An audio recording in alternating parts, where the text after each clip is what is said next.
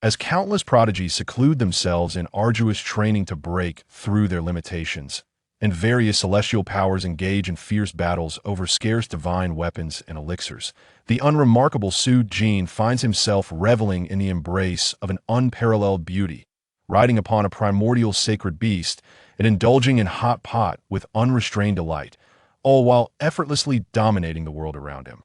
With a mere flick of his hand, he opens a treasure chest that descends from the heavens. Chapter 1. The Treasure Chest System. He has traversed realms. The moment Su Jin awakens from his slumber, a torrent of memories floods his mind. In the true martial continent, martial prowess reigns supreme. The strong act with impunity, taking and giving as they please, while the weak are left to the mercy of others. Unfortunately, Su Jin finds himself among the latter. What a miserable fate!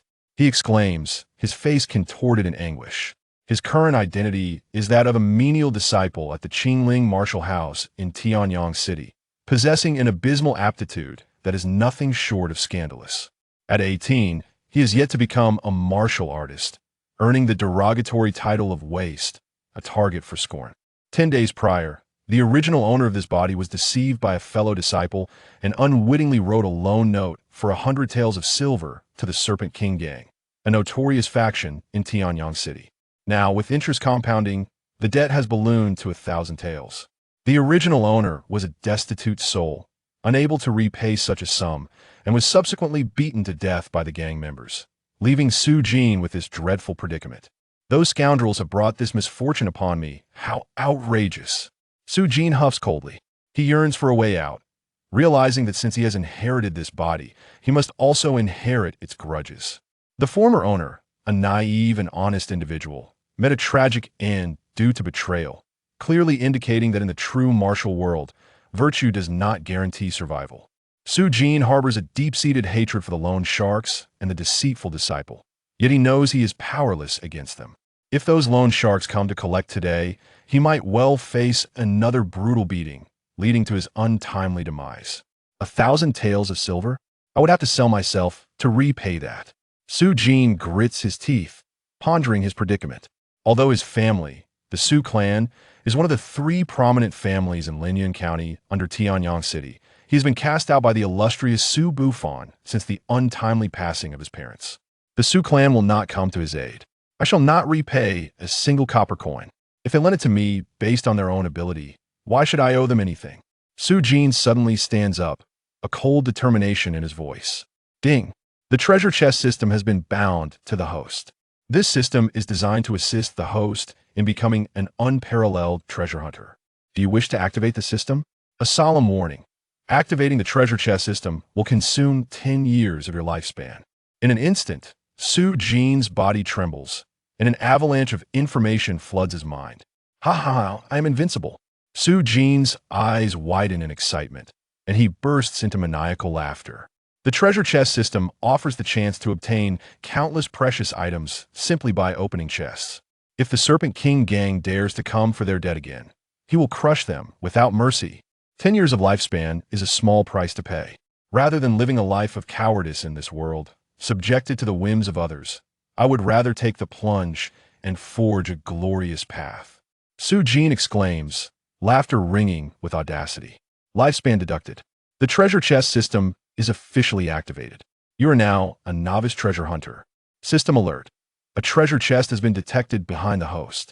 Su Jin turns around, his eyes sparkling with anticipation, and indeed, a bronze chest appears on the ground before him. He knows that only he can perceive this chest in this world, and he hastily opens it. The bronze chest has been opened. 1 junior experience pill discovered. 4-rank martial art, Xianbing Palm discovered. These are splendid items. Su Jin's eyes gleam. The experience pill is invaluable, and martial arts rank from 1 to 9, with 9 being the highest. In a small place like Tianyang City, even 7th or 8th rank martial arts are considered treasures, closely guarded by the prominent families in the Qingling martial house, never to be shared. With the Xianbing Palm, Su Jin cannot help but feel destined for greatness. He consumes the junior experience pill on the spot and immediately begins to learn the Xianbing Palm. In an instant, a surge of warmth courses through Su Jin's body, and he feels revitalized. As the experience pill takes effect, congratulations, Host has leveled up. Congratulations. Host has leveled up. In the blink of an eye, Su Jin advances from having no cultivation to the 6th level of martial practitioner. Moreover, he has mastered the 4-rank martial art. Filled with confidence, Su Jin sneers, "Let's see who dares to set me up now." Suddenly, a system alert chimes. The host has 3 hours of life remaining. Please find a way to extend your lifespan. What?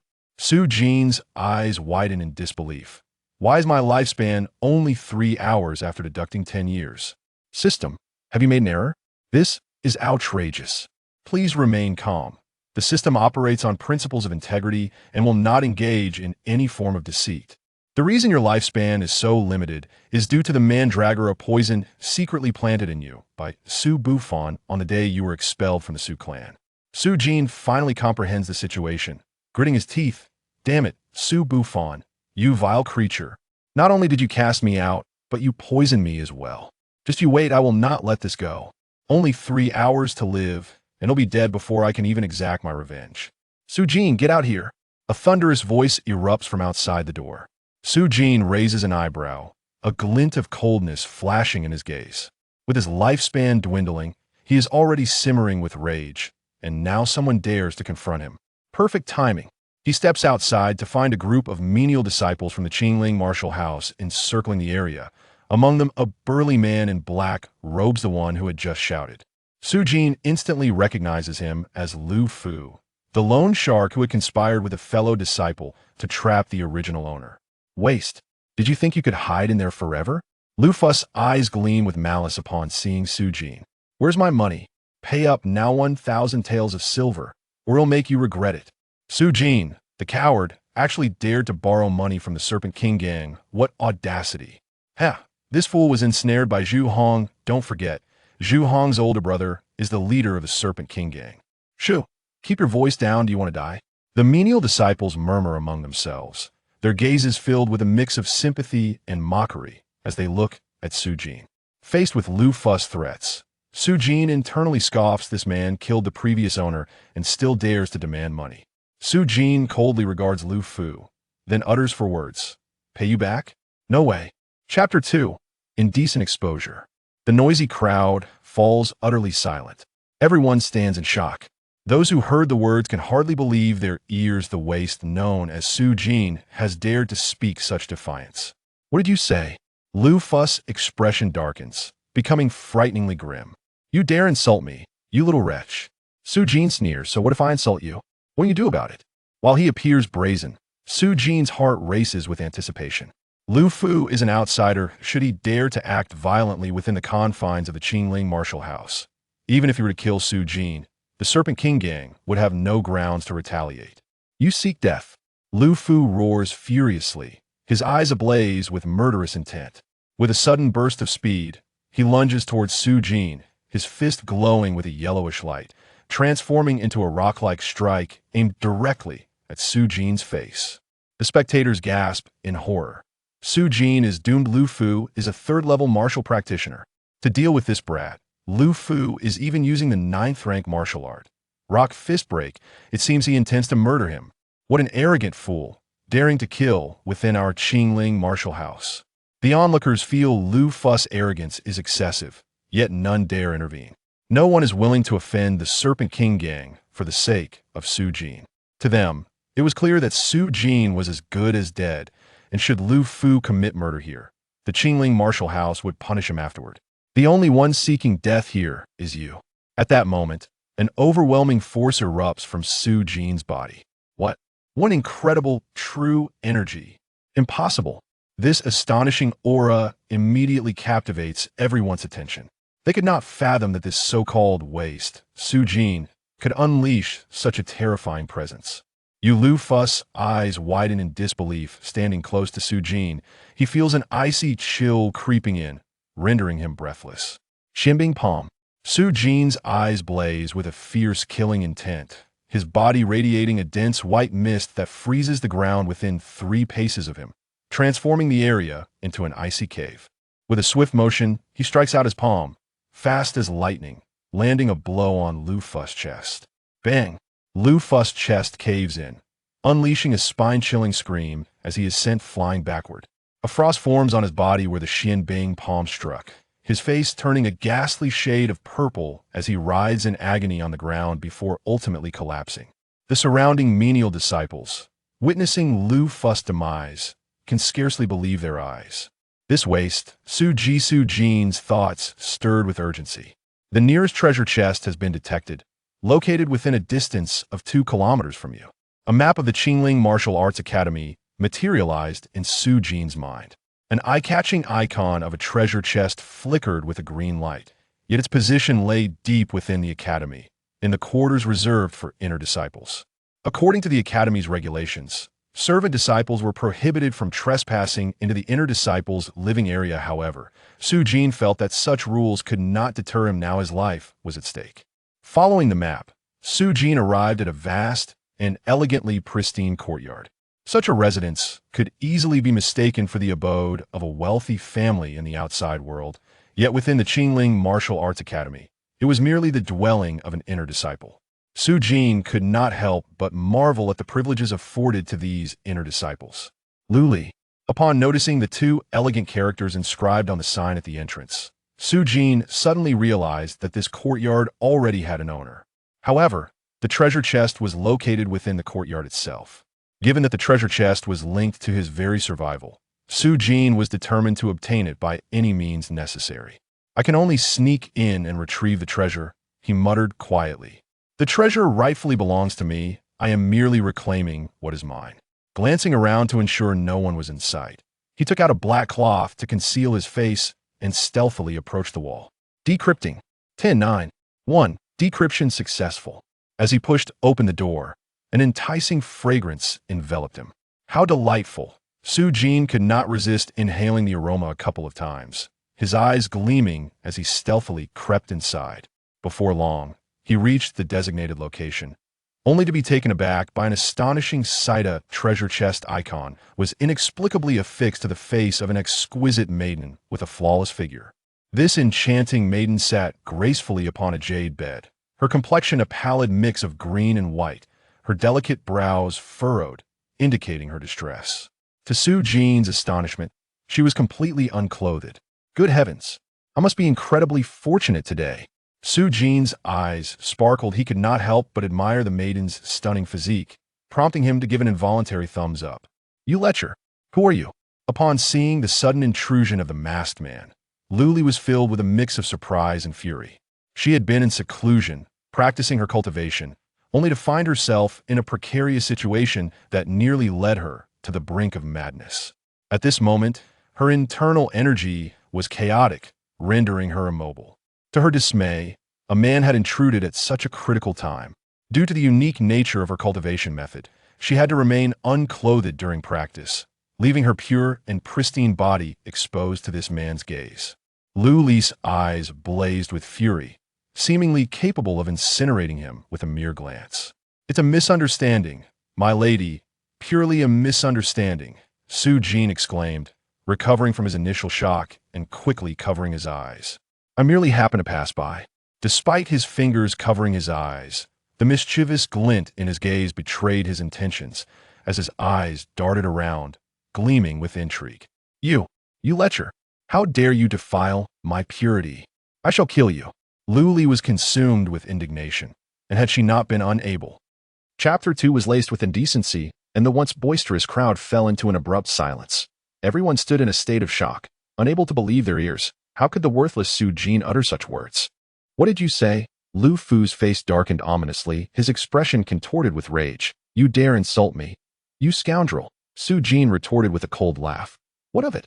What can you do to me?" While projecting bravado, Su Jin's heart raced with anticipation. Lu Fu was an outsider, and should he dare to act violently within the confines of the Qingling martial house, even if he were to strike Lu Fu down, the Serpent King gang would be powerless to intervene. "You seek death?" Lu Fu roared in fury, his eyes ablaze with murderous intent. With a thunderous crash, his figure lunged forward, appearing before Su Jin in an instant. He unleashed a punch, its surface glowing a dull yellow, transforming into a colossal fist of rock that surged towards Su Jin's face with explosive force. As Lu Fu gazed at Su Jin, a glint of malice flickered in his eyes. This punch was merciless, aimed at taking Su Jin's life. The onlooking disciples gasped in unison. Su Jin is finished. Lu Fu possesses the strength of a third-tier martial artist. To deal with this brat, Lu Fu was even employing the ninth-grade martial technique, rock fist, indicating his intent to commit murder. Such an arrogant fellow, daring to kill, within our Qing Ling martial house. The observing disciples deemed Lu Fu overly audacious, yet none stepped forth to intervene. One wished to offend the Serpent King gang for the sake of a mere Su Jin in their eyes. Su Jin was surely doomed, and Lu Fu would face punishment from the Qing Ling martial house for his actions here. The one courting death is you. Just then, an overwhelming surge of energy erupted from Su Jin's form. What such terrifying true energy? Impossible. This astonishing aura immediately captivated everyone's attention. No one could have anticipated that the so-called waste, Su Jin, would unleash such a formidable presence. Lu Fu's eyes reflected disbelief, being so close to Su Jin. He felt the chilling energy wash over him, cold and suffocating. Mysterious ice palm. A fierce glint of murderous intent ignited in Su Jin's eyes as he emanated dense white mist within a 3-zhang radius. The ground appeared to freeze, resembling an icy cavern. With a swift motion, he unleashed a palm strike that was as rapid as lightning, striking Lu Fu's chest before he could react. Bang! Lu Fu's chest caved in, issuing a heart-wrenching scream as he was sent hurtling backward, struck by the mysterious ice palm. Frost enveloped his body, his complexion turning a ghastly purple as he writhed in agony before collapsing to the ground.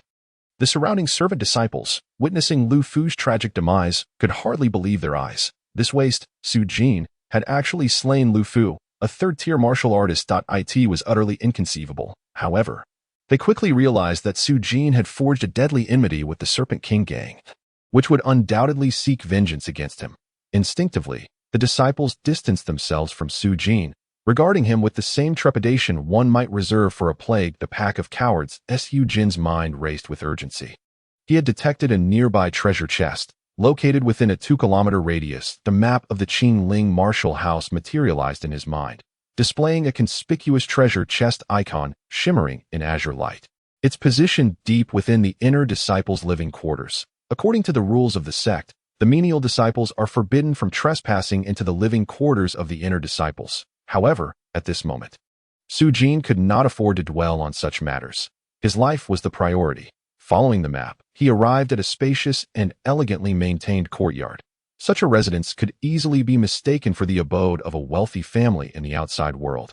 Yet within the Qing Ling martial mansion, it merely served as the dwelling of an inner disciple. Su Jin could not help but marvel at the extravagant treatment afforded to the inner disciples. Luli.as Su Jin gazed at the sign hanging at the entrance, which bore 2 graceful and exquisite characters. He suddenly realized that this place already had an owner. Nevertheless, the location of the treasure was within the courtyard. The treasure was crucial to his survival, and Su Jin was determined to obtain it by any means necessary. Stealthily, he decided to sneak in and retrieve the treasure. Ahem, Su Jin muttered to himself. The treasure rightfully belongs to me. I am merely reclaiming what is mine. Casting a glance around to ensure no one was in sight, he pulled out a piece of black cloth to cover his face and stealthily approached along the wall. The countdown began. 10, 9.1, and the lock was successfully disengaged. As he pushed the door open, a tantalizing fragrance wafted toward him. How delightful! Unable to resist, Su Jin took a couple of deep breaths, his eyes sparkling as he crept inside. Before long, he reached his destination, only to be rendered speechless. There, he saw a treasure chest emblazoned on the visage of an ethereal beauty. This stunning maiden sat gracefully upon a jade bed, her complexion a blend of pale and greenish hues. Her delicate brows furrowed, indicating her poor condition. Yet, what astonished Su Jin even further was that she was utterly unclothed. Goodness, I must be extraordinarily fortunate today. Su Jin's eyes gleamed, and he could not help but admire her flawless figure. Giving an involuntary thumbs up, "Elixirs, who are you?" Upon seeing the masked intruder, Lioli was instantly filled with shock and rage. She had been in seclusion for her cultivation when an unexpected mishap nearly led her to the brink of losing control. At this moment, her internal energy was in disarray, rendering her immobile. Her dismay. A man had intruded at such an inopportune time. Due to the peculiar nature of her cultivation method, she was required to be unclothed, meaning her pure and pristine form had been fully exposed to this man before her. Liuli's eyes nearly blazed with fury, her glare capable of killing. That it is a misunderstanding, my lady. Entirely a misunderstanding. Su Jin exclaimed, coming to his senses. He quickly covered his eyes, insisting, I merely happened to pass by. Yet, the gaps between his fingers revealed his roving eyes, which sparkled with mischief. You vile scoundrel. How dare you tarnish my purity? I shall kill you. Liuli was infuriated, and had she not been immobilized at that moment, she would have ensured this lecher's demise. I already said it was a misunderstanding, miss. Why won't you listen? Su Jin sighed. It's not as if I intended to look. Rather, it is you who chose to be indecently unclad in broad daylight, which is quite unbecoming. Chapter 3. The Terrifying Poison. You. Liuli felt her vision blacken.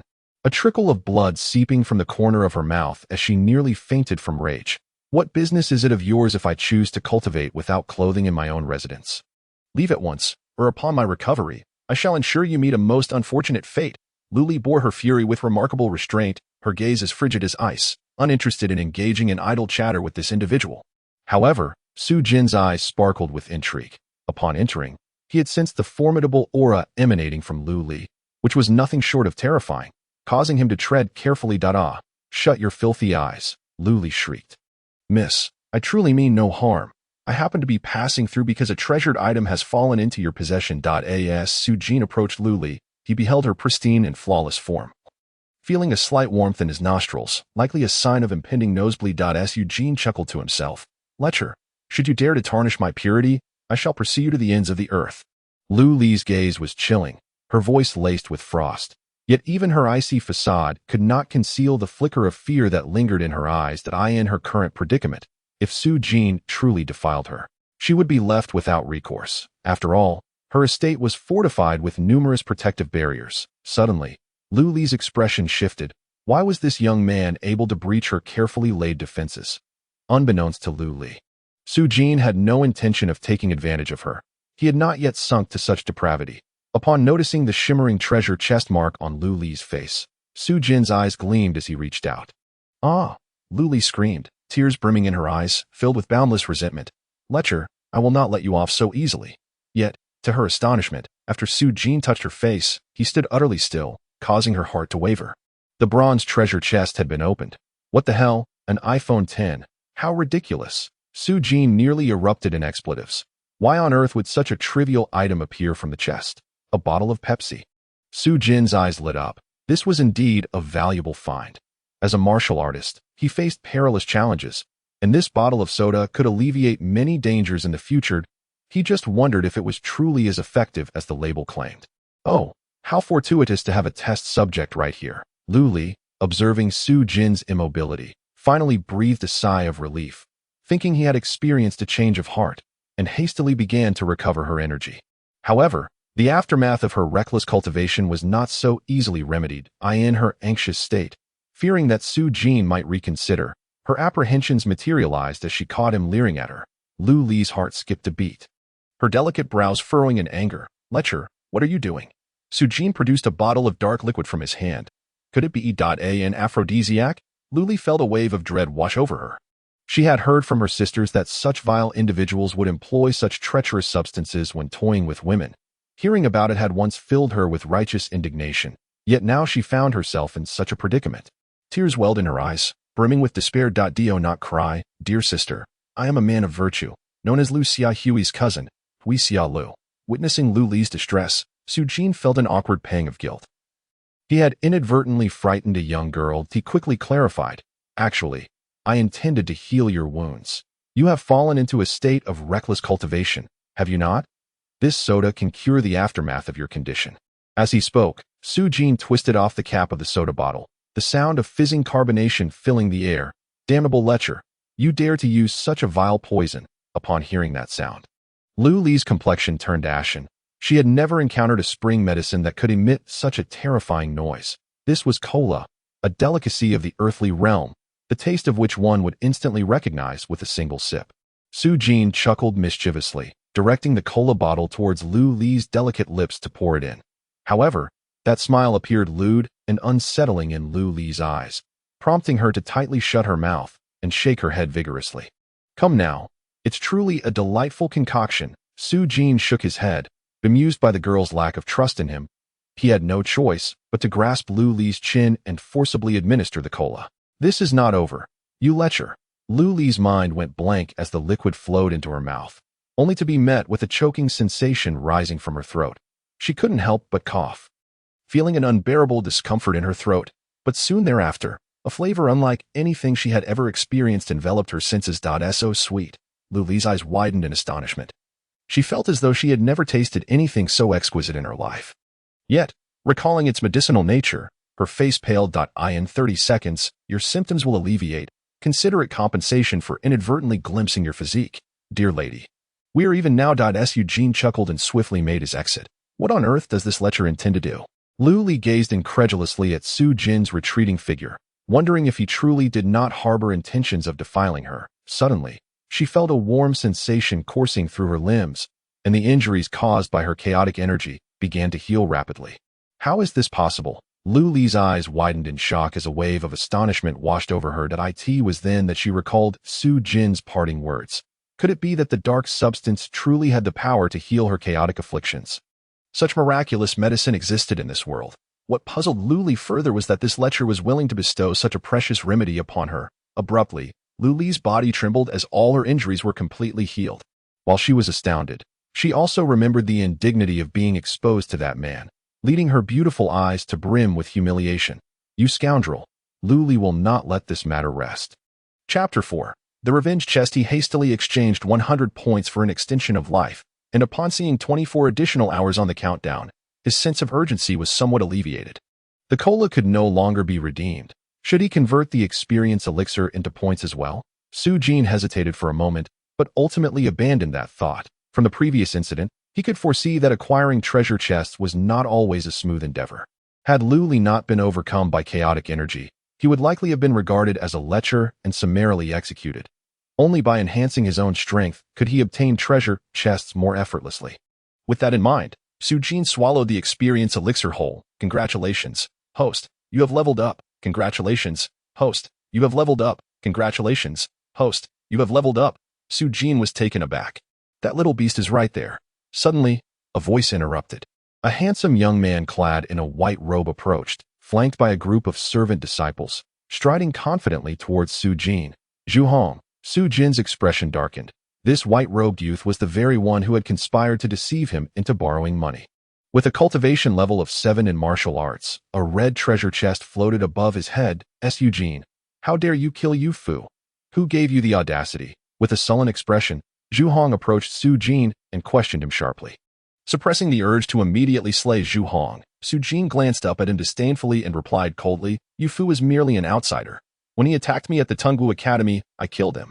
Is there a problem with that? You?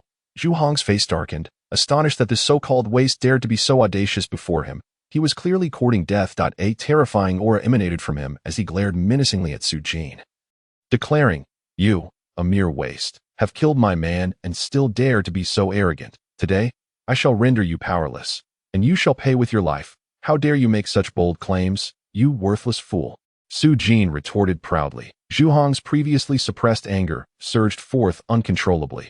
This was a sentiment that should have been expressed by him. The crowd gasped in astonishment, perceiving Su Jin's audacity as utterly outrageous. They believed that if he were to be beaten to death, it would be well-deserved. Many shook their heads in disbelief. A presumptuous fool, I will make you regret uttering those words. Zhu Hong's face turned a steely gray as he waved his hand. Causing the crowd to part and create a vacant space, he glared frostily at Su Jin. Wretch, if you kneel before me now, bow 3 times, call me grandfather, and sever an arm, I shall spare you this once. What do you want me to call you? Su Jin inquired. Zhu Hong smirked coldly. Grandfather, dear grandson. Su Jin let out a derisive laugh. You? Zhu Hong's countenance darkened, his eyes filled with venomous hatred. Beast, I will turn you to ashes. As his words fell, Zhu Hong's figure transformed into an afterimage, seemingly vanishing. Yet in the next moment, countless shadows of him appeared all around. Die. Accompanied by Zhu Hong's ruthless shout, claw-like shadows surged towards Su Jin from all directions. This was the 8th-tier martial art of the Snake King gang, the Shadow Step, executed with unparalleled speed. Su Jin was utterly doomed. Such agility was simply invincible among those of the same rank. The crowd gasped in admiration, their gazes towards Su Jin now akin to that of a corpse, feigning mystery. Yet, in the face of Zhu Hong's merciless onslaught, Su Jin's expression remained impassive, standing resolutely in place. Swish, just as countless claw shadows were about to strike Su Jin, he finally moved. Boom, a bone-chilling aura instantly enveloped the surroundings. The elemental energy of heaven and earth surged wildly, converging upon Su Jin as it charged toward the multitude of Zhu Hong's afterimages. How can this be? Zhu Hong's voice trembled with fear. He felt as though his body was frozen, every movement hindered. The frigid, violent elemental energy seemed to transform into blades of wind, viciously slicing through him. At that moment, Su Jin raised his long arm and struck forward with a decisive palm. Bang! Before the onlookers could comprehend the unfolding events, a resounding crash echoed as all afterimages dissipated, and Zhu Hong's body was sent flying. Zhu Hong's pristine white robe was now tattered, his body marred with countless wounds, transformed into a shroud of blood. He struggled to lift his head to gaze at Su Jin, his eyes filled with disbelief and hatred. You have destroyed my Dantian. Zhu Hong had been rendered powerless. The crowd erupted in a cacophony of astonishment. Everyone knew that Zhu Hong was the sole brother of Zhu Mie, the master of the Snake King gang. Even among the inner disciples, encountering Zhu Mie would elicit a measure of deference. Yet Su Jin audaciously dared to cripple Zhu Hong. What astonished everyone even more was that Su Jin actually defeated Zhu Hong. Zhu Hong, possessing the cultivation of a 7th-level martial artist. This surely implies that Su Jin's prowess surpasses that of a 7th-level martial artist. Is this truly the same waste of before? The crowd gazed at Su Jin with uncertainty, as if they were compelled to re-evaluate their understanding of him. You nearly drove me to my demise.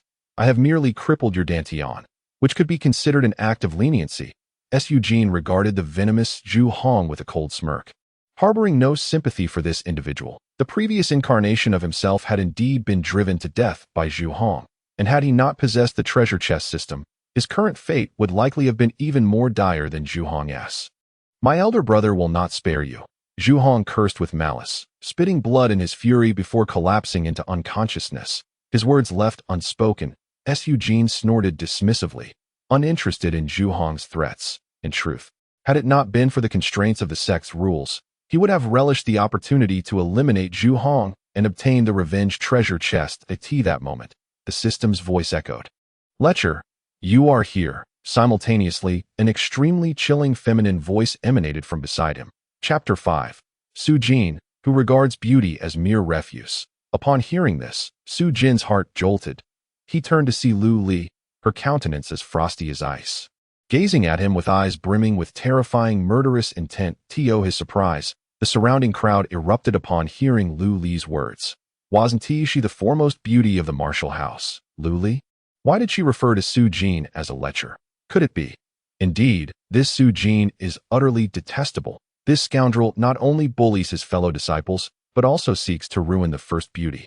It is utterly infuriating. Although the murmurs were deliberately hushed, Lu Li, being an elite disciple of the outer sect with formidable strength, heard every word clearly.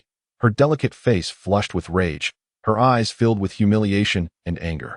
She cast a fierce glance at the crowd and barked, "Silence!" As she spoke, a terrifying aura emanated from her, enveloping everyone present. The onlookers felt as if they were weighed down by an immense stone, rendering the entire venue eerily silent. Some disciples, their faces a mixture of blue and red, succumbed to the pressure and fainted. Lothario, what more do you have to say? Lu Li coldly fixed her gaze on Su Jin, her expression menacing. A first-rate modeling photo collection. Congratulations, you have gained 10,000 experience points. Su Jin's internal energy surged instantaneously. Although he had only advanced one level, his cultivation soared to the pinnacle of the 10th level of martial artists. And with a bit more training, he would soon step into the realm of martial apprentices. The photo collection has even emerged. System, are you questioning my unwavering integrity? After accepting the photo collection, Su Jin turned his gaze to the next item without a hint of change in his expression. Exploding Garment Fist. This skill can instantly shatter the garments of any enemy whose cultivation does not exceed Su Jin by one major realm. My word. What a tantalizing item. Su Jin's eyes sparkled as he stared at Lu Li before his mind began to race. Lu Li, seeing Su Jin fall into silence, assumed he was merely feigning ignorance, and her expression grew even colder. Do you think that by remaining silent, I will let you off the hook. You have treated me in such a manner." As she spoke, her voice dwindled to a murmur, her eyes increasingly filled with indignation. Upon encountering the offending servant disciple, the outer sect disciples immediately displayed expressions of disdain that a mere servant disciple, even if crushed, would bear no consequences. Thus, they simultaneously called out with cold reprimands, "Sister Lu, what has this wretch done to you? How dare such a lowly creature offend you? I shall not let this go unpunished. You, a mere servant disciple, should kneel and apologize." Su Jin's expression darkened. His tolerance for Lu Li stemmed from his own misdeeds, intruding upon her residence and witnessing her in an undignified state. Yet, what were these outer sect disciples? Were they attempting to curry favor with Lu Li at his expense? Lu Li furrowed her brow, feeling a twinge of displeasure toward the meddlesome interlopers, yet chose to remain silent. Su Jin, however, disdainfully picked his nose, ignoring the raucous disciples. "Impudent! You, a mere servant disciple, dare to adopt such an attitude," seethed one of the outer sect disciples. Enraged, "I shall teach you a lesson today, so you may learn respect for your elders."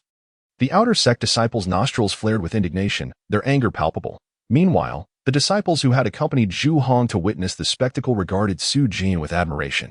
The audacity he displayed before the outer sect disciples was indeed commendable. Lu Li, however, regarded him with a strange expression, uncertain how to respond to Su Jin. The disparity between servant and outer sect disciples was immense. Just then, Su Jin extracted a morsel of something resembling a mosaic with his pinky. With a flick of his finger, it shot forth with a swift whoosh. Entering the mouth of the outer sect disciple who had been vociferously chastising him, a wave of nausea swept through the crowd. The outer sect disciple's face turned ashen, and he doubled over, retching violently as his stomach churned. "You little beast, are you seeking death?" roared another outer sect disciple. Livid with rage, one of them retaliated, swiftly launching an attack. A fierce gust of wind, sharp as a blade, swept towards Su Jin's face, the disciple's figure closing in with astonishing speed that a mere first-level martial apprentice. Su Jin's lips curled into a sneer, his eyes glinting with a sinister smile. "Exploding garment fist," he thundered, delivering a punch toward the outer sect disciple. The strike was as swift as lightning, yet its form appeared unremarkable, lacking any unique flair beyond its speed. However, before the outer sect disciple could even make contact, he was sent hurtling backward with an even greater velocity, crashing to the ground with a resounding thud. A profound silence enveloped the crowd, all eyes wide with disbelief, including Lu Li's and those of the other outer sect disciples. Defeating Zhu Hong was one thing, but to vanquish even an outer sect disciple, how could this be possible? Just as the crowd absorbed the shock, the outer sect disciple who had been flung away nonchalantly rose from the ground. Brushing off the dust, his face etched with lingering fear. Moments ago, he had believed his end was nigh. To his astonishment, he had suffered no harm at all. In an instant, the outer sect disciple burst into a sinister grin. "I thought you possessed real skill. Turns out, you are merely posturing. Today, I shall ruin you." With that, the black robes he wore ripped apart with a series of tearing sounds, exploding outward in all directions. The outer sect disciple's bare form was suddenly exposed to the glaring light of day. The crowd stood momentarily stunned, only to swiftly shift their gazes to one of scorn. Even the few outer disciples instinctively distanced themselves from this individual. Lu Li, her face a mixture of shame and anger, quickly turned her gaze away, spitting in disdain. "Disgusting. I never would have guessed you were such a pervert." Su Jin looked on in astonishment at the outer disciple. The disciple, momentarily taken aback, glanced down and realized that his outer robe had mysteriously vanished, exposing his shameful preferences.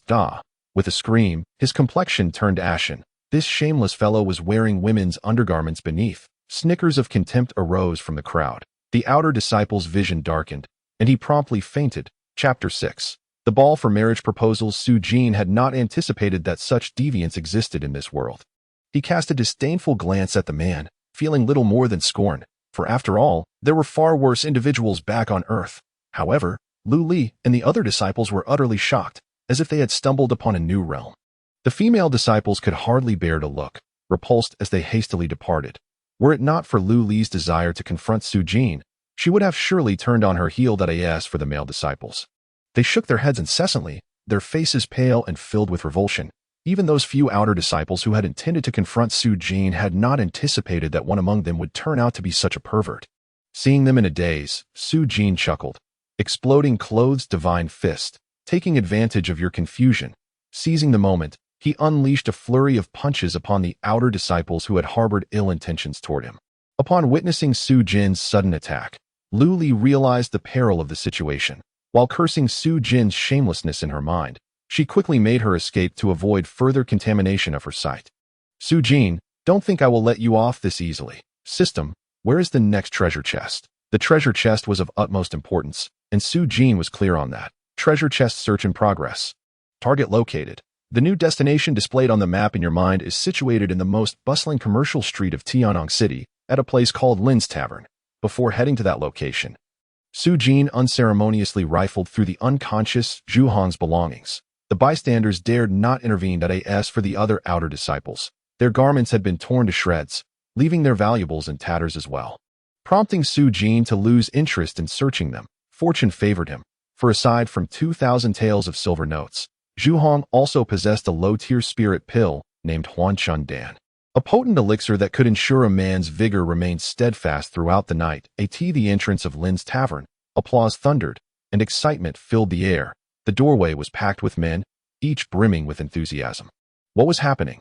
Su Jin was momentarily taken aback by the fervent expressions in the eyes of the men around him, filled with an unmistakable thrill, leaving him puzzled. Young brother, you don't know? Our city's great beauty, Lin Ruochu, is tossing a ball to seek suitors. An elderly vendor beside Su Jin chuckled. Now it all made sense. Su Jin understood the uproar. Everyone was preparing to snatch the ball in hopes of winning the favor of the Lin family beauty. However, while Su Jin had always been curious about beautiful women, with only a few days left to live, he had little inclination to think about them now. The location of the treasure chest is indicated to be within this tavern. Could it be inside? Su Jin narrowed her eyes, scanning the periphery of the establishment. Suddenly, the treasure chest icon in her mind shifted. That moment, a stir arose from the crowd that a remarkably beautiful young lady, possessing an enchanting figure and a delicate demeanor, emerged from the tavern, standing at the balcony of the second floor. She held an embroidered ball in her hands, unmistakably Lin Ruochu. Goodness! Above the tavern, a middle-aged man gazed at Lin Ruochu's silhouette, his expression fraught with distress. Miss Lin, toss it this way, quickly, throw it to me. The crowd below, captivated by Lin Ruochu's breathtaking beauty, had their eyes gleaming with excitement. To marry such a stunning woman would render one's life complete and without regret. Instantly, they all clamored to reach out. Make way, everyone, get back. Suddenly, a group of men clad in gray burst into the throng, seizing those who stood in their path by the throat and tossing them aside. In no time, the crowd below had diminished by half. Damn it. Who are you? The remaining onlookers were incensed, deeming these men excessively arrogant. Get away from us. My Zhang family's young master has set his sights on Lin Ruochu. Who dares to vie for a woman with our young master? You must be tired of living. Upon hearing the words of the gray-clad men, those who had previously been outraged immediately shrank away in embarrassment. The Zhang family, a prestigious clan in Tianyang City, was among the most powerful, second only to the Qingling martial manor. Who would dare to offend them? Just then, a young man in a purple robe, brandishing a paper fan, swaggered down to the ground floor. Zhang Shiji, the young master of the Zhang family. Observing Lin Ruochu's exquisite visage, Zhang Shiji's face was alight with a broad smile. Such a captivating beauty is worthy of being my woman.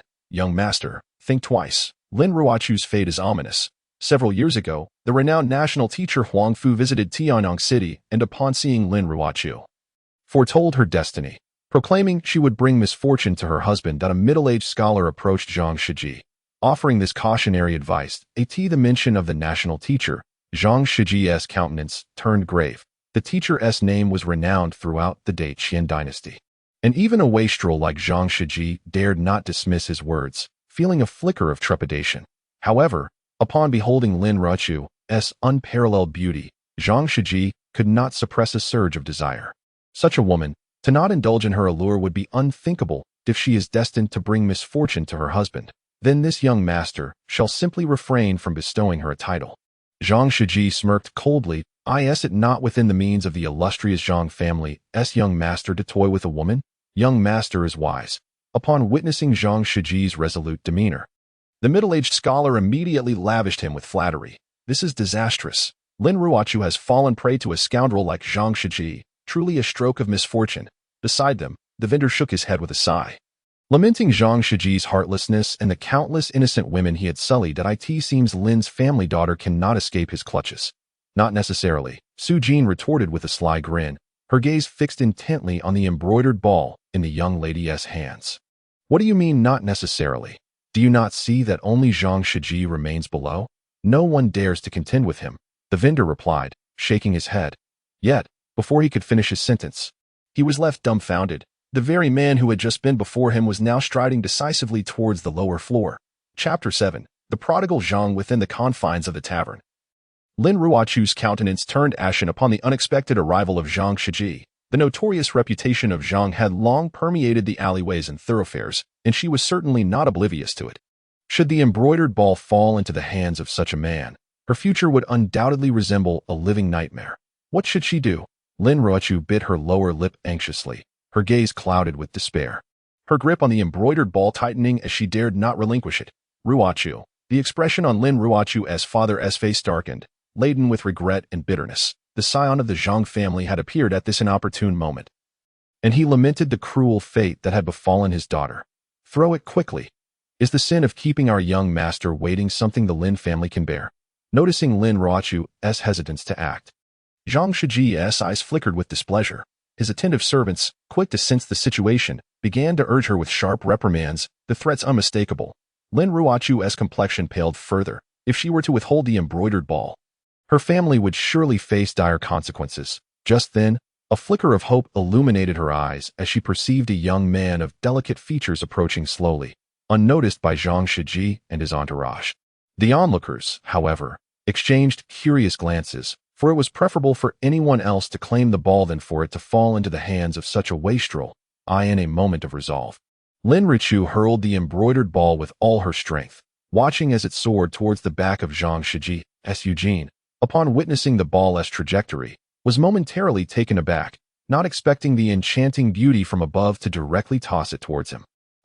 Given my striking appearance, it is only natural for someone to fall for me at first sight, he mused, before suddenly realizing the situation and hastily reaching for the ball. Stop! A fierce shout rang out as Zhang Shiji, astonished by the ball flying behind him, quickly grasped the reality that someone was attempting to seize it from him, and his fury ignited. Impudent! You wretched cur, do you wish to court death? The entourage of Zhang Shiji soon rallied with fervent shouts to impede Su Jin.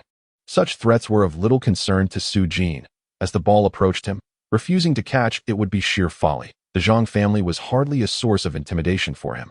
With a resounding thud, Su Jin grasped the embroidered ball. The bronze chest swung open. He had obtained the Apothecary King's manual and accrued 20,000 experience points. Congratulations, your level has increased by 1. A surge of warmth cascaded through Su Jin's body as his cultivation level surged forth, breaking through to the first tier of martial apprentice. Elated, Su Jin recognized that such prowess would place him among the more formidable figures within the Qingling Martial Academy. Furthermore, the Apothecary King's manual promised to be a treasured item. With no time to peruse the item's description, a wave of malice enveloped him as Zhang Shiji's expression twisted into a mask of rage, his eyes brimming with murderous intent. You insolent fool! A mere menial disciple of the Martial Academy dares to snatch something from me. You are as good as dead. Su Jin's status as a menial disciple was glaringly apparent, and thus, none were unaware of it. Fool, I have no time to engage with you. Step away, he remarked dismissively, casting a languid glance at Zhang Shiji, uninterested in the raving imbecile. Zhang Shiji erupted with fury. How dare a menial disciple insult him? Kill him! He uttered those words with a chilling finality, his countenance darkening ominously. Regardless of this individual's background, the moment he dared to offend him, he had sealed his fate. As you command, the middle-aged scholar's expression suddenly hardened, his countenance growing grim as he cast a menacing glance towards Su Jin. Young man, in your next life, ensure your eyes are more discerning. Do not offend those whom you ought not to. As his words fell, he swiftly struck towards Su Jin with a palm, a tempestuous wave of energy surging forth, a violet radiance emanating from his hand, exuding a fierce intent to kill, aimed directly at Su Jin's forehead.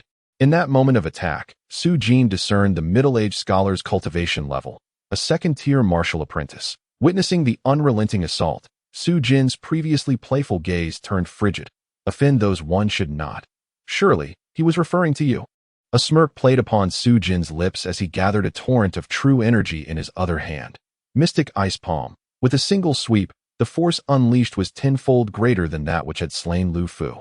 The vicinity within 10 meters seemed to transform into a realm of ice and snow, the frigid temperature causing the middle-aged scholar and Zhang Shiji to turn ashen, with a resounding crash. At the moment their fists and palms collided, a terrifying wave of energy erupted, toppling the Zhang family servants and Zhang Shiji alike. The onlookers were left in stunned silence, while Lin Ruochu and her father, Lin Yu, were equally taken aback. Did he not seize the embroidered ball? Why would he choose to leave? Lin Yu immediately attempted to speak. Esteemed young sir, please hold. Suddenly, the ice sculpture formed by the middle-aged scholar cracked, splintering into countless shards, ultimately exploding into a shower of fragments. In that instant, Su Jin's retreating figure exuded an air of nonchalance, an undeniable charisma. Zhang Shiji, rising from the ground, was consumed by a furious rage, not merely due to the loss of his subordinates, but because he had never endured such a profound humiliation. Su Jin paused momentarily, turning back to face Zhang Shiji, casually digging at his ears as he approached. What did you say? I did not quite catch that. Su Jin replied with a grin, though the icy chill in his eyes rendered Zhang Shiji momentarily speechless, a flicker of panic igniting within him. At that moment, he noticed a thin layer of frost suddenly forming on Su Jin's palm. That same technique had just claimed the life of his subordinate. Zhang Shiji's face drained of color, beads of cold sweat forming on his forehead as his voice trembled. Why you must not act recklessly. Su Jin remained silent, yet the murderous aura radiating from him made Zhang Shiji's complexion grow increasingly pale, his heart racing with terror. Young sir, please wait. A gentle voice interjected from the side. Lin Ruochu approached, her eyes brimming with urgency as she urged, this man must not be killed. He is the most favored son of the Zhang family's head. If you take his life, the Zhang family will stop at nothing to exact revenge upon you. Do you truly wish to place yourself in such peril? Her words resonated with truth. The Zhang family wields immense power, and you cannot afford to offend them. If you spare me now, I swear I will not seek retribution. Chapter 8. The Storm Rises. Lin Ruochu let out a sigh of relief. She genuinely feared that Su Jin would recklessly resort to violence, as such an act would not only bring devastation upon him and herself, but also entangle her father in the chaos. Nonetheless, the notion of compensation for mental anguish, despite being her first encounter with the concept, almost brought a smile to her face. I will pay, just spare me, and I will compensate for everything. Zhang Shiji hastily nodded in terror, fearing Su Jin might change his mind, as he produced a black silk pouch from his possession. This was an exceedingly rare spatial artifact, of considerable value, containing all of Zhang Shiji's treasures. He immediately intended to extract a precious elixir from his magical artifact as compensation. Yet in his heart, he harbored a venomous curse, vowing that once he extricated himself from peril, he would swiftly seek vengeance against Su Jin. Little did he know, at that moment, a hand reached out and firmly grasped his spatial pouch. Zhang Shiji was taken aback, but upon realizing it was Su Jin's hand, his words caught in his throat. Su Jin chuckled softly. You have relinquished everything to me. It appears you are genuinely remorseful. In light of your seemingly sincere demeanor, I shall grant you a reprieve this time. You may depart. Zhang Shiji's heart bled. How could he surrender everything? He merely wished to give her a single elixir. Su Jin observed that the spatial pouch remained unchanged, yet upon sensing its contents, she found only a few banknotes and currency-like items, with not a single elixir remaining. What the Su Jin was speechless. She had hoped to acquire more points, only to discover the system accepted solely elixirs. 200 points would suffice to prolong her existence for a couple more days, which was somewhat manageable. As she glanced at the lifespan timer, now indicating 70 hours, a sense of relief washed over her. Lin Yu approached, expressing concern. Young master, you have severely offended Zhang Shiji. The Zhang family will undoubtedly seek revenge. You should hasten your escape from Tianyang City. Escape? Why should I flee? Su Jin waved his hand dismissively. Gazing at Lin Ruochu beside him, he gently tossed aside the embroidered ball only to catch it effortlessly. Smirking, with such a beautiful wife in Tianyang City, how could I possibly consider fleeing? Lin Ruochu's cheeks flushed crimson. Upon seeing the embroidered ball in Su Jin's hand, she realized that, in name, she was already his woman. Although it was their first encounter, she couldn't help but develop a fondness for him. Blushing, she murmured, Young master, if you do not mind, I can accompany you in your escape. Lin Yu, witnessing his daughter's expression, let out a sigh of resignation. Son-in-law, since you have caught the embroidered ball, my daughter shall henceforth be yours. I only hope you will treat her well. Lin Yu produced a stack of banknotes and property deeds from his bosom, earnestly imploring, these are some assets of my Lin family in Haiyan City, sufficient for you and Ruochu to live a modestly prosperous and stable life. Heed my advice and escape swiftly. Delay may lead to dire consequences. Haiyan City, a neighboring city to Tianyang City, belonged to the same jurisdiction of Lingyun but possessed a deeper heritage. Ridiculous. The word escape has never graced my vocabulary, Su Jin retorted. Refusing the banknotes and deeds, if you fear the Zhang family so deeply, let Ruochu remain with your Lin family. Once I have dealt with the Zhang family, I shall come for her. Deal with the Zhang family. Upon hearing this, Lin Yu nearly questioned his own hearing. Yet, observing Su Jin's earnest expression, he grew increasingly troubled, fearing that his daughter's embroidered ball had been caught by a fool. Young master, Ruochu should accompany you. After all, you have drawn the ire of the Zhang family because of her. She ought to share in your tribulations. Su Jin's surprise. Lin Richu's gaze hardened with determination. This seemingly delicate girl uttered words of such conviction. What a remarkable woman, Su Jin couldn't help but exclaim. Alas, a daughter married is akin to water poured out. Let it be as it will. Lin Yu sighed once more, casting a deep gaze at Su Jin. May I inquire, esteemed sir, what is your noble name? With an air of pride, Su Jin replied, I am Su Jin, destined to become the king of pirates. Su Jin, you are indeed that very Su Jin.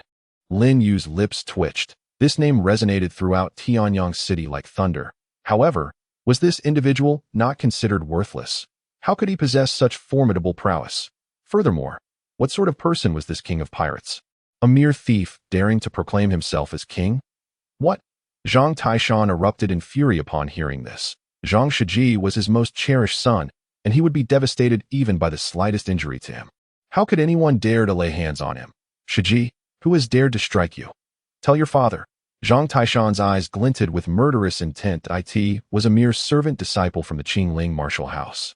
He killed Zhang Ru and stole my spatial pouch, Zhang Shiji replied, seething with resentment. By the way, my subordinates just learned that this man seems to be named Su Jin, sharing the same name as a waste from the Qingling martial house. Su Jin? Zhang Taishan furrowed his brow. It should not be the same person. That worthless individual was incapable of cultivation and could not possibly have killed Zhang Ru. Pausing for a moment, Zhang Taishan's gaze turned cold. Zhang Ru failed to protect his master and deserves his fate. Losing the item is of little consequence. I shall dispatch someone to the Qingling martial house at once to avenge you. I will personally slay that scoundrel, Zhang Shiji exclaimed viciously. Very well. You shall accompany your sixth uncle to the Qingling martial house. Zhang Taishan scoffed, confident that the Qingling martial house would not dare to turn against the Zhang family for the sake of a mere servant disciple. Meanwhile, within a lavish chamber of the Serpent King gang, Zhu Hong lay on the bed, his complexion ashen, his eyes brimming with boundless resentment. He screamed hysterically at a scar-faced man beside him. Elder brother, avenge me. This scar-faced man was none other than Zhu Hong's elder brother, Zhu Mia, who had already attained the 6th rank of martial apprentice, making him the youngest hall master since the founding of the Serpent King gang. That I shall, Zhu Mia replied, his expression icy as he met Zhu Hong's gaze. Nodding solemnly, suddenly his hand transformed into a claw, seizing Zhu Hong's neck. Crack. Zhu Hong emitted a muffled groan, his life extinguished in an instant. Your Dantian is ruined. Living on would render you a mere laughingstock. It is better to depart this world early, Zhu Mia said, his face twitching with rage, an astonishing aura of killing intent erupting from him. Bang, bang, bang. In that moment, every piece of furniture, basin, cup, and mirror in the room shattered violently. The force of his energy dispersing wildly. Su Jin, you have caused the death of my dear brother. This grudge and hatred, I, Zhu Mia, shall repay you tenfold. Zhu Mia roared in a hideous rage, then swept his sleeve. Flinging open the door, outside stood a throng of cold, imposing, and well-trained members of the Serpent King gang, all of whom were Zhu Mia's subordinates. The Qingling martial house. Chapter 9. The body of the earthly fiends as night approached. Su Jin resolved to seek the treasure chest the following day. Along the way, Lin Ruochu glanced at the silent Su Jin beside her, her eyes reflecting a mix of unease and curiosity. Suddenly, Su Jin's eyes sparkled, and a smile graced his face. Just moments ago, he had mastered the medicinal king's canon. Turning to Lin Ruochu, Su Jin's gaze shifted, and he smiled. Ruochu, why do I sense that your physique is somewhat extraordinary? Come, extend your hand, and allow your husband to examine it. Lin Ruochu's face turned crimson, as she mistakenly believed he sought to take advantage of her. Unable to trust Su Jin's words, "My lord, there are certain things I have not disclosed to you." Lin Ruochu lowered her head, feeling embarrassed. When I was 13, I chanced upon Master Huangfu. He foretold that my destiny was fraught with calamity, proclaiming that I possessed a fate that would bring misfortune to men. Before I reached the age of 18, I must not engage in relations with any man, lest he meet an untimely death. What? Su Jin was momentarily taken aback, for he was well aware of Master Huangfu's esteemed reputation. This man had presided over the Deqian kingdom for 3 centuries, possessing unparalleled skills, particularly in the arts of divination and calculation. Ahem, Ruochu, you have misunderstood. This young master is known for his steadfastness in the face of temptation. I am not one to indulge in such base desires. Su Jin feigned nonchalance, yet the disappointment in his eyes was unmistakable, prompting Lin Ruochu to stifle a giggle. Her laughter was akin to a garden in full bloom. Breathtakingly beautiful, leaving Su Jin momentarily entranced, his mouth watering at the sight of such a stunning woman, one he could only admire from afar. The notion of refraining from relations before the age of 18 seemed utterly absurd. Surely, Master Huangfu was merely spouting nonsense. With a glint of mischief in his eyes, Su Jin proposed, Ruochu, in truth, I am also an apothecary. I can discern peculiarities in your constitution. Allow me to assess your condition. Ah, so you are an apothecary as well. Lin Ruochu's cheeks flushed even deeper. Though skeptical, she extended her delicate hand. Su Jin gently grasped her soft wrist, and to Lin Ruochu's surprise, he did not take advantage of her, but proceeded to examine her pulse with genuine professionalism. So it is, he remarked, his eyes gleaming with insight. You possess the earthly fiend constitution. Lin Ruochu gasped in astonishment. She recalled how Master Huangfu had been taken aback when he revealed this very term during their previous encounter. Indeed, this young master is a bona fide divine physician. If I cannot discern the earthly fiend constitution, I would not be worthy of such a title, Su Jin huffed, though internally he felt a twinge of helplessness. According to the apothecary's compendium, the earthly fiend constitution was a highly inauspicious trait, detrimental to and Su Jin was confident that once his prowess reached a formidable level, resolving her condition would be a trivial matter. Ruochu, do you truly have no doubts about my capabilities? Su Jin inquired, bemused. To be honest, I did harbor some skepticism, but not about you. Rather, I questioned Master Huangfu. Lin Ruochu confessed shyly he had stated that he could not resolve such troubles. And so he cast a divination for my father, advising him of a specific date and time for me to toss the embroidery ball to attract suitors, which was precisely when I had just done so. He added that this might turn my fortunes around. Upon hearing this, Su Jin was nearly speechless. I asked this for real. There might actually be a chance for me to remedy Lin Ruochu's predicament. Yet, how remarkable is Master Huangfu, predicting that years ago, I would be here today, witnessing Lin Ruochu toss the ball. If only for a single morning, or perhaps just a few hours, one might easily miss Lin Ruochu.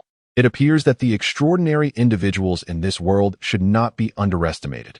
After acquiring the treasure chest system, Su Jin's sense of pride and self-satisfaction diminished significantly. Simultaneously, he resolved that in the future, should the opportunity arise, he must meet the renowned Huangfu Guoshi to discern what kind of remarkable person he truly is. The system prompted, indicating that the treasure chest was located to his right.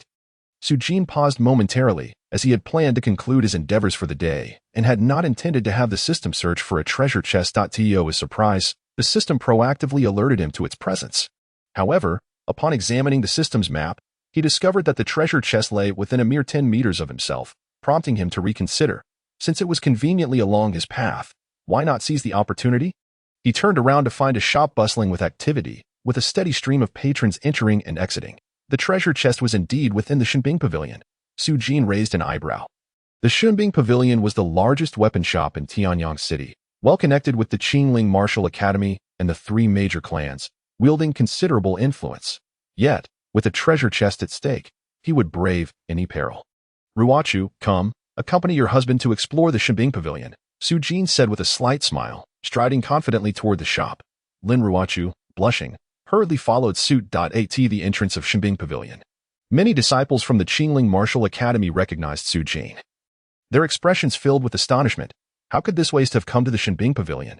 Each weapon within this establishment was of considerable value. Surely, he could not afford anything. Rumor had it that he owed the Shiwang gang 1,000 taels of silver and had been beaten to a pulp by their enforcers while they pursued repayment. Those disciples who were unaware of Su Jin's recent defeat of Zhu Hong scoffed at him. However, upon noticing Lin Ruochu by his side, their astonishment deepened, quickly replaced by fervent admiration. Such a beauty, inexplicably accompanying a waist like Su Jin, was akin to a flower blooming amid dunged tea that moment. A handsome young man boldly approached Lin Ruochu. "This beautiful lady, I am Zhao Wuhua, a disciple of the Qingling Martial Academy."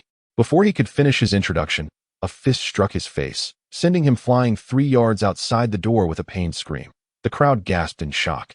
"Humph, daring to flirt with my woman before my very eyes. You must be tired of living," Su Jin remarked, blowing lightly on his fist before casting a haughty glance at the onlookers. Those who met his gaze swiftly changed their expressions.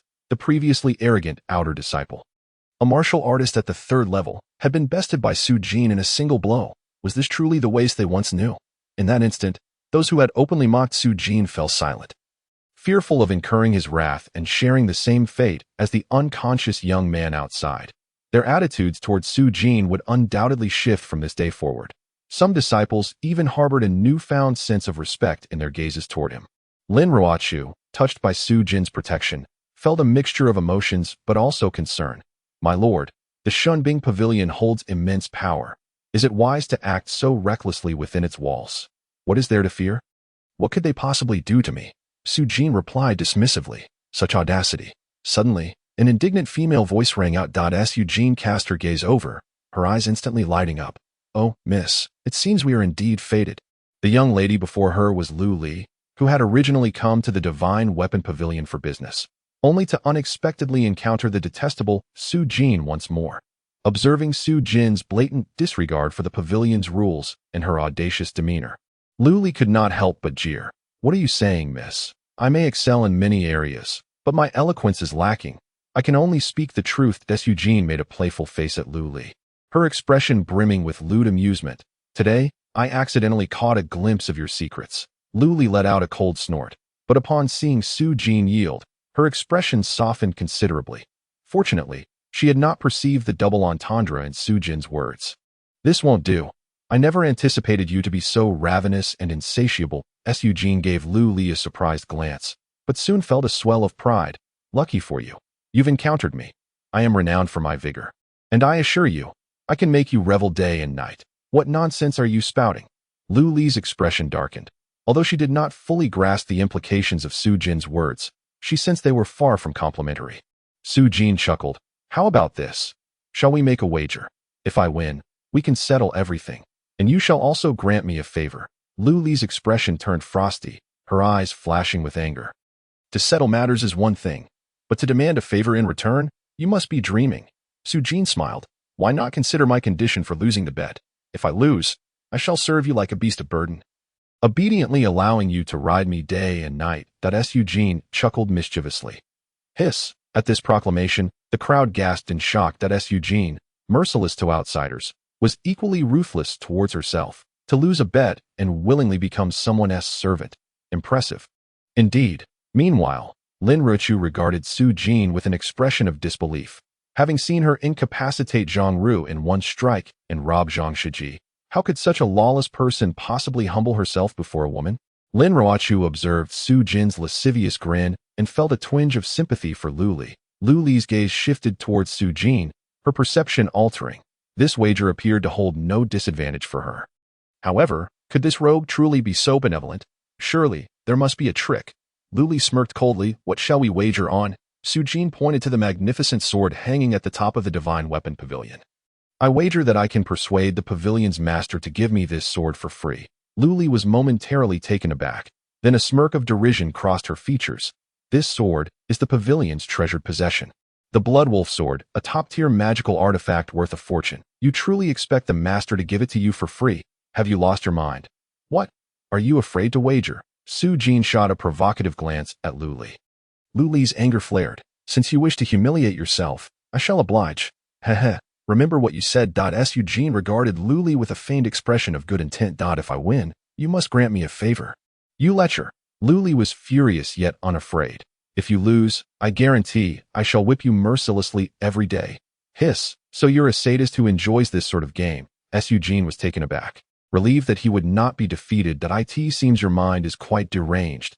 There is no conceivable chance of victory for you in this wager. Lu Li let out a cold chuckle.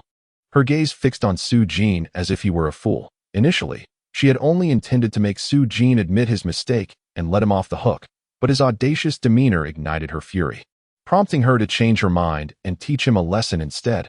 Not necessarily, Su Jin replied with a smile, then proceeded towards the divine weapon pavilion, where a dignified man was engrossed in perusing books. This individual was none other than the pavilion master, an esteemed master of weapon forging, and the blood wolf sword was his magnum opus. Leave at once, no matter how much wealth you possess. I shall never part with the blood wolf sword to you, especially given your raucous behavior before my pavilion. To Su Jin's surprise, the pavilion master spoke coldly, without lifting his gaze from the book.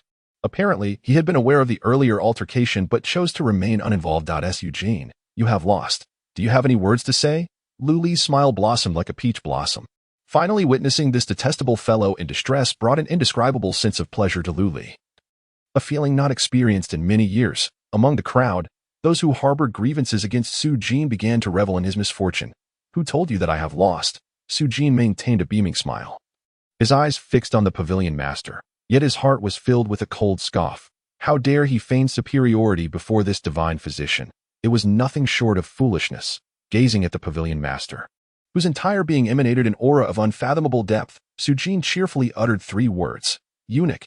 Lu Li's smile instantly froze. The expressions of the onlookers likewise became rigid. Even Lin Ruochu stared at Su Jin in shock. The pavilion master of the divine weapon pavilion stood on equal footing with the head of the Qingling martial house and the heads of the 3 great clans. How could one dare to insult him to his face? Was this young man courting death? A terrifying aura suddenly enveloped the entire pavilion, leaving the crowd nearly breathless with apprehension. What did you say? The pavilion master raised his head, his expression dark and foreboding. Articulating each word with chilling precision, the overwhelming pressure bore down on Su Jin, causing even Lu Li beside him to display a hint of concern. However, Su Jin remained unfazed, calmly retorting, Your Guan Yuan acupoint is blocked, preventing you from engaging with women. If not a eunuch, then what are you? Chapter 11. I humbly invite your acceptance. The oppressive atmosphere lingered, but the pavilion master maintained a stoic demeanor, falling into silence. Nevertheless, the onlookers within the pavilion turned pale, acutely aware that under this terrifying pressure, they could be collateral damage at any moment. As Su Jin continued to insult the pavilion master, the crowd silently condemned him to death. To Lu Li and Lin Ruochu's astonishment, they witnessed the pavilion master's body tremble. The divine weapon pavilion shall close its doors early today. Please leave, the pavilion master declared, his voice resonating throughout the hall. One by one, the attendants of the divine weapon pavilion approached the martial artists who were selecting weapons, courteously urging them to depart. Those who had hoped to enjoy the spectacle could only leave in disappointment. In the end, only Su Jin, Lu Li, and Lin Ruochu remained within the divine weapon pavilion. Lu Li felt a surge of anxiety within her, sensing that the master of the divine weapon pavilion was somewhat amiss. Regardless of the nature of this unease, it seemed to herald nothing but ill tidings for her. She couldn't help but cast an annoyed glare at Su Jin, blaming this scoundrel for provoking the pavilion's master without cause. How infuriating! Why must she suffer multiple grievances at the hands of this individual in a single day? Truly unfortunate. Once the attendants had vacated the premises, the master of the divine weapon pavilion lowered his voice, inquiring, How did you discern that?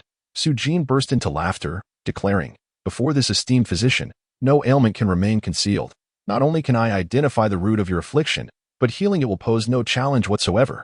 You claim you can cure me. The pavilion master fixed his gaze on Su Jin, his eyes brimming with palpable hostility. Even the renowned physician Wu Qianjun was powerless. How dare you utter such grandiloquent words? The Wu Qianjun he referred to was the most esteemed healer within Linyun County. When the pavilion master had encountered difficulties in the past, he had sought out Wu the apothecary for treatment. Yet that healer had been unable to provide a remedy. Thus, upon hearing Su Jin's assertion of being able to heal him, the pavilion master was naturally skeptical, suspecting that this rogue had deliberately investigated him to mock his plight. Instantly, the murderous intent in the pavilion master's eyes seemed almost tangible, as if he were prepared to seize Su Jin's life. Lin Ruochu's heart raced, her grip tightening on Su Jin's garment. However, in the next moment, the pavilion master's countenance shifted dramatically. Your brow is darkened, and your skin appears withered. It is evident that an issue has arisen from the cultivation of a wood-based martial art, resulting in the stagnation of the wood elemental true essence within your Guanyuan acupoint. Su Jin proclaimed with pride. The pavilion master's eyes widened in astonishment. Su Jin's words were flawless, for even Wu the apothecary had failed to diagnose such a specific cause. Master, please assist me. The pavilion master immediately set aside his books, rising respectfully to clasp his hands in supplication. Witnessing this scene, Lu Li felt her heart lurch, nearly succumbing to a fainting spell. A sword, suspended at the apex of the pavilion, swooped down and landed in his grasp. Master, this blood wolf sword is the culmination of my efforts. The pavilion master hastily presented the blood wolf sword to Su Jin. Lu Li's expression shifted dramatically. I cannot afford such an extravagant sword. Yet Su Jin did not reach for it, instead dismissing it with a wave of his hand. Nonsense. This is a gift for you. No charge, the pavilion master said with a sycophantic smile. I implore you to accept it. Lu Li felt a wave of dizziness wash over her. This is the end. Considering your thoughtfulness, I shall graciously accept this sword, Su Jin replied, a smile finally gracing his face as he beckoned for paper and ink. The pavilion master quickly provided a brush and rice paper. Su Jin began to write with flourish, soon filling the paper with text. Procure the herbs according to my prescription. Take 1 dose morning and night. And within 5 days, you shall see results. With consistent use, you will regain your manly vigor within half a year. These words caused both Lu Li and Lin Ruochu to flush with embarrassment. With Lu Li inwardly cursing the shamelessness of it all, the pavilion master, upon receiving the prescription, was overjoyed, repeatedly expressing his gratitude. Thank you, master. Thank you, master. Sister, do you remember our wager? Su Jin turned to Lu Li, grinning mischievously. Lu Li's complexion was a striking blend of pale and greenish hues. Though her face twisted in resentment, her heart was undeniably shaken by the earlier scene. Su Jin had managed to diagnose a condition that even the esteemed Master Wu could not treat, and had prescribed a remedy to boot. Such a remarkable skill was ample enough to elevate Su Jin to legendary status, marking him as an individual of exceptional merit. It is well known that apothecaries, regardless of their location, are held in the highest regard, and those with profound medical knowledge even more so. I shall accept my loss. Lu Li shot Su Jin a glare but did not retract her words. Our grievances are hereby resolved, and I owe you a favor. What sort of favor should I request? Su Jin's gaze lingered upon Lu Li's tall and exquisite figure, his eyes gleaming with a mischievous intent. Lu Li felt a jolt within her, indignantly retorting, You had best refrain from making lewd requests, lest you wish to face the consequences. Such words seemed ironic, given that a scantily clad beauty had once stood before me. Yet I had not dared to lay a finger upon her. How could a man of such noble character as myself make unreasonable demands? Su Jin replied, his expression unflinching. Shameless fury ignited in Lu Li's eyes. This scoundrel dared to bring up that incident. Furthermore, he had clearly touched her face back then. Unlock the treasure chest, Su Jin chuckled, feeling he had sufficiently teased Lu Li, and with a mere thought, he focused on the treasure chest that the system had previously located, conveniently resting upon the blood wolf's sword. He was not so idle as to exert such effort merely for the sake of jesting with Lu Li. This exquisite sword was well worth it. The bronze chest had been opened, yielding a second-tier sword technique, Heavenly Ascension, along with 25,000 experience points. Congratulations, your level has risen to the second stage of Martial Apprentice. However, the surprise of his cultivation improvement paled in comparison to the thrill of Heavenly Ascension. Goodness, it is indeed Heavenly Ascension. I am bound for greatness. Su Jin rejoiced, for this was the legendary technique that could rival one's sword from the West. Heavenly Ascension, the swordplay of the sword god Yi Guqing, was hailed as the most striking in the world. Furthermore, the system had rated it as second tier, surpassing all previous rewards he had obtained. By fortunate coincidence, he had also acquired a superior sword, capable of fully unleashing the power of this technique. Upon arriving at his residence, Su Jin was met with a throng of people gathered before his door. The attire of this crowd was all too familiar. They were clearly divided into two factions, one belonging to the Zhang family and the other to the Serpent King gang at this moment. Both groups stood together, their expressions dark with ill intent. Young master, their intentions are far from benign, Lin Ruochu remarked with a grave countenance. That it seems the people you have offended have come seeking trouble. Lu Li observed, a glimmer of mockery in her eyes. Should I resolve your current predicament? Would that favor be considered null and void? Nonsense. Aside from procreation, this master requires no assistance from women, Su Jin declared boastfully, waving his hand dismissively. Vulgar. Humph, I shall see how you handle this crowd. Lu Li shot Su Jin an irritated glare. Just watch closely, he replied with a grin, then turned to Lin Ruochu, saying, Ruochu, stay close to this young lady. I will take care of everything. Young master. Lin Ruochu lowered her head in embarrassment, feeling awkward about Su Jin's shamelessness in front of Lu Li, and was hesitant to involve Lu Li in the matter. Isn't that the fool from during the day? Here he comes again, ready to deliver a space pouch. Su Jin cast a fleeting glance at Zhang Shiji, and her words instantly provoked his fury. Zhang Shiji's face darkened, and at that moment, a broad hand fell heavily upon his shoulder. Uncle Lu. Zhang Shiji immediately spoke with deference. An imposing middle-aged man emerged, coldly gazing at Su Jin. Sharp-tongued little pup. Soon you shall learn the consequences of offending the Zhang family. Although both he and Zhu Mie were at the 6th level of martial discipleship, his aura was slightly more formidable. No need to wait. I want him dead right now.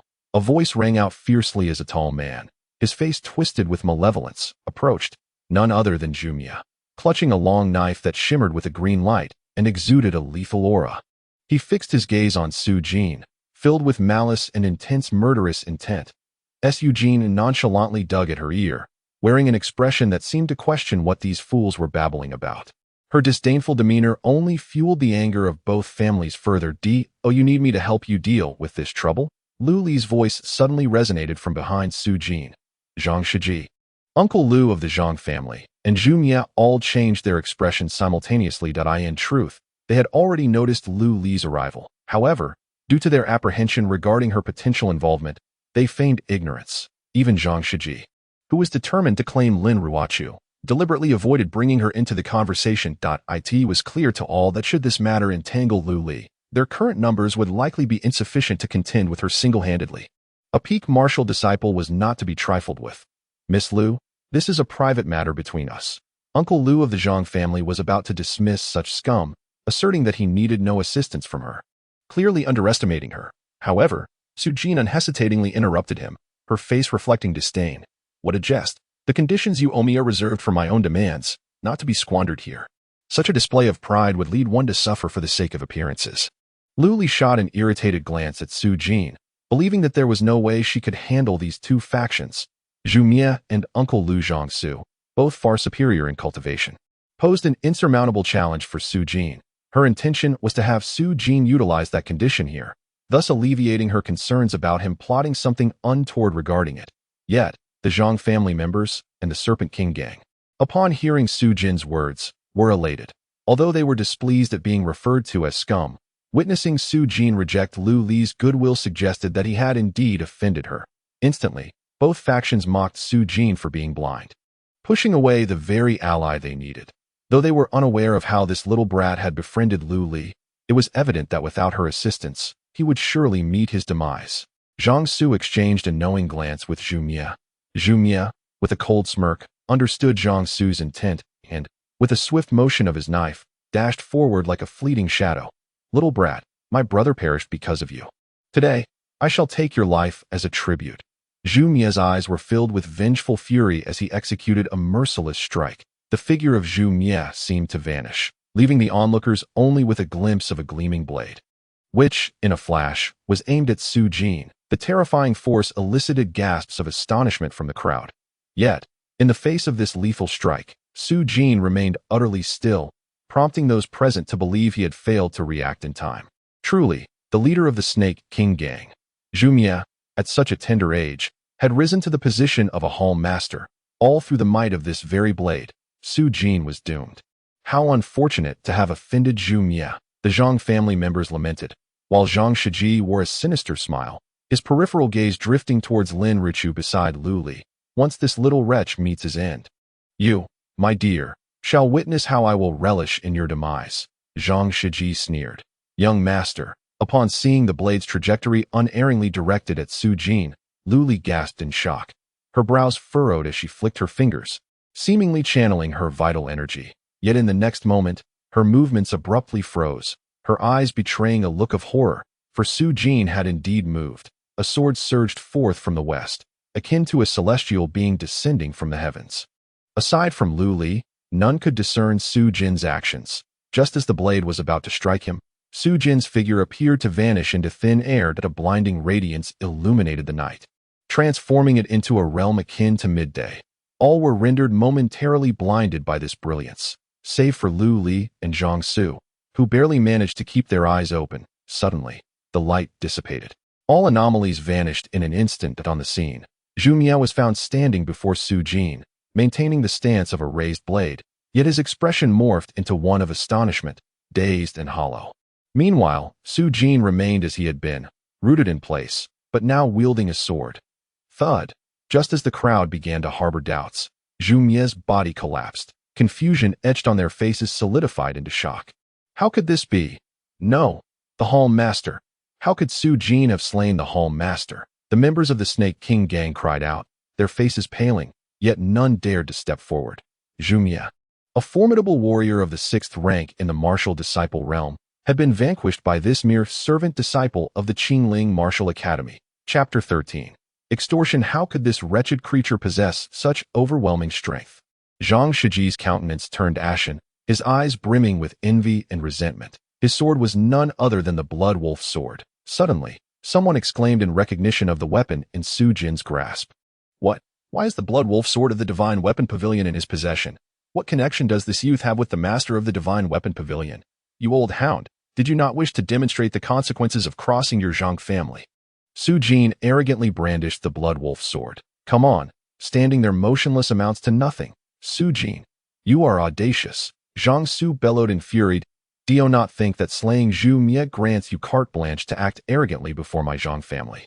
Zhu Mie was hardly worth mentioning before us. The members of the Snake King gang, upon hearing his words, revealed their anger, yet dared not retort. That I challenge you, old dog. I seek to witness the might of your Zhang family. Why bring up Zhu Mie? Su Jin raised the Blood Wolf sword, snorting disdainfully. Let us settle this today, determined by life and death, not by victory or defeat. And you, Zhang Shiji, you worthless fool, do you still dare to seek revenge on me? It seems the lesson I imparted you during the day was insufficient, arrogant, and presumptuous. Upon hearing these words, the crowd could not help but display expressions of astonishment. You? Zhang Su's countenance darkened, while Zhang Shiji revealed a look of sheer terror in his eyes. Having just witnessed Su Jin's swordplay, who among them would dare to confront Su Jin? Zhang Su took a deep breath, suppressing his fury, and spoke. Su Jin, we concede this time. What do you truly desire? My goodness, you frightened me to death. You finally yielded. Su Jin maintained his haughty demeanor, though internally he was gripped by a wave of trepidation. His current bravado was merely a fade. The energy expended by the flying immortal sword was utterly staggering. At the moment of its execution, it had entirely depleted his internal energy. Now, he feared that even Zhang Shiji could easily defeat him. Thus, Su Jin understood that he must not exhibit any signs of weakness. The Zhang family would undoubtedly not let matters rest if he did. You think I would spare you? Su Jin scoffed, yet still wore a defiant expression that he was acutely aware that now was not the time to acquiesce to their pleas for mercy, as it would arouse their suspicions. Zhang Su's face was grim, adopting a posture of mutual destruction. Su Jin, even if you could kill me, the Zhang family would never let you go. Besides, you might not even be able to slay me. Let us fight.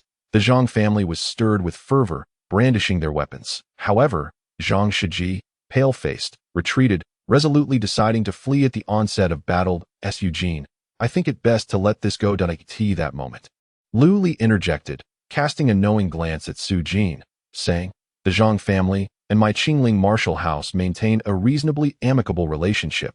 Should you kill him, it might jeopardize the rapport between our two families.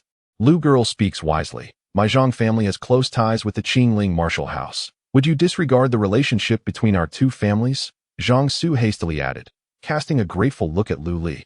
For if given a choice, he would prefer not to risk his own life. Ahem. Su Jin feigned a cough. And since junior sister Lu has interceded on your behalf, I shall let you off this once. However, while death may be evaded, you shall each pay me 1,000 taels of silver, 1,000 taels of silver. Why not go rob it? Zhang Su's eyes darkened. For an ordinary family, 10 taels of silver would suffice for a year's livelihood. 1,000 taels of silver might not mean much to him, but with 20 members from the Zhang family present, that amounted to 20,000 taels, a considerable sum indeed. Su Jin snorted coldly. Choosing between life and wealth. You decide. You there, what are you doing? Stand still. Damn it, don't run. Exploding garment technique. Su Jin channeled the sliver of internal energy he had just restored and hurled it at a fleeing disciple of the Snake King gang. Bang! The disciple's garments erupted in an instant, and he fell to the ground with a wretched scream. Hiss! The entire assembly gasped in shock. Even Zhang Shiji, who had contemplated escape, halted in his tracks, his face ashen. Scoundrel, resorting to such tactics again. A flicker of indignation flashed in Lu Li's eyes, as she dared not look on. Zhang Su was taken aback. The exploding garment fist that Su Jin had unleashed appeared to him as a technique of such exquisite craftsmanship that it surpassed even his family's secret arts. Coupled with that terrifying swordplay from earlier, just how deep was this boy's concealment of his true capabilities?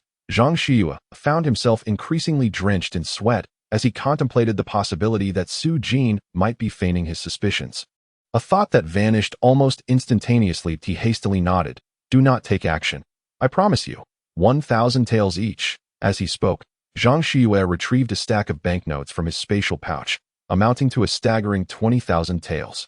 You're short 1,000, Su Jin remarked, casting a fleeting glance at the notes. No, there is no shortfall. It is precisely 20,000 taels, not a single penny less. Zhang Xiyu swept his gaze over the members of the Zhang family, 20 individuals, wondering why there seemed to be a discrepancy. He then turned his furious gaze towards Su Jin, questioning whether this individual truly intended to sever ties with the Zhang family. Su Jin, with a cold smirk, pointed at Zhang Shiji. He must compensate 2,000 taels. Why should I? Zhang Shiji glared at Su Jin. Because you are exceedingly unattractive, Su Jin shot back. Fuming, Zhang Shiji retorted, how am I ugly? Yet, upon noticing Su Jin raising his sword once more, his complexion paled, and he refrained from further protest. Suppressing his anger, Zhang Xiyu extracted another 1,000 tael banknote and handed it to Su Jin. Let us depart. Zhang Xiyu cast a profound look at Su Jin, his eyes harboring a blend of resentment and greed. The Zhang family members promptly followed Zhang Shiyue's lead and vacated the scene, leaving behind only a faction of the Serpent King gang. Su Jin, this is our compensation. You must be satisfied. A vice hall master concealed his inner animosity and approached Su Jin, clutching a bundle of banknotes. Who said your compensation is the same as the Zhang family's? They owe 1,000 taels. You owe 2,000 taels, Su Jin retorted with a cold smile. Asserting the stark differences between the Zhang family and the Serpent King gang, whose enmity with him was irreconcilable, the vice hall master's expression darkened, yet he understood Su Jin's formidable reputation and dared not argue further. Relinquishing 500,000 taels to Su Jin, the Serpent King gang had sent 25 members. Su Jin accepted the banknotes. He made his way towards Zhumye, causing the Serpent King gang members to grow visibly uneasy as he began to search Zhumye's corpse.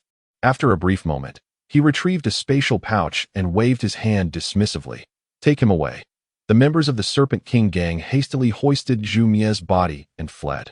Soon, only Su Jin, Lu Li, and Lin Ruochu remained. You certainly put on quite the performance, Lu Li remarked, a hint of amusement dancing in her eyes as she gazed at Su Jin. You saw right through me.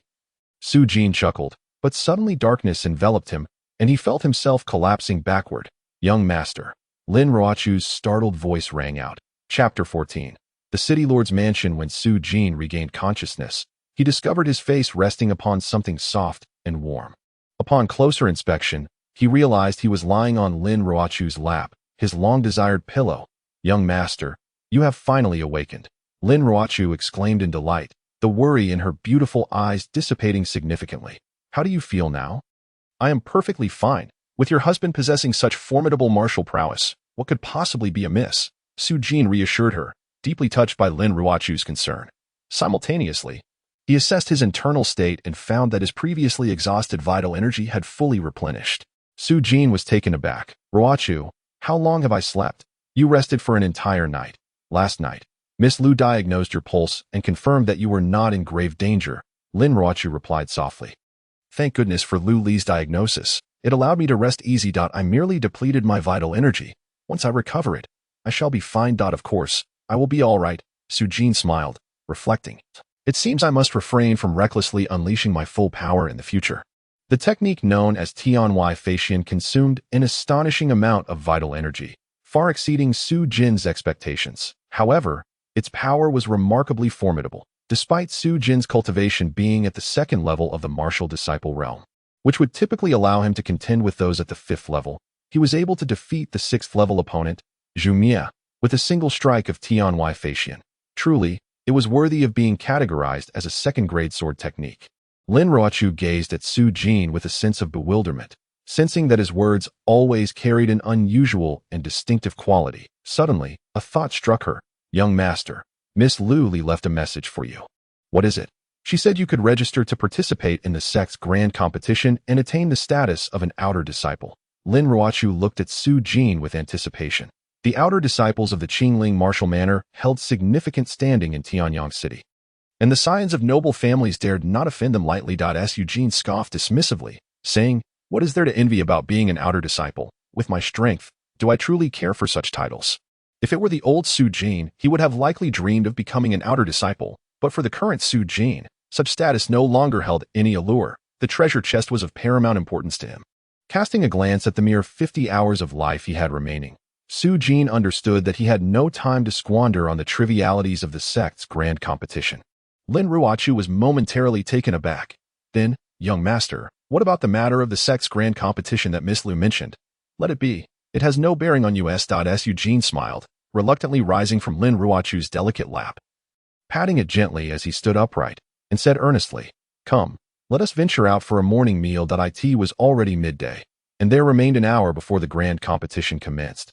Lin Ruochu's face flushed, yet her eyes betrayed a hint of concern. The grand competition was a momentous occasion for the Qingling martial manor, and every disciple was expected to participate. Su Jin's nonchalant attitude, however, left her feeling uneasy.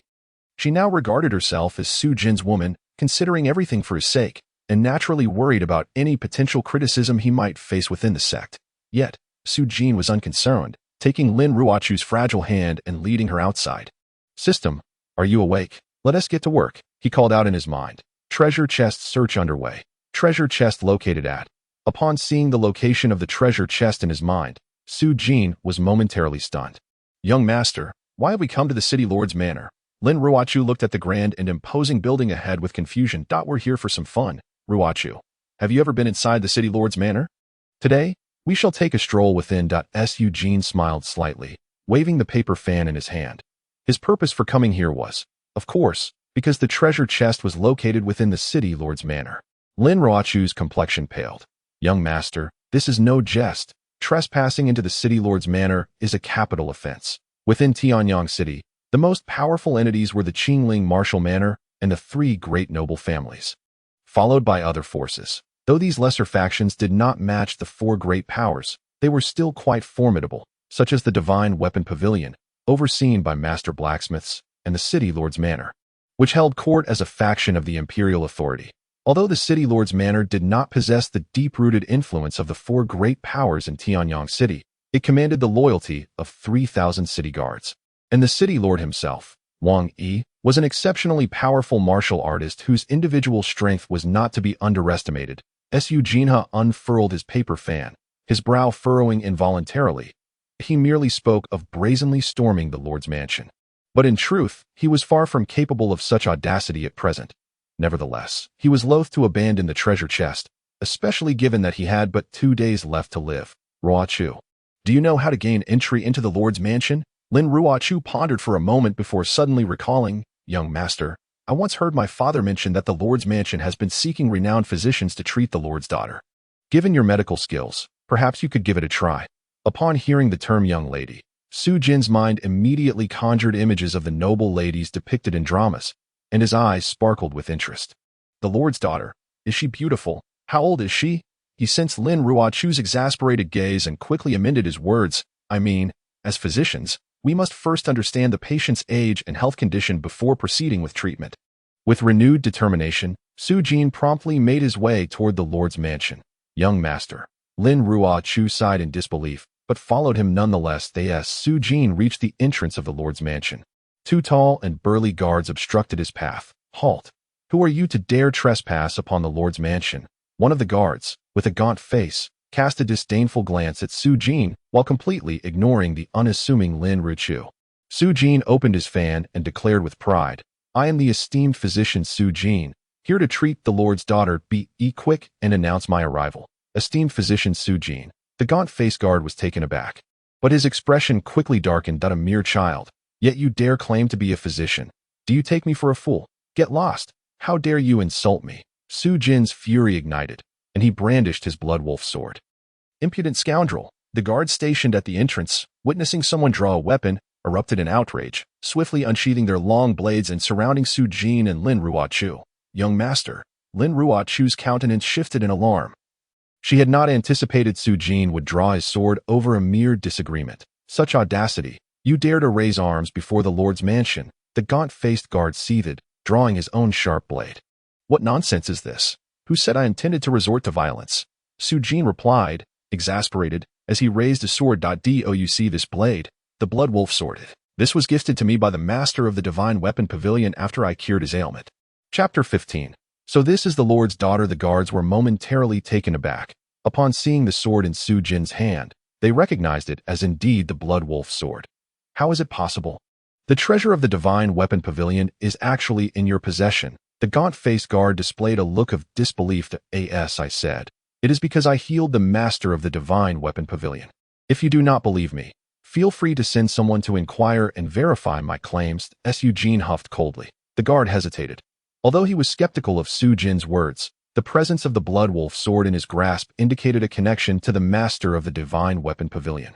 A connection not to be trifled with. I shall inform the Lord immediately.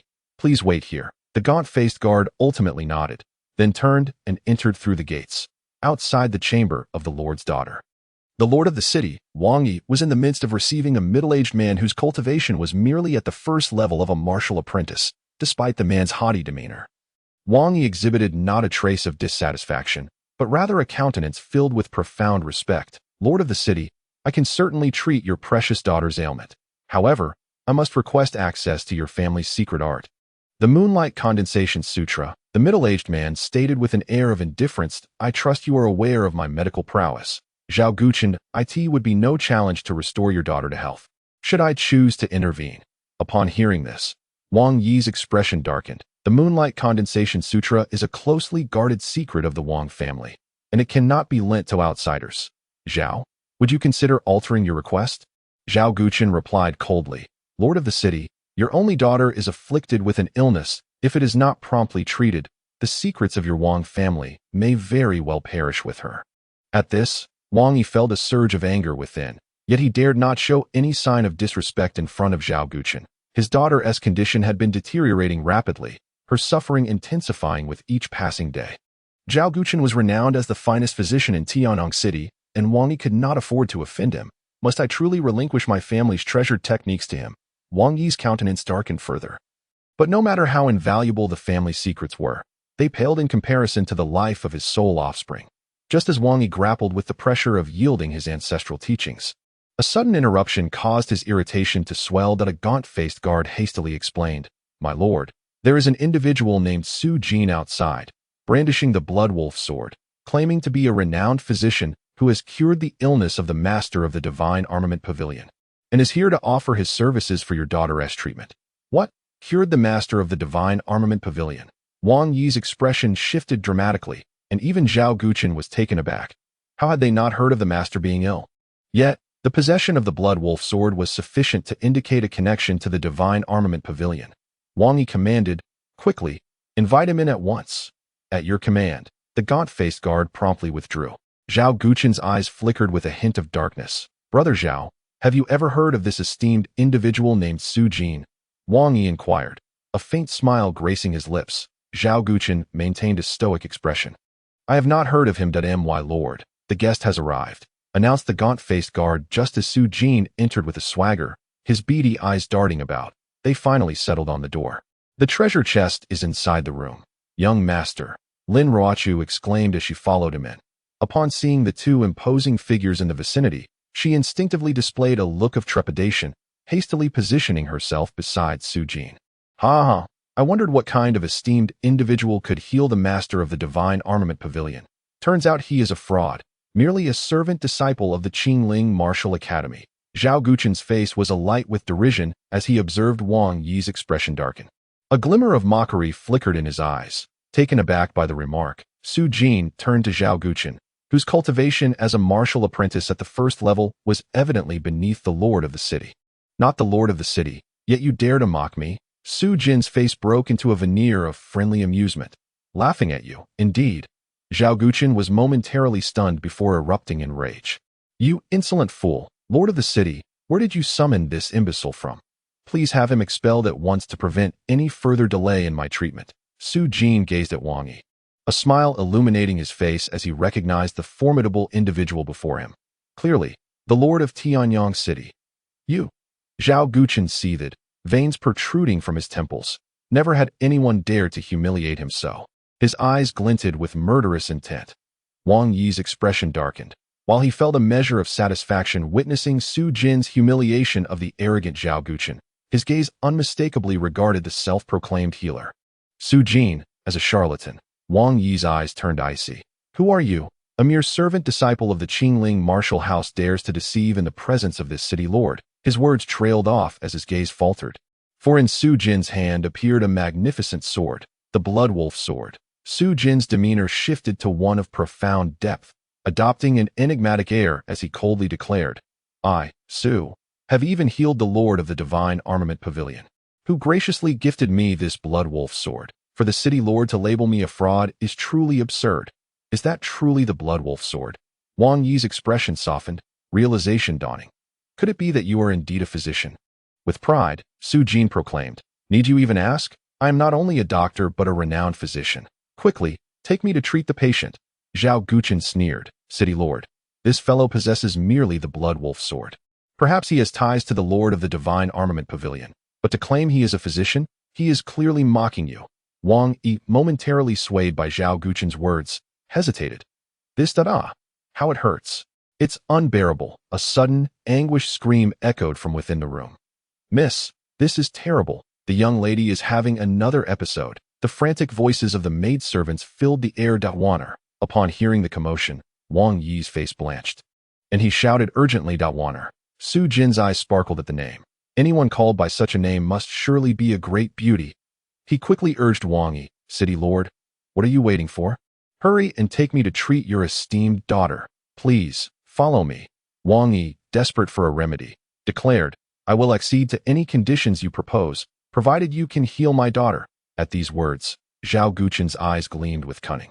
Su Jin eagerly followed Wang Yi into the room, his anticipation to behold the city lord's daughter palpable, and he remarked, Ruochu, come and see this great beauty.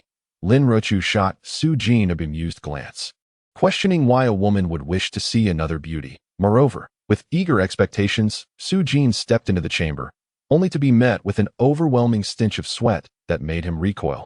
Covering his nose. What is that odor? He grimaced. Help me. Father. It hurts. A pained cry resonated from ahead. Su Jin turned towards the source, only to be struck dumb. Before him lay a woman of considerable girth, struggling in agony upon the bed. So this is what the city lord's daughter looks like. Chapter 16. The hard-eating gu, the lady known as Waner, was as rotund as a massive sphere. Su Jin's visions of a refined young lady shattered in an instant. Wang Yi hastily took his place beside Wang Waner, his face etched with sorrow. Waner, father is here. Do not fear. You shall be well soon. Witnessing this scene, the despondency that had marred Su Jin's expression dissipated, replaced by a profound respect. The hearts of parents are truly pitiable. With a sigh, Su Jin refrained from seeking the treasure chest and instead meticulously observed Wang Waner's condition. Although Wang Waner had a stout figure, her cherubic face was marred by pain. The flesh contorted into an agonizing mass, with prominent veins and a slight flush. So it is. A flicker of realization crossed Su Jin's eyes as he discerned the nature of Wang Waner's ailment. At that moment, Zhao Guchen, wearing a smile, said, My lord, allow me to take your daughter's pulse. Please, do. Wang Yi hurriedly replied, If you can cure Wanner, I shall immediately acquiesce to your terms. Rest assured, Miss Wanner's condition is well within my capabilities. Zhao Guchun replied with an air of arrogance, casting a disdainful glance at Su Jin before approaching Wang Wanner. Young master, are you not also here to treat the Lord's daughter? Lin Ruo Chu interjected in urgency. No matter, Su Jin extended his hand. Zhao Guchun proceeded to examine Wang Wanner's pulse in front of Wang Yi's. Wang Wanner cried out in agony. Wang Yi's anxiety intensified after a prolonged silence. Zhao Guchun finally spoke. Your esteemed daughter suffers from pain pulse syndrome, that I possess a pill that can alleviate her suffering, yet it comes at a considerable price. With that, Zhao Guchun produced a pill. His gaze fixed on Wang Yi's face, remaining silent thereafter. Wang Yi comprehended his intent and gritted his teeth, saying, I will retrieve the moonlight condensing essence immediately. Hold on. Su Jin's mocking voice broke through. Wang Yi was taken aback, turning his attention to Su Jin. Zhao Guchun retorted coldly, You insolent child, what are you still doing here? Do you think you can bear the consequences of hindering the Lord's daughter's treatment? Upon hearing this, Wang Yi's expression darkened. Please leave, both of you. I have no time to entertain you today. Unexpectedly, Su Jin erupted into laughter. My lord, should I take my leave, you might find yourself deceived. Counting coins for others while your daughter is clearly afflicted by a curse set by Zhao Guchun. Oh, you truly believe she is merely ill? At these words, Zhao Guchun's countenance shifted dramatically. Disbelief etched across his features. However, he quickly masked his panic, feigning indignation. Nonsense! You little brat dare to slander me. Yet, the subtle changes upon his face did not escape the keen perception of the martial artist Wang Yi. Doubts surged within him as he cast a malevolent glance at Zhao Guchun. Zhao Guchun, provide me with an explanation. What explanation, my lord? Would you rather believe this wretched child than Zhao? Su Jin replied with a cold laugh. Upon observing the reddened veins exposed on Wang Wanner, he had deduced that she was afflicted by a heart-eating curse. It was no wonder Wang Yi had summoned so many renowned physicians to no avail. Zhao Guchun's face turned ashen. Incredulity reflected in his gaze as he desperately shouted, My lord, do not heed his words. I can heal your daughter.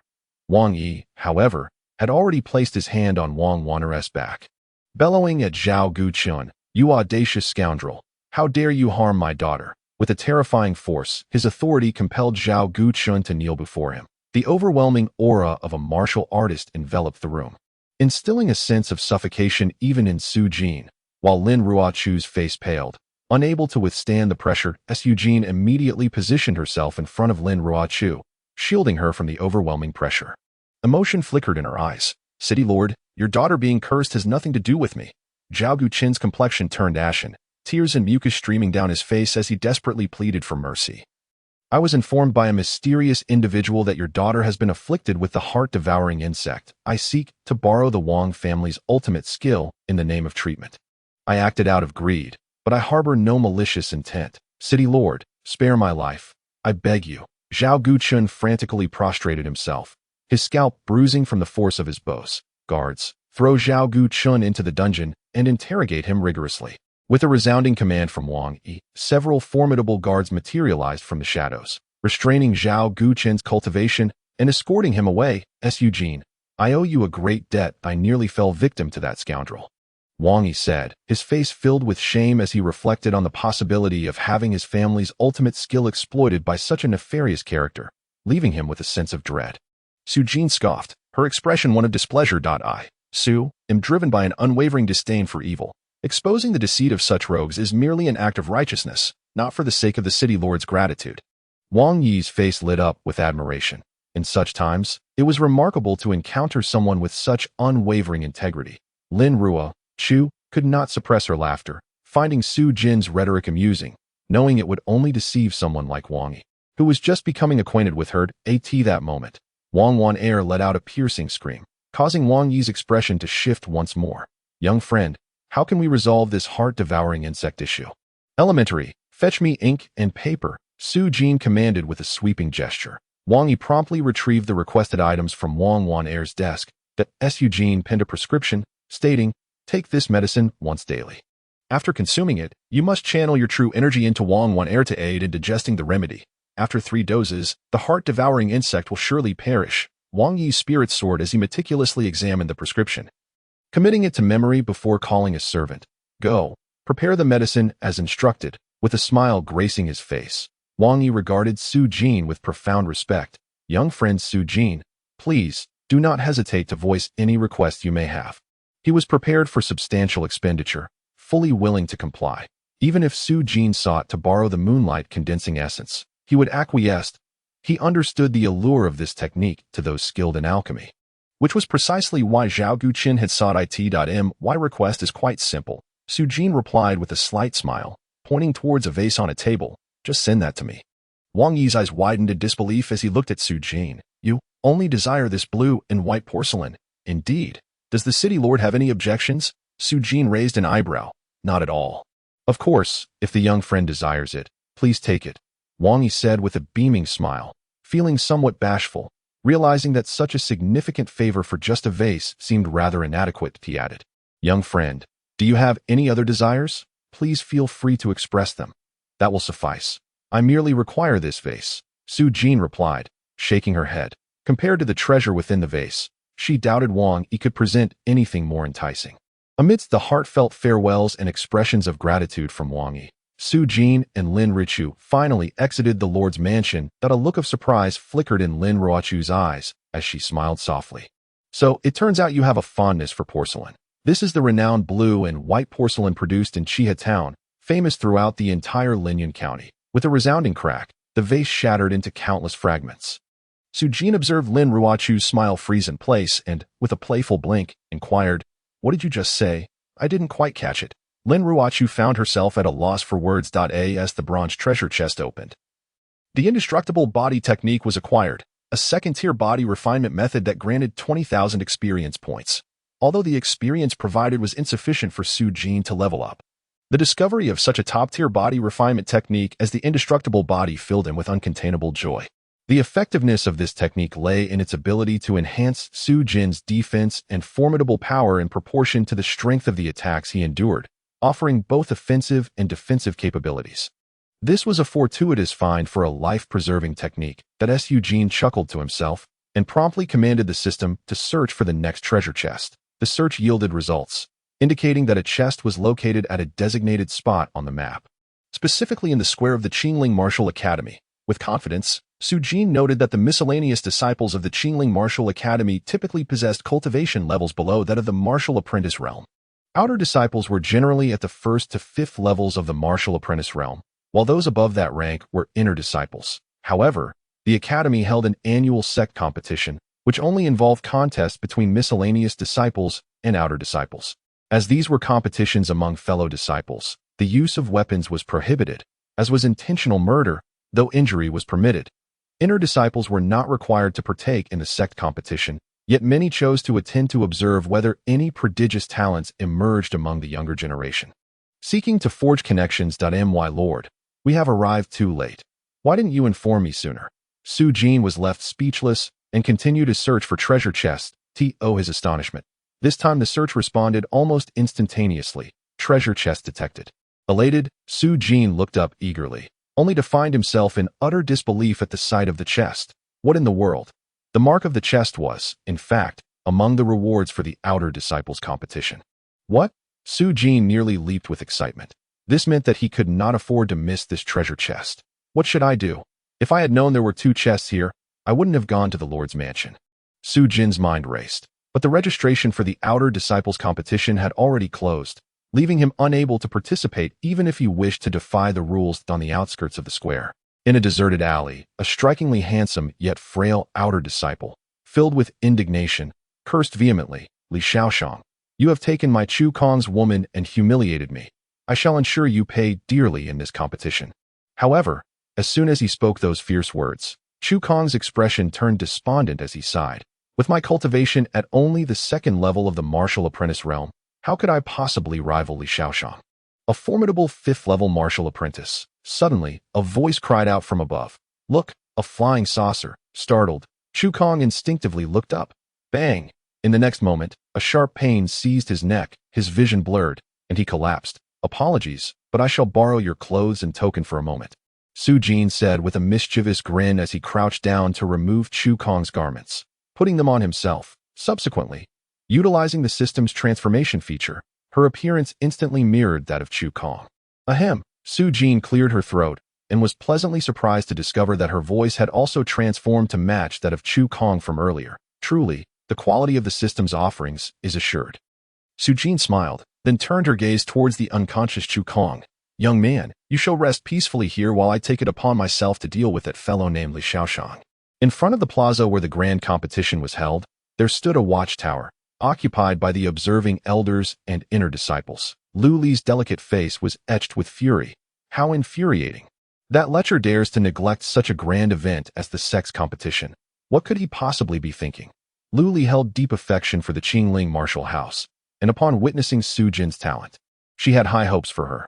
However, to her dismay, that individual had failed to register for the competition. The anger swelling within her was palpable. Lu Jr. sister, you seem to be in a foul mood. Has someone offended you? Suddenly, a melodious male voice resonated nearby. It was Brother Qing. Lu Li turned to see a handsome young man clad in a white robe, instantly adopting a respectful demeanor. Not only Lu Li, but the surrounding inner disciples and even the elders regarded the handsome figure with evident reverence. This man was none other than the senior brother of the inner disciples, Qin Zongi, renowned for his profound cultivation and being the sole disciple at the martial master level. He was also known for his humility, frequently mentoring both disciples and elders within the martial house, earning him an excellent reputation. That I have not been wronged. Rather, I recently acquainted myself with an exceptionally talented disciple. I had assumed this individual would effortlessly secure first place in the miscellaneous disciples competition, yet to my surprise, he did not participate, Lu Li replied, shaking her head in resignation. Oh, who could possibly command such attention from Lu Jr. sister? Qin Zongi inquired with a smile, expressing a desire to witness this individual. Just then, a cheer erupted from the crowd. Look, the outer sect competition has commenced. The outer sect competition was officially underway. Both Qin Zongi and the frustrated Lu Li shifted their focus to the plaza. Momentarily disregarding Su Jin's circumstances to in the first match, Chu Kong faced off against Luo Shushin. Chapter 18. Your lady is most beautiful among the outer disciples awaiting the competition. A dashing young man cradled a charmingly delicate woman in his arms. Upon hearing the elder announce the names, a smirk of disdain appeared on the young man's face. Jiao Jiao, it seems Chu Kong is rather infatuated with you. Knowing full well he stands no chance against me, he still dares to participate in the outer sect competition, courting death.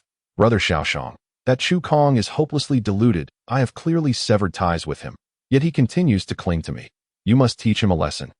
The alluring woman pouted, playfully demanding attention from Li Shaoshang. Li Shaoshang burst into triumphant laughter, his hand gently caressing the woman's shapely figure, grinning maliciously. I had originally intended to let this brat off easy, but since he is so ungrateful, he shall not blame me for my ruthlessness. How detestable! The enchanting woman shot Li Shaoshang a glare, feigning annoyance on the arena. Su Jin had not anticipated that her disguised identity would be the first to take the stage. Quietly reflecting on the sheer coincidence, on the opposite side stood Luo Shushin, clad in yellow pine, his cultivation at the third level of the martial disciple realm. Upon noticing Su Jin's prowess, he disdainfully remarked, "Get lost. I can't be bothered to waste my energy on you." Su Jin rolled his eyes, thinking that such words were more fitting for Luo to say. However, time was of the essence. Indulging in idle chatter would only squander precious moments, so it was far more efficient to launch directly into battle. Your wife is exceedingly beautiful, Su Jin said with a slight smile. Luo Shushin was momentarily taken aback. Indeed, his wife was quite lovely, but what did that have to do with this brat? He furrowed his brow and demanded, "What do you mean by that?" With a cheerful grin, Su Jin added, "She is even more stunning when unclothed." You seek death. Luo Shushin, suddenly comprehending Su Jin's insinuation, was instantly filled with rage. He unleashed a powerful punch, sending a shockwave that resembled a ferocious beast charging towards Su Jin. Gasps echoed from the crowd. Luo Shushin was somewhat renowned within the outer sect, and the ferocity of his attack instilled fear in many onlookers. Yet, to their astonishment, Chu Kong stood his ground, motionless before the impending strike. Has he lost his mind? If he takes that punch, he'll either die or be severely crippled. The crowd jeered, and Li Shaoshang sneered disdainfully. Suddenly, a thunderous boom resounded. Dust and debris swirled violently, enveloping both combatants. Moments later, as the haze cleared, the spectators beheld the scene within. How could it be? Luo Shushin stared incredulously at Su Jin, his face pale and contorted in pain. Su Jin had not dodged or evaded. He had completely absorbed the force of that formidable punch. Astonishingly, he bore no injuries whatsoever. Conversely, Luo Shushin's own arm felt as though it had struck a massive slab of iron, and in that instant, countless bones in his right arm shattered. Su Jin smiled faintly. The resilience of his indestructible body was not something this fellow could breach. Rather than suffering from the blow, the area struck by Luo Shushin's punch felt reinforced, generating a comforting warmth that enhanced his strength. To be able to elevate one's physical prowess while being struck was indeed a bizarre technique. Su Jin couldn't help but marvel, then turned his gaze expectantly toward Luo Shushin, beckoning with a finger. "Have you eaten? Hit me harder." "Impossible," Luo Shushin roared, channeling all his energy into a second strike aimed at Su Jin's head. This brat's body was astonishingly resilient. Li Shaoxiang looked at Chu Kong in disbelief. Even he wouldn't dare to withstand 2 punches from Luo Shushin. Could it be that this young man had mastered a powerful body refinement technique? A sinister glint flashed in Li Shaoxiang's eyes as he concluded. It must be so. Chu Kong has emerged victorious. An elder regarded Su Jin with astonishment. It was the first time witnessing a disciple win in such a manner. Su Jin chuckled as he descended from the stage. Awaiting the second round. Soon, Li Shaoxiang also took the stage, easily defeating a disciple of the second level of the martial disciple realm. Amidst the crowd's cheers, he cast a challenging glare at Su Jin. Unaware that the individual he scorned was not Chu Kong at all. This fellow certainly had it coming. Su Jin lightly etched the visage of this individual into her memory, having already discerned from the surrounding crowd that he was none other than Li Shaoxiang, the most formidable contender for the championship title in the external sect competition. Yet, Su Jin regarded him with utter indifference. As the second round commenced, it soon became her turn once again. This time, her opponent was a 4th-level martial apprentice. "Your wife is stunning." Su Jin smiled faintly, expecting to provoke a reaction to her surprise. The opponent, emotionless, coldly retorted, "I am a woman." "Oh, I must have misspoken," Su Jin thought, feeling a pang of regret. After all, this person bore a striking resemblance to my apologies. "I misspoke." Regaining her composure, Su Jin offered a slight smile. "You have no chest and I will kill you." The woman instantly erupted in fury, her murderous intent and imposing aura surpassing that of Luo Shushin by several magnitudes. With a resounding crash, the bones in the woman's right palm shattered, causing her face to turn ashen as she crouched down in excruciating pain. Subsequently, she ran off the stage in tears. Chu Kong wins. An uproar ensued among the audience. While it was indeed surprising that Chu Kong had triumphed over Luo Shushin, it was still somewhat understandable. However, the realization that he had bested an opponent 2 levels above him, a 4th-level martial artist, without sustaining any injuries was utterly astonishing. What kind of extraordinary luck does this lad possess? Li Shaoxiang's expression grew grave, unable to fathom that the individual he had underestimated was, in fact, Chu Kong. Meanwhile, the woman in his arms gritted her teeth. "Brother Shaoxiang, this brat is pestering me so relentlessly. You must not allow him to steal the spotlight, or I shall be the one to suffer later. Rest assured, I am not the sort to invite trouble upon myself." Li Shaoxiang's eyes glinted with cold light, resolving to find an opportunity to incapacitate him during this grand competition. "What an intriguing junior brother has emerged from the external sect," Qin Zongyi remarked with a hint of interest as he observed Chu Kong on the stage. "Junior sister, who do you believe possesses greater talent? This individual or the disciple you hold in high regard?" Chu Kong's body refinement technique is simply terrifyingly powerful. Lu Li, captivated by the physical prowess displayed by Chu Kong, heard Qin Zongyi's words and shook her head without hesitation. "Yet, compared to the one I value, this person falls woefully short. Is that so?" Qin Zongyi chuckled, his curiosity piqued about the nature of the servant disciple who left such a profound impression on his proud junior sister Lu. Contemplating this, his gaze grew somewhat frigid. Chapter 19. A little torment for Li Shaoxiang. As the competition progressed, the spectators' gazes towards Su Jin became increasingly peculiar, eerie. This was the sensation Su Jin evoked in the onlookers. Regardless of whom she faced, Su Jin remained stationary, allowing her opponents to unleash their attacks upon her.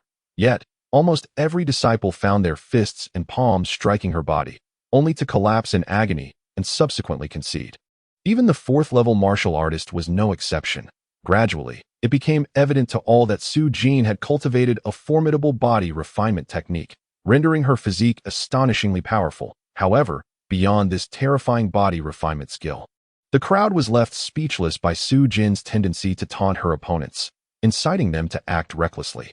Consequently, each match in which Su Jin participated often concluded with remarkable swiftness, as the competition gradually approached its conclusion. Su Jin finally encountered his first opponent of the fifth realm of the martial disciple stage, Chu Kong, set to face Li Xiaoshang. At that moment, both Su Jin and Li Xiaoshang simultaneously entertained the same thought.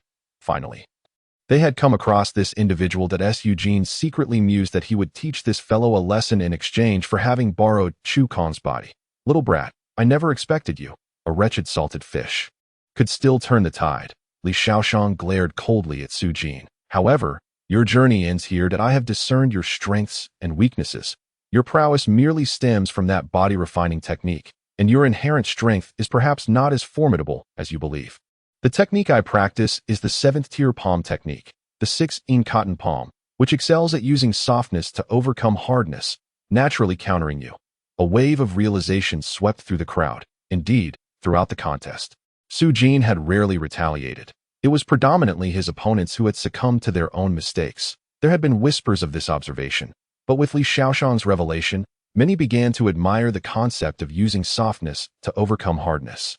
In the face of Li Xiaoshang's arrogant proclamation, Su Jin felt no sense of trouble. Instead, he was slightly amused. He extended his hand and beckoned with a finger. Trash. Li Xiaoshang, however, responded with a sinister grin. You little brat, do you think to provoke me into attacking? I am not so foolish as to fall for your trickery. Unlike those previous simpletons, he further presented an expression of calculated confidence, garnering admiration from the audience once more. Truly, as a leading contender for the championship, his cunning was unmatched by ordinary disciples. You seem to have a penchant for embellishing your own role, Su Jin remarked. Somewhat exasperated. If he chose not to attack, did he truly believe I would refrain from launching an offensive? Boom. Su Jin's figure suddenly vanished from the spot, leaving the spectators only to glimpse a fleeting shadow hurtling towards Li Xiaoshang. Gasps erupted from the crowd. It was the first time they had witnessed Chu Kong take the initiative in an assault. Ha! Little brat, you dare to attack me.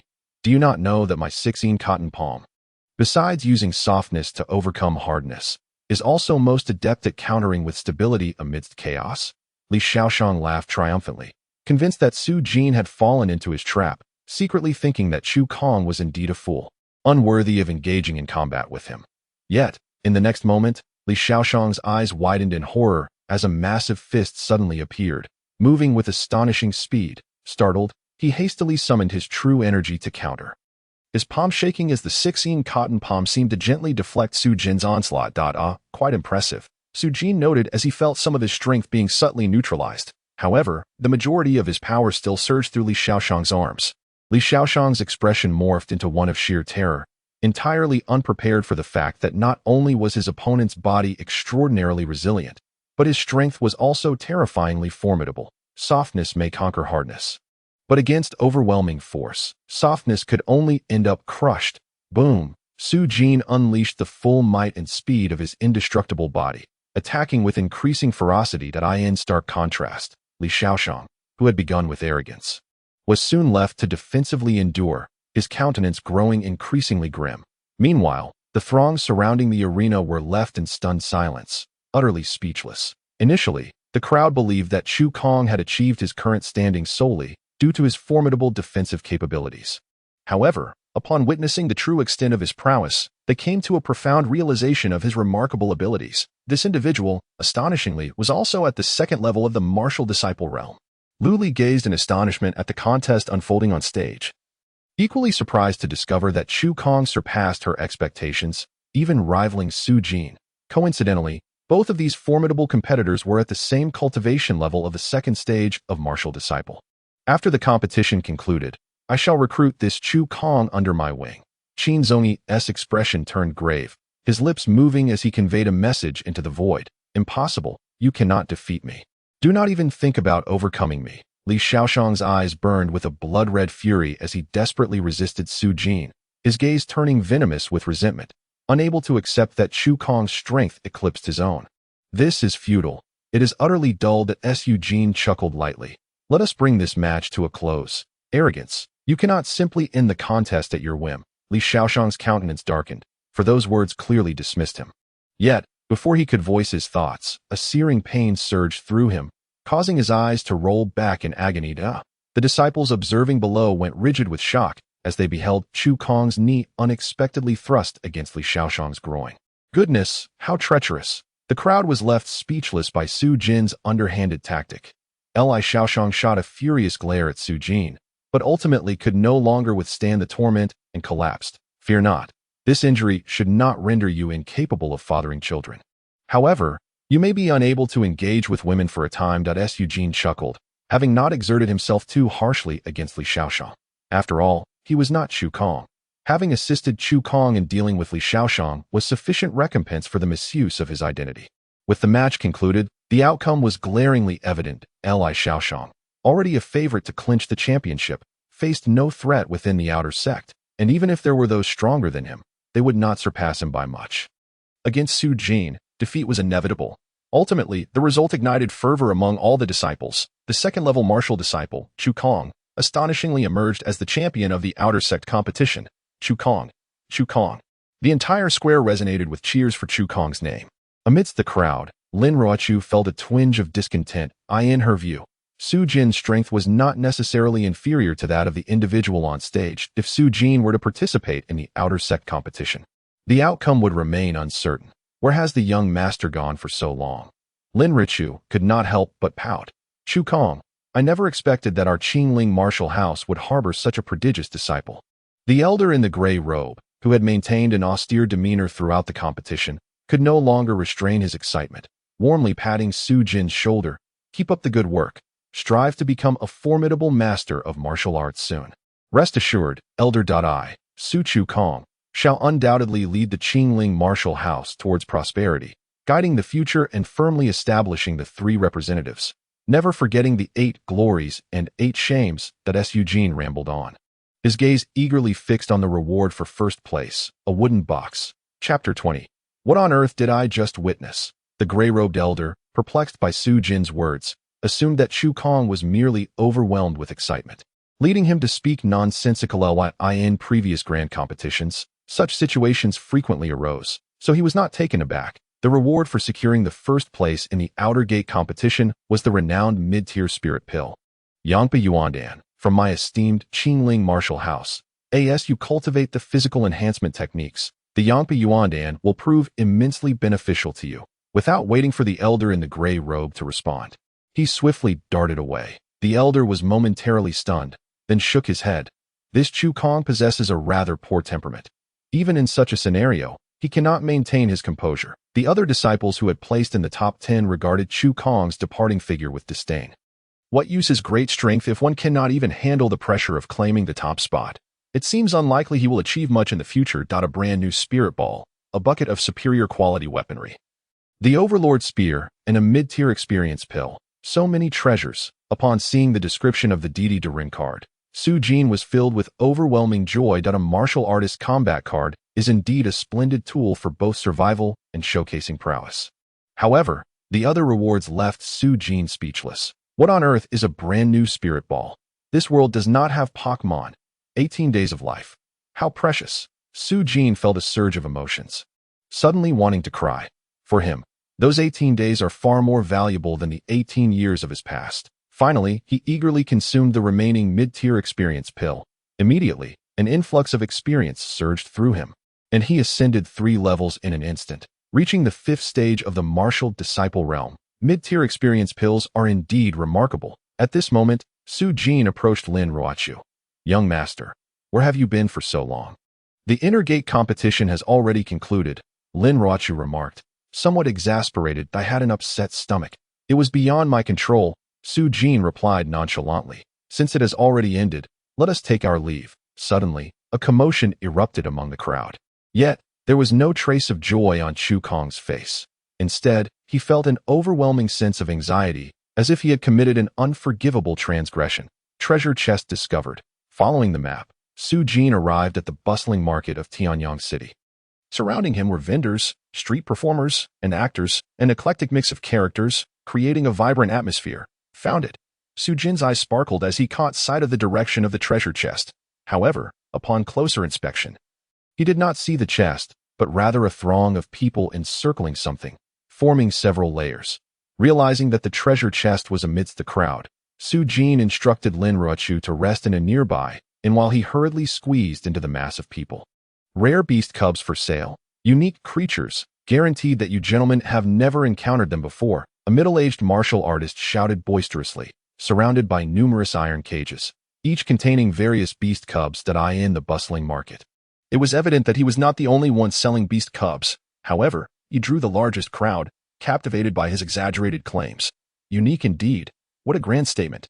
Hey, what kind of beast is this?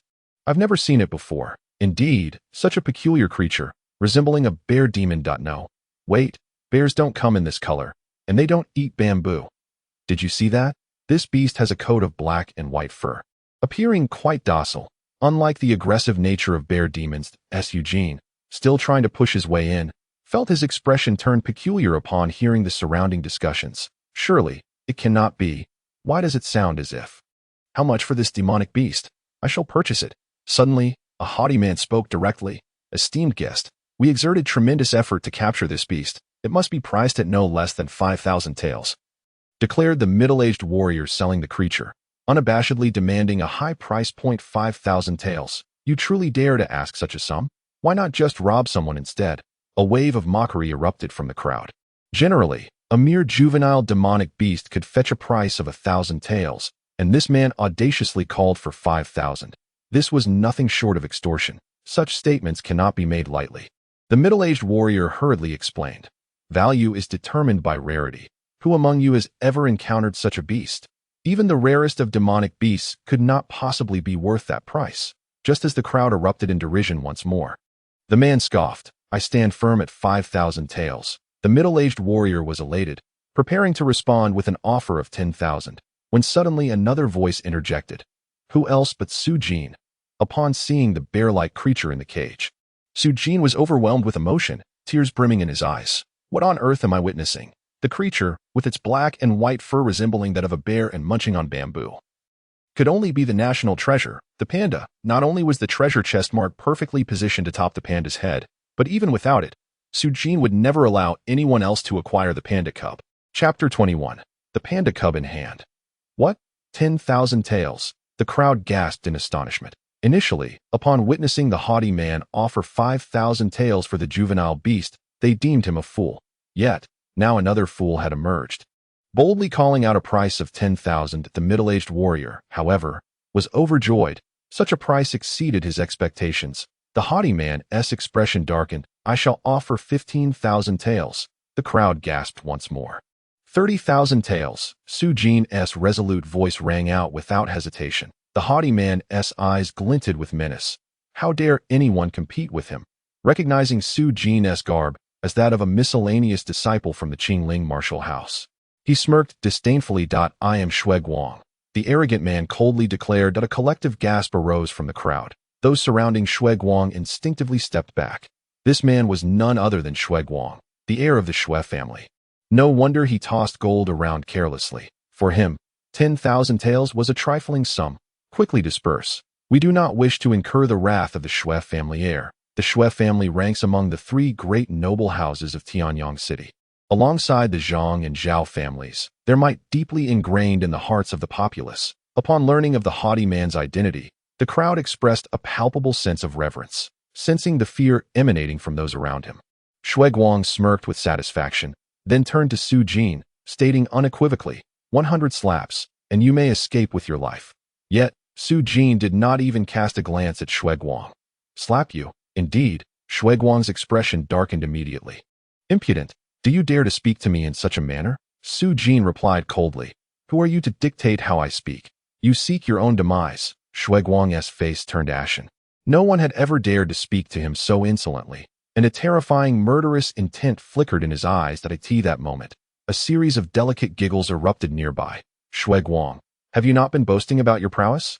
Yet today, even a mere servant disciple from the Qingling martial house disregards you. A young girl in a crimson dress approached, her slightly immature demeanor failing to conceal her enchanting beauty, leaving the onlookers utterly mesmerized by her allure. What a stunning little fairy! Su Jin's eyes sparkled. This girl appeared to be of a similar age to Lin Ruochu, yet exuded an air of privilege that indicated her noble lineage. Zhao Yu. A wave of apprehensive glances swept through the crowd as they recognized the identity of the girl in red. She was the esteemed Zhao Yu, the daughter of the Zhao family, one of the 3 great clans, and Shuiguang's betrothed as arranged by their families. Who says I am merely boasting? Upon Zhao Yu's remark, Shuiguang's expression faltered, and he coldly turned away, saying, "Kid, do you wish to die?" However, before he could finish, he was taken aback, for a lewd voice emerged from the other side. "Little sister, what is your name? How old are you? Do you want some candy?" Su Jin chuckled as he gazed at Zhao Yu, inexplicably producing a paper fan to lightly fan himself. Shuiguang's nostrils flared with rage. This audacious boy dared to flirt with his woman. Zhao Yu, however, covered her mouth and chuckled softly, finding the boy before her rather peculiar. "Kid, you possess quite the audacity. I am Shuiguang's fiancée, and you dare speak such words in his presence. Are you courting death?" Su Jin waved the fan dismissively. "You are this fellow's fiancée?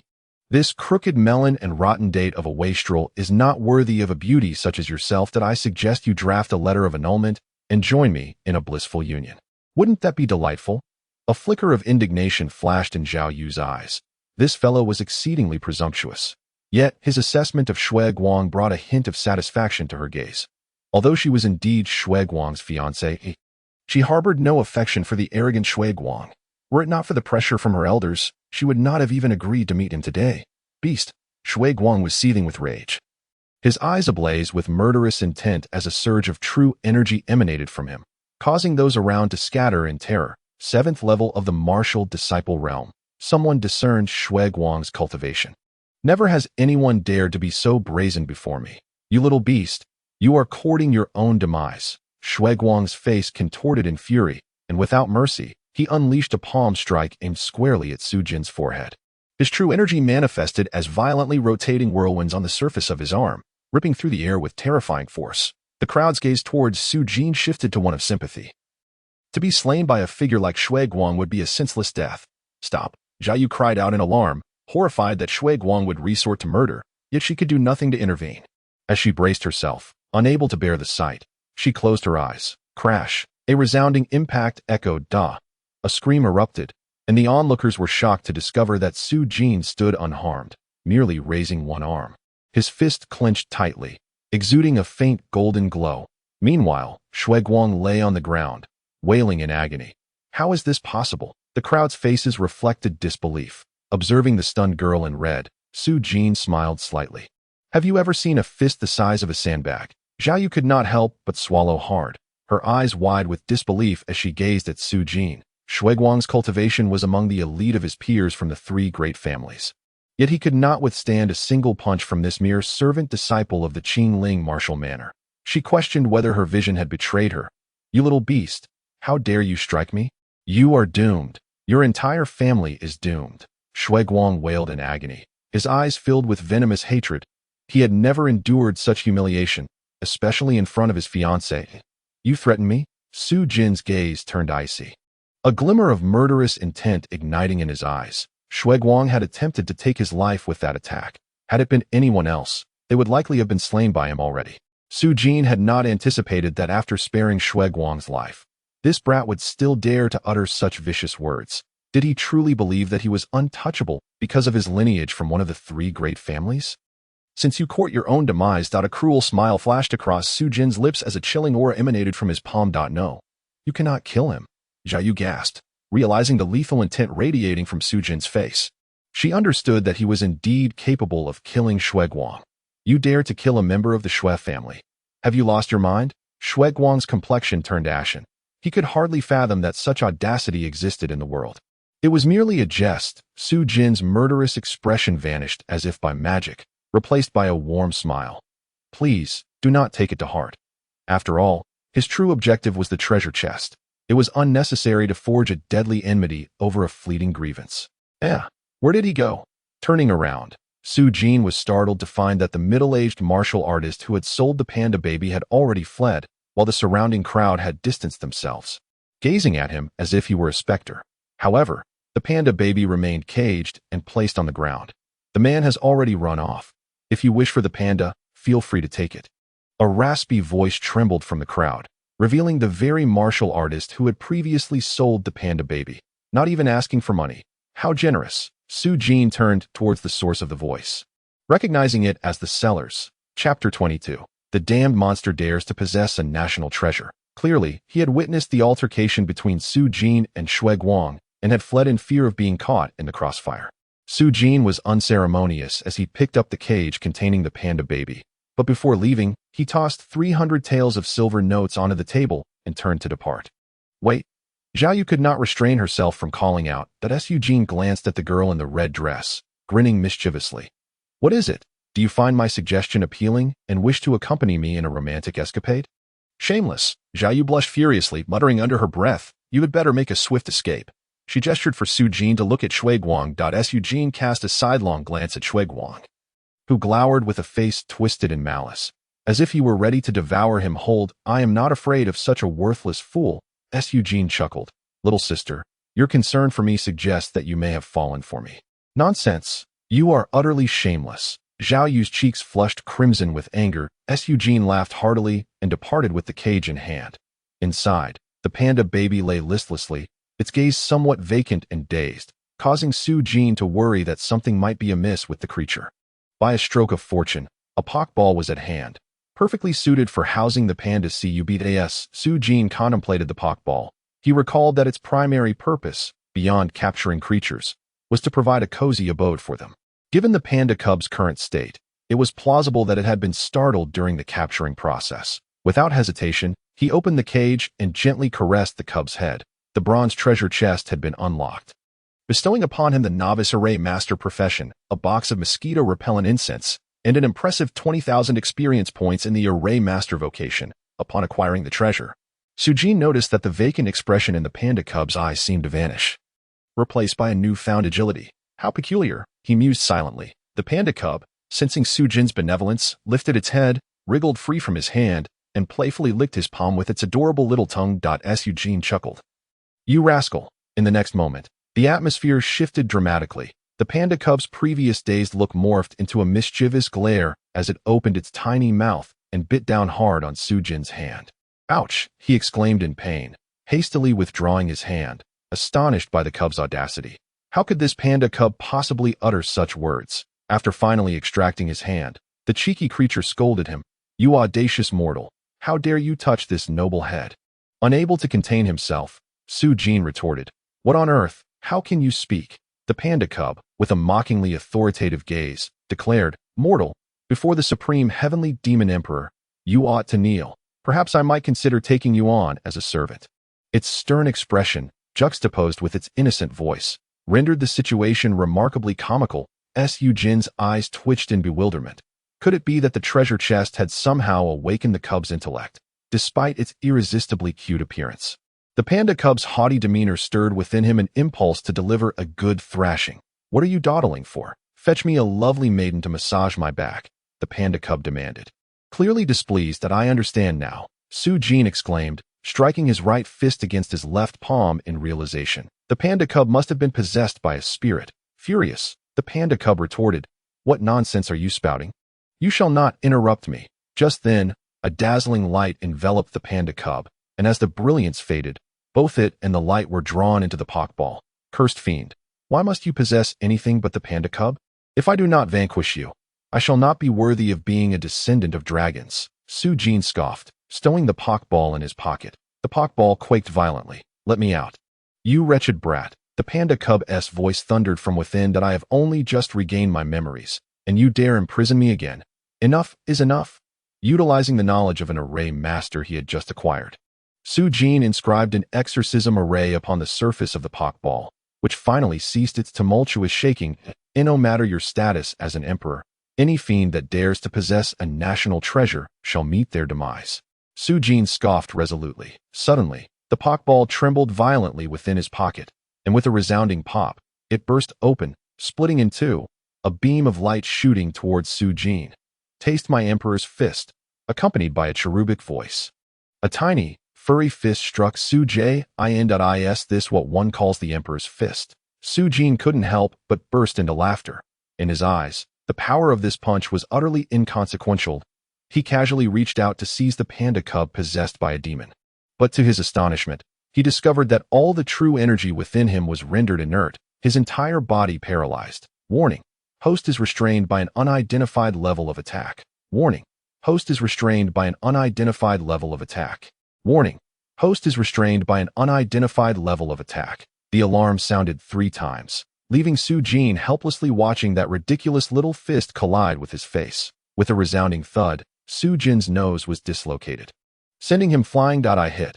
The panda cub struck a haughty pose midair, only to roll its eyes and descend limply to the ground. Oh no. This one awry, it hurts like hell. Su Jin groaned, clutching his face as he rose from the ground. His eyes filled with alarm as he gazed at the panda cub. Although that punch was not particularly powerful, it had rendered Su Jin immobile, his true energy shackled, and the system categorized it as an unidentified level of attack. One could only imagine how extraordinary that punch truly was. As for the panda cub, if one were to classify its prowess in martial arts, it would barely qualify as a first-level martial student, yet it managed to execute such a remarkable technique. Could it be that the demon possessing the panda cub was indeed the legendary heavenly demon emperor? Su Jin's expression turned grave as he cautiously approached the panda cub, relieved to find it lying weakly on the ground. Exhaling a sigh of relief, now you know the might of this sovereign, do you not? Hurry and fetch some elixirs to replenish my strength, and find a few lovely fairies for my bath and attire. The panda cub, utterly drained, continued to spew nonsensical bravado, evoking a sense of inferiority in Su Jin. He gingerly lifted the panda cub, much like a cat would.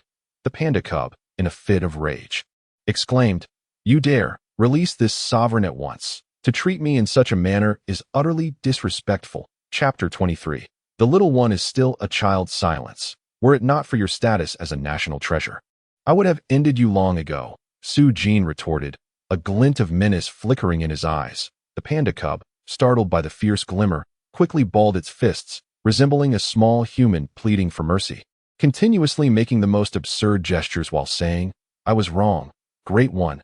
Please do not act against me. I am but a child." So, it turns out he is a coward who fears the strong. Su Jin couldn't help but laugh in exasperation. This revelation emboldened him further as he coldly demanded, "Speak. What exactly are you, and why are you inhabiting the panda cub?" "What inhabiting? This is my true form. I am the only primordial sacred beast in existence." The panda cub looked at Su Jin with confusion. "Nonsense. You are clearly a panda, not some primordial sacred beast," Su Jin fumed, infuriated that it still dared to quibble at this moment. "If you don't learn your lesson now, it seems you won't tell the truth." "Oh, esteemed one, spare me. I am but a humble primordial sacred beast, yet I vow, by heaven's wrath, that this is no mere prevarication." The panda cub, terrified, cried out for mercy. That a devilish smile danced upon Su Jin's face. "You little wretch, you just struck me. Speak. How do you wish to meet your demise?" "Oh, Great One, please have mercy.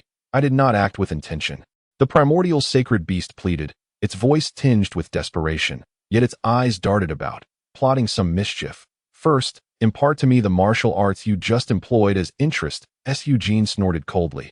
"As for how I shall punish you further, that remains to be determined." "Impossible," the primordial sacred beast immediately retorted. "Impossible?" Su Jin grinned. "Pray, repeat that." The creature felt as if it stood before a fiend. Having just regained its memories, it found itself ensnared by such a person, and despair flooded its heart. The primordial sacred beast gazed longingly at Su Jin, lamenting within, for this youth would surely not believe its words. Yet, to its astonishment, Su Jin merely replied, "Very well, I shall grant you a temporary reprieve." The sacred beast rejoiced. "Then we shall meet again." "Who said I would let you go?" Su Jin chuckled menacingly. This was a unique primordial sacred beast, and in his grasp, it would shed skin yet still not escape. He produced a pokeball, prompting the sacred beast to exclaim, "You little rascal, dare to confine me, and I shall not rest until I have my vengeance, should you dare to emerge without my consent. I will capture 10 male dogs, administer aphrodisiacs, and confine them with you." Su Jin glared fiercely at the primordial sacred beast. "Great One, I shall obey your every command." Upon hearing this, the sacred beast was struck with terror. Silenced into submission, Su Jin captured the creature in the pokeball but had no time to dwell on it, hastening towards the inn ahead, for he beheld Lin Ruochu, seated with tear-streaked cheeks, weeping like a wilting pear blossom. Approaching her side, Su Jin's expression darkened. "Ruochu, who has wronged you?" "Young master, Lin Ruochu, clutching an envelope, her beautiful eyes reddened from crying, stood abruptly. Please, I beg you, save my father. Su Jin sensed an inkling of what transpired and swiftly embraced Lin Ruochu, soothing her. Hush now, do not weep. Share your troubles with me. As he took the envelope from her trembling hands, he learned that a member of the Zhang family had just delivered it to her. Upon reading the contents, Su Jin's fury ignited. Zhang family, you have gone too far. He slammed his palm against the table with a resounding crash. The letter revealed that the Zhang family had kidnapped Lin Yu, threatening Su Jin to meet them outside the city with Lin Ruochu. With a thunderous sound, the wooden table splintered, sending the onlookers scattering in alarm. Ruochu, Su Jin held her tightly. Do not fret. I shall ensure your father remains unharmed. Should the Zhang family dare to lay a finger on him, I will demand blood for blood. Young master. Lin Ruochu nestled against him, her eyes filled with trust as her tears finally ceased. How infuriating! Had I known, I should have dispatched that beast, Zhang Shiji. On that very day, Su Jin's eyes were filled with murderous intent. He had endeavored to overestimate the shamelessness of those noble families. Yet he found himself sorely mistaken. Accompanied by Lin Ruochu, Su Jin first arrived at the Lin family's tavern, only to discover it had been utterly demolished. Upon inquiry, he learned that not long ago, Zhang Shixiang and Zhang Su had personally led a group to seize Lin Yu, injuring several servants of the Lin family in the process. This grudge, I shall settle personally with the Zhang family.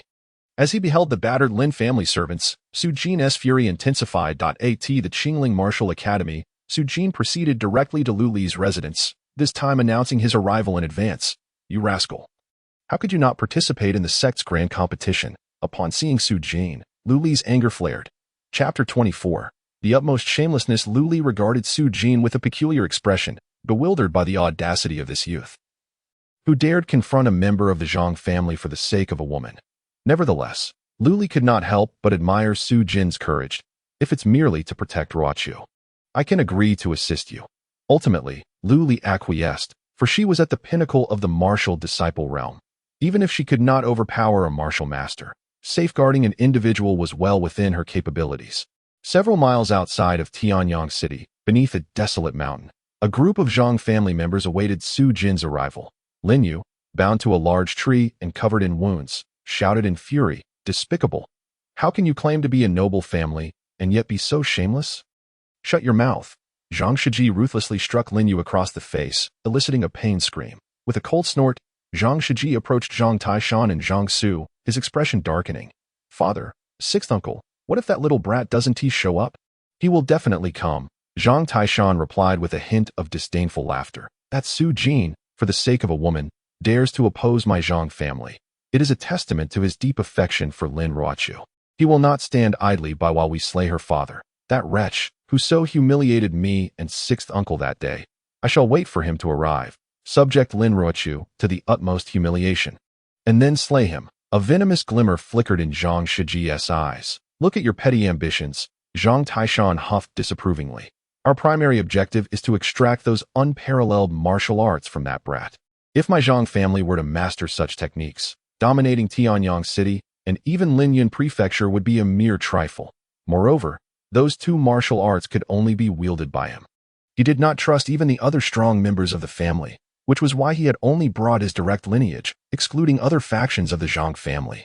After all, with his strength, dealing with a mere martial disciple like Su Jin would be effortless. They are here. Zhang Su, who had remained silent, suddenly spoke. Su Jin and Lin Ruochu appeared within the sight of the Zhang family members, slowly approaching. Excellent. The eyes of Zhang Taishan and his son gleamed with fervor, their faces contorting into malevolent smirks. Father, upon reaching the foot of the mountain, Lin Ruochu beheld Lin Yu, battered and bruised, and cried out in anguish, tears streaming from her beautiful eyes. Moreover, hovering above the head of the most formidable individual among them was a large, blood-red revenge treasure chest. Compared to before, the revenge treasure chest that Su Jin observed atop Zhu Mia was considerably larger. This two-star revenge treasure chest requires the host to personally eliminate the target in order to obtain it. Upon hearing the system's notification, Su Jin's resolve strengthened. She was determined not to let them escape. Ha ha! No one can save you today. Zhang Shiji laughed arrogantly, his eyes filled with malice as he gritted his teeth and remarked, Su Jin, I never expected you to truly dare to fight for that woman. Lin Ruochu. I genuinely admire your courage. Release my father-in-law. Su Jin coldly glared at Zhang Shiji and the Zhang family members, declaring, I can ensure that you garbage will die a more comfortable death. The Zhang family members were momentarily stunned, then burst into laughter. Did I hear you correctly? This kid seems to be oblivious to his own predicament. With the family head present today, you cannot escape. Yet you dare to threaten us.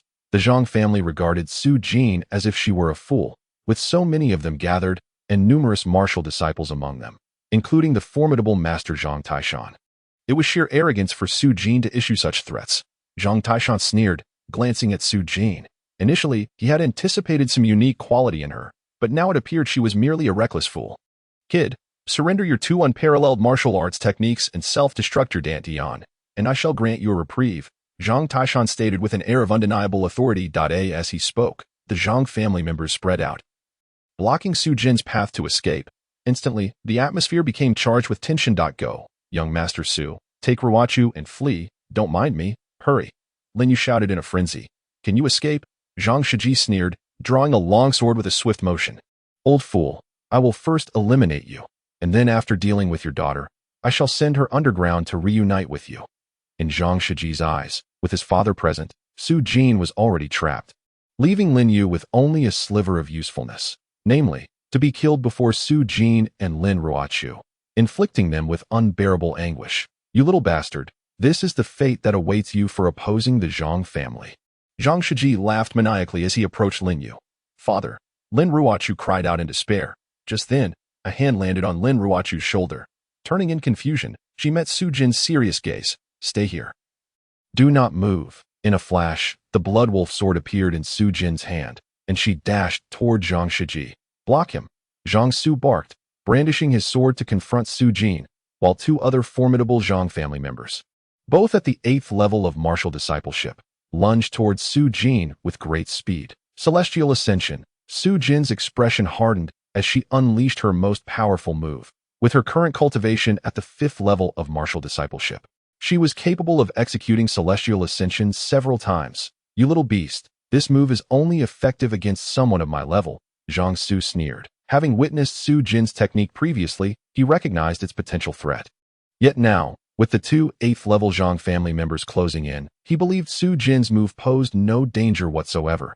Yet, before he could finish his words, Zhang Su's countenance turned pale with terror. Not only he, but the 2 other members of the Zhang family were equally horrified. An extraordinarily formidable sword aura erupted from the Blood Wolf sword, a force so overwhelming that it instilled a palpable sense of death's threat upon the 3.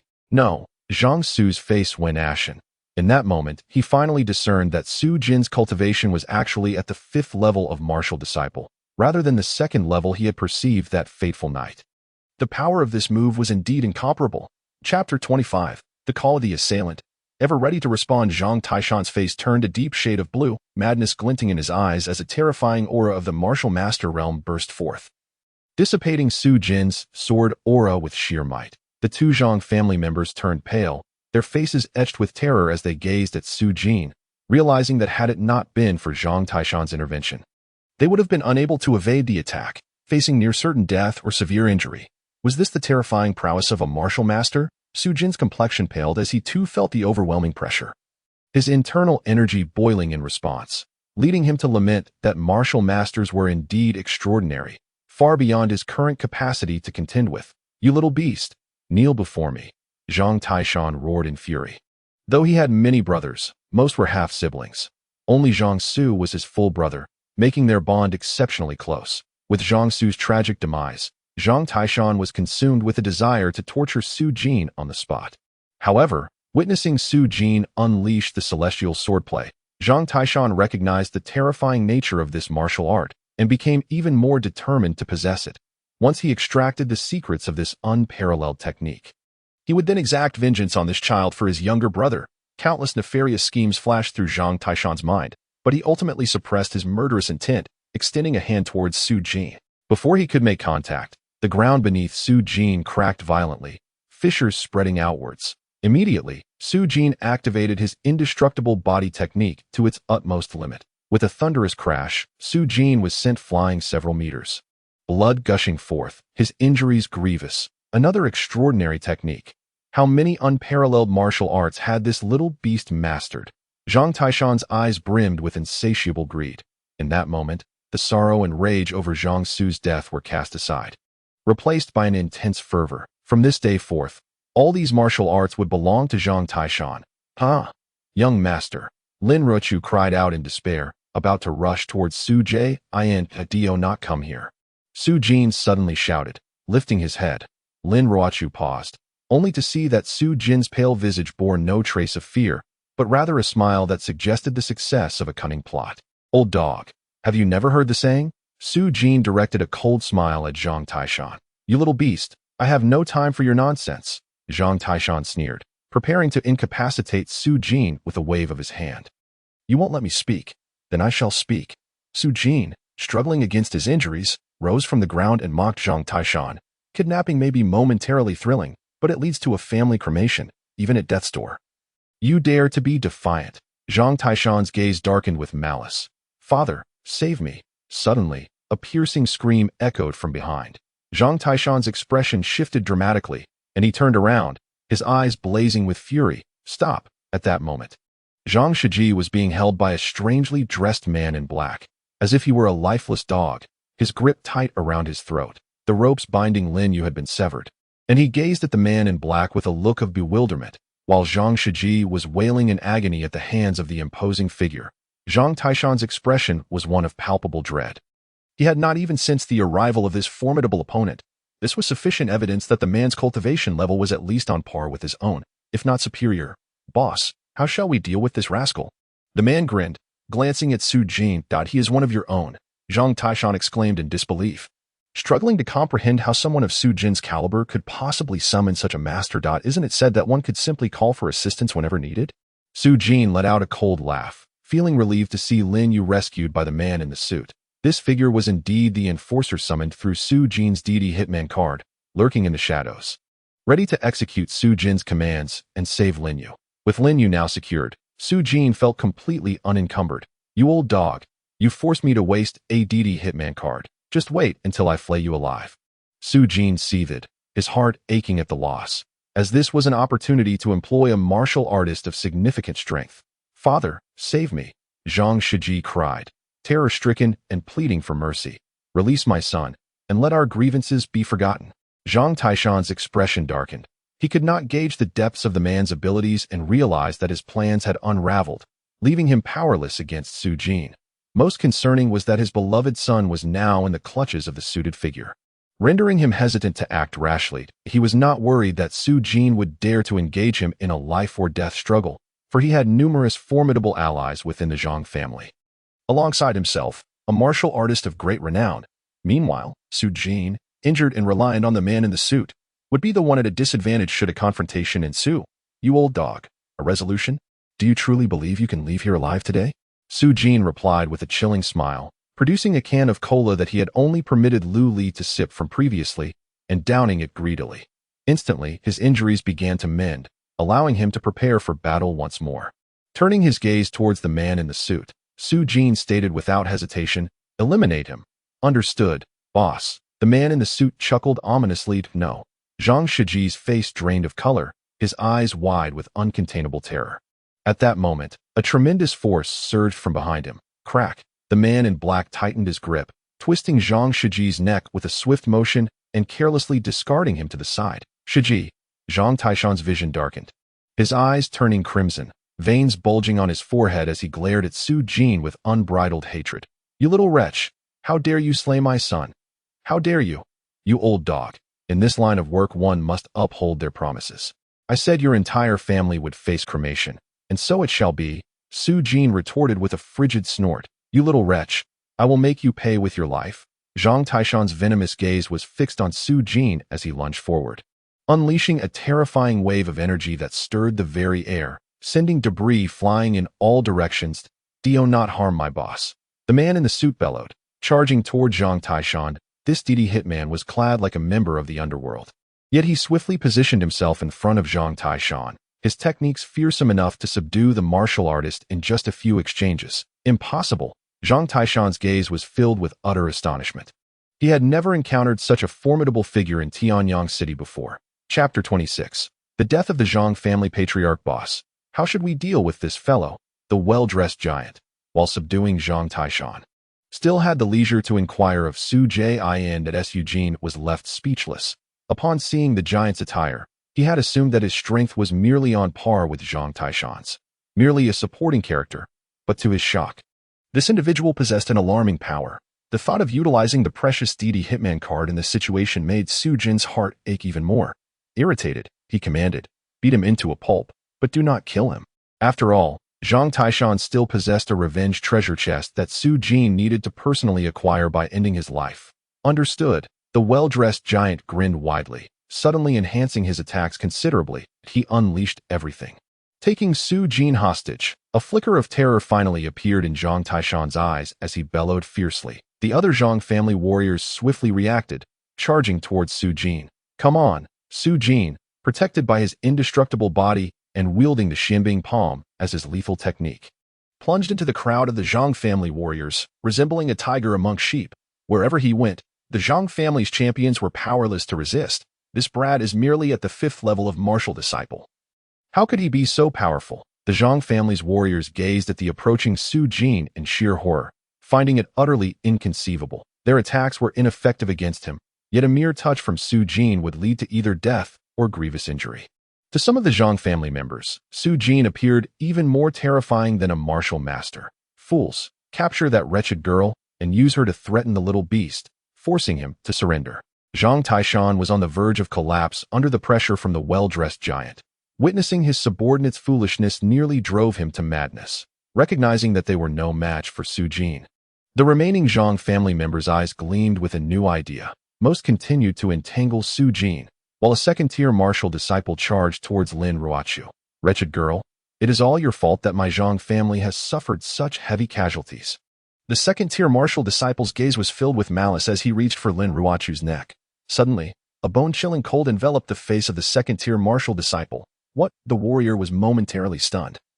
Unable to react before his head was abruptly severed from his body, Lin Ruochu turned pale with fright, instinctively stumbling backward. "Are you all right?" A melodious feminine voice reached Lin Ruochu's ears as the speaker steadied her, preventing her fall. "Miss Lu."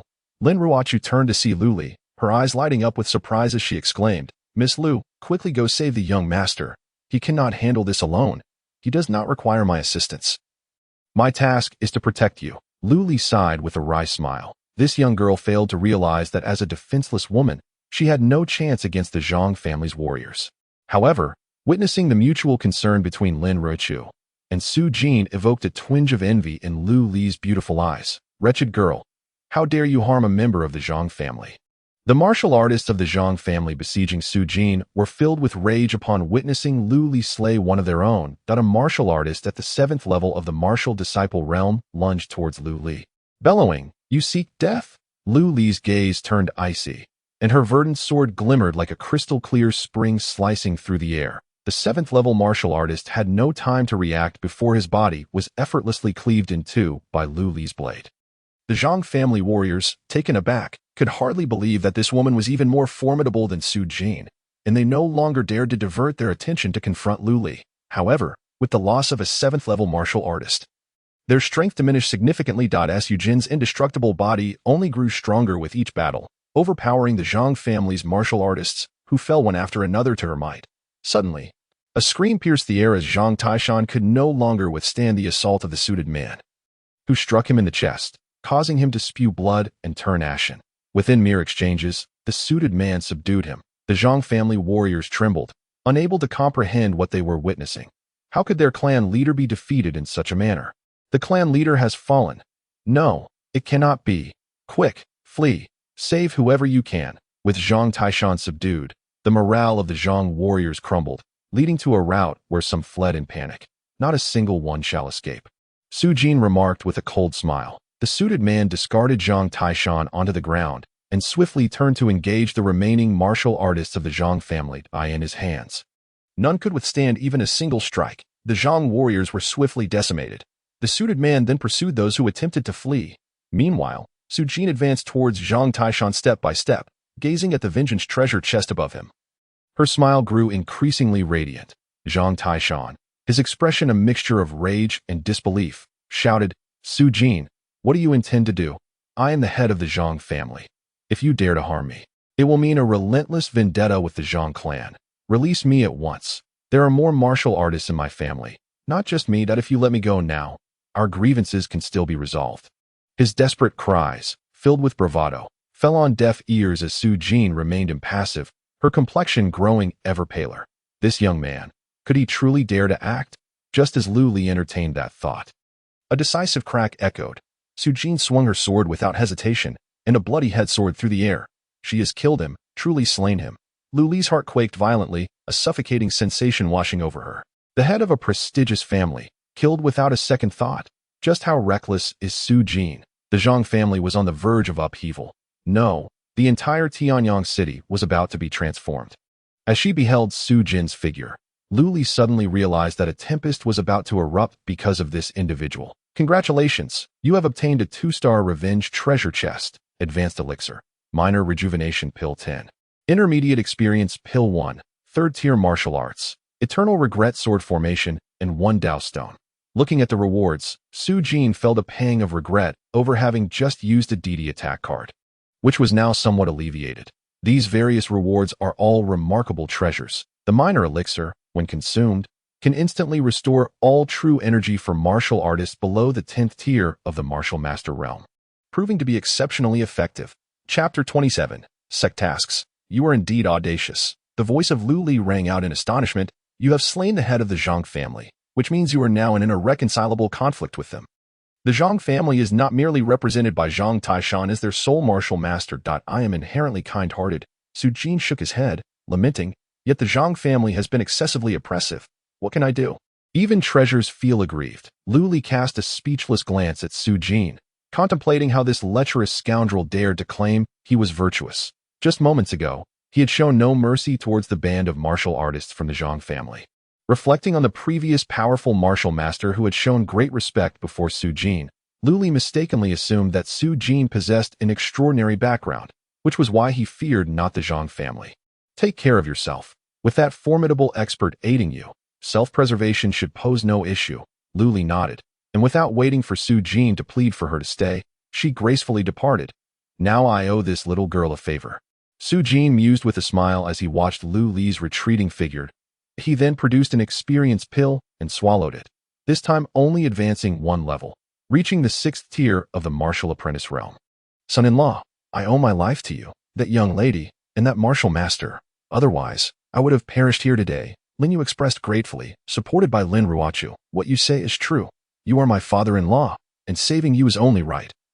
Su Jin chuckled, noticing Lin Ruochu's cheeks flush with color. Lin Yu cast a contemplative glance at Su Jin, recalling how concerned he had been when Su Jin first took his daughter's embroidered ball. Yet now, regardless of the Zhang family's threats, Su Jin's willingness to come to his rescue proved that his daughter had indeed chosen wisely, regrettably, having now forged a deadly enmity with the Zhang family. Staying in Tianyang City would no longer be feasible. Lin Yu gazed towards the direction of Tianyang City, his eyes filled with sorrow. Who says we cannot remain? The Zhang family is but a minor obstacle. Su Jin retorted dismissively. Rest assured, my esteemed father-in-law, I shall bear the responsibility for everything. Lin Yu stared at Su Jin in astonishment, unable to fathom the source of his immense confidence. Boss, the task is complete. At that moment, the figure of a well-dressed man approached, standing respectfully before Su Jin. Su Jin looked at the man with a beaming smile, expressing his satisfaction with the service. Well done, you shall certainly receive a 5-star review. Thank you for your patronage, boss. The well-dressed man replied cheerfully before disappearing from Su Jin's sight. Beside them, Lin Yu's eyes widened in disbelief. This man, who had defeated the head of the Zhang family, appeared to Lin Yu as an insurmountable powerhouse, yet he showed such deference to Su Jin. What sort of background does my son-in-law possess that allows him to command such strength? Lin Yu marveled inwardly. Increasingly convinced of Su Jin's profound enigma. At the city lord's mansion, Su Jin escorted Lin Yu and his daughter, and upon their arrival, the guards at the entrance greeted Su Jin with the utmost respect. As if he were the city lord himself, Lin Yu was nearly numbed by Su Jin's displays of prowess. Only upon hearing Lin Ruochu's explanation did he learn that Su Jin was also a renowned divine healer. Ha ha! Young Master Su has arrived. Why did you not inform us in advance so I could prepare? With a beaming smile, Wang Yi stepped out of his residence to greet Su Jin. My lord. Has the health of your esteemed daughter improved? Su Jin replied with a smile. Thanks to the prescription provided by young Master Su, Wana has now fully recovered. The smile on Wang Yi's face grew even more radiant. It is fortunate that young Master Su intervened, for otherwise, my daughter's fate would likely be in the hands of Zhao Guqin. Su Jin candidly stated, Lord of the city, I have come to request a favor from you today. Please do not hesitate to speak. As long as it is within my capabilities, I shall certainly assist you. Wang Yi responded without a moment's hesitation, setting aside the fact that Su Jin had previously healed his daughter for merely a piece of blue and white porcelain. Wang Yi felt an unfulfilled debt of gratitude towards Su Jin. Moreover, forging a friendship with a renowned physician would greatly benefit him. This is my father-in-law. Su Jin introduced to Wang Yi. I pay my respects to the lord of the city. I am Lin Yu. Lin Yu, however, dared not be presumptuous before Wang Yi, bowing respectfully. There is no need for such formalities, Wang Yi said, quickly helping Lin Yu to his feet with a warm smile. Since you are young Master Su's father-in-law, there is no need for these mundane courtesies in my presence. Seeing Wang Yi's affable demeanor, Su Jin felt reassured and proceeded to explain the enmity between his family and the Zhang clan in detail. Upon hearing that the Zhang family had kidnapped Lin Yu, Wang Yi was filled with righteous indignation, condemning the Zhang clan's shamelessness. However, when Su Jin revealed that he had slain the head of the Zhang family, even Wang Yi, the lord of Tianyang City, was momentarily left speechless, staring at Su Jin in shock. Why, young Master Su? You are exceedingly audacious. You even dared to kill Zhang Taishan. Wang Yi's eyes were wide with astonishment. The assassination of the heads of the three great clans would undoubtedly cause an uproar if word spread. Nevertheless, despite his shock at Su Jin's audacity, Wang Yi was equally impressed by his formidable capabilities, leading him to believe that Su Jin's background must be extraordinary. Su Jin chuckled softly. The influence of the city lord's residence is not significantly inferior to that of the Zhang family. With your protection, Lin Yu's safety is assured, allowing me to rest easy. Witnessing Su Jin's confident handling of the situation, both Lin Ruochu and Lin Yu felt a considerable alleviation of their worries. Aware of the weight the city lord's residence carried. At that moment, the disciple token at Su Jin's waist flickered. The strictest summons from the Qingling martial house had been issued, commanding all disciples to immediately rush to Yuhe town. Such a decree was only disseminated in response to significant events. The summoned disciples were required to comply, without question, but Su Jin raised an eyebrow, inwardly lamenting the inconvenience. He needed time to search for treasure chests, not to respond to the Qingling martial house's command. Yet, he understood that as a disciple of the house, he had no choice but to obey. This task was not suitable for Lin Ruochu to accompany him. So Su Jin entrusted her to the city lord's residence before hastily making his way to Yuhe town. After an entire day's journey, Su Jin frequently encountered disciples of the Qingling martial house along the way, ranging from miscellaneous disciples to outer and even inner disciples. A sense of vigilance arose within him. Evidently, the situation at hand was grave, or else so many would not have been summoned. Bronze treasure chest detected, located 200 meters ahead of you. In Su Jin's eyes, a glimmer of excitement sparkled as she hastened forward, only to be astonished by the sight of two familiar faces. Chapter 28, A Brief Encounter with Robbers. In the middle of the road ahead, a group of bystanders had gathered, captivated by the unfolding drama. A handsome young man, visibly agitated, was vehemently pointing at a stunning young woman, unleashing a torrent of invective. It was none other than Shui Guang and Zhao Yu. Vile wench, how dare you come to my Shui family to annul our engagement, tarnishing my reputation within the clan. Shui Guang's countenance was a portrait of fury. What makes you think I am unworthy of you? How could you humiliate me so? Upon hearing Shui Guang's insults, Zhao Yu's expression darkened. Shui Guang, do not go too far. Our engagement was merely the whim of our elders. My fate is my own to dictate. I shall not be manipulated by others. The commands of parents and matchmakers do not grant you the authority to simply annul our engagement.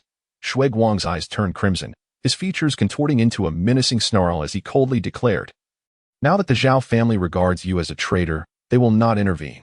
Today, I could very well end your life, and the Zhao family would not dare to challenge me. Is that so? Zhao Yu retorted with a disdainful huff, her own cultivation at the 7th level of the martial disciple realm, rendering her unafraid of Shui Guang. Just then, a robust young man stepped forward, exuding an imposing aura that instilled fear. Su Jin. Zhao Yu's expression shifted, her eyes brimming with caution. This individual was Shui Guang's cousin, a standout among the younger generation of the Shui family, with a cultivation level at the 8th stage of the martial disciple realm. No, Shui Guang leered at Zhao Yu's delicate form, proclaiming, "Today, I shall consummate our union, and should she wish to marry me afterward, I shall refuse." "Very well," Shui Jin replied with a faint smile, finding Shui Guang's method of revenge quite fitting. Zhao Yu trembled with anger, taken aback by the hypocrisy and deceit concealed behind Shui Guang's previously genteel facade. The onlookers, witnessing this spectacle, cast sympathetic glances toward Zhao Yu, yet none dared to interfere in the affairs of the Shui family. "Hey, this road is mine, and this tree is mine. If you wish to pass, leave your toll." At that moment, a brazen voice cut through the air. The crowd froze, their expressions stiffening in disbelief. Who was this reckless robber daring to challenge them? Even Zhao Yu and the Shui brothers were momentarily taken aback. Turning to face the speaker, Daiti was none other than Su Jin. "It's him," Zhao Yu thought, a flicker of exasperation crossing her features. "You." Upon seeing Su Jin, Shui Guang's eyes blazed with fury, not solely due to his words, but because it was this very person who had compelled Zhao Yu to resolve to annul the engagement. "Cousin, it is this man who humiliated me that day. Just a lowly servant disciple." Shui Jin raised an eyebrow, incredulous that such a person could vanquish Shui Guang. "His strength is quite remarkable," Shui Guang grimaced. "Moreover, it was his underhanded tactics that led to my defeat.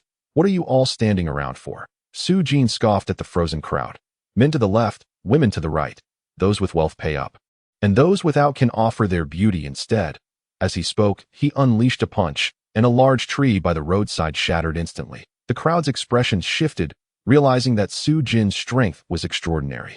However, this young man, clad in the uniform of the Qingling Martial Academy, was audaciously robbing them. What on earth was going on? Zhao Yu gazed at Su Jin in silence, utterly bewildered by his intentions. "You, young man, were the one who covertly plotted against Shui Guang," Shui Jin remarked, his countenance darkening as he disregarded Su Jin's peculiar behavior. "Covert plotting?" Su Jin cast a scornful glance at Shui Guang before turning to Shui Jin. Expressing his displeasure, "We may be familiar, but should you falsely accuse me, I shall not hesitate to sue you for defamation. Do you truly believe this worthless fool is worth my scheming? You insolent wretch! How dare you insult me?" Shui Guang erupted in fury. "Sharp-tongued little brat." Shui Jin glared at Su Jin, his tone leaving no room for debate. "I care not how you bested Shui Guang that day. Your injury to a member of the Shui family is an unforgivable crime. Today, I shall sever your arm as a lesson to others." As he spoke, Shui Jin's voice turned menacing, and sharp blades of true energy erupted from his palm, striking towards Su Jin like lightning. "Be cautious. That is the Shui family's 7th-tier martial art, which is Enki." Zhao Yu's expression changed dramatically, and she immediately called out a warning. However, before her words could fully escape, her face froze in shock.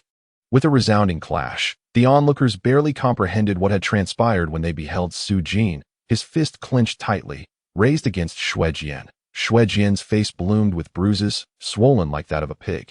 As his body was sent hurtling backward, a stream of blood arcing through the air. With a thud, Shui Jin crashed to the ground, staring incredulously at Su Jin before fainting. Silence enveloped the scene. Both Shui Guang and Zhao Yu were expressions of utter disbelief. Previously, Su Jin had employed the very same technique to send Shui Guang flying. They certainly remembered, especially Shui Guang, who had personally experienced the might of Su Jin's punch. Fully aware of its formidable power, yet he could scarcely fathom that Su Jin could wield this move to defeat Shui Jin, who was at the 8th level of martial apprentice. Instantly, fear flickered in Shui Guang's eyes, apprehensive that Su Jin might turn his wrath upon him. Meanwhile, Zhao Yu regarded Su Jin with a hint of gratitude, silently acknowledging a significant debt to this young man. "Humph, you spoke of robbery, and yet you dare jest with me?" However, Su Jin paid no heed to Shui Guang, instead triumphantly raising his fist, casting a predatory glance at the jade pendant adorning Zhao Yu's neck, which shimmered incessantly. "Little girl, hand over that jade to me." Su Jin feigned a ferocious demeanor. Zhao Yu was taken aback. "What did you say?" Su Jin's face hardened. "Is it that my handsomeness renders you unable to accept that I am indeed a robber? This simply will not do." With a stern expression, he glared at Zhao Yu. "I said I am robbing you. Do you not understand? Hand over that jade.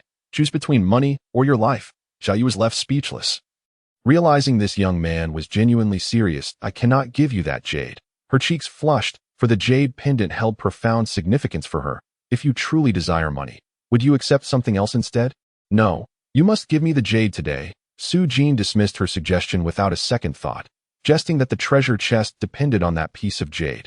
However, he was perplexed by the increasing redness of Zhao Yu's face. Just as Su Jin grew increasingly impatient, Zhao Yu appeared to resolve something of great importance, removing the jade from her neck and extending it towards Su Jin. Her face was flushed crimson, her voice stuttering, just don't lose it. Chapter 29. The treasure chest upgrade quest. Su Jin took the jade pendant and cast a puzzled glance at Zhao Yu. Could it be that this phoenix-shaped jade pendant held significant importance for her? Never mind. Once she retrieved the treasure chest, she would return it. Placing her hand upon the chest, she was greeted with the message. The bronze treasure chest has been opened. Congratulations, you have received a treasure chest upgrade quest card. Earned 20,000 experience points. A treasure chest upgrade quest card. Su Jin was momentarily taken aback as she perused the card's instructions. Upon using this card, the system will issue a task to the host. Should the task be completed, the host will have a high probability of obtaining a silver treasure chest in the future, with a certain chance of acquiring even higher level chests. Ha ha ha. Splendid, Su Jin rejoiced, for the items contained within a silver treasure chest far surpassed those of a bronze one. Coincidentally, given her bitter enmity with the Zhang family, she was in urgent need of enhancing her strength.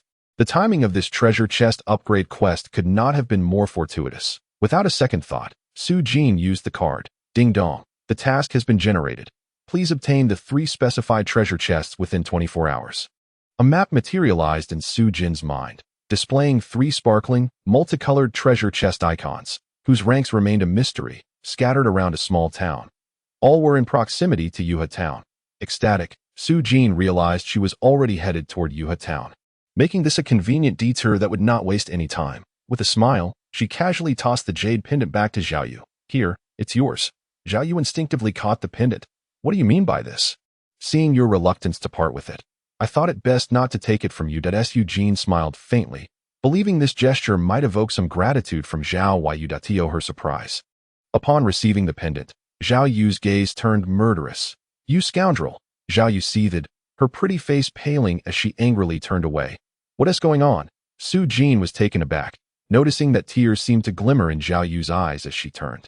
Had she inadvertently offended her? Without a second thought, Su Jin disregarded Shui Guang and hurried after Zhao Yu. Little sister, did I do something wrong? Su Jin cheerfully positioned herself in front of Zhao Yu. Zhao Yu shot her a glare and attempted to walk past her. Once again, Su Jin blocked her path, grinning. If I've erred, just tell me, and I will correct it immediately. Zhao Yu continued to ignore her. Very well, I sincerely apologized, as a token of my goodwill. I shall present you with my most treasured possession. Su Jin helplessly retrieved his prized item from the system. Only then did Zhao Yu's expression soften slightly. Yet upon seeing what Su Jin had produced, she flushed crimson, trembling with indignation. You lecher! How could you possess such a thing? Could it be that the jade pendant held special significance for you? Su Jin, unabashed, pressed on, his eyes darting mischievously. Following the typical narrative found in dramas, such cherished items usually serve as tokens of affection. Not at all. Don't jump to conclusions. Zhao Yu gasped, her face instantly turning beet red and burning with embarrassment as she glared fiercely at Su Jin. Goodness, it truly is. Su Jin suddenly realized the gravity of her actions, letting out a wretched scream. No, I've just made a terrible mistake. Quickly, return my jade. Zhao Yu swiftly dodged Su Jin's attempt to snatch the jade pendant. Her cheeks flushed as she coldly retorted, What do you mean your jade? You shameless wretch, it was clearly taken from my grasp. Then I shall seize it once more. Su Jin shook her head in exasperation, lamenting the loss of the proverbial duck that had slipped through her fingers. As she gazed at Zhao Yu's swaying waist, regret filled her heart. Pray tell, little sister, what brings you to Yuhe Town? You are not a disciple of the Qingling martial house, are you? Su Jin followed Zhao Yu, perplexed to find that they were headed in the same direction. Zhao Yu shot her a disdainful glance, replying sharply, I have ventured here to privately annul my engagement with Shui Guang, causing a rift with my family that I have no choice but to seek refuge with my master in Yuhe Town. Annul your engagement? Su Jin regarded Zhao Yu with curiosity. Did you do this because of me? Ah, so you have harbored such deep feelings for me. Do refrain from indulging in your fanciful notions. Damn it, That good-for-nothing Shui Guang had the audacity to claim that I am involved with you. Such outrageous slander. Upon hearing this, Su Jin's fury ignited. Had she known he would tarnish her reputation so brazenly, she would not have let him off so easily. What do you mean by tarnishing your reputation? Zhao Yu was infuriated. Was a girl's honor not of greater importance than that of a shameless scoundrel? Next time, I shall find an opportunity to give him a good thrashing, Su Jin said through gritted teeth. Just then, her spirit ball suddenly flew from her embrace. With a loud bang, the ball shattered, and the primordial sacred beast materialized in midair. Oh, so you dare to run out on your own? Su Jin fumed, swiftly seizing the primordial sacred beast by the nape of its neck, much like one would grasp a cat. You little rascal, there is a treasure nearby. Take me to it. The primordial sacred beast shouted excitedly. Zhao Yu stood frozen in astonishment. It can actually speak. Chapter 30. The corpse demon mountains. The primordial sacred beast turned its gaze towards Zhao Yu, its eyes lighting up. Greetings, fair maiden. I am the heavenly demon emperor. Suddenly, it exclaimed, how dare you strike me? Su Jin smacked the creature on the head. You fool, do you wish to court death? You dare to flirt with my woman? Impudent. How dare you offend me? Smack. Stop this at once. Smack. I apologize. Please spare my life. I promise I shall not do it again. The primordial sacred beast pleaded, wincing in pain. You think I won't teach you a lesson for your insolence? Su Jin retorted coldly. Zhao Yu, realizing Su Jin's identity during their earlier exchange, was utterly astonished by the talking beast before her. She had never before encountered a magical creature capable of human speech. The primordial sacred beast protested indignantly. Little girl, I am the heavenly demon emperor. Speaking a few words is trivial. I can also. It abruptly cried out in pain, sealing its mouth with a glare directed at Su Jin. How amusing, Su Jin scoffed, casting a dismissive glance at the primordial sacred beast. Turning to Zhao Yu, she said, what is so remarkable about this? It is common knowledge that magical beasts can speak. Such knowledge is hardly common. Zhao Yu, rendered speechless, remarked, while Su Jin offered a faint smile. Though the demon beasts were incapable of speech, the holy beasts were not necessarily so. However, even if the holy beast were to convey its thoughts to Zhao Yu, she would likely remain oblivious to the nature of such beings. Continuing along their path, Su Jin admonished, you, mere imitation of a national treasure, behave yourself. She was determined not to delay her task of upgrading the treasure chest. With a warning directed at the Hunyuan holy beast, she prepared to return it to the confines of the spirit ball. Wait, I have truly discovered a treasure, right over there, the Hunyuan holy beast exclaimed.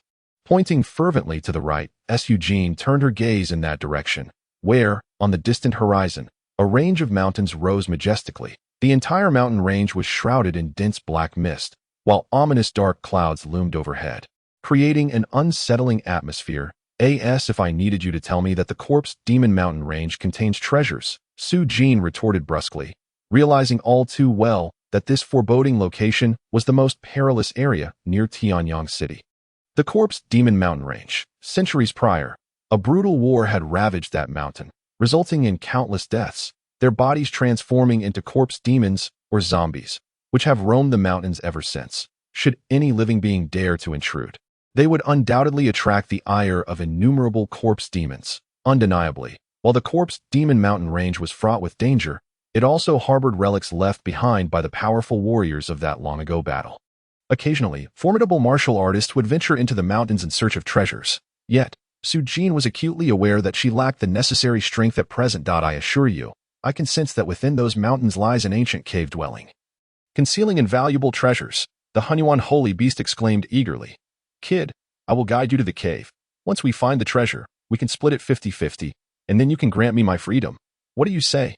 50-50? Su Jin's eyes widened in disbelief. An ancient cave dwelling. Zhao Yu gasped in shock, staring intently at the Hunyuan holy beast. You truly sense the existence of that celestial cave. It is said that the legendary battle from centuries ago was sparked by the emergence of an ancient cave dwelling, leading to fierce competition among countless powerful beings. Could this rumor indeed be true? Seeing Zhao Yu's reaction, Su Jin felt a sudden chill and regarded the Hunyuan holy beast with eyes aglow. Initially, she thought the creature was merely jesting at her expense, but now it appeared that this little being could indeed lead her to treasure. No wonder the system had prompted her to tame it as a pet. Sensing Su Jin's intense gaze, the Hunyuan holy beast shivered slightly but pressed on. Kid, will you agree or not? With me leading the way, I guarantee you will encounter no danger. Zhao Yu looked at Su Jin with a mixture of confusion and intrigue. Pondering the implications of such a secret, should it become known, it would surely rattle the heads of the three great families, and even the master of the Qingling martial house would be stirred. Su Jin flashed a slight smile at Zhao Yu. What do you think?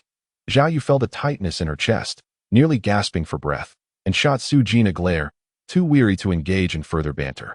Soon, the two arrived at the outskirts of Yuhe town. However, they were taken aback by the heightened security.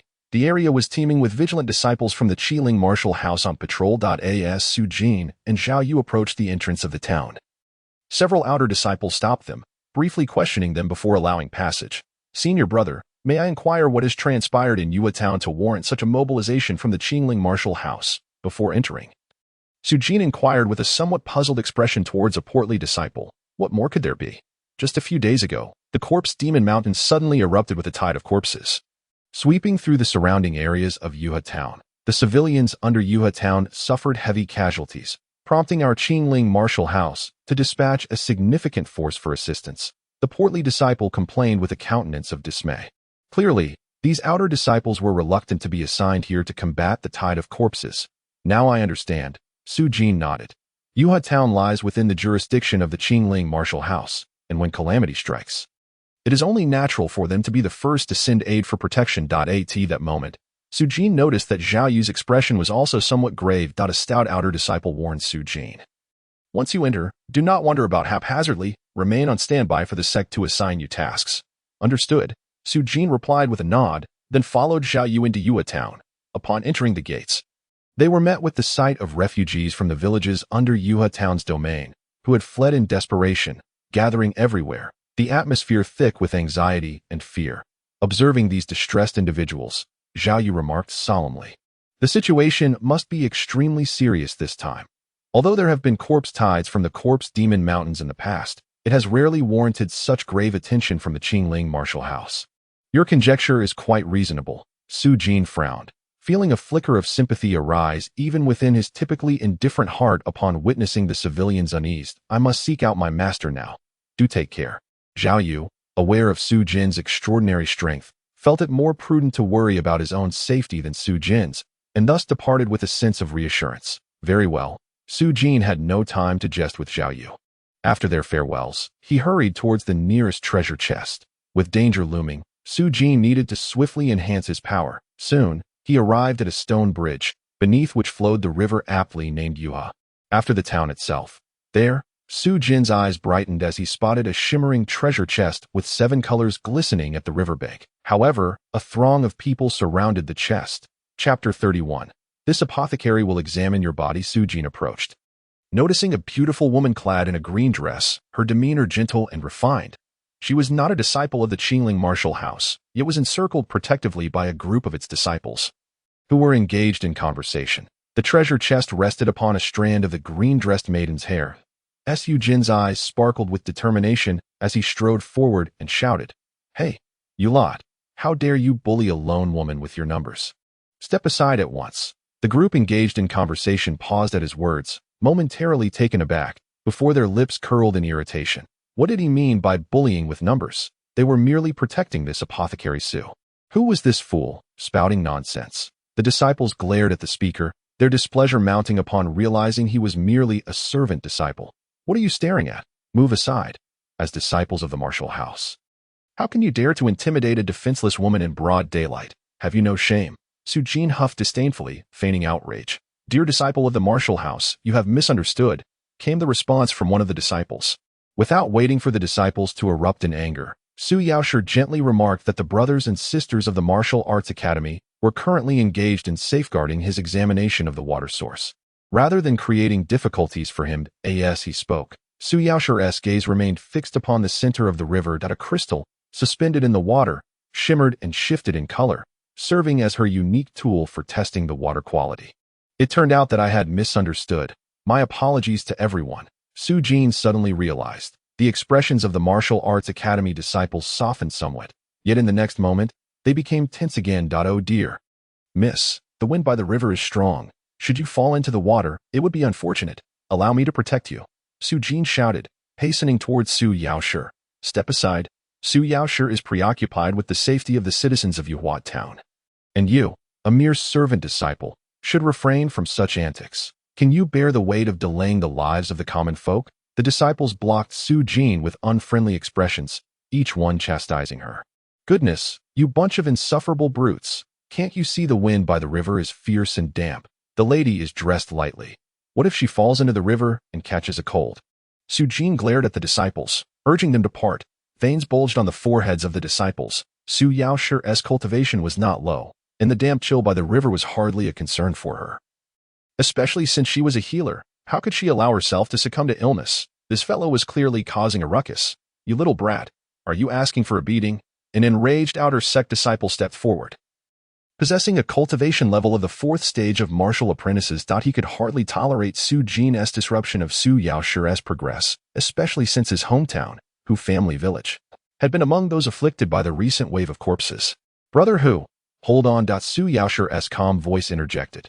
This matter regarding the water source concerns the safety of countless citizens in Yuhua town and the dozens of nearby villages. Your antics here endanger the lives of those people.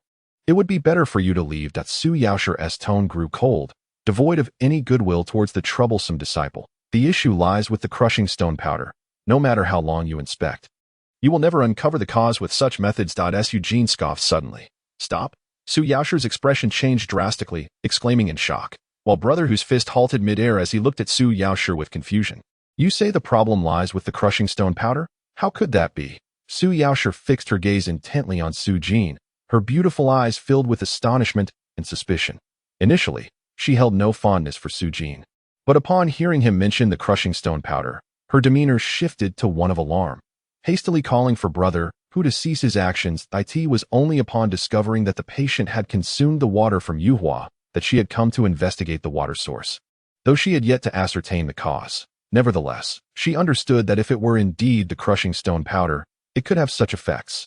Yet, there was clearly no crushing stone powder in the water. Why would this fellow assert that the issue lay with it? Witnessing Su Yaoshi's evident anxiety, Brother Hu and the other disciples began to regard Su Jin with growing suspicion. Could it be that this young man had truly hit upon the truth? In the water, there exists no crushing stone powder, yet have you not caught a whiff of that bitter aroma? Su Jin smiled lightly, her steps gradually approaching Su Yaoshi. This scent, Su Yaoshi furrowed her delicate brows, her petite nose twitching as she indeed detected the fragrance Su Jin had mentioned.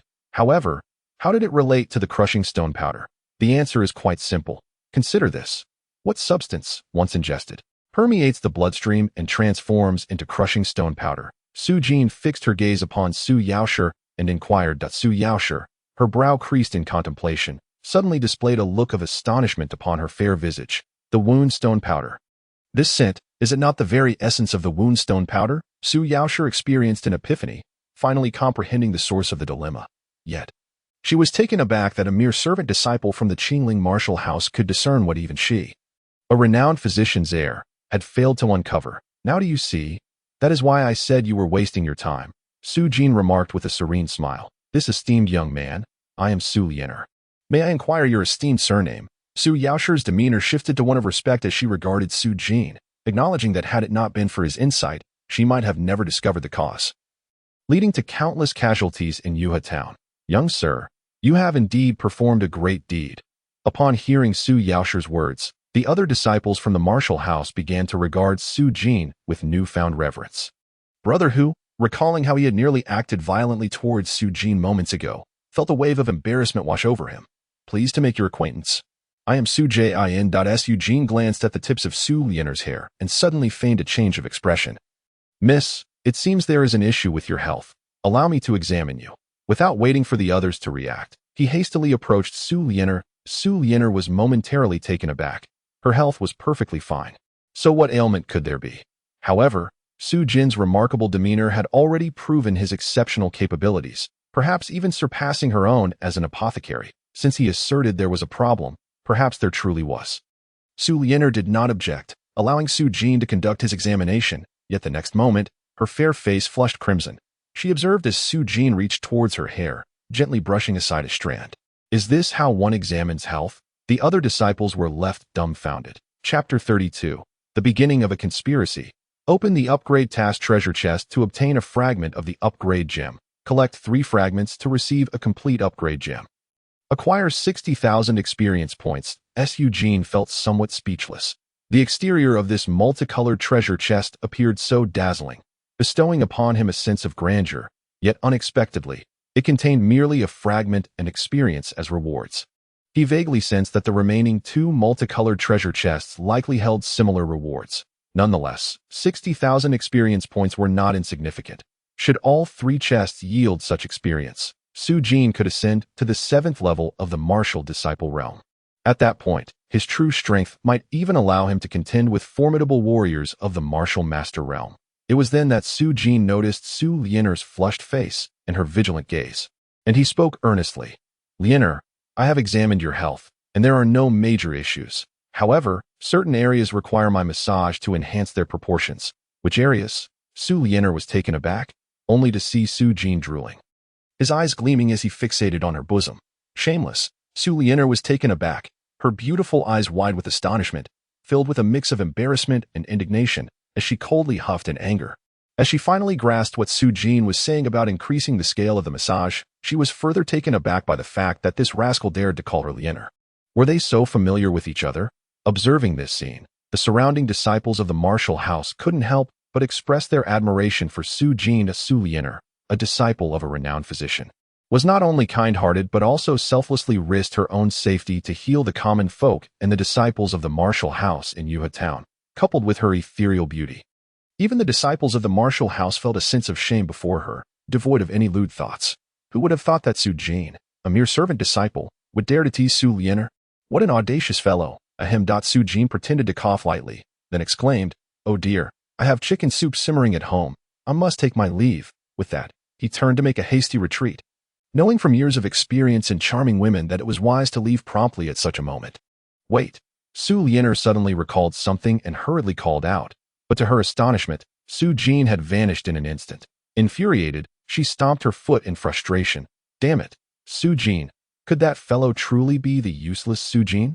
Suddenly, Brother Hu beside her gasped, and upon hearing his exclamation, the surrounding disciples also realized something, their expressions turning incredulous. "Brother Hu, given that Su Jin resolved such a significant issue this time, is it really appropriate to insult him as useless?" Su Lianer frowned, acknowledging that although that fellow was lecherous and shameless, he had indeed contributed to Yuha town. "That is not what I meant, Su Yaosher." Brother Hu quickly composed himself and, with a wry smile, recounted Su Jin's exploits to Su Lianer. "He possesses no cultivation." That Su Lianer knitted her brows, yet she believed that even without cultivation, given his proficiency as a pharmacist, he should not be subjected to such humiliation. "Indeed, it seems we have all misunderstood Su Jin." Brother Hu and the others expressed their guilt, realizing that had they known Su Jin possessed such pharmaceutical skills, no one would dare to label him as useless. Su Lianer nodded, but her expression grew serious. "Brother Hu, this matter is not so simple. The healing stone powder is something only a pharmacist could concoct." She turned to Brother Hu. "This is a matter of great importance. It is beyond our capacity to handle. You must report this to the elders of the martial house immediately." "Understood." Brother Hu took a deep breath, then gathered the disciples and hurried toward the quarters of the martial house's higher-ups. Meanwhile, Su Jin was merrily wandering the streets, on his way to seek out the second treasure chest. "Su Jin, what nonsensical tune are you singing?" A mocking voice came from the side. It was Lu Li. "Second wife, you were here as well." Su Jin's eyes lit up, and without hesitation he replied, "Shut up. Who is your second wife?" Lu Li glared at Su Jin in embarrassment and annoyance, exasperated by his lack of seriousness. "If Ru is my first wife, naturally, you would be my second wife." Su Jin chuckled playfully, unconcerned, but then noticed that Lu Li was accompanied by several inner disciples. At that moment, the expressions of these inner disciples appeared rather grim. A lowly servant disciple dares to recklessly approach the woman esteemed by Brother Qin, courting death in the process. Wretched fool, who granted you the audacity to behave so insolently before Sister Lu? Immediately deliver 1,000 slaps to yourself and apologize to Sister Lu. A towering inner sect disciple stepped forth, looking down upon Su Jin with an air of superiority, sharply rebuking him. 1,000 slaps? No, make it 10,000. How dare you even flirt with Sister Lu?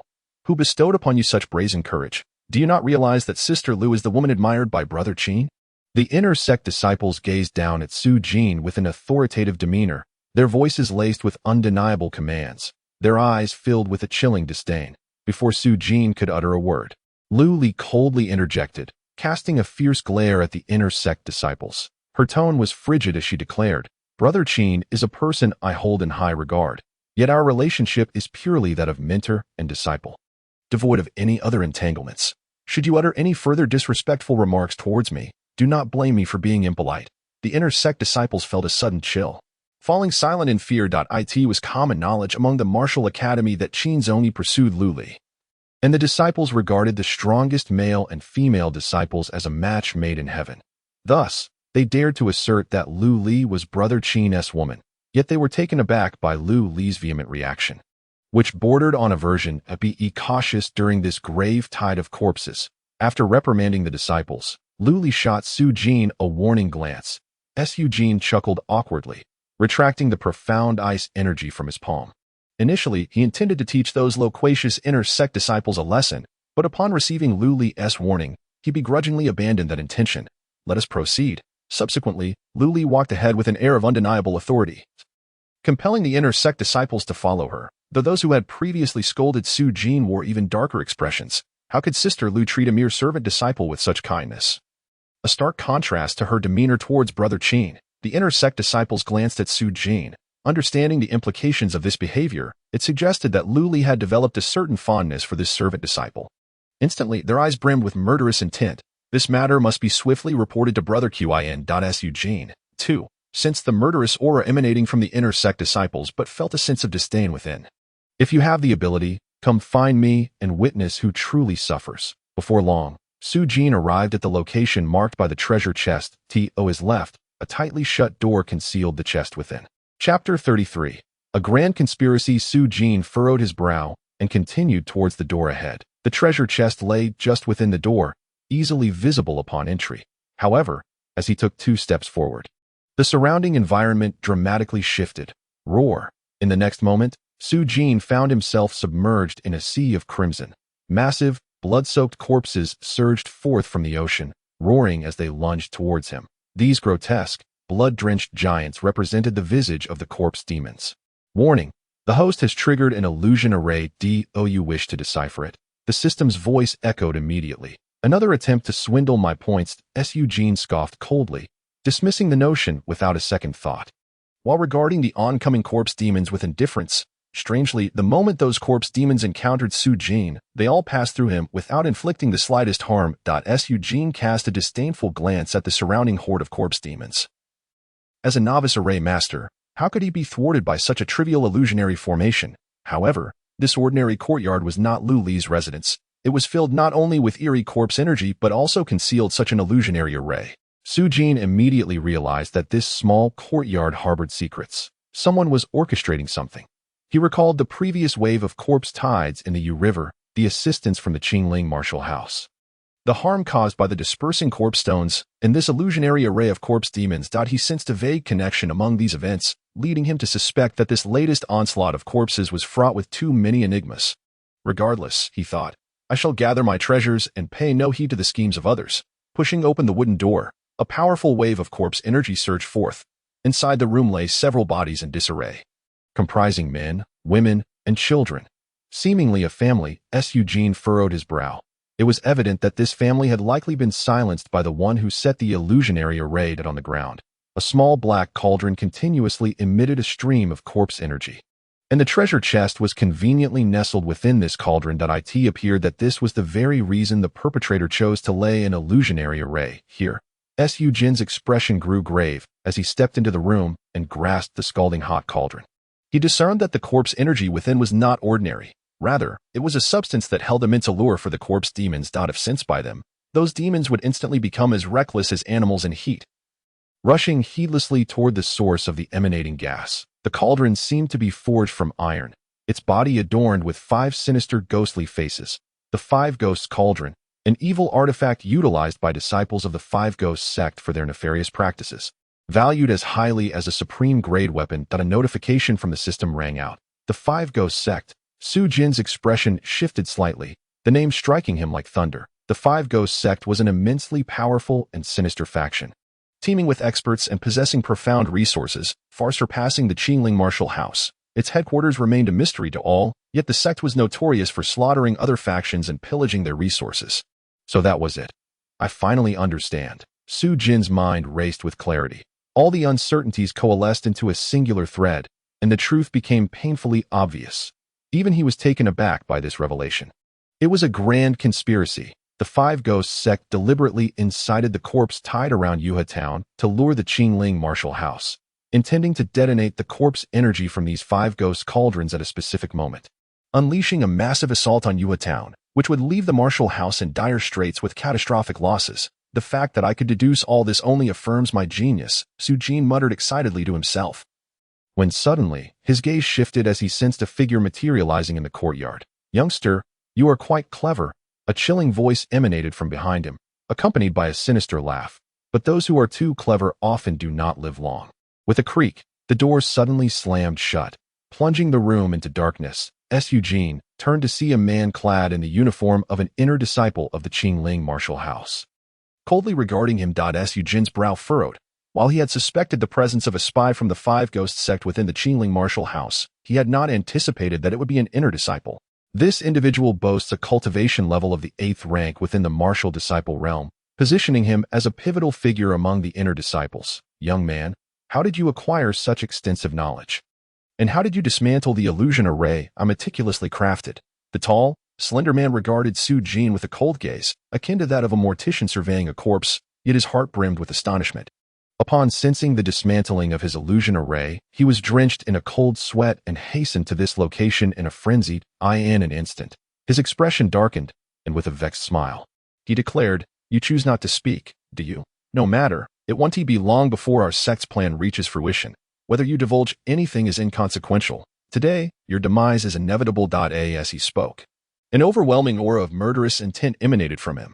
With a swift motion of his hand, he unleashed a short blade, its edge gleaming crimson with lethal intent, aimed directly at Su Jin. That a mocking grin spread across the tall man's face, as if he had already envisioned Su Jin meeting a grim fate akin to that of the family within this house. Yet, in the next moment, his expression shifted dramatically. The short blade was firmly pinched between Su Jin's fingers. "How is this possible?" The tall man gaped in disbelief at Su Jin, who bore a smirk of disdain. Fury surged within the tall man. How dare a lowly servant disciple regard him with such contempt? His vital energy erupted forth as he desperately twisted the short blade, yet it remained immovable between Su Jin's fingers. Unable to contain his rage, he bellowed, "Release it." Subsequently, Su Jin delivered a swift kick that sent the tall man sprawling. "Who exactly are you? You cannot be a mere servant disciple. How could such formidable power reside in one of your rank?" The tall man cried out in horror as he beheld Su Jin approaching, finally realizing that the person before him was beyond his capacity to contend with. "What I am is of no concern to you," Su Jin retorted coolly. "When does your plan commence? And who among the martial house remains a traitor?" Su Jin had surmised that there were likely multiple instances of the Five Ghosts cauldron within Yuhe Town, and that seeking out the others would be futile. The pressing matter was to extract further information. "You will never pry a single word from my lips," the tall man spat, glaring malevolently at Su Jin. Suddenly, his body convulsed violently, his eyes lost their luster, and a trickle of dark green blood oozed from the corner of his mouth. He had poisoned himself to death. "Damn it, I nearly overlooked that," Su Jin lamented, casting a frustrated glance at the tall man.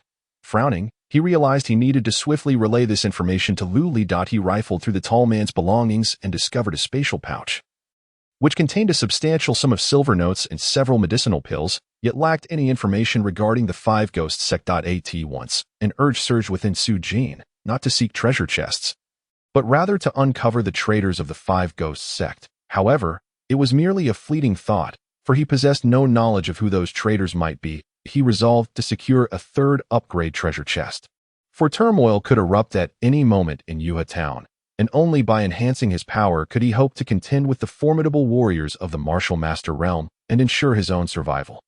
Su Jin understood that his situation was perilous, not only for himself, but for the tens of thousands of innocent civilians within Qingling martial house and Yuhe Town as well. A moment's carelessness could lead to total disaster. Thus, it is imperative to enhance one's self-preservation capabilities to the utmost. The 3,500 points that Su Jin has not directly converted into lifespan remain with him, according to the information provided by the system. Once the treasure chest is upgraded, additional functionalities will be available, and the utility of the points will extend beyond mere exchanges for longevity. Before proceeding, he intends to seek out Lu Li to inform her of the infiltrator from the Five Ghost sect. It appears that Lu Li has gone to the location of the sect leader, where all disciples summoned by the order are hastily making their way to the western gate of the town. At that moment, Su Jin receives a transmission from the sect through his identity token. What a misfortune! Why must the order arrive now, of all times? Su Jin curses silently. The urgency of the sect's message allows no delay, compelling him to set aside his plans to find Lu Li. Fortunately, the treasure chest is not far from the western gate, so he decides to retrieve the third treasure chest first. After a brief contemplation, Su Jin hastens to the western gate of the town. Upon arrival, he unexpectedly encounters Senior Brother Hu and others. Upon seeing Su Jin, they approach him with expressions of delight, having previously offended him. They hope for his understanding. Senior Brother Hu, upon meeting, displays a look of remorse and bows an apology. It was merely a minor misunderstanding. Please, Senior Brother Hu, do not dwell on it. Su Jin responds with a smile. He is the kind of person who reciprocates respect tenfold. And since Senior Brother Hu has taken the initiative to apologize, he naturally bears no grudge regarding their earlier conflict. Recalling the matter concerning the Five Ghosts sect, Su Jin inquires, Senior Brother Hu, have you reported the incident regarding the wounded stone powder? Senior Brother Hu nods. We encountered Senior Brother Qin on our way and reported the matter to him. Senior Brother Qin took it seriously and stated that he would relay it to the elders on our behalf. Thereafter, we received our mission. Senior Brother Qin holds a prestigious position within the sect, and with him reporting the incident, the sect will undoubtedly treat it with the seriousness it deserves. The other disciples also smile, their expressions reflecting great respect for Senior Brother Qin. Senior Brother Hu does not forget to mention, Brother Su Jin, we detailed your contributions to Senior Brother Qin, who expressed high regard for you, and said he would request a reward from the elders on your behalf. Su Jin raises an eyebrow, sensing an unsettling implication. Senior Brother Hu has only just reported the matter to Senior Brother Qin, yet they receive their assignments immediately after learning the truth. What a remarkable coincidence. Everyone has gathered. It seems that that moment, a cold voice emerges from the front. 5 inner disciples approach them, and upon seeing these 5, Su Jin's eyes gleam with insight. These individuals are indeed the inner disciples who had previously reprimanded him in Lu Li's presence, evidently well connected with Qin Zongyi. Likewise, as the 5 inner disciples spot Su Jin, a glint of coldness flickers in their eyes. Brothers, what task has the sect summoned us for this time? Senior Brother Hu inquires of the pallid disciple on the left. Senior Brother Chun replies coolly, the higher-ups have taken your report seriously and instructed us to escort you to the upper reaches of the Jade River to inspect the source of the water. I see, Senior Brother Hu responds with a smile. It is indeed a positive sign that the sect is taking this matter seriously. Let us set off at once. Chen Shixiang's gaze swept over the crowd. But when he caught sight of Su Jin, he paused momentarily, a cold smile curling at the corners of his lips. Su Jin maintained a stoic expression, saying nothing in response. The group set off from Yuha Town, making their way upstream along the river. Before long, Yuha Town vanished from sight. Su Jin, you don't have any conflicts with these senior brothers, do you? Hu Shixiang inquired softly, walking beside Su Jin. That I can't shake the feeling that they seem somewhat displeased with you. Su Jin instantly understood that Hu Shixiang was cautioning him and smiled lightly. It's nothing. You all should just be a bit more careful later on. Hu Shixiang cast a puzzled glance at Su Jin, unsure of what he meant. After a considerable distance, the group arrived at a desolate area where the river flowed tumultuously, and Chen Shixiang halted his steps. Turning around, he revealed a sinister smile to Su Jin and Hu Shixiang. At that moment, for other inner disciples dispersed in various directions, their expressions malevolent, as if they were gazing at a group of corpses. Brothers, what do you mean by this? Hu Shixiang and the others finally sensed something amiss and questioned with uncertainty. What do you mean? Chen Shixiang brandished a long knife, grinning menacingly. Of course, it's to send you to meet the king of hell. It's your own fault for knowing things you shouldn't have. We underestimated the apothecary of Yuha Town. You managed to uncover the matter of the injury stone powder. Upon hearing the undisguised words of the inner disciples, Hu Shixiang and the others' faces turned grim. You were the ones who scattered the injury stone powder. Hu Shixiang exclaimed in disbelief, quickly following with, why would you do such a thing? What benefit do you gain from this? The other disciples were equally baffled by the motives behind Qin Shixiang and his companions' actions. The inner disciples, however, wore mocking expressions, and Qin Shixiang coldly replied, "You're all about to die anyway. What significance does knowing more hold? Just remain blissfully ignorant." The group felt immense sorrow and anger, finding it utterly detestable that these individuals would not even divulge the reasons for their impending doom. "Qin Ke, if you kill us here, once the martial court learns of it, you will face utter annihilation." Hu Shixiang, devoid of any respect for the inner disciples, called out their names in anger, but he knew that with their strength, they stood no chance against the 5 inner disciples and could only resort to threatening them with their sect. "Ha! This place is deserted. No one will know if we kill you here. Right?" Qin Ke laughed heartily, his eyes filled with mockery. "Besides, it won't be long before the Qingling martial court ceases to exist. Even if they discover we were responsible for your deaths, what can they do to us? The Qingling martial court will cease to exist." Hu Shixiang and the others trembled, suddenly realizing that they seemed to have been ensnared in a vast conspiracy. Observing the shivering disciples, Su Jin, who had remained silent, sighed and spoke. "Hu Shixiang, stop wasting your breath with these spies from the 5 Ghosts sect." The 5 Ghosts sect. The revelation struck not only Hu Shixiang and the others with astonishment, but also shocked Qin Ke and his companions. How do you know that we are members of the 5 Ghosts sect?" Qin Ke's gaze was fixed intensely on Su Jin, his eyes brimming with a terrifying killing intent. Seeing the reaction of Qin Shixiang and the others, Hu Shixiang and his group immediately realized the gravity of the situation. It was likely that Su Jin's words held truth. "You are actually from the 5 Ghosts sect. Could it be?" Hu Shixiang's eyes widened, his complexion suddenly turning an ashen white. The horrific tide of corpses was, in fact, orchestrated by the 5 Ghosts sect. The few inner disciples disregarded Hu Shixiang's reaction and instead fixated their murderous intent upon Su Jin. "Speak. How did you discern that we are members of the 5 Ghosts sect? Is that what you wish to know?" Su Jin replied dismissively. "I happened to pass by a small courtyard and discovered a 5 Ghost cauldron within. Considering the series of events, it was not difficult to deduce what schemes you were plotting that I simply did not anticipate that even Qin Zongyi was a member of the 5 Ghosts sect." Su Jin lamented. The truth now laid bare before them. Hu Shixiang and his associates relayed this information to Qin Zongyi, only to be led here to be silenced by the spies of the 5 Ghosts sect. This was sufficient evidence that the beloved senior brother of the Qingling martial house was also a traitor of the 5 Ghosts sect. "What? You even know about the 5 Ghosts cauldron?" Cursed one of the inner disciples. "Impossible. There are our people guarding the area around the 5 Ghosts cauldron. How could you find it and still remain alive?" The inner disciples were instantly struck with disbelief, unable to fathom that their nefarious plot had been thoroughly uncovered by a mere servant disciple. The revelation that even Qin Shixiang was a traitor of the 5 Ghosts sect left Hu Shixiang and his companions so terrified that they could hardly utter a word. The severity of the situation surpassed their wildest imaginations. "You intend to protect me?" Su Jin glanced at Hu Shixiang, touched his nose, and couldn't help but chuckle. The disciples noticed the spies of the 5 Ghosts sect preparing to strike. They quickly drew their weapons, attempting to break through in all directions. "Not a single one shall escape." Qin Shixiang sneered as he lunged forth with his blade, a dark streak of murderous intent slicing through the air, enveloping both Su Jin and Hu Shixiang. His cultivation was the strongest among the 5 inner disciples, at the 9th level of martial apprentice, capable of single-handedly annihilating Hu Shixiang and his group. "You little beast, I never expected you to know so much. It seems that Lu Li's interest in you is not mere chance. What a pity that those without strength only hasten their demise by knowing too much." As he swung his blade, Qin Shixiang's gaze remained fixed on Su Jin, a sneer curling at the corners of his lips. "It is over." As the terrifying blade aura approached, despair flickered in Hu Shixiang's eyes. He was utterly incapable of mounting a counterattack. The villains always have so much to say before their demise. Just then, Su Jin shook his head with a sigh, and the blood wolf sword appeared in his hand. Celestial descending from the heavens, a sword light, ethereal and otherworldly, cleaved through the air, instantly colliding with the dark blade aura.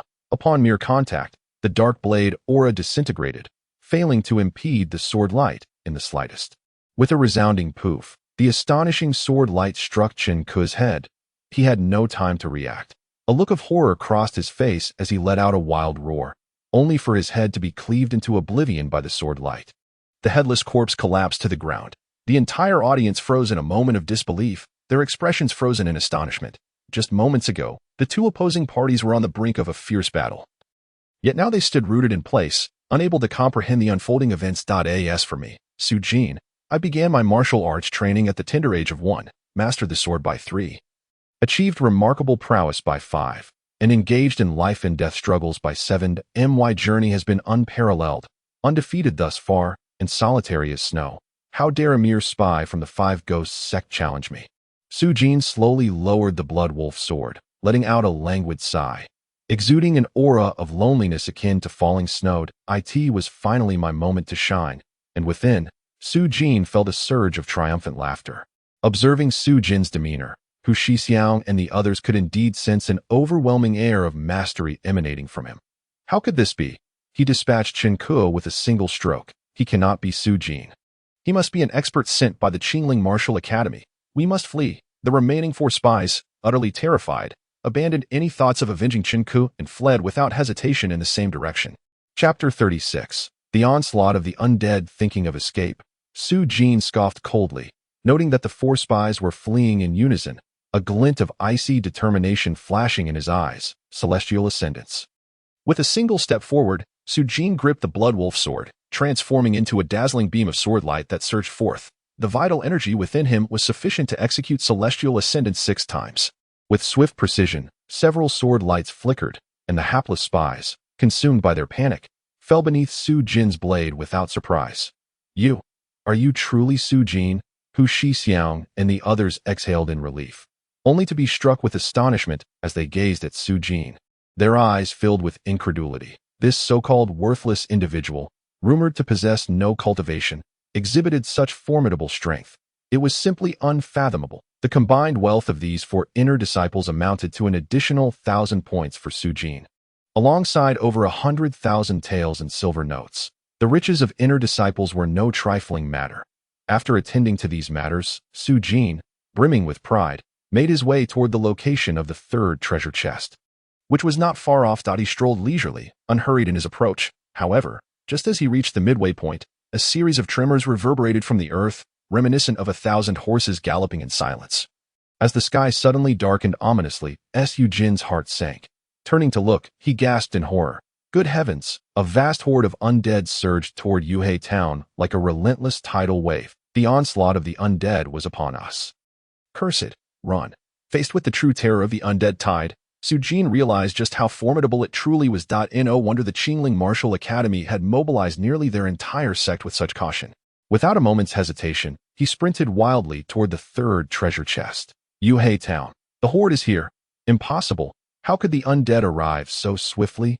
All disciples hastened to Yuhei town's outskirts. The senior members of the Qingling Martial Academy were roused by the impending onslaught, issuing commands in rapid succession, while numerous powerful figures rushed westward, toward the direction of the approaching horde. The higher-ups of the Qingling Martial Academy, leading the majority of their disciples, stood at the town's gates. Thousands of their formidable disciples capable of dominating within the realm of Tianyang City, compelling the 3 great factions to bow down. Yet, under the overwhelming force of the advancing undead, even the mightiest warriors of Tianyang City could not suppress the worry etched upon their faces. Lu Li's expression was tinged with a slight anxiety as she turned to the imposing middle-aged man beside her and inquired, "Master of the mansion, how has the corpse tide arrived with such alarming swiftness?" According to our estimates, it should not have targeted Dayu River Town for several more days. The master of the mansion, a formidable warrior of the 8th rank, held the highest official status in Tianyang City. Typically inscrutable in his demeanor, he now appeared exceptionally grave. After a moment of contemplation, his gaze flickered as he responded, "By all standards, the assault of the corpse tide is usually aimless. However, this time it has directly attacked our location in Yuhua Town. This suggests that there may be someone orchestrating these events behind the scenes." Upon hearing the master's words, the assembly was struck with alarm, and Lu Li's expression tightened. "Master, with the strength of our Qingling martial house, who would dare to set their sights upon us?" At that moment, Qin Zongi spoke up with a confident smile. Hearing his words, the disciples felt a wave of relief wash over them. Indeed, the Qingling martial house boasts a long and illustrious history. With profound depth and formidable strength, who could possibly be audacious enough to target them? Yet, unlike the other disciples, Lu Li remained burdened with unease, her beautiful eyes still filled with concern. "You do make a valid point. The master of the mansion replied with a faint smile, though inwardly he lamented the naivety of these disciples. While it is true that within Tianyang City, the Qingling martial house stands unrivaled, in the grander scope of the entire Linyan Prefecture, it is merely an ordinary force. Beyond Linyan Prefecture, countless powers surpass the Qingling martial house in strength. The forces that would dare to set their sights on them were not only existent but numerous. However, he refrained from voicing these thoughts, lest he diminish the confidence of his disciples. Just then, a disciple cried out in alarm. "Look, someone is fleeing from the wilderness. What is happening?" The disciples turned their gazes towards the wilderness, where a group of disciples, led by Brother Hu, was rushing towards them in panic. Qin Zongyi followed their line of sight, but upon seeing the faces of the approaching group, his expression shifted dramatically. Among the elders, a middle-aged man also exhibited a change in countenance. Qin Zongyi and the middle-aged man exchanged glances, as if silently communicating. "What are they shouting?" suddenly inquired a deeply perceptive elder, furrowing his brow. At that moment, the crowd began to hear the distant shouts, each one straining to listen intently. "Qin Zongyi is a spy of the Five Ghost sect. Master, elders, be cautious. Qin Zongyi is an insider. The corpse tide has been summoned by the Five Ghost sect." The urgent cries reverberated through the air, with the master of the mansion and the senior elders being the first to catch these alarming words, soon followed by the disciples who grasped the gravity of the situation. "Preposterous! What nonsense are these youngsters spouting? Qin Zongyi is our Qingling martial house's most distinguished disciple. How dare they slander him as a spy? These vile individuals must be the real traitors. Do not let them come any closer." Enraged by these accusations, the elders of the martial house and the disciples alike were incensed. Qin Zongyi had always been held in high regard by his elders and respected by his peers, and to have him falsely accused of treachery was a grave insult. However, the master of the mansion and a few senior elders suddenly wore expressions of alarm. "Qin Zongyi, what do you intend to do?" One elder barked sharply. Suddenly, Qin Zongyi found himself retreating unconsciously, a strange smile spreading across his face. "Since I have been discovered, there is no longer any need to conceal my identity." As he spoke, a talisman appeared in his hand, and with a fierce grasp of his fingers, he invoked its power. Chapter 37. Betrayal. The disciples, who had previously doubted Brother Hu and the others, stood in a daze. "Stop!" The expression of the mansion lord and several elders changed dramatically. With a crack, at the moment the talisman shattered, a thunderous roar resounded. From all directions, a tempest surged forth, and a thick green mist began to swirl in the sky, advancing menacingly towards the disciples of the Qingling martial mansion. Wherever the mist passed, groups of disciples fell to the ground like wheat caught in a gale, their faces ashen, and Brother Hu and his companions also collapsed along the way. The elders erupted in furious shouts, and upon hearing them, the disciples hastily held their breath. Yet, one by one, they continued to succumb to the ground in a matter of moments. Only nearly 100 inner disciples and several elders remained capable of resisting the poisonous fog. But even the weakest among them began to falter. This was the bewildering poisonous fog of the Wugui sect. Even holding one's breath was futile, as it infiltrated the body through the pores of the skin, causing the internal energy to go awry. Lu Li's countenance darkened as she recognized the origin of the poisonous mist. Upon hearing this, the elders were instantly struck with horror. They had also heard of the bewildering poisonous fog. The mansion lord glared at Qin Zongyi. "Qin Zongyi, you are indeed a wolf in sheep's clothing, lurking within the martial mansion for so long. What are you truly after?" "Ha ha ha ha. What am I after? Of course, it is to annihilate your Qingling martial mansion." Qin Zongyi cackled loudly. While the members of the martial mansion were striving to fend off the poisonous mist, he showed no intention of resisting. Instead, his aura surged violently, ascending through the ranks of the martial master realm, first level, second level, third level. Ultimately, Qin Zongyi's cultivation soared to the 6th level of the martial master realm. It turned out he had been concealing his true power all along while in the mansion.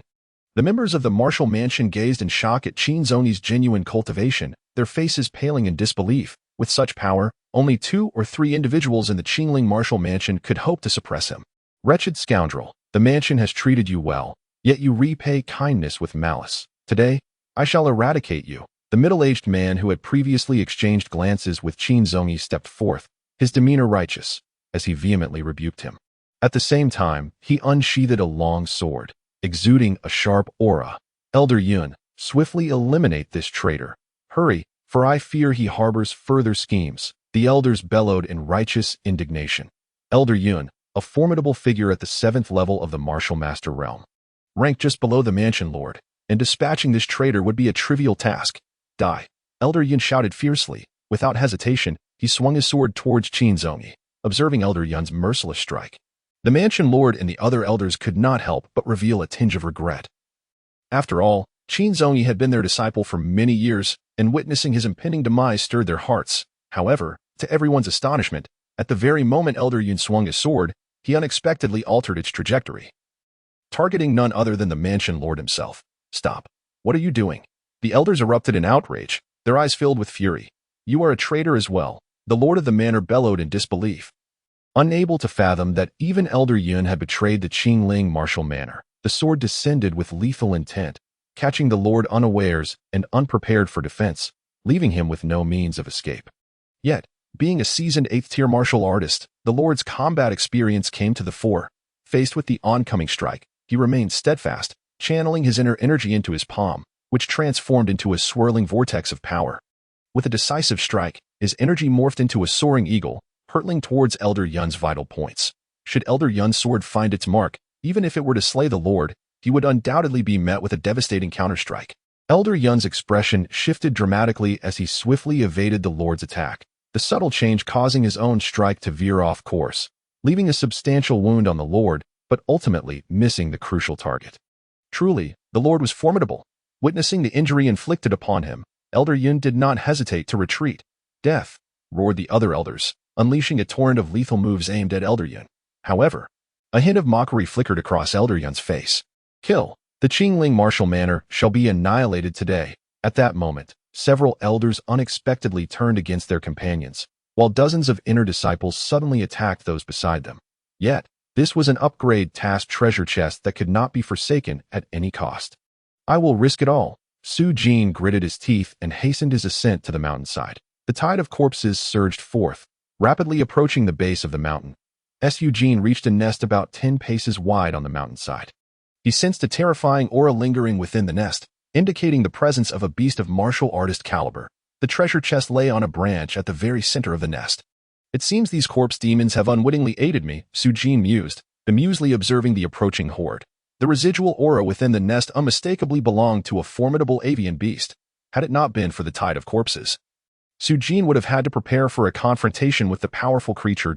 In the face of the oncoming horde, even those formidable beasts could do naught but flee, alarmed by the advancing tide of corpses. Su Jin hastily placed his hand on the branch. Open upgrade task treasure chest to receive a fragment of the upgrade gem. Collect 3 to obtain a complete upgrade gem. Gain 60,000 experience points. Congratulations, your level has increased by 1. Just as Su Jin had anticipated, the experience from the 3 upgrade task treasure chests elevated his cultivation to the 7th tier of the martial apprentice realm. Chapter 38, Bamboo Dragonfly. So this is how the treasure chest system's lottery works. I was expecting a spinning wheel, Su Jin muttered to himself, then his expression turned serious. Let my luck shine. He selected one treasure chest. And instantly, all others vanished as the chosen chest opened. Congratulations, you have received a bamboo dragonfly. Su Jin spat blood in frustration. What the hell? What do I need this for? I'm not a child. As Su Jin gazed upon a bamboo dragonfly emerging from the system package, she found herself utterly speechless. However, upon inspecting the dragonfly's exterior, her heart suddenly quivered. It seemed that this was no ordinary bamboo dragonfly. A glimmer of realization sparked in her eyes. The bamboo dragonfly, a flying artifact capable of soaring through the skies at a speed of 80 kilometers per hour for a continuous duration of 8 hours. Indeed, Su Jin was instantly elated. It was none other than the bamboo dragonfly from Doraemon, a remarkable item that could be worn atop the head for flight. With this bamboo dragonfly in her possession, what need had she for a bicycle? According to Su Jin's knowledge, flight was a capability reserved for the formidable warriors of the martial sovereign realm. By acquiring the bamboo dragonfly, she had essentially preemptively attained one of the most formidable advantages of a martial sovereign. Above the martial master realm lies the martial spirit realm, and above that, the martial sovereign realm. Possessing such an ability in advance was an immeasurable boon for Su Jin, particularly in the face of the overwhelming tide of corpses now sweeping the land. The bamboo dragonfly would render her survival and escape no longer a formidable challenge. Casting her gaze towards the horde of undead creatures that had reached the foot of the mountain, Su Jin let out a cold snort. Go eat dung, you foul zombies. With the bamboo dragonfly in hand, she soared into the sky with a swift motion, leaving the frenzied howls of the undead behind. Powerless to reach her, suddenly, a jolt of alarm surged through Su Jin. She realized, not good. The Five Ghosts sect is cornered and desperate. Without hesitation, she pushed the bamboo dragonfly to its utmost speed, transforming into a fleeting shadow as she darted towards Yuha town. Effortlessly outpacing the approaching horde, Su Jin's indestructible physique granted her exceptional resistance to toxic mists, rendering her impervious to the effects of ordinary poisons, and thus, she remained unperturbed by the encroaching toxins. Outside Yuha town, only the lord of the manor, several elders, and a handful of inner disciples, including Lu Li, remained standing, their faces pale and drawn, engaged in a desperate struggle against the Five Ghost sect's infiltrators amidst the chaotic toxic fog. Their bodies had been invaded by the disorienting mists, severely hampering their cultivation. In stark contrast, Qin Zongyi and Elder Yun had only experienced a slight depletion of their vital energy, thanks to having consumed antidotes in advance. Remaining entirely unaffected by the toxic haze, dog thieves of the Five Ghost sect, may you meet an untimely end. As the horde of corpses drew nearer, the expressions of the Lord and his companions turned grim, their curses flowing forth incessantly. Ha ha ha, save your words for the underworld, for today marks the downfall of your Qiling martial manor. Qin Zongyi sneered. Qin Shaozhu, we should retreat, or we too shall suffer the consequences when the horde arrives. Shameless wretch. Lu Li's face turned a ghastly white as she exclaimed sharply, Qin Zongyi, if you dare approach, I shall take my own life immediately. It would be difficult for you to end your life before me. Qin Zongyi laughed maliciously as he advanced towards Lu Li. A shiver ran through Lu Li's delicate frame as she raised her sword. Qin Zongyi, halt. Do you know who Lu Li is? She is. The lord of the manor's expression changed dramatically as he shouted. Yet, Qin Zongyi coldly interrupted the lord, smirking as he declared, of course I know. She is the legitimate daughter of the Lu family, one of the top 10 esteemed families in the Great Qian Kingdom. But what of it? My Five Ghost sect has never feared even the Great Qian royal family, let alone the Lu family. Both the master of the mansion and Lu Li's expression shifted dramatically as they were taken aback by the revelation that Qin Zongyi was aware of Lu Li's true identity. The top 10 families of the Qian Kingdom represented the most formidable clans in the entire realm. In comparison, the three major families of Tiannong City appeared as mere impoverished country folk, lacking even the qualifications to earn their attention. Yet, Qin Zongyi, as a disciple of the Five Ghost sect, regarded the top 10 families with utter disdain. Lu Li's delicate frame trembled, her eyes filled with despair. Under normal circumstances, even if she were to be outmatched by Qin Zongyi, she could at least have fled. However, at this moment, she was ensnared by the confounding poison mist, rendering her unable to muster her true energy to employ any secret techniques for escape. The thought of the fate that befell the women who had previously fallen into the hands of the Five Ghost sect filled Lu Li with desolation. With a flick of her wrist, she resolutely attempted to sever her own life. Qin Zongyi, I would rather die than endure your humiliation. Truly commendable, my most esteemed junior sister Lu. Qin Zongyi chuckled ominously. Yet he remained unperturbed, curling his index finger before abruptly flicking it. Bang! A surge of blood-red true energy erupted, striking Lu Li's sword-bearing hand, causing her to lose her grip and let the long sword clatter to the ground. In an instant, Qin Zongyi lunged forward, leaving behind a fleeting shadow as his large hand reached for Lu Li's delicate form, his eyes brimming with lewd intentions. Come here, junior sister. I shall cherish you dearly. No. Lu Li's charming face turned ashen. Just then, a voice resonated from the heavens, proclaiming, a sword comes from the west. What? The expressions of all present altered, including the mansion master, Elder Yun, and the formidable Qin Zongyi, as they sensed an overwhelming aura descending from the sky. It is him. Lu Li's pallid visage regained a hint of color, her eyes sparkling with hope, her heart racing fervently. A celestial being descended, accompanied by a voice as divine as that of a deity. A pure and immaculate beam of sword light pierced through the dense, bewildering poison mist, soaring through the air and aimed at Qin Zongyi's head. Chapter 39. The bloodied earthworm. The sword stroke arrived with astonishing swiftness and without warning, catching Qin Zongyi entirely off guard, overwhelming him with a sense of imminent peril. If this sword were to strike true, it would undoubtedly spell his doom. No. Qin Zongyi's countenance shifted drastically as he desperately channeled all of his true energy. A torrent of gray, sinister energy enveloped him, and he frantically attempted to retreat. Sizzle. The razor-sharp sword light effortlessly sliced through the malevolent black mist, the terrifying blade narrowly grazing Qin Zongyi's face. Nonetheless, possessing the cultivation of a sixth-tier martial master, his frantic response allowed him to evade the most lethal strike. However, as the sword light passed by, it suddenly ignited with an intense heat. Boom! The sword energy thrust upward. No! Qin Zongyi's eyes widened in horror, his gaze turning crimson. His veins bulged as he desperately retreated, trying to avoid being pierced through the waist. Yet his reaction proved to be just a fraction too slow.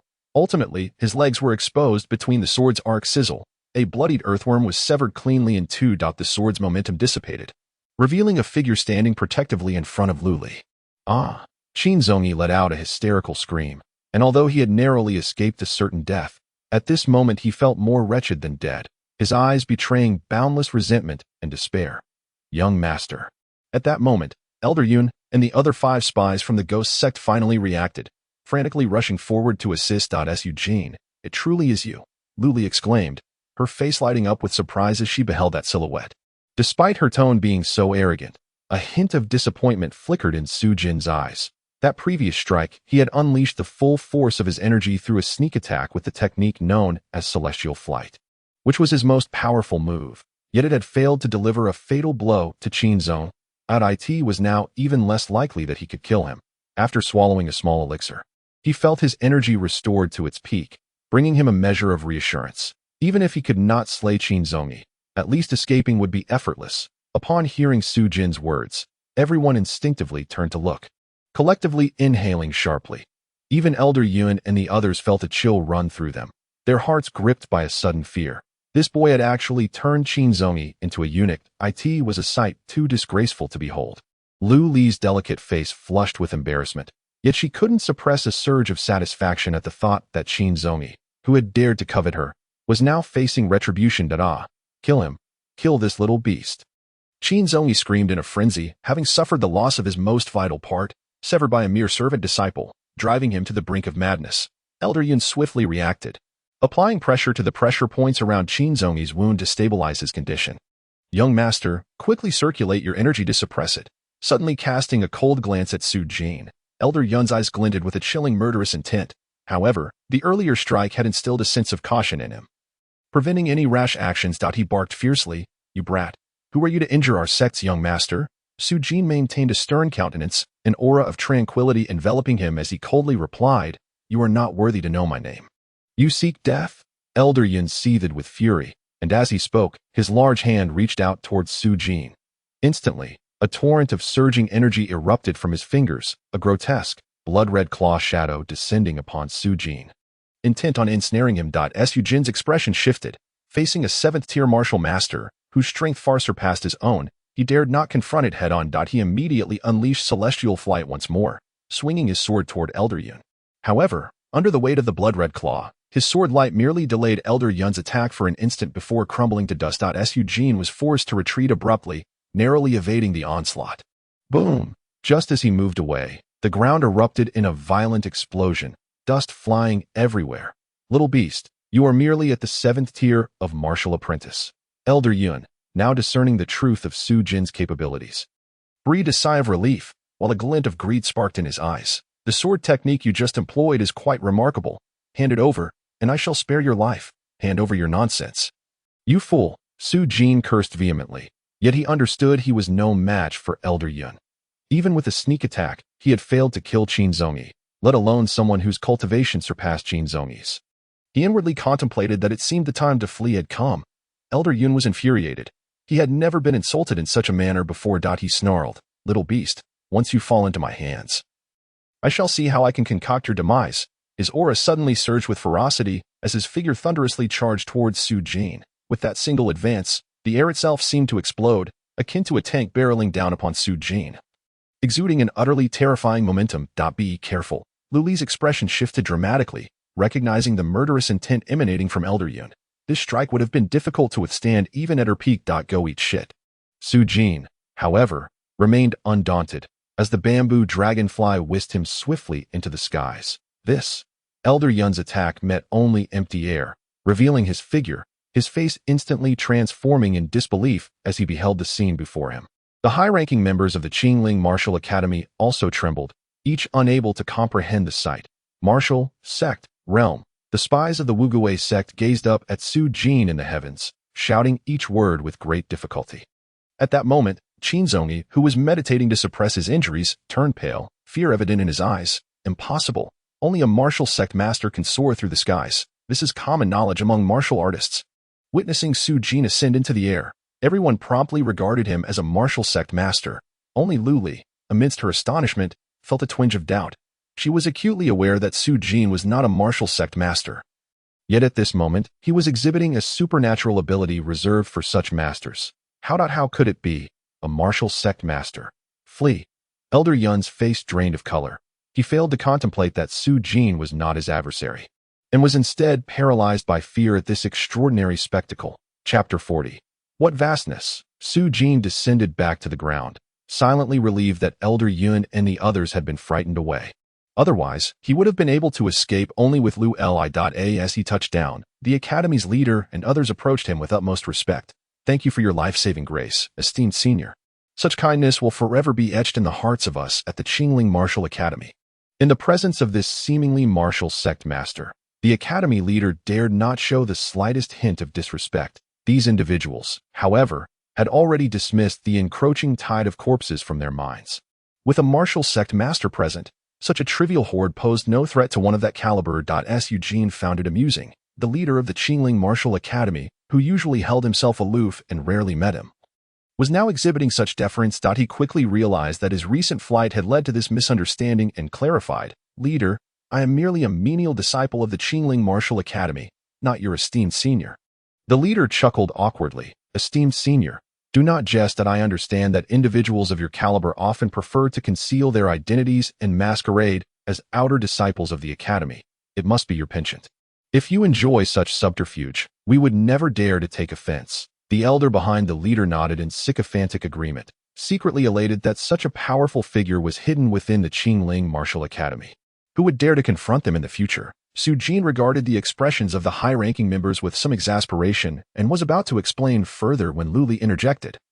"Leader, he truly is a menial disciple. If you doubt it, simply sense his cultivation." "Lu Li, why do you join in the laughter as well?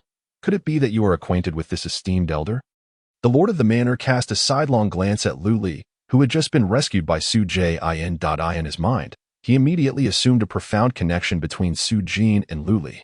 Yet he also listened to her words, attempting to sense Su Jin's aura. In the next moment, the expression of the lord of the manor froze. Upon witnessing the change in his demeanor, the other elders also paled. Sensing Su Jin's cultivation level, martial disciple, 7th stage, the elders trembled, gazing at Su Jin in disbelief. Although this level of cultivation was still worlds apart from that of the servant disciples, it was sufficient to prove that he was no mere elder. How could this be? You were clearly able to fly just now. The lord of the manor fixed his gaze on Su Jin, his face ashen. Su Jin pointed to the bamboo dragonfly atop his head and smiled. "I flew with this contraption. I heard that the Ouyang family possesses the ability to forge a flying artifact. Could this be that very thing?" Lu Li looked at the object above Su Jin's head in astonishment, revealing her extraordinary insight. The Ouyang family? Su Jin was slightly taken aback. There were indeed other means of flight in this world. Upon hearing this, the elders turned pale. It turned out he was truly not a formidable martial sovereign. What shall we do about the tide of corpses? At that moment, the tide was merely a few miles from Yuha town, and it would not be long before it arrived. We must flee. Every escapee counts. The lord of the manor cast a deep glance at Su Jin, then turned his gaze towards Yuha town, sighing deeply. "It is lamentable that tens of thousands of innocent citizens are destined to perish beneath the tide of corpses. I, Song Jiukong, have led the wolf into the fold, betraying the people of Yuha and my own disciples of the martial house." The other elders and Lu Li felt a profound bitterness at his words. Not only were the people of Yuha town doomed, but many disciples of the Qingling martial house were also fated to meet their end here. Only Su Jin felt a shudder run through him as he looked at the robust lord of the manor, almost doubting his ears. "Songwhat Kong?" Lu Li noticed Su Jin's reaction, and suddenly her eyes brightened. "Su Jin, do you have a way to deal with that tide of corpses?" The elders instinctively turned their gaze towards Su Jin, only to shake their heads in bitter amusement. He is merely a martial disciple of the 7th stage. What could he possibly do? Even a peak martial master would find it impossible to resist such a tide. Yet he is indeed a promising talent. How did we not discover him sooner? We must leave at once. Delay could spell our doom. The elders prepared to retreat, recognizing the futility of sacrificing their lives beneath the tide of corpses. Who says I have no means to combat the tide? Su Jin snorted coldly, incensed that these individuals dared to underestimate him without considering his true identity. The elders were taken aback. You truly have a plan? Luli's eyes sparkled with hope. Su Jin nodded. Aware that this was not the time for jest, he immediately ascended into the air. The members of the martial house looked on eagerly, realizing they had no choice but to place their hopes on him, while the elders firmly resolved to flee should the situation turn dire. After all, if they perished here, the Qingling martial house would likely face utter decline. Observing the terrain around him, Su Jin's eyes flickered as a formation appeared in his mind. If he could set up this formation, it might just hold back the onslaught of the tide of corpses. However, to ensure the system's reliability, I request an upgrade to my intermediate formation master profession.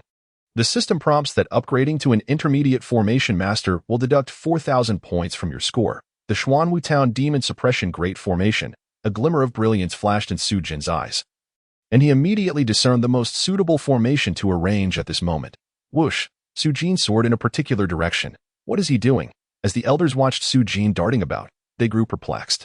Is he perhaps setting up a formation? The lord of the manor, well-versed in knowledge, observed the area where Su Jin landed, which seemed to faintly form a formation, and was struck with immense shock. Wondering if this young man was also a formation master. Was he a pharmacist? When did he become a formation master? Luli was taken aback. She had thought Su Jin would rely on his skills as a pharmacist to deal with the tide of corpses. Pharmacist? The elders exchanged uncertain glances with Luli, questioning her in disbelief. Luli, you can't be joking, can you? This young man, so accomplished at such a tender age, how could he possibly hold the identities of both a pharmacist and a formation master? Luli offered no explanation, her beautiful eyes fixated on Su Jin's actions, wondering if such extraordinary individuals truly existed in the world. After a while, the tide of corpses was merely hundreds of meters away from where Brother Hu had fallen. And Brother Hu and the others appeared pallid, watching the encroaching tide, yet feeling powerless to move. The elders' hearts raced to their throats, nearly suffocating with tension. At that moment, Su Jin shot into the sky.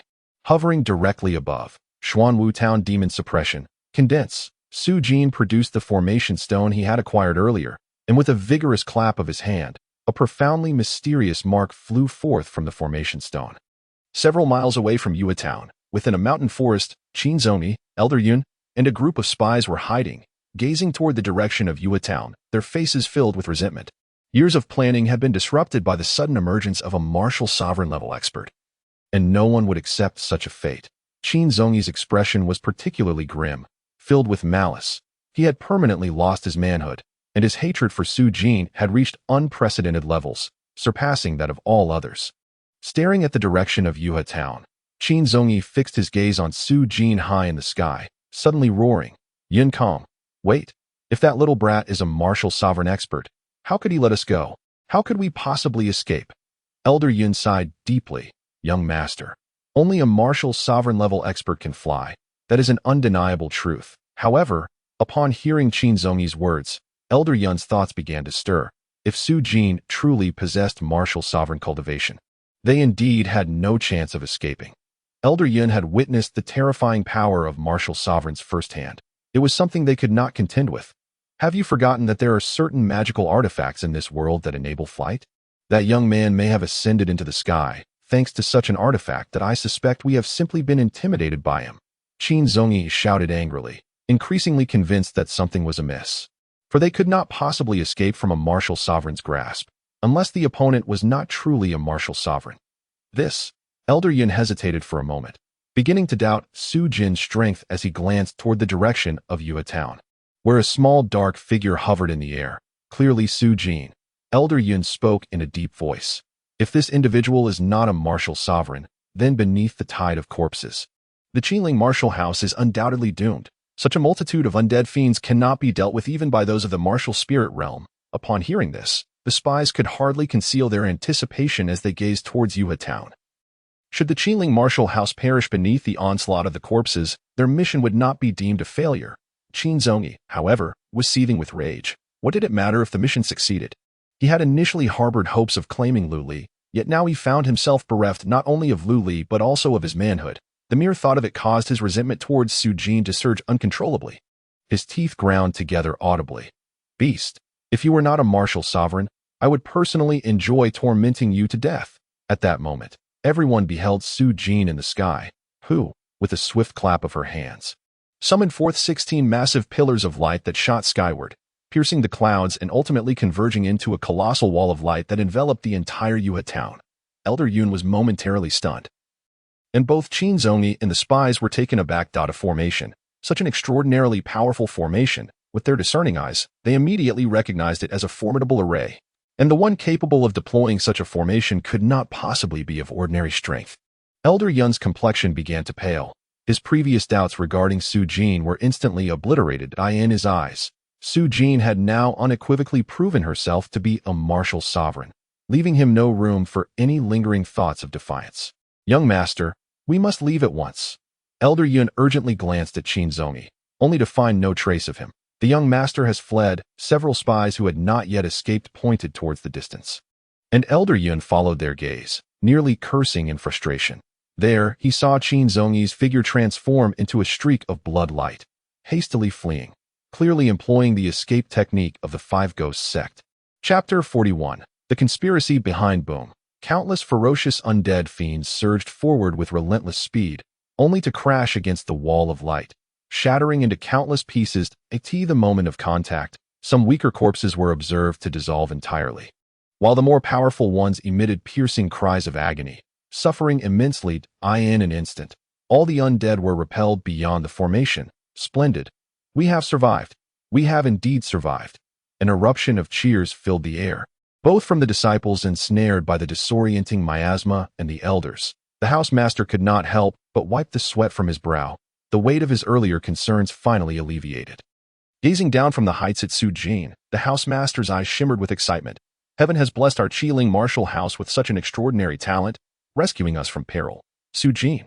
At the moment the grand formation materialized, Lu Li's beautiful eyes were filled with awe, her delicate face momentarily lost in thought. Subsequently, she gazed at Su Jin's silhouette, her eyes ablaze with flickering emotions. Within a pavilion in Yuha town, the ground was littered with the bodies of Qiling martial house disciples. Among the corpses stood a strikingly beautiful woman alongside an elderly man with white hair. "Grandfather, as you predicted, Qin Zongi is indeed a member of the Five Ghosts sect." The beautiful woman sighed. She was Su Jin. The surrounding bodies belonged to those sent by Qin Zongi to silence them. Yet now, with his subordinates transformed into corpses, Su Jin remained unscathed. The old man with white hair smiled faintly, his deep-set gaze fixed upon Su Jin, who hovered high in the air. "This Su Jin is indeed intriguing. Not only is he highly skilled in medicine, but his mastery of formation surpasses even that." Su Jin raised an eyebrow and remarked, "How come I was unaware that the National Master had established 64 demon suppression tablets in the Corpse Demon Mountain range? Subduing the demons therein?" The old man nodded slightly, yet sighed. "Alas, ever since the National Master disappeared, the seal of the demon suppression tablets has started to weaken. Every few years, a moment of looseness allows the corpse demons within the Corpse Demon Mountain range to escape and wreak havoc. Nevertheless, even with such dangers, it would not lead to a catastrophe of great magnitude. However, the current outbreak of the corpse tide is not due to the tablets themselves losing their grip, but rather because a protector from the Five Ghosts sect has forcibly activated the demon suppression tablets, releasing the corpse demons contained within." Su Jin's eyes glinted with revulsion as she exclaimed, "The actions of the Five Ghosts sect are utterly heinous. If they succeed this time, countless lives will be lost to the hands of the corpse demons. The actions of the demonic sect are, by nature, reckless." The old man shook his head, yet a hint of amusement flickered in his eyes. "However, this time, they shall suffer a significant setback. To temporarily activate the demon suppression tablets laid down by the National Master. Even the leader of the Five Ghosts sect may not be able to sustain it for long, let alone a mere protector. Thus, I am confident that soon, the Five Ghosts sect will abandon this endeavor upon realizing they cannot breach the Xuanwu demon suppression grand array." The old man's tone paused. "Once the demon suppression tablets are restored to their original position, the tide of corpse demons will recede, and peace will return to Yuhua town. It is merely a matter of time." Just as the old man had predicted, an hour later, the tide of corpse demons that had been blocking the grand array began to dissipate, and the disciples of the Qiling martial house, who were recuperating, let out sighs of relief, soon erupting into cheers. Su Jin, Su Jin, Su Jin. The valiant Su Jin was hailed as a hero, tossed into the air by a throng of admirers. The entire town resounded with the name of Su Jin. As both the esteemed inner disciples and the common folk of Yuhua town witnessed his actions in setting up the grand array and driving away the corpse tide. Upon returning to Tianyang City, Su Jin had yet to claim his reward when he bid farewell to the lord of the mansion at the city gate. Eagerly making his way to the lord's residence, Lin Ruochu was currently accompanying the portly lord's daughter. Wang Wan'er, in the garden, indulging in a lavish feast. It was primarily Wang Wan'er who was devouring the food incessantly, which explained her ample figure. Lin Ruochu merely engaged in pleasant conversation, and the two appeared to be quite compatible. Young master. Upon seeing Su Jin's arrival, Lin Ruochu joyfully rushed into his embrace, her beautiful eyes scanning him with concern, as if fearful of his injuries. Are you all right? Su Jin gently pinched Lin Ruochu's cheek. It's just a minor corpse tide. How could it possibly harm me? Ruochu, you think too little of your husband. Is this really the Su Jin who saved me? Wang Wan'er asked, her face breaking into a grateful smile. Indeed. How's the esteemed lady of the Lord now? Su Jin replied with a gentle smile. Thanks to you. I'm doing splendidly. I feel an immediate kinship with Ruochu. From now on, you may simply call me by my name. Wang Wan'er nonchalantly lifted a robust chicken leg and took a hearty bite, assuring with confidence, rest assured, as long as I am here, the Zhang family will not dare to retaliate against Ruochu. That sounds splendid. I shall rely on your support for Ruochu henceforth. Su Jin's eyes sparkled with intrigue, although Wang Yi had pledged to protect the Lin family. The assurance from Wang Wan'er would undoubtedly prompt the city lord's mansion to take this matter more seriously. However, Su Jin was acutely aware that ultimately it would be her own strength that would safeguard Lin Ruochu. Despite Su Jin's inability to commend Wang Wan'er's corpulent figure, she found her character quite amiable. And the three of them engaged in lively conversation at the dining table. When the topic turned to Su Jin's slaying of Zhang Taishan, Wang Wan'er expressed her admiration for his audacity. Yet she solemnly cautioned Su Jin, though Zhang Taishan is the head of the Zhang family, he is not the most formidable warrior within it. The true pillar of the Zhang family lies with its supreme elder. Chapter 42. The headquarters of the Serpent King Gang. The Supreme Elder. Su Jin's expression turned grave, as this was the first time she had heard of such a figure. Indeed, all three prominent families possess a Supreme Elder. And even the Qingling martial house has its own. These Supreme Elders typically dwell in secluded mountains, immersed in their cultivation, but they will emerge when the family faces a crisis that threatens its very existence. Wang Wan'er bore a serious countenance. Warning, with the head of the Zhang family slain, the Supreme Elder will surely step forward to uncover the truth. You must exercise utmost caution. Su Jin's demeanor shifted to one of seriousness. Previously, she had harbored doubts regarding how the Zhang family could possibly contend with the Qingling martial house, given Zhang Taishan's cultivation level. Now, she finally comprehended that the Zhang family had a profoundly unfathomable Supreme Elder backing them. I understand now. Thank you for your warning. Su Jin cast a grateful glance at Wang Wan'er, realizing that her enmity with the Zhang family was irreconcilable, and it appeared imperative to enhance her own strength expeditiously. With this thought in mind, Su Jin resolved to seek out a treasure chest without delay, bidding farewell to Wang Wan'er. Although Lin Ruochu wished to accompany Su Jin, she declined, insisting that she remain temporarily at the city lord's mansion. The quest for a silver treasure chest would undoubtedly be more perilous than that for a bronze one, and Su Jin was concerned for Lin Ruochu's safety. Upon locating the treasure chest, Su Jin discovered that the mark of the silver treasure chest appeared in the outer city slums. Her brow furrowed. The slums were the most chaotic area of Tianyang City, rife with underground forces. And her foremost enemy, the Serpent King Gang, was the predominant power in that region. Perfect. I shall eradicate the Serpent King Gang as well, Su Jin scoffed coldly, striding purposefully towards the slums. Before long, Su Jin arrived at the slums, where ragged beggars lined the streets, their eyes gleaming with predatory hunger as they regarded her. Although she had been promoted to an inner sect disciple, she had yet to don the inner sect's uniform, still dressed in the garb of a servant disciple. Consequently, her identity as a Qingling martial house disciple did little to intimidate these individuals. Instead, some perceived her as easy prey. A group of men clad in black robes approached, and upon their arrival, the others eyeing Su Jin's possessions displayed expressions of disappointment, hesitating to advance. You there, hand over all your valuables, the burly leader growled menacingly. Or else, death awaits. The other black-robed men joined him in casting hostile glares at Su Jin.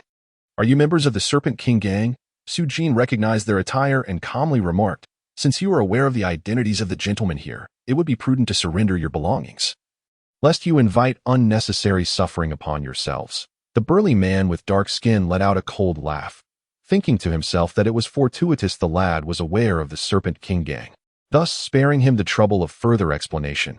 Just as this thought crossed his mind, a flash of cold light sliced through the air. The group of men clad in black robes failed to react in time. Suddenly noticing a long sword had appeared in Su Jin's hand, its blade glistening with fresh blood. Whose blood was it?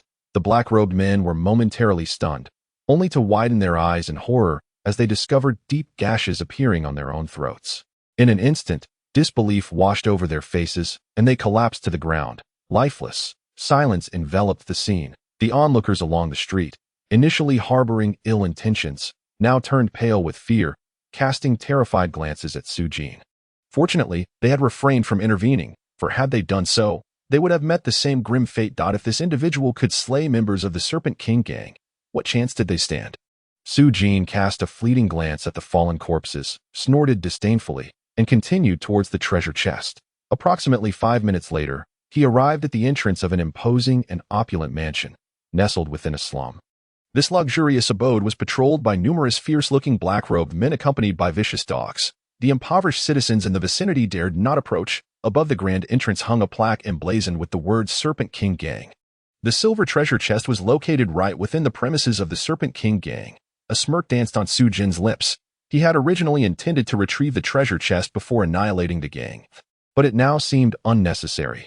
Gripping the Bloodwolf sword, he strode directly towards the main gate of the Serpent King Gang's headquarters. Halt! Upon seeing Su Jin wielding the sword, a group of black-robed men immediately obstructed his path. "Impudent fool, brandishing a weapon at the gates of the Serpent King Gang, do you wish to die?" A gray-robed man, a martial artist, barked sternly. "Lower your sword and kneel." Before he could finish his command, the gray-robed man felt the icy weight of Su Jin's gaze upon him, sending a chill down his spine as an overwhelming sense of dread surged within him. He roared, "This is bad." With a swift movement, Su Jin closed the distance in an instant, bringing his sword down in one fluid motion, and the gray-robed man was left in shock, his head severed from his body. "He has slain the Hall Master." The surrounding black-robed men could scarcely believe their eyes as they gazed at Su Jin. The Hall Master was one of the most senior leaders of the Serpent King Gang, and yet he had been so easily dispatched. In that moment, no one dared to confront Su Jin. Today would mark the annihilation of the Serpent King Gang. Su Jin surveyed the black-robed men before him. These mere lackeys held little interest for him, yet he would not spare the higher-ups of the Serpent King Gang. Within the inner hall of the Serpent King Gang, a gathering of high-ranking members convened for a meeting. "You have all heard of Zhu Mie's demise, I presume? I have summoned you here today to discuss this matter." The first seat, a burly middle-aged man with a cold demeanor, spoke with a profound intensity. He was none other than Qian Qingla, the leader of the Serpent King Gang. "What more is there to discuss? Those who dare to slay a Hall Master of the Serpent King Gang must pay with their lives. Indeed, that wretched scoundrel must die. Hold on, I have heard that Su Jin managed to slay Zhu Mie solely due to an extraordinary sword technique. If that technique were to fall into the hands of my Shiwang gang, it would not be long before we surpass the 3 major families. Is that so? In that case, we cannot simply kill him. We must capture that little beast alive and subject him to rigorous interrogation. Such an unparalleled sword technique must be firmly in our possession." Initially, the various hall masters in the Grand Hall clamored for bloodshed, but upon hearing about the sword technique, each of them revealed a greedy glint in their eyes and immediately changed their tune. "Very well, since we have all decided to locate that young man, you shall relay the orders to swiftly gather information about his whereabouts, and then we will strike together to seize him." Qian Qingla also wore a smile, raising a large bowl filled with wine, proclaiming, "Come, let us drink. Cheers." The hall masters all lifted their bowls and drank heartily. Suddenly, a figure clad in black rushed in, panic-stricken. "Impudent, I have already instructed you not to disturb our enjoyment of wine without cause." Qian Qingla's expression darkened as he barked, "Gang leader, someone has intruded into our Shiwang gang, rampaging freely, and Hall Master Yu has already been slain by that person," the man in black shouted in alarm. Chapter 43, All present are worthless. The Shiwang gang is indeed a rabble, often scattering in fear after Su Jin has dispatched a few of their members. Thus, without expending much effort, Su Jin made his way deep into the heart of the Shiwang gang, that moment. Su Jin's eyes flickered as he noticed a treasure chest inexplicably moving towards him. You little beast. It is actually you. Qian Qingla and a group of Shiwang gang hall masters approached, seething with rage. However, upon seeing the disruptor wielding the Blood Wolf sword, they instantly recognized Su Jin, and their fury transformed into wild delight. You tread the path of heaven when none is laid before you, yet you choose to plunge into the gates of hell. Qian Qingla gazed at Su Jin with fiery eyes, sneering, You little beast. How dare you intrude upon my Shiwang gang? What do you intend? Kneel before me. Su Jin, however, appeared oblivious, his gaze fixated on an iron ring adorning Qian Qingla's wrist, his eyes gleaming with interest as the treasure chest rested atop the ring. Observing Su Jin's lack of response, a flicker of annoyance crossed Qian Qingla's eyes. You little beast, are your ears deaf? My purpose for coming today is quite simple. Su Jin lifted his gaze to meet Qian Qingla's, stating nonchalantly, to either kill you all or be killed by you. Upon hearing this, Qian Qingla and the hall masters were momentarily taken aback, then burst into laughter, a mix of anger and mirth. You little beast, what do you think you are? You think you can kill us just like that? Enough with the nonsense. Attack, gang leader, the hall masters shouted in unison. Remember, little beast, do not let a hint of skill lead you to arrogance. A sharp 3-foot-wide blade materialized in Qian Qingla's hand as he looked down upon Su Jin, a sudden and terrifying killing intent flashing in his eyes. Bloodbath in all directions, with a single slash. A vivid arc of bloodlight erupted in the air, akin to a thunderclap in clear skies, heralding the arrival of death itself, bearing down upon Su Jin. Qian Qingla suddenly unleashed an extremely fearsome aura of slaughter, revealing that his cultivation had reached the first stage of the martial master realm. This blade technique was, astonishingly, even more profound than that of the Zhang family. Su Jin raised his eyebrows, perceiving in Qian Qingla a figure reminiscent of a seasoned general. Battle-hardened and formidable, this evoked in him a sense of bewilderment. How could the leader of the Snake King gang possess such sophisticated martial arts? The blade descended upon his legs with lethal intent, clearly aimed not at ending Su Jin's life, but at inflicting grave injury. This young man likely believed he alone wielded profound martial prowess, unaware that the gang leader had once served in the Great Qian army, mastering martial skills that rivaled those of the three prominent families. The gang leader's move, blood battle in all directions, would undoubtedly spell doom for any martial artist of the second tier who was caught unprepared.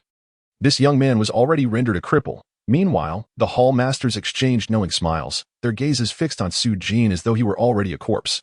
Yet, despite his confusion regarding this particular sword technique, Su Jin was undeterred, unleashing a strike. Celestial being from beyond. With a swift flash, the sword gleamed like a rainbow, striking with the speed of lightning. His cultivation at the 7th tier of martial apprentice was now laid bare. The sword's light effortlessly dispersed the crimson glow, cleaving the long blade in twain. How is this possible? Qian Qingla's face turned ashen, nearly succumbing to terror upon witnessing Su Jin's true cultivation level. Hadn't he just been at the 2nd tier of martial apprentice when he killed Jumia? How could he suddenly ascend to the 7th tier? Had he known of Su Jin's actual strength, Qian Qingla would never have dared to act so recklessly at this critical juncture between life and death. Qian Qingla felt an overwhelming surge of true energy coursing through him, veins bulging on his forehead as he desperately attempted to evade the sword's edge. Yet, he was a moment too late. The sword light left a crimson mark across his chest. He staggered back, his complexion pale and ghastly. Though he was not dead, he had sustained serious injuries. Leader, this was inconceivable. The hall master's expressions shifted dramatically as they witnessed Qian Qingla's injury. The invincible gang leader had been bested by Su Jin, a notion that was utterly unfathomable. Their gazes turned towards Su Jin, now imbued with a profound wariness. And in that moment, none dared to act impulsively. Qian Qingla's face was ghostly white, narrowly escaping death from that last strike, his heart brimming with dread. However, soon his eyes gleamed with avarice as he erupted into raucous laughter. Ha ha ha, you little wretch, the fact that you did not kill me just now means you must be quite weakened. Let us see what you can boast about now. Seize him alive. At his words, the hall masters brightened, their faces adorned with smug expressions. Indeed, we received word that this brat fainted after scaring off the Zhang family and Zhu Mia's band of useless fools. Clearly, this technique consumed an extraordinary amount of true energy, far beyond what an ordinary person could sustain. Render him incapacitated. A burly man with a bald head, exuding a menacing grin, stepped forward, his massive hand reaching out towards Su Jin. Su Jin regarded the arrogant bald man with a dispassionate glance. A faint smile gracing his lips, setting aside the fact that he had executed celestial being from beyond more than once, who said one must employ this technique to kill, among the Snake King gang. Aside from Qianqingla, who was a martial artist of the master tier, the rest were merely martial apprentices. With a swift motion, the sword gleamed, and the bald man's head flew from his shoulders. Silence enveloped the room. Su Jin's gaze swept across the assembly, and he calmly declared, "I am not targeting anyone in particular. All of you present are but refuse." Qianqingla and the numerous hall masters were momentarily stunned, unable to react.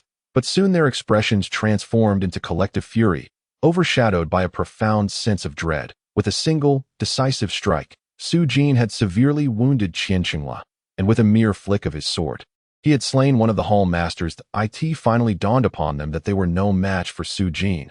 The threat he had uttered moments ago, that he could indeed kill them, now felt alarmingly plausible. Consequently, even when Su Jin derided them as mere trash, they lacked the audacity to respond with their previous bravado.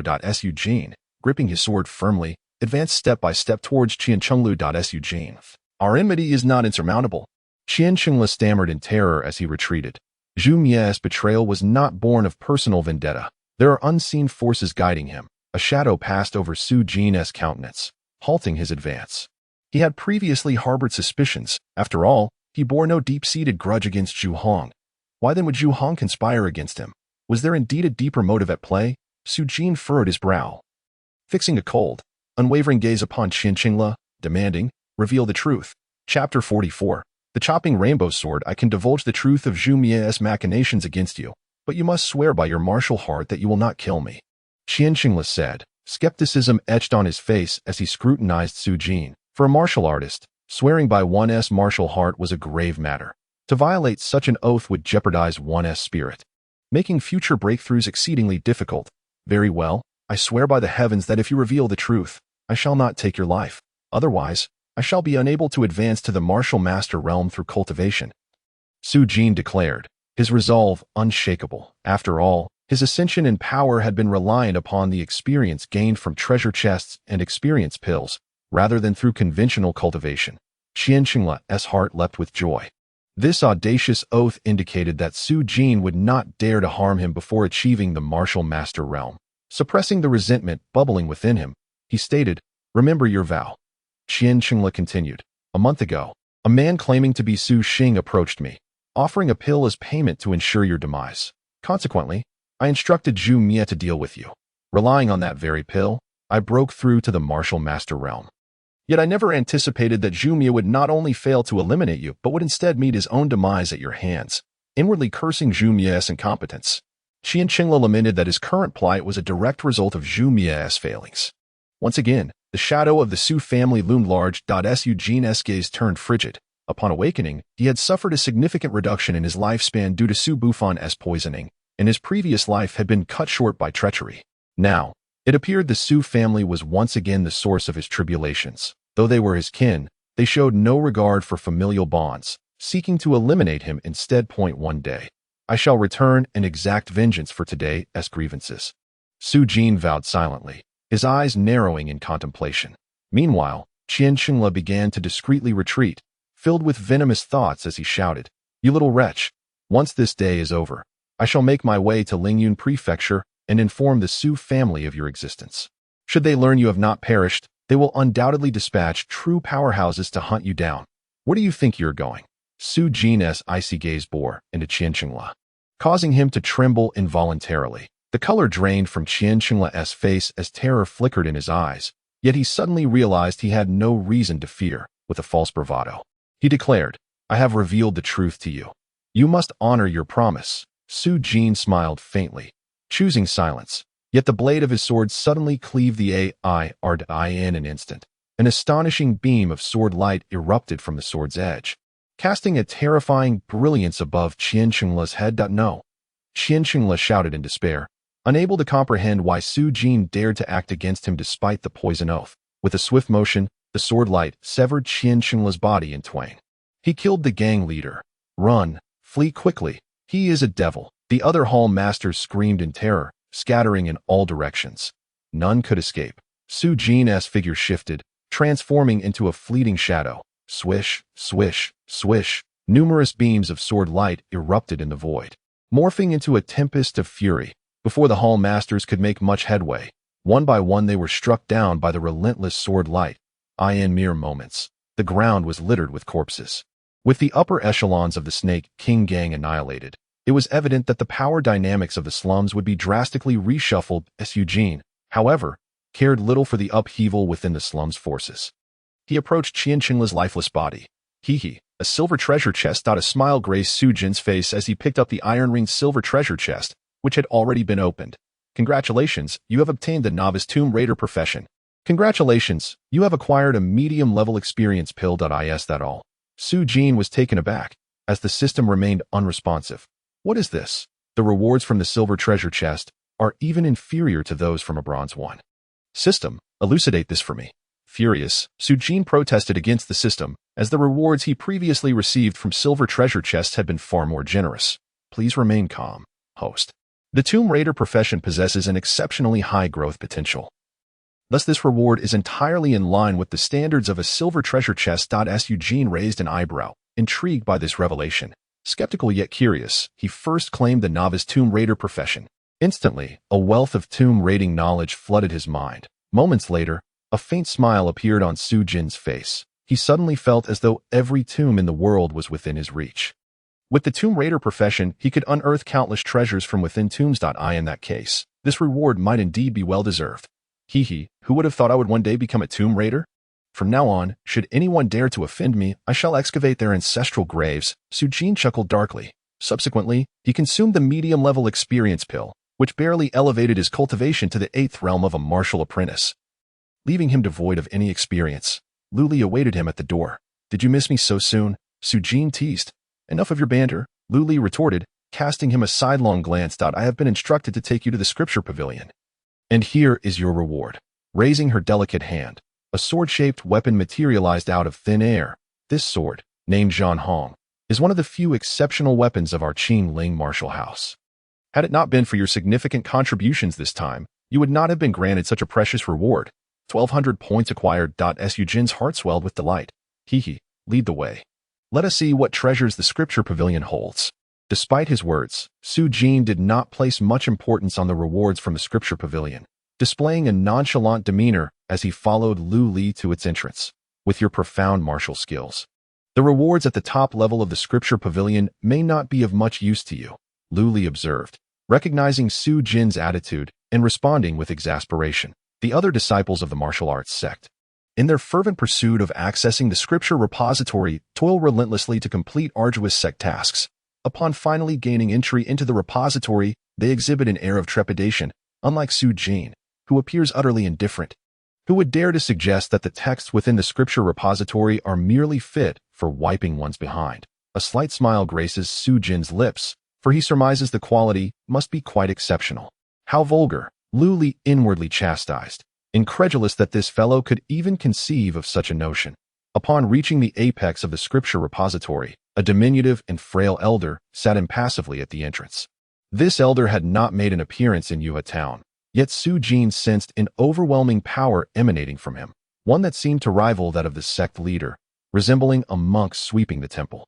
Chapter 45. The Illusory Demon Technique. Could he be the supreme elder of the martial arts sect? A thought flickered through Su Jin's mind. Elder Xiao, I have brought Su Jin, Lu Li respectfully addressed the elder.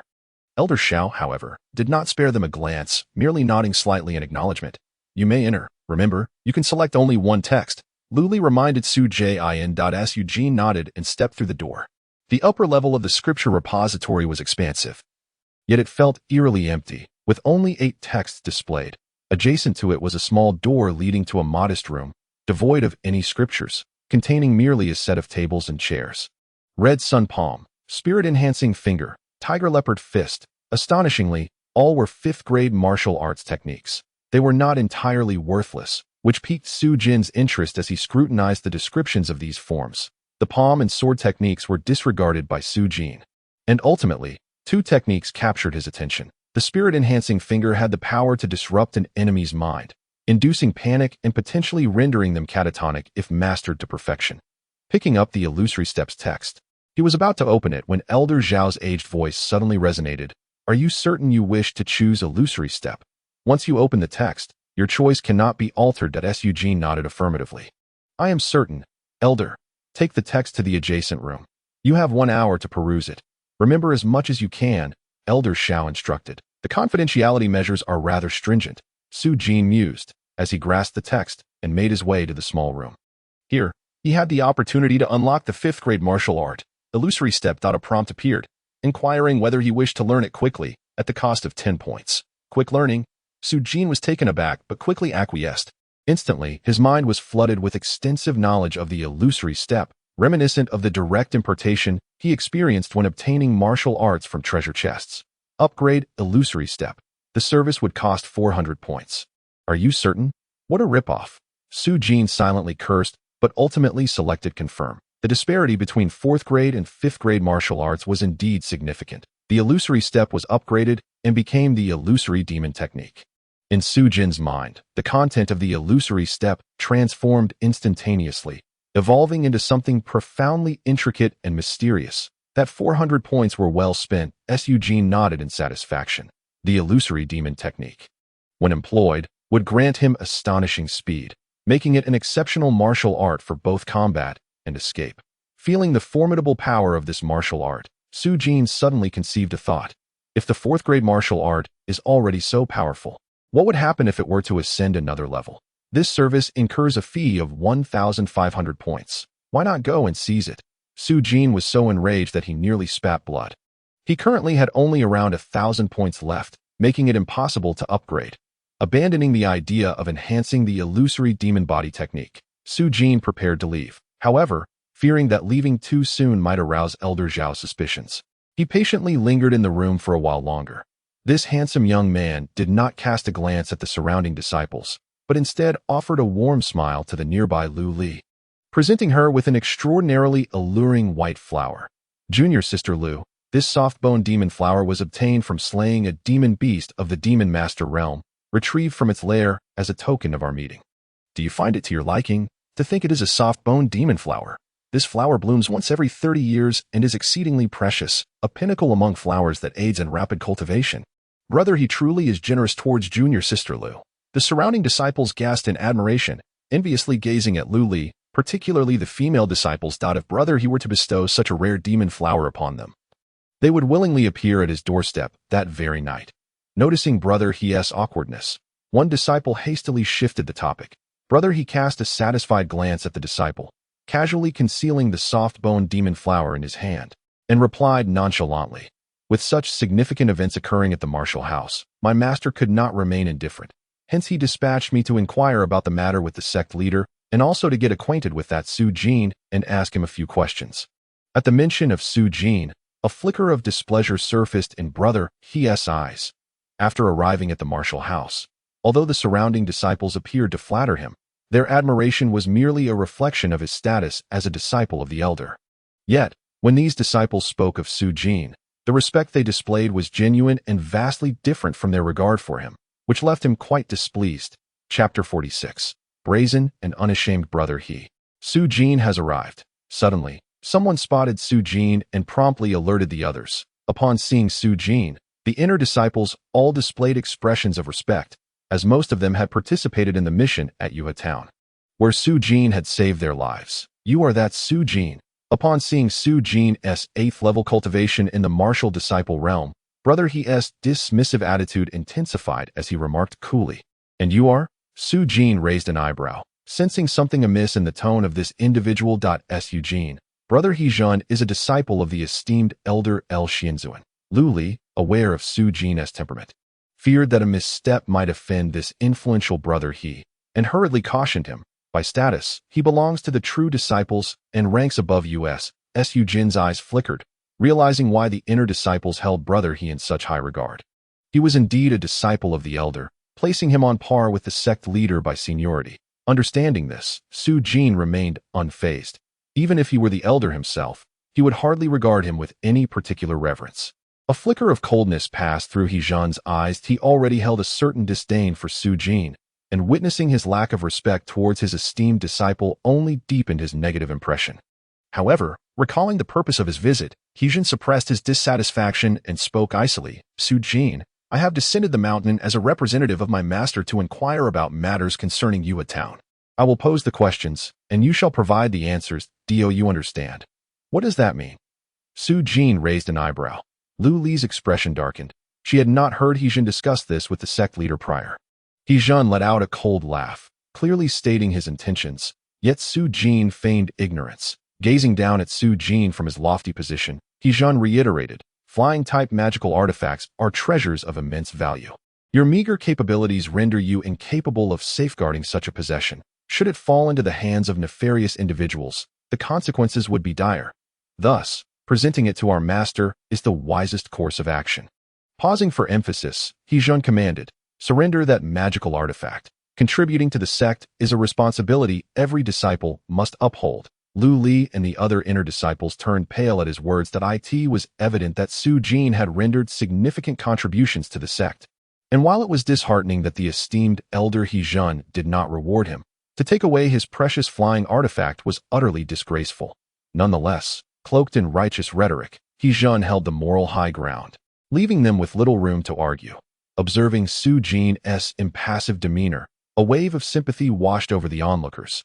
Yet, Su Jin found the situation amusing. Su Jin's grandiloquent attempt to seize his treasure was laughable. A smile crept onto his face as he asked, "Senior brother may I pose you a question?" Su Jin was momentarily taken aback, instinctively responding, "What question? How is it that your skin can be so thick?" Puffed. Upon hearing Su Jin's question, a smile broke on Lu Li's face, and the nearby inner disciples stifled their laughter, wary of Su Jin's presence. Preposterous. Su Jin's countenance darkened, a glint of menace flashing in his eyes. "Su Jin, how dare you insult me? I represent our master, and to insult me is tantamount to insulting him, the esteemed elder of Qiling martial house. Such acts of treachery warrant a death sentence. And even the sect leader would remain silent should I choose to end your life. Given your contributions to the martial house, I shall grant you leniency. Surrender the flying artifact and apologize to me. And I may overlook this act of defiance." Su Jin's words, laden with authority, caused those around him to pale, for they understood that should they press the matter, his words could indeed lead to fatal consequences.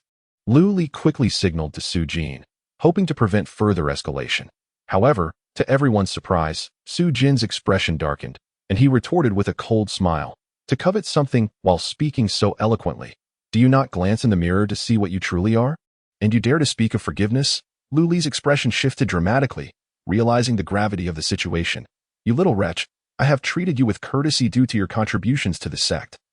Yet you remain utterly ungrateful. Do you not blame me for my lack of civility?" Su Jin's expression soured immediately, his eyes flashing with a hint of ferocity, since he became a disciple of the esteemed elder.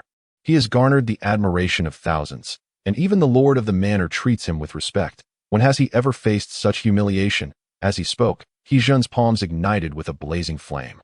An astonishing aura enveloping Su Jin. To be treated with courtesy, Su Jin gazed at Su Jin in disbelief.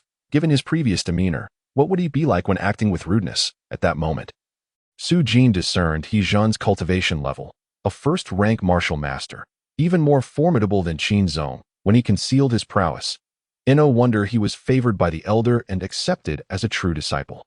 Yet, with such a level of cultivation, did he truly believe he could challenge him? Meanwhile, the surrounding onlookers were oblivious to Su Jin's strength. Upon witnessing Su Jin's impending attack, Lu Li gasped in alarm, ready to intervene. "You little beast, this is all your own doing." However, Su Jin feigned ignorance, his eyes glinting with malice. Suddenly, he unleashed a powerful strike. With a thunderous roar, a flame akin to the scorching sun erupted from his palm. The searing heat enveloping Su Jin entirely, causing the very air to begin to melt. The crimson sun palm.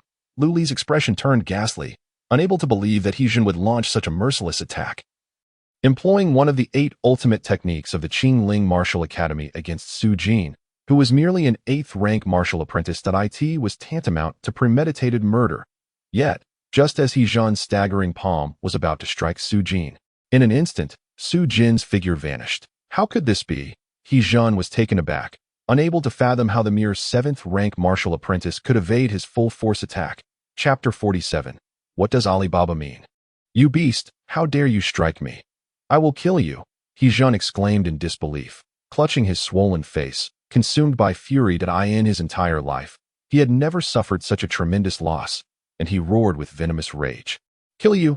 Nonsense." Slap. Su Jin, who had been 7 or 8 steps away, suddenly appeared before Su Jin, delivering a resounding slap that sent Su Jin flying before he could even react midair. Su Jin's figure reappeared at the spot where Su Jin was about to land, delivering yet another slap. "You beast, I will not rest until one of us is dead." Slap. Kill. In an instant, Su Jin's body was tossed about like a sandbag, unable to touch the ground. The disciples, who had just moments ago been worried for Su Jin, were now trembling in shock, hardly believing their eyes. Su Jin had unleashed the phantom step. At that moment, someone recognized the technique and exclaimed in AWE.S, "Oh, it's the phantom step. No wonder his speed is so astonishing."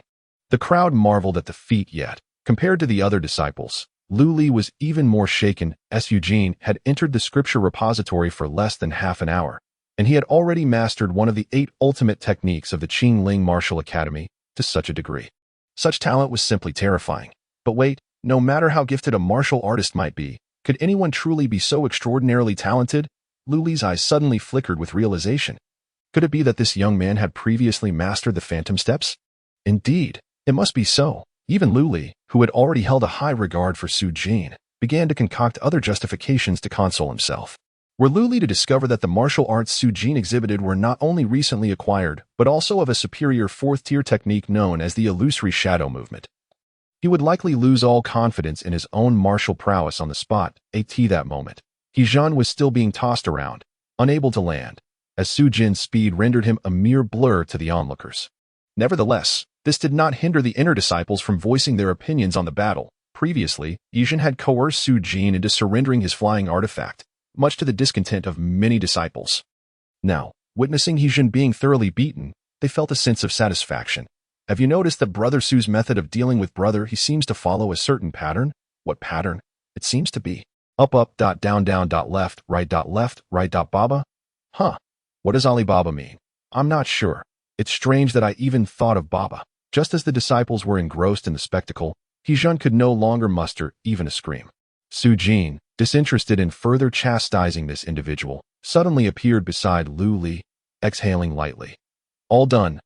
Bang. Su Jin's face swelled grotesquely, transforming into that of a pig's head that I can assure you that even his mother would struggle to recognize him. Su Jin scoffed coldly that you've landed yourself in serious trouble. Lu Li regarded Su Jin with a grave expression. He represented the will of the Grand Elder, and to strike Su Jin in such a manner was tantamount to slapping the Grand Elder's face. That is precisely what I intended. If you have the ability, come seek revenge against me, Su Jin retorted dismissively. Having just experienced the earlier events, his outward demeanor remained calm, yet internally, he was seething with anger. Harboring no respect whatsoever for the Grand Elder, it was the first time he had encountered such shamelessness from a Grand Elder. Lu Li had long since grown accustomed to Su Jin's reckless nature. He shook his head and sighed. The fault today does not lie with you, but Su Jin's master is extremely protective and will undoubtedly seek retribution. Su Jin remained steadfast in his stance. Let them come for vengeance.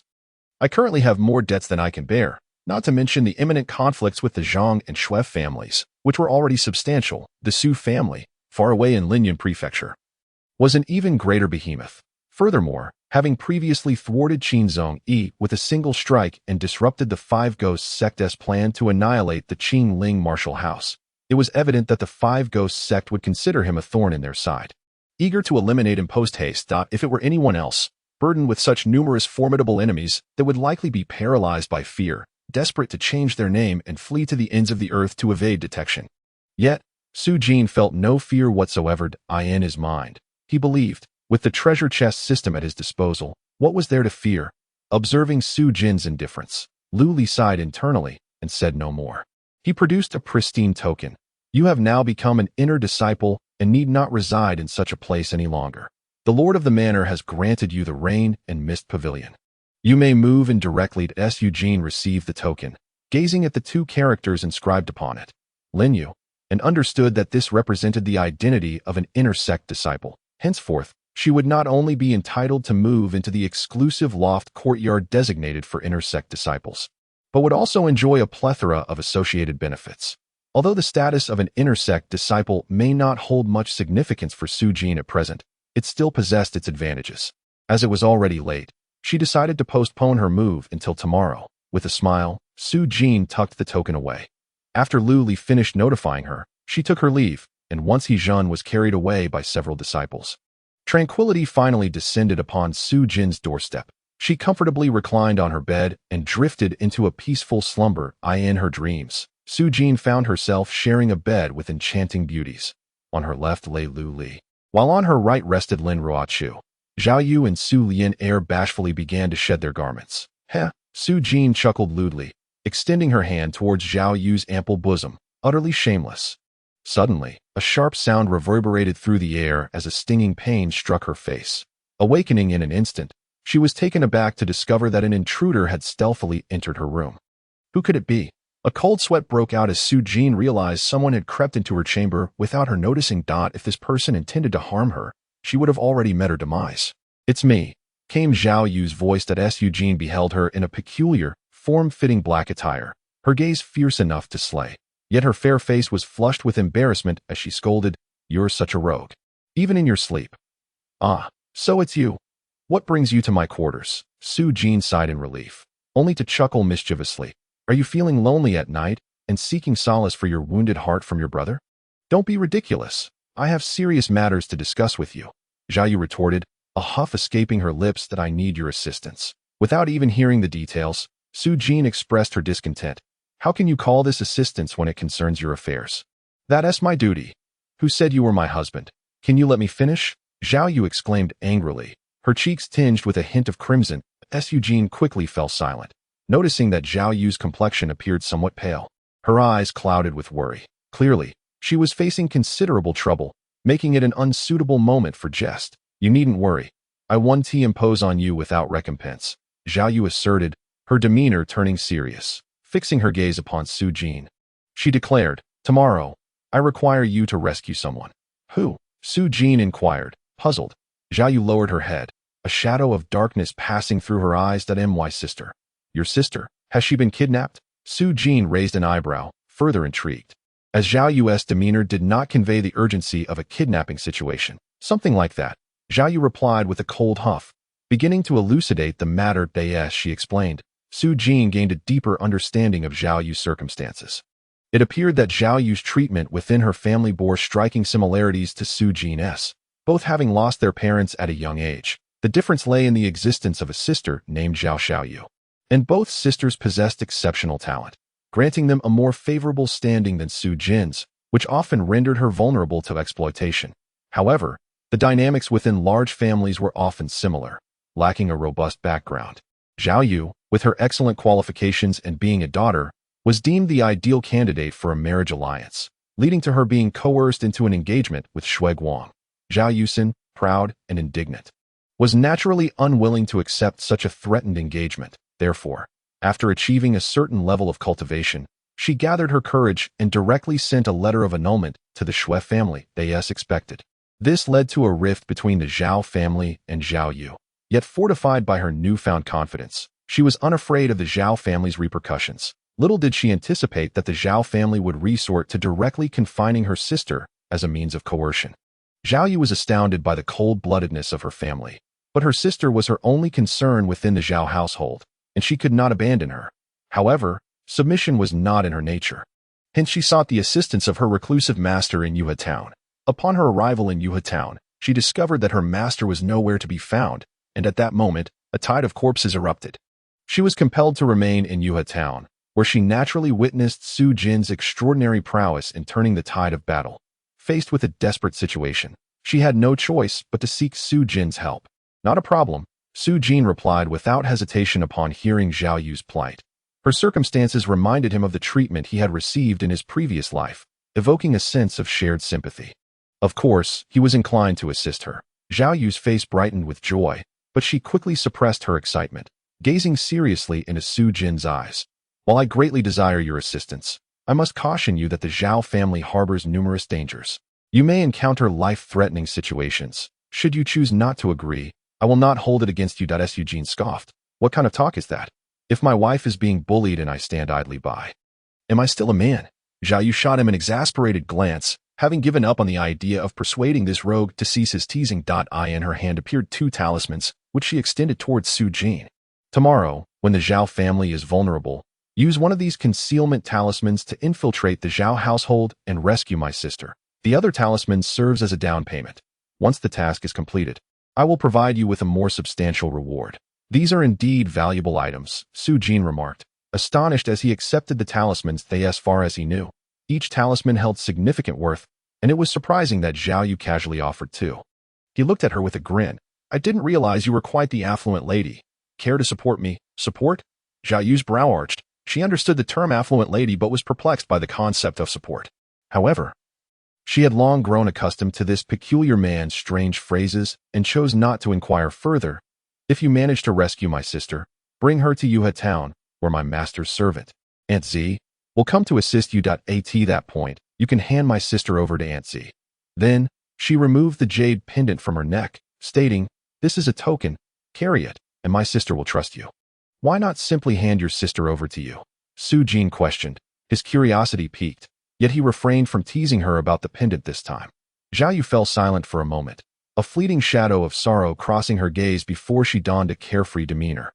Smiling, I have another matter to attend to tomorrow, which you will understand in due course. Subsequently, Zhao Yu and Su Jin discussed the specifics of the rescue plan for her sister until the midnight hour, at which point she bade him farewell. Su Jin discerned that Zhao Yu was concealing something from her, yet since Zhao Yu was unwilling to divulge it, questioning her would prove futile. The following day, upon awakening, Su Jin promptly sprang from her bed, resolute in her intention to rescue Zhao Yu's sister. However, shortly after stepping out of the Wu residence, she was greeted by the vibrant atmosphere that enveloped Tianyang City. Have you heard? The Zhao family's heiress is marrying today. The union of the Zhao and Shui families is indeed a significant event for Tianyang City. The bridal procession of the Zhao family will pass right by us. Perhaps we might catch a glimpse of her exquisite beauty. It is said that Miss Zhao Yu possesses a beauty that eclipses even that of Lu Li from the Qingling Wu residence. Upon overhearing the chatter of passers-by, Su Jin's body jolted as she finally comprehended the source of Zhao Yu's distress the previous night. In an instant, however, fury surged within her. How dare you keep this from me? Su Jin was perplexed at first, pondering how such a prominent family could appear so vulnerable today, but now it was clear. Zhao Yu's wedding meant that the Zhao family's formidable members would be attending the ceremony. Leaving the household notably diminished, Zhao Yu was clearly sacrificing her own future to afford Su Jin a chance to save her sister. After a moment of anger, Su Jin realized that she could not let this opportunity slip away. It was imperative to rescue Zhao Yu's sister, Zhao Xiaoya. But what would become of Zhao Yu afterward? Once ensnared within the Shui residence, with both families' skilled fighters present, her escape would indeed be exceedingly arduous. Su Jin knew that even her own attempt to rescue Zhao Yu would not be an easy feat. Nevertheless, she felt no hesitation, resolutely deciding that after rescuing Zhao Xiaoya, she would ensure Zhao Yu's safety as well. Under no circumstances would Su Jin allow Zhao Yu to suffer. Such a virtuous woman should not be subjected to the indignities of that good-for-nothing Shui Guang. With her determination solidified, Su Jin proceeded to execute the plan they had devised the night before. Clad in the attire of the Zhao family servants that Zhao Yu had provided, she made her way toward the vicinity of the Zhao residence, poised to act. Chapter 49. The ancestor of the Zhao family along her path. Su Jin was incessantly greeted by the crackling sounds of firecrackers, as the citizens of Tianyang City emerged from their homes to witness the festivities. The news of the marriage between the two families had evidently spread throughout the entire city. In the middle of the thoroughfare, a lengthy procession, replete with the sounds of drums and gongs, was slowly making its way down the central avenue. The heart of the procession was an opulent, grandiose red bridal sedan chair, capturing the attention of all onlookers. Without a doubt, the occupant of that sedan chair was Zhao Yu. Su Jin fought against the impulse to rush forward and intercept her. Gritting her teeth as she muttered, "Just wait, I will come to your rescue soon, and tonight, I shall show you how I handle you in bed." Although she knew that the wedding rites would take place later in the evening, and there was no need for undue haste, Su Jin remained exceedingly displeased. With a scowl upon her face, she donned the Zhao family's servant attire and awaited the appointed hour that Zhao Yu had specified at noon. She arrived at the designated corner where Zhao Yu had instructed her to use the concealment talisman. Subsequently slipping stealthily into the Zhao residence, as expected, The internal security of the Zhao family was not overly stringent, yet groups of patrolling servants still traversed the premises from time to time. Utilizing the concealment talisman, Su Jin gradually approached Zhao Xiaoya's quarters, and at last she arrived at the courtyard where Zhao Xiaoya resided. At that moment, she noticed several elegantly dressed men stationed at the entrance, prompting Su Jin to quickly take refuge behind a cluster of flowers. Zhao Yu, that insufferable wretch, has finally wed, and at long last, we are liberated from being under the thumb of a woman. Indeed, it is a pity that such beauty is now squandered on a stranger. Yet, there remains Zhao Xiaoya.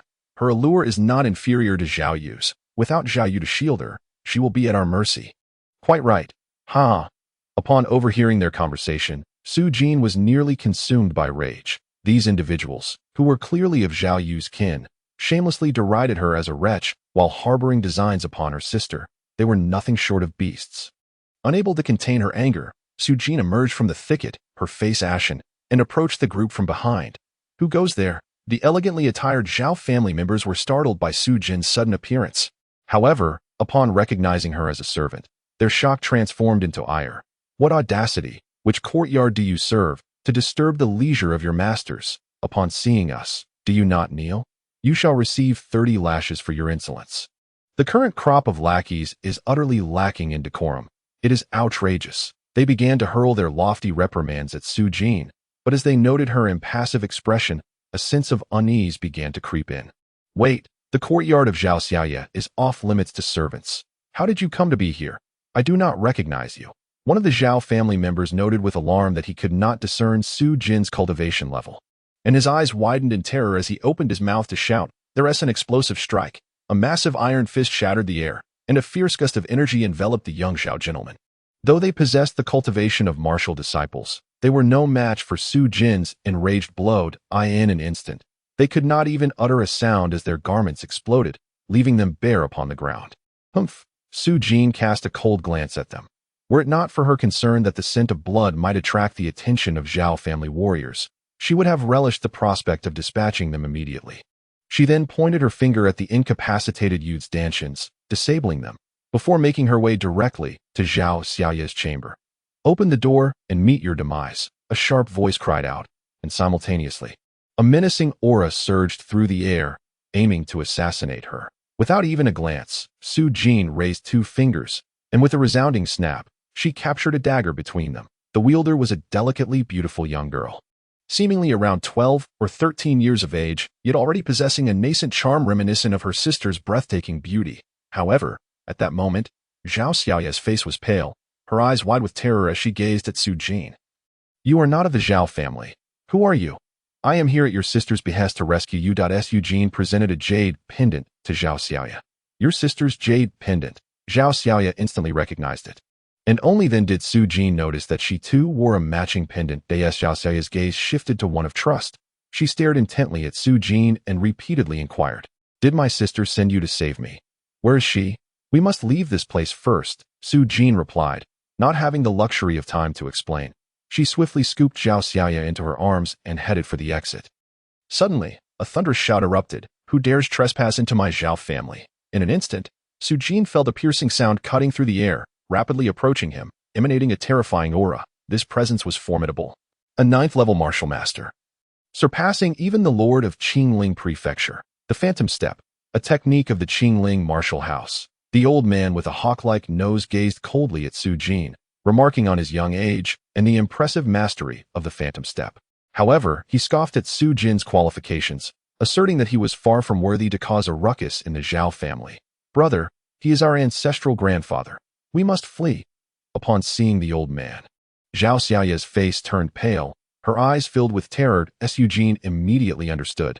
This elder was likely the Zhao family's most formidable ancestor, the Supreme Elder, as mentioned by Zhao Yu last night. No wonder his cultivation surpassed that of the Lord of Qingling Prefecture. It was said that this man had lived for over 150 years, faced with such an ancient powerhouse. Su Jin knew he stood no chance, and without hesitation, he activated the illusory demon technique once more. Boldness indeed. Zhao family shadow guards, heed my command, surround and eliminate the intruder. The Zhao ancestor, witnessing Su Jin's audacity to escape, immediately revealed a chilling murderous intent in his eyes and barked his orders. He advanced forward, swiftly covering dozens of steps in an instant with a speed that was nothing short of astonishing. Simultaneously, within the Zhao family, 8 figures emerged from the shadows. Each presence was eerily cold yet immensely powerful, all at the martial master level that if Zhao Yu were to see these individuals, he would surely be astonished. For these 8 martial masters formed the Zhao family's most potent trump card, one that even the family head could not command. Only the Zhao ancestor had the authority to do so.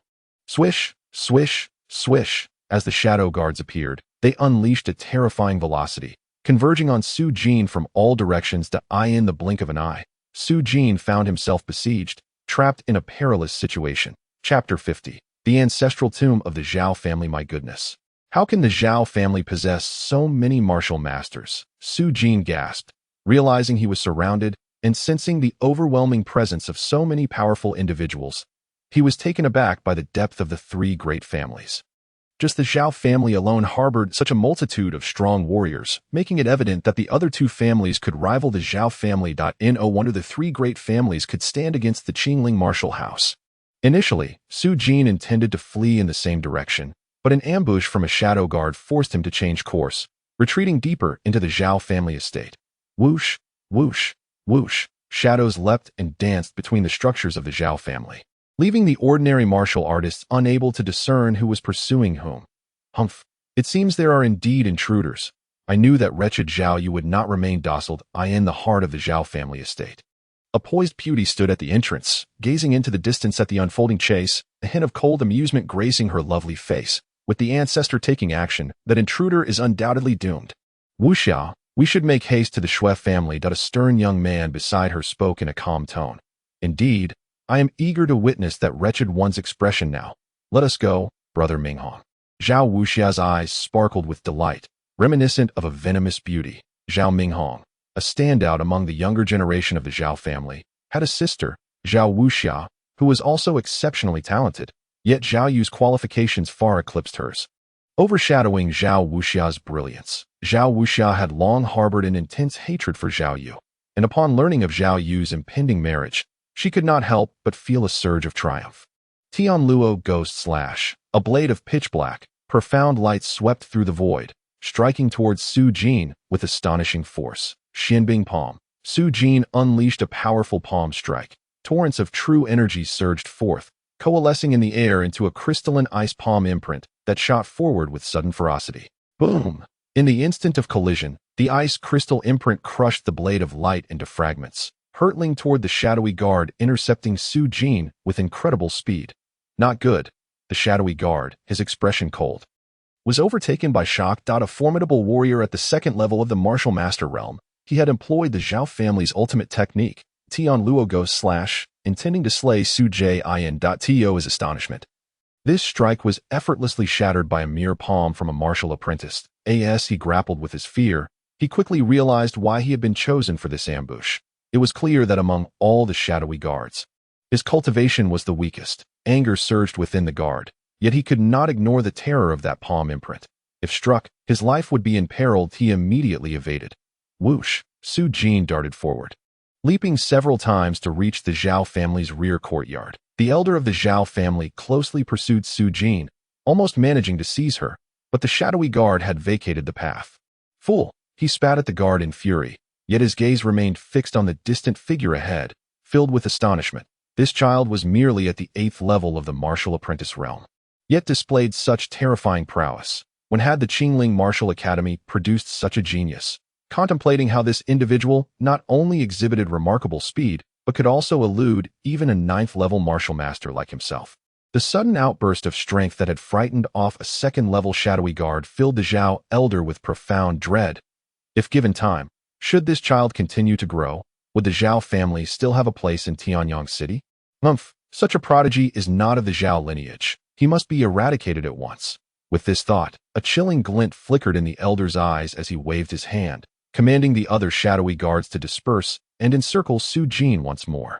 What a predicament! Surrounded by shadowy guards on all sides, Su Jin had barely escaped to the Zhao family's rear courtyard, only to find herself facing a half-mountain peak. She was taken aback. Only the Martial Academy and the 3 prominent families possessed such resources.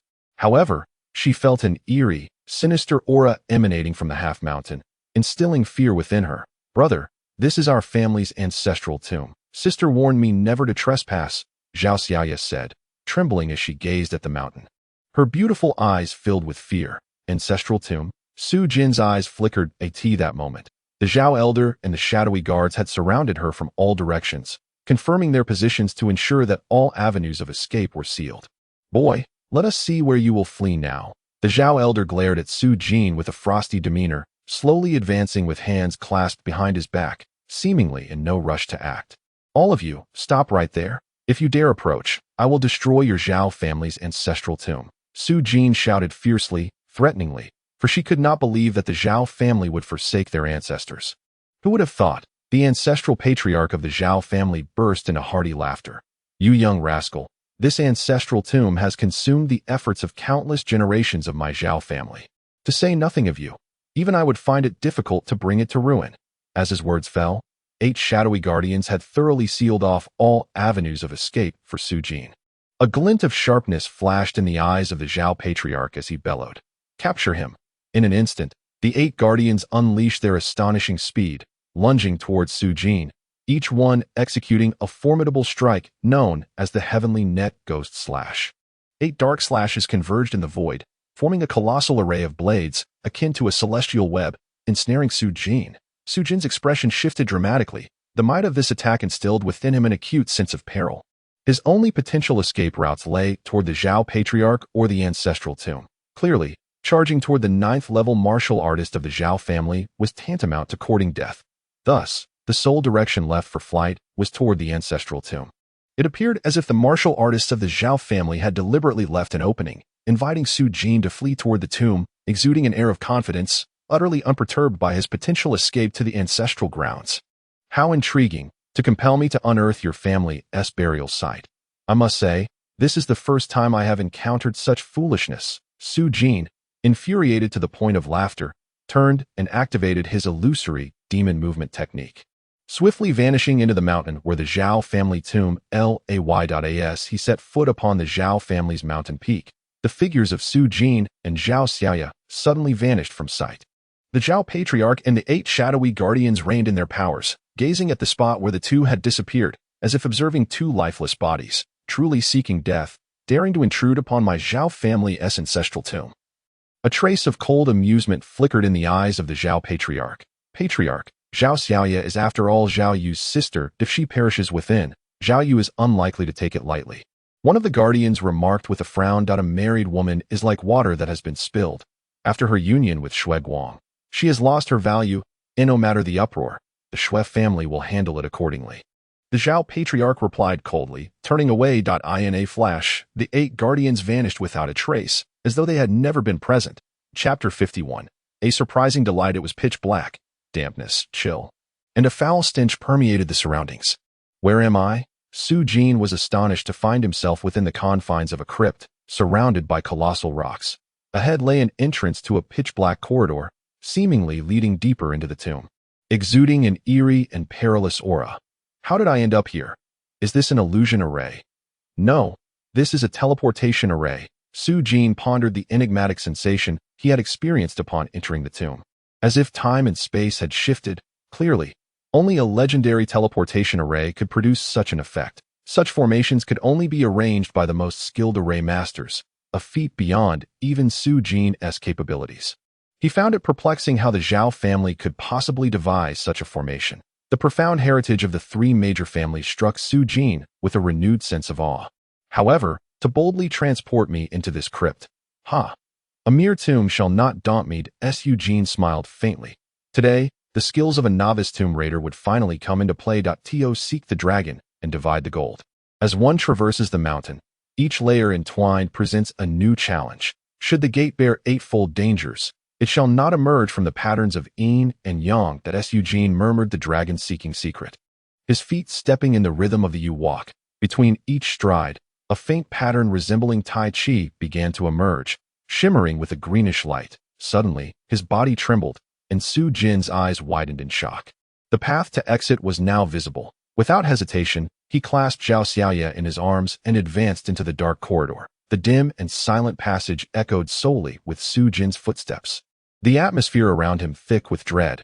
After a considerable distance, a glimmer of light appeared ahead, revealing a stone chamber at the end and a few luminous pearls were embedded in the ceiling, serving as illuminating tools. This was the way out. Before the stone chamber, 2 doors were set into the wall. Through his skills as a tomb raider, Su Jin discerned that the right passage led to freedom, while the left was fraught with peril. There was no doubt that it was prudent to leave this ghastly place as soon as possible, especially since he had to rescue Zhao Yu. Su Jin shared this sentiment. But at that moment, whoosh, the spirit ball in his arms unexpectedly flew out, and the docile primordial sacred beast suddenly materialized into the outside world. "Treasure, you little rascal, there's treasure inside," exclaimed the primordial sacred beast, its eyes sparkling with excitement. As it prepared to dash towards the left passage, Zhao Xiaoya gasped, glancing at the panda that could speak human language, feeling a twinge of fear. "Stop right there." Su Jin seized the creature by the neck, now certain of its treasure-seeking abilities. However, he had no time for such pursuits. His expression darkened. "Even if there is treasure, I cannot afford to indulge you in a treasure hunt right now, you little rascal. It won't take long. I heard everything that transpired outside. You have time before nightfall," the primordial sacred beast shouted. "An hour? No, half an hour. I guarantee you can obtain the treasure within." Su Jin furrowed his brow. Half an hour was indeed worth considering. The Zhao family's ancestor had forced him into this tomb, and he was seething with anger, unwilling to leave those people unpunished. Zhao Xiaoya, who had initially felt intimidated by the beast, now exhibited a flicker of delight upon witnessing its enthusiasm. "What are you staring at, little girl?" The primordial sacred beast opened its mouth wide, feigning a threatening gesture. Zhao Xiaoya's face turned pale. With a swift motion, Su Jin smacked the beast on the head, coldly snorting. "Hurry up and lead the way." The primordial sacred beast, nursing its sore head, dared not act out in front of Su Jin and proceeded into the left passage with its stubby legs. Su Jin followed closely behind. He knew the left passage was perilous, but with his identity as a tomb raider, he felt confident in his ability to escape any danger that might arise. Just as he stepped through the left door, a system prompt sounded. "Silver treasure chest detected." In his mind, an icon of a treasure chest appeared, accompanied by a map of the tomb. What a stroke of luck! Su Jin momentarily froze before bursting into joy. He had only intended to seek some treasures, never expecting to stumble upon such a boon, a treasure chest. Additionally, the map that accompanied it was an unexpected delight. With this, he could minimize the dangers to the lowest level. At that moment, Su Jin noticed the primordial sacred beast recklessly wandering down the corridor and immediately frowned, shouting, "Halt, youngster, I don't need your guidance." The sacred beast of Hunyuan swaggered with an air of arrogance. However, scarcely had it spoken when its left foot suddenly plunged into the stone pavement beneath it. Whoosh, whoosh, whoosh. In an instant, a deluge of arrows rained down from above. Cursed be this misfortune. Su Jin's countenance darkened as he swiftly brandished the rainbow sword. A crescent blade of moonlight, resplendent and pure, materialized in the void, growing ever larger as it swept toward the storm of arrows. Bang, bang, bang. Wherever it passed, the incoming arrows were cleaved in twain, yet in the very moment of their fracture, they erupted into a cloud of poisonous mist that filled the air in his frantic response. Su Jin merely managed to shield himself from the onslaught of arrows, while the primary target of the trap remained the sacred beast of Hunyuan. Alas, alas, this is unbearable. Amidst the rain of arrows, the sacred beast was utterly unable to evade, instantaneously becoming a pincushion to Su Jin's astonishment. Despite being pierced by countless poisonous arrows, the sacred beast merely yelped in pain, showing no signs of injury. Once the trap ceased, the sacred beast shook its body, and with a whoosh, the arrows embedded within it shot out in all directions, some of which were headed straight for Su Jin. "Damn!" Su Jin cursed vehemently. Unleashing another strike of his sword, the fierce blade severing the poisonous arrows, with another palm strike, he dispersed the noxious mist to prevent Zhao Xiaoya from inhaling it. "How come you're unscathed?" Observing the sacred beast of Hunyuan in pristine condition, Su Jin was filled with bewilderment. "Just you wait. I have proclaimed myself the great emperor of celestial demons, though I currently possess no cultivation. My physical form remains unparalleled in strength across the realm," the sacred beast of Hunyuan declared with pride, its small face etched with contempt. Chapter 52. Rolling Teeth. "Just you, Su Jin scoffed derisively, inwardly resolving to train this little creature more diligently henceforth, lest it forget who its master truly was to be. By the way, I ought to bestow upon it a fitting name. Tapping his chin thoughtfully, Su Jin scrutinized the sacred beast, which bore the appearance of a panda cub, yet exhibited a rogue, shameless demeanor that tarnished its exterior. Xiaoya, what do you think it should be named? At a loss for a good idea, Su Jin turned to Zhao Xiaoya in his arms. You rascal, I have already declared myself the great emperor of celestial demons. Who are you to name me? The sacred beast of Hunyuan fumed, unable to tolerate such insolence. At that moment, Su Jin shot at a cold glare, and it promptly fell silent. Zhao Xiaoya, now no longer as fearful of the sacred beast, even found its appearance quite endearing. Upon hearing Su Jin's request for a name, her eyes sparkled with delight. Brother, I think we should call it Gungun, for it looks as if it could roll about at any moment. That a splendid name. Su Jin's eyes lit up. Indeed, regardless of the realm, everyone associates pandas with Gungun. Thus, it is settled. From now on, you shall be called Gungai. Though you hear me. The sacred beast of Hunyuan had no desire to comply, yet sensing Su Jin's gaze, it wisely chose not to refuse.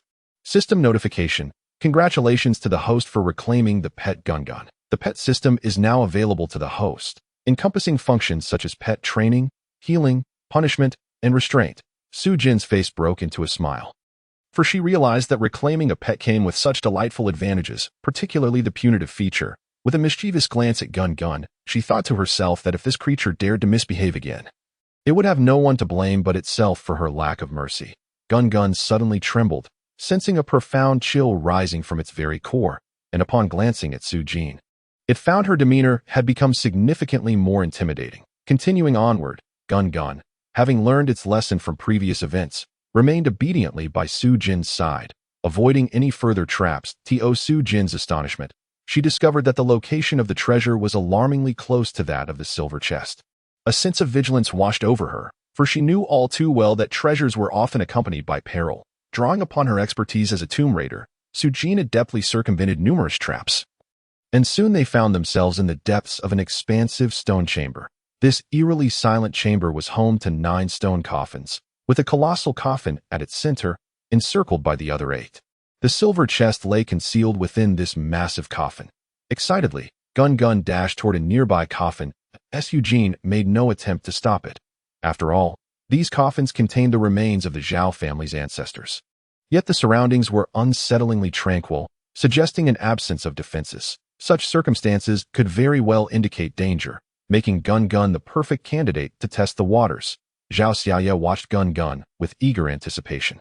Although she was aware that these were the remains of her family's forebears, her resentment towards the Zhao family for their mistreatment of her and her sister rendered her indifferent to the desecration of their tomb. Gungun, being a mere panda cub, stood less than a third of the height of the smallest coffin, leaving Su Jin puzzled as to how it would manage to open one. To her surprise, upon reaching one of the coffins, Gungun suddenly opened its mouth and, with a loud crunch, bit down, causing a chunk to vanish from the stone. Su Jin's expression stiffened. This creature's teeth were remarkably strong. She recalled their first encounter when Gungun had bitten her, and she shuddered at the thought that had it exerted such force then, her fingers might have been severed.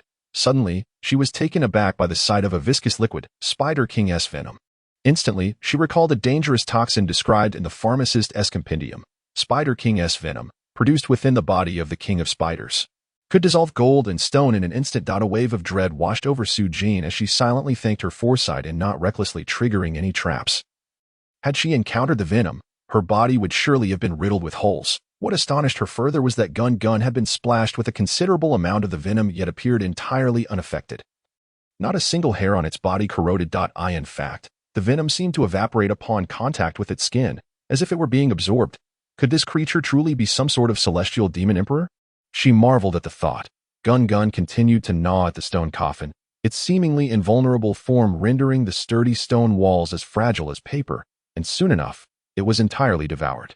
Inside lay the corpse of an elderly man adorned in an opulent golden robe embroidered with exquisite patterns, lying flat within the coffin. Though it seemed to have perished long ago, Su Jin felt an extraordinary force emanating from the corpse, suggesting that the elder must have possessed celestial cultivation in life. He had acquired 340 points. Su Jin furrowed his brow, finding this score rather meager at that moment. he noticed that Gun Gun, disregarding the other treasures, had crawled to the elder's head and forcefully pried open his mouth. As the elder's jaws parted, a pale red gem shimmered with a crystalline glow, mesmerizingly beautiful. Chapter 53. The Corpse Transformation. It was. Astonishingly, a spirit stone. Su Jin's eyes sparkled. He had only heard of such treasures and rumors, said to contain immense celestial spiritual energy, capable of facilitating rapid cultivation. However, very few in the entire Linyun County could afford to cultivate with spirit stones. Not even the county's governor could sustain such expenses, as they were only utilized during breakthroughs. Beyond cultivation, spirit stones had various applications, including the formation of arrays, the restoration of true energy, and sacrificial offerings, making them invaluable treasures. Previously puzzled by the seemingly ordinary burial goods of the top-tier individuals, such as the Zhao family patriarch and the Grand Elder, Su Jin now realized that the truly valuable items were hidden within their mouths. "You little rascal, give that back to me," Gun Gun yelled in anger, his eyes fixated on the inferior spirit stone in Su Jin's hand, nearly drooling. Brother, Gun Gun, look, the ancestor's corpse." Suddenly, Zhao Xiaoya's terrified voice pierced the air.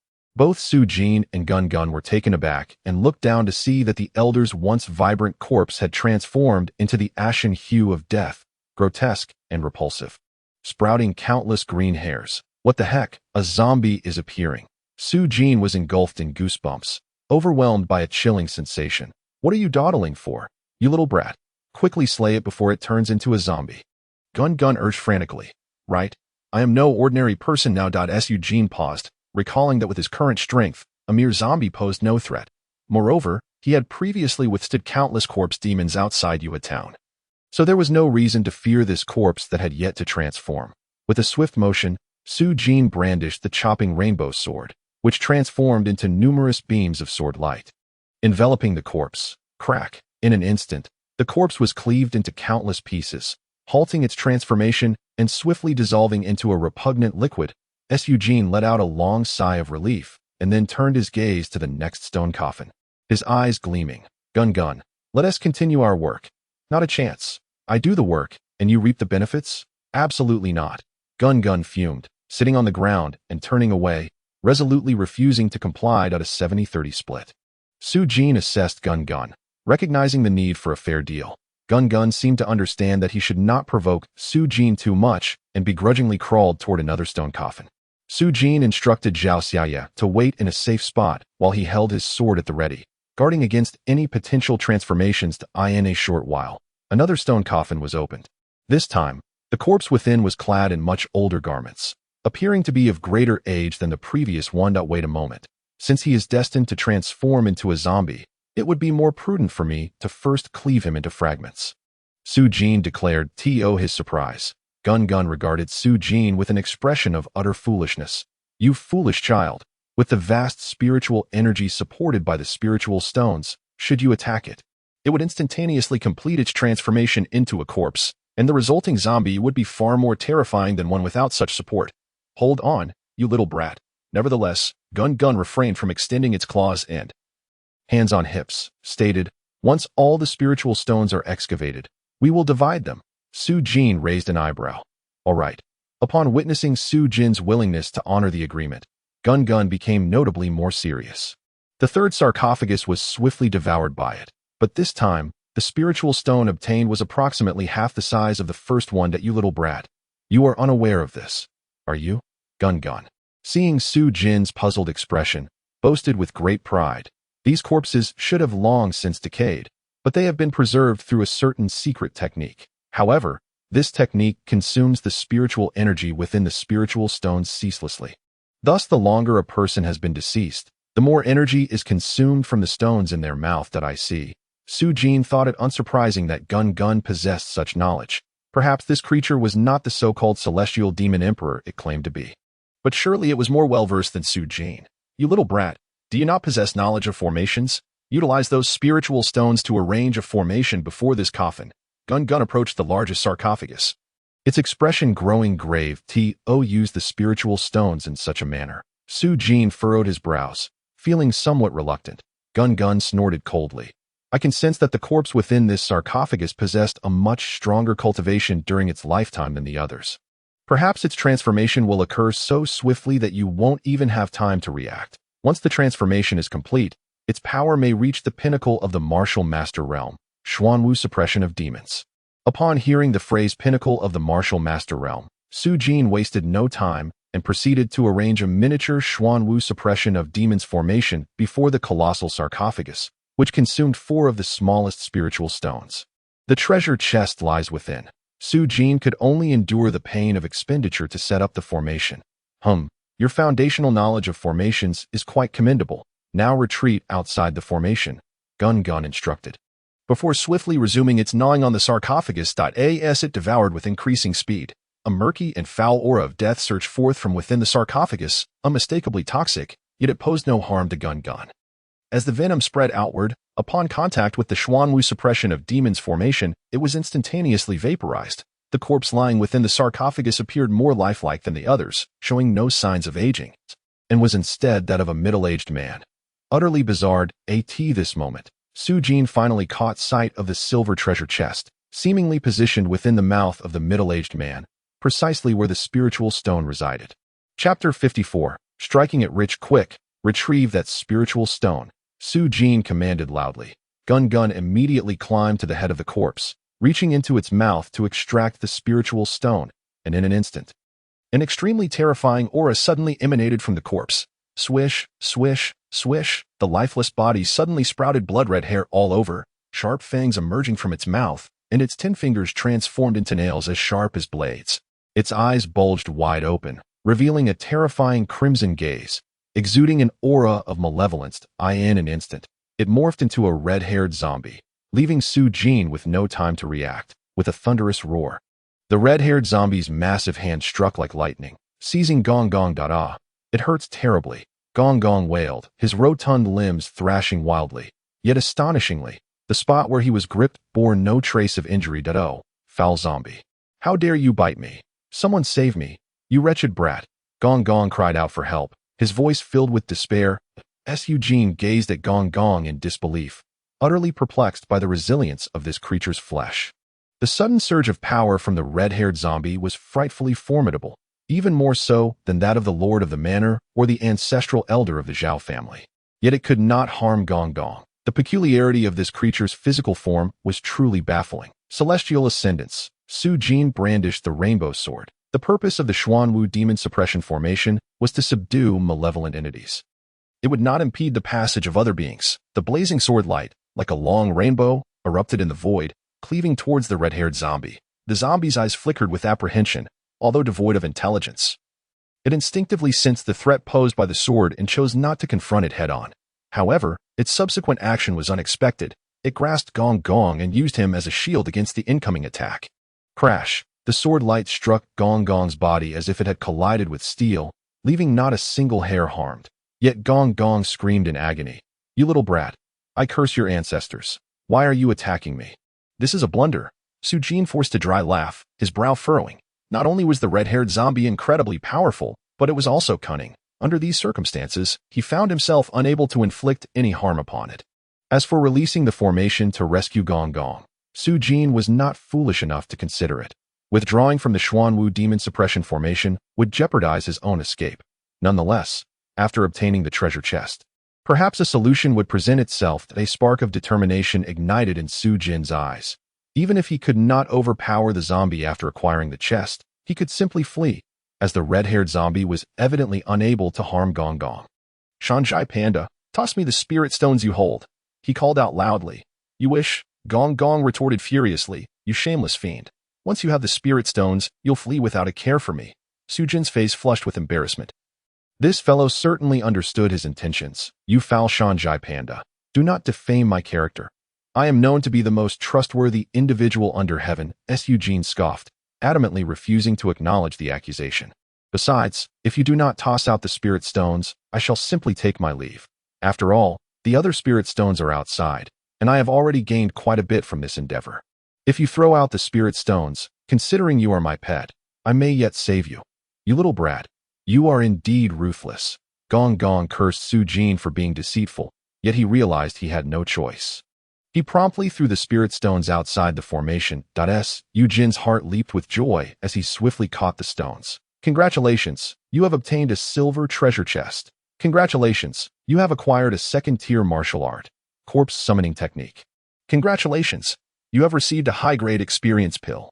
Su Jin was elated. This journey had truly proven to be a bountiful harvest, the art of corpse driving, an esoteric skill of the corpse driving sect. Capable of controlling corpses whose power does not exceed that of the host by a single major realm, with a maximum control of 10, this martial art has arrived at a most opportune moment.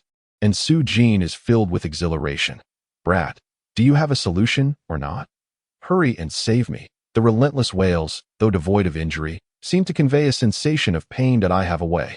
Su Jin reveals a confident smile and promptly produces a high-grade experience pill. Boom! His cultivation surges dramatically, the experience from the high-grade pill far surpassing that of a mid-grade one, allowing him to break through successively. From the 9th level of martial apprentice to the 10th, his cultivation ascends to the pinnacle of martial apprentice, and only then does the immense influx of experience begin to wane. Yet the remaining experience ultimately loosens the bottleneck between martial apprentice and martial master. Boom! First level of martial master. At last, Su Jin's cultivation reaches the realm of martial master. At the 7th level of martial apprentice, he could contend with an ordinary first-level martial master. Now, his strength is sufficient to confront an ordinary 5th-level martial master. His power has indeed surged remarkably as he gazes at the red-haired zombie. A glimmer of determination ignites in Su Jin's eyes, devoid of any fear. With his current cultivation, he is capable of using the art of corpse driving to control a corpse demon of the martial spirit realm. However, the potency of this technique is solely contingent upon the realm of cultivation, not directly linked to Su Jin's true strength. Thus, he can only control corpse demons of the first level of martial spirit and below. The art of corpse driving. Su Jin focuses intently, gathering his true energy like an overwhelming tide surging towards his palm. He strikes out. In an instant, all 5 fingers unleash a pitch-black, malevolent aura, merging into a singular, sinister character that resembles a corpse, suddenly hurtling towards the red-haired zombie. As the corpse-driving seal approaches, fear flickers in the eyes of the red-haired zombie, as if it has encountered a natural enemy. And it retreats frantically, only to be obstructed by the Xuanwu demon-subduing formation, leaving it to wail in despair as the corpse-driving seal strikes directly at its brow. The red-haired zombie shudders violently, then bows its head, the fierce light in its eyes extinguishing, its expression turning despondent, remaining motionless in place. Chapter 55. The dream of Shui Ergu. Su Jin discovers a mysterious spiritual connection has formed between him and the red-haired zombie, granting him the ability to command it to perform any task with mere thought. At that moment, he also realizes that the true strength of the red-haired zombie is at the pinnacle of the martial master realm. This equates to Su Jin having an elite martial master at his disposal. Now, within Tianyang City, Su Jin has little to fear from anyone. Were it not for the need to maintain an air of superiority, he would likely be unable to suppress his delight. The fact that this red-haired zombie retains its martial master form even in death suggests its previous strength was formidable, likely at least within the martial spirit realm. Moreover, it is not just any ordinary martial spirit. Its status within the Zhao family must be significant. Su Jin reflects on the extraordinary nature of this corpse with a hint of regret. Had he known that the treasure chest would contain the art of corpse driving, he would not have shattered the previous zombies, as he could have acquired several more martial master subordinates. Boss, I don't even want the spirit stones. Just teach me this fascinating martial art. Gun crawls out of the formation, fawningly clutching Su Jin's leg and showering him with flattery. Get lost. Su Jin kicks Gun away in disdain, causing it to tumble like a fur ball, yet it stubbornly persists in its attempts to cling to him once more. Disinterested in the fellow, Su Jin produced all the remaining spirit stones and, adhering to their prior agreement, allocated 3/10 to Gun while retaining a moderately sized stone for future contingencies. Ultimately, the total bounty amounted to an impressive 7,000 points. Su Jin's face broke into an exuberant smile. Such a substantial accumulation of points, coupled with a peak martial artist zombie as an enforcer, rendered this expedition to the Zhao family's ancestral tomb a veritable windfall. Previously, he had harbored doubts about rescuing Zhao Yu. But now, with the assistance of the crimson-haired zombie, there was no corner of Tianyang City beyond his reach. At that moment, Su Jin dismantled the formation, adorned the zombie's visage, and applied a concealment talisman to mitigate its overwhelming corpse aura, thereby avoiding attracting undue attention. Upon exiting the Zhao ancestral tomb, Su Jin noted that the presence of the Zhao family patriarch and the shadow guards had dissipated, likely believing him to be doomed. Unaware that the tomb had been thoroughly emptied by his hand, easily slipping out of the Zhao estate, he first disguised Zhao Xiaoye and transported her to a secluded spot beyond Tianyang City, where he set up a formation nearby. At the entrance of the Shui family mansion, guests thronged continuously, their voices filled with congratulations. Those invited to witness the union of the Shui and Zhao families were all of highborn status, either affluent or noble. The illusory demon technique had been upgraded, now classified as a second-tier martial art, illusory transformation. At the threshold of the Shui residence, the system's voice resonated in Su Jin's mind, while the crimson-haired zombie trailed him silently like an obedient subordinate. Although bolstered by the presence of the zombie, Su Jin remained apprehensive about unforeseen variables during the rescue operation. Thus, he expended 4,000 points to elevate the illusory demon technique 2 levels, achieving second-tier status, illusory transformation. Only then did he manifest a confident smile and stride towards the grand entrance of the Shui family. Congratulations, congratulations. Su Jin casually presented a stolen invitation he had seized from the roadside, employing the system's disguise feature to assume the appearance of its original bearer. To his surprise, it was young Master Wang. Please, do come in. The Shui family steward, upon verifying the invitation, immediately donned a warm smile, which only broadened upon seeing the gift Su Jin offered, welcoming him with great enthusiasm. Su Jin returned a faint smile and stepped through the threshold. Strange, he mused, young Master Wang, known for his miserly ways. How curious that he should be so generous today. Presenting jewelry from the Qi family, as he entered the Shui courtyard, Su Jin spotted Shui Guang, resplendent in his wedding attire, warmly receiving guests. He fought against the impulse to thrust his sword through this insufferable man. For near Shui Guang stood the Zhao family patriarch, engaged in conversation with an elder of similar age. The elder's cultivation was almost on par with that of the Zhao patriarch. And until he located Zhao Yu, Su Jin dared not act recklessly. With Zhao Yu nowhere in sight, Su Jin's ire only intensified as he beheld the jubilant Shui Guang. Suddenly, an idea sparked within him. Indeed, today is your joyous occasion. Let us see how I can disrupt your wedding. Retreating to an unnoticed corner, Su Jin produced a gemstone and inquired of the system. Can you inscribe words upon this? He then proceeded to stroll inconspicuously through the Shui estate. Truly exhausting. As he passed a corner, Shui Ergu could not help but let out a sigh. He is an ordinary servant of the Shui family, and in preparation for the wedding, the servants have been bustling about for several days, leaving them with no time to rest. He is nearly overwhelmed with the workload, akin to a dog. However, Shui Ergu dares not slack off, for the irritable stewards are watching closely. Any misstep could result in a severe beating. Suddenly, what is this?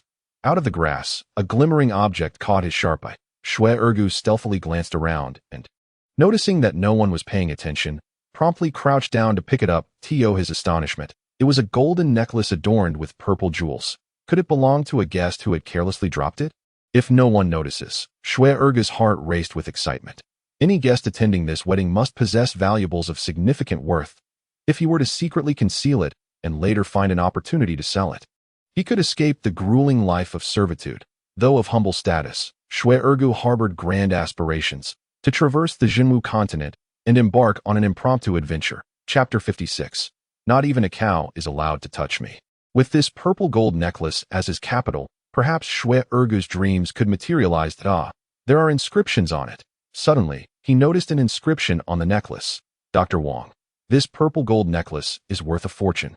A reward for curing my advanced venereal disease. I am about to marry. Please ensure my recovery. Inscribed by Shui Guang. Just then, a middle-aged steward with a peculiar expression approached, carrying a tray covered with white gauze. What is it, Steward Luo? Can't you see I am conversing with young Master Zhaorong? Shui Guang said, raising an eyebrow in discontent. Steward Luo appeared somewhat embarrassed and quickly explained, Young Master, several servants below have found the items you lost. Indeed, these items are mine, Shui Guang replied, his eyes flickering as he discreetly changed his tune. Although he was well aware that these treasures were not truly lost by him, their value stirred his desire. He would not refuse such a windfall. Brother Shui, you possess remarkable skill. even acquiring the red jade from the Qi pavilion of Linyun Mansion. Zhao Rong beside him expressed with envy, for those of noble lineage were well versed in the worth of such treasures. Ah, why are there inscriptions on this red jade? Brother Shui, this seems rather wasteful. Zhao Rong's brow furrowed suddenly. In the realm of collectibles, preserving their original state is paramount. Inscribing upon them nearly equates to defacing their value. Dr. Wang, help! Our family cow has contracted a venereal disease, and my father has forbidden me from even touching the cow, Shui Guang had inscribed.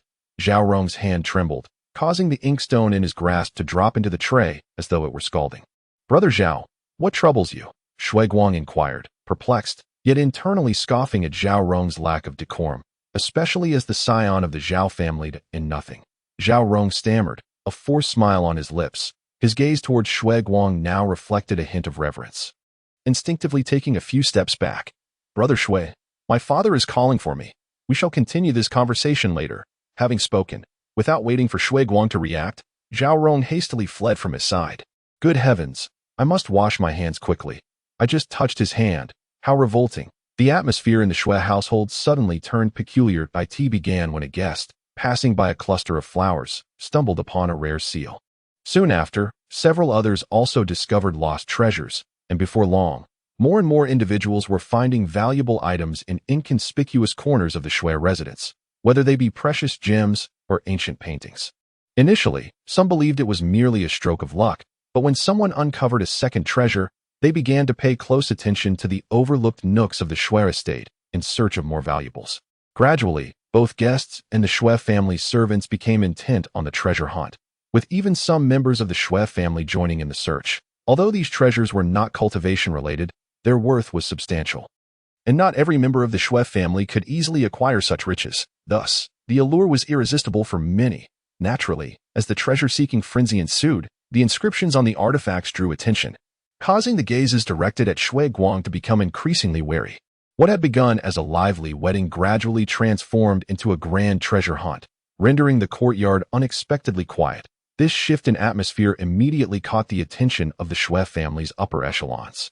Steward Luo, with a grim expression, entered the hall holding an ancient painting he had just discovered, promptly handing it to Shui Fei. Steward Luo, you are an elder.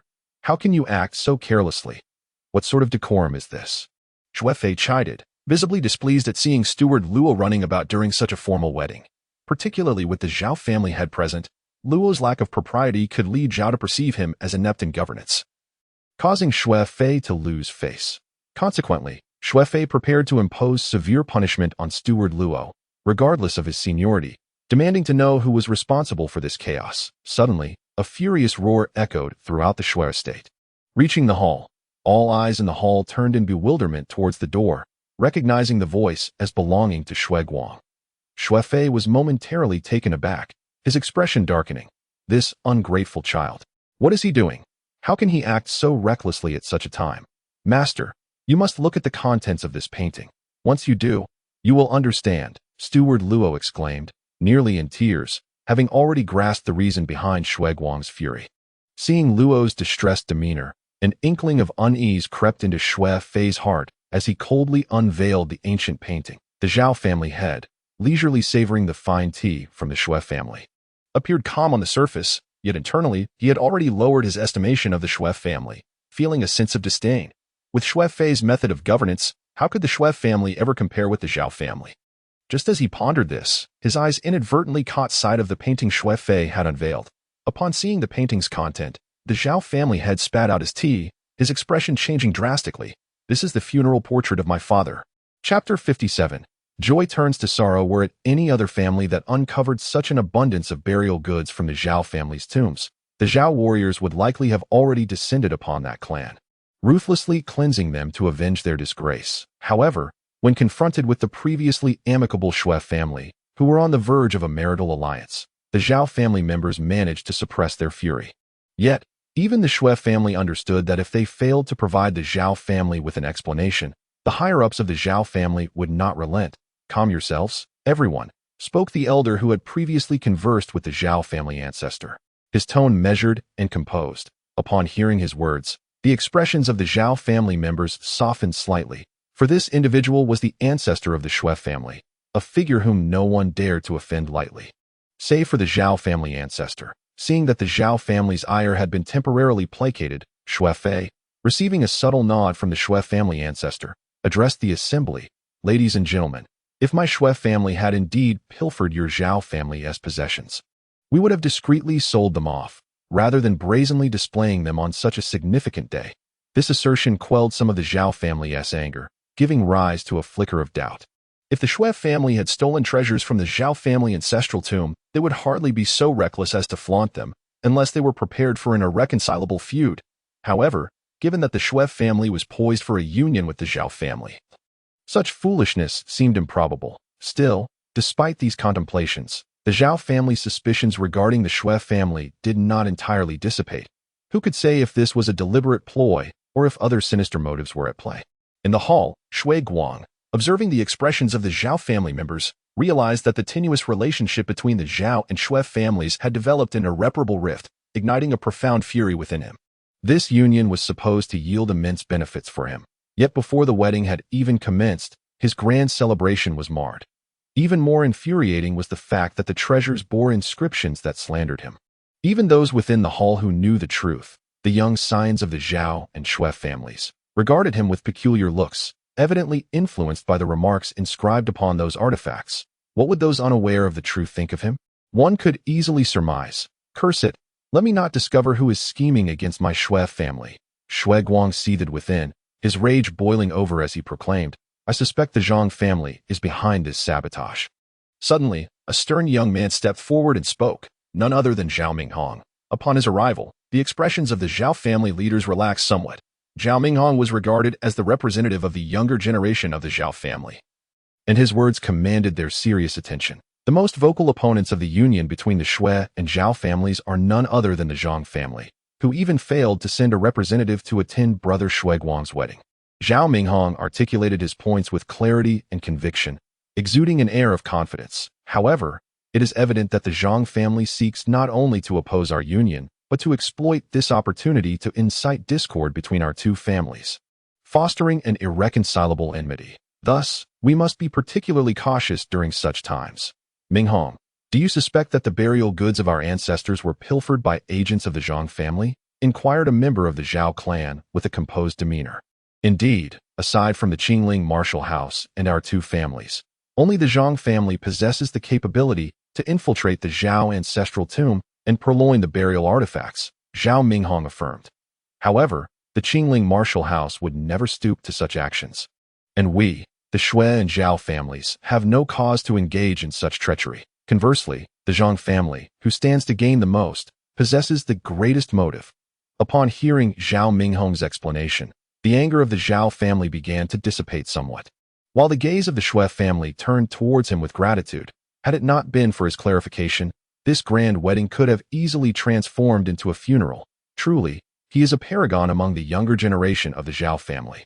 Shui Fei could not help but sigh inwardly. Within the younger cohort of the Shui family, there was not a single individual as remarkable as Zhao Minghong.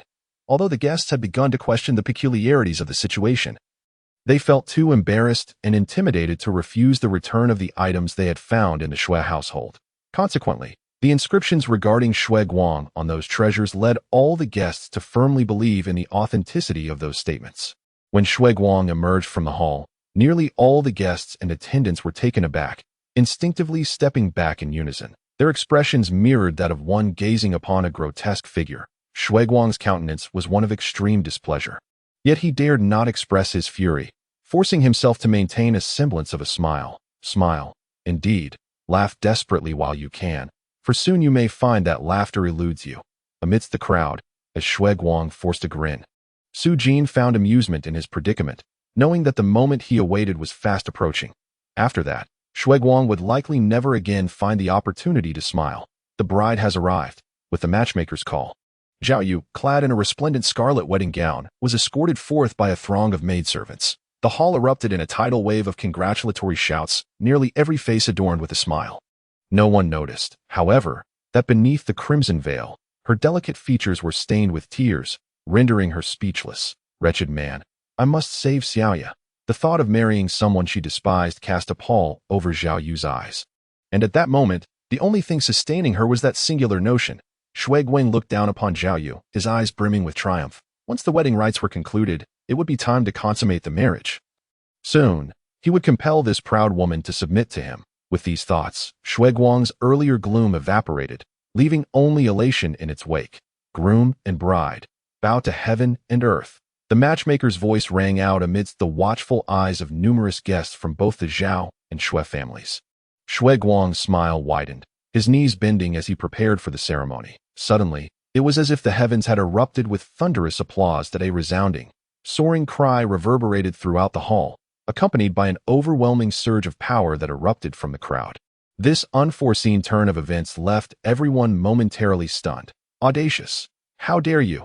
The sudden burst of energy immediately alerted the two most formidable figures present, the patriarchs of the Zhao and Shui families, whose expressions darkened as they simultaneously unleashed their might towards the source of the disturbance.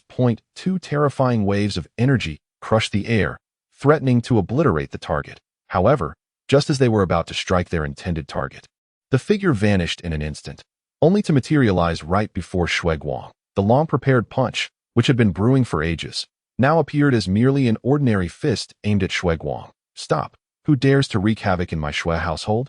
This sudden shift transpired in the blink of an eye.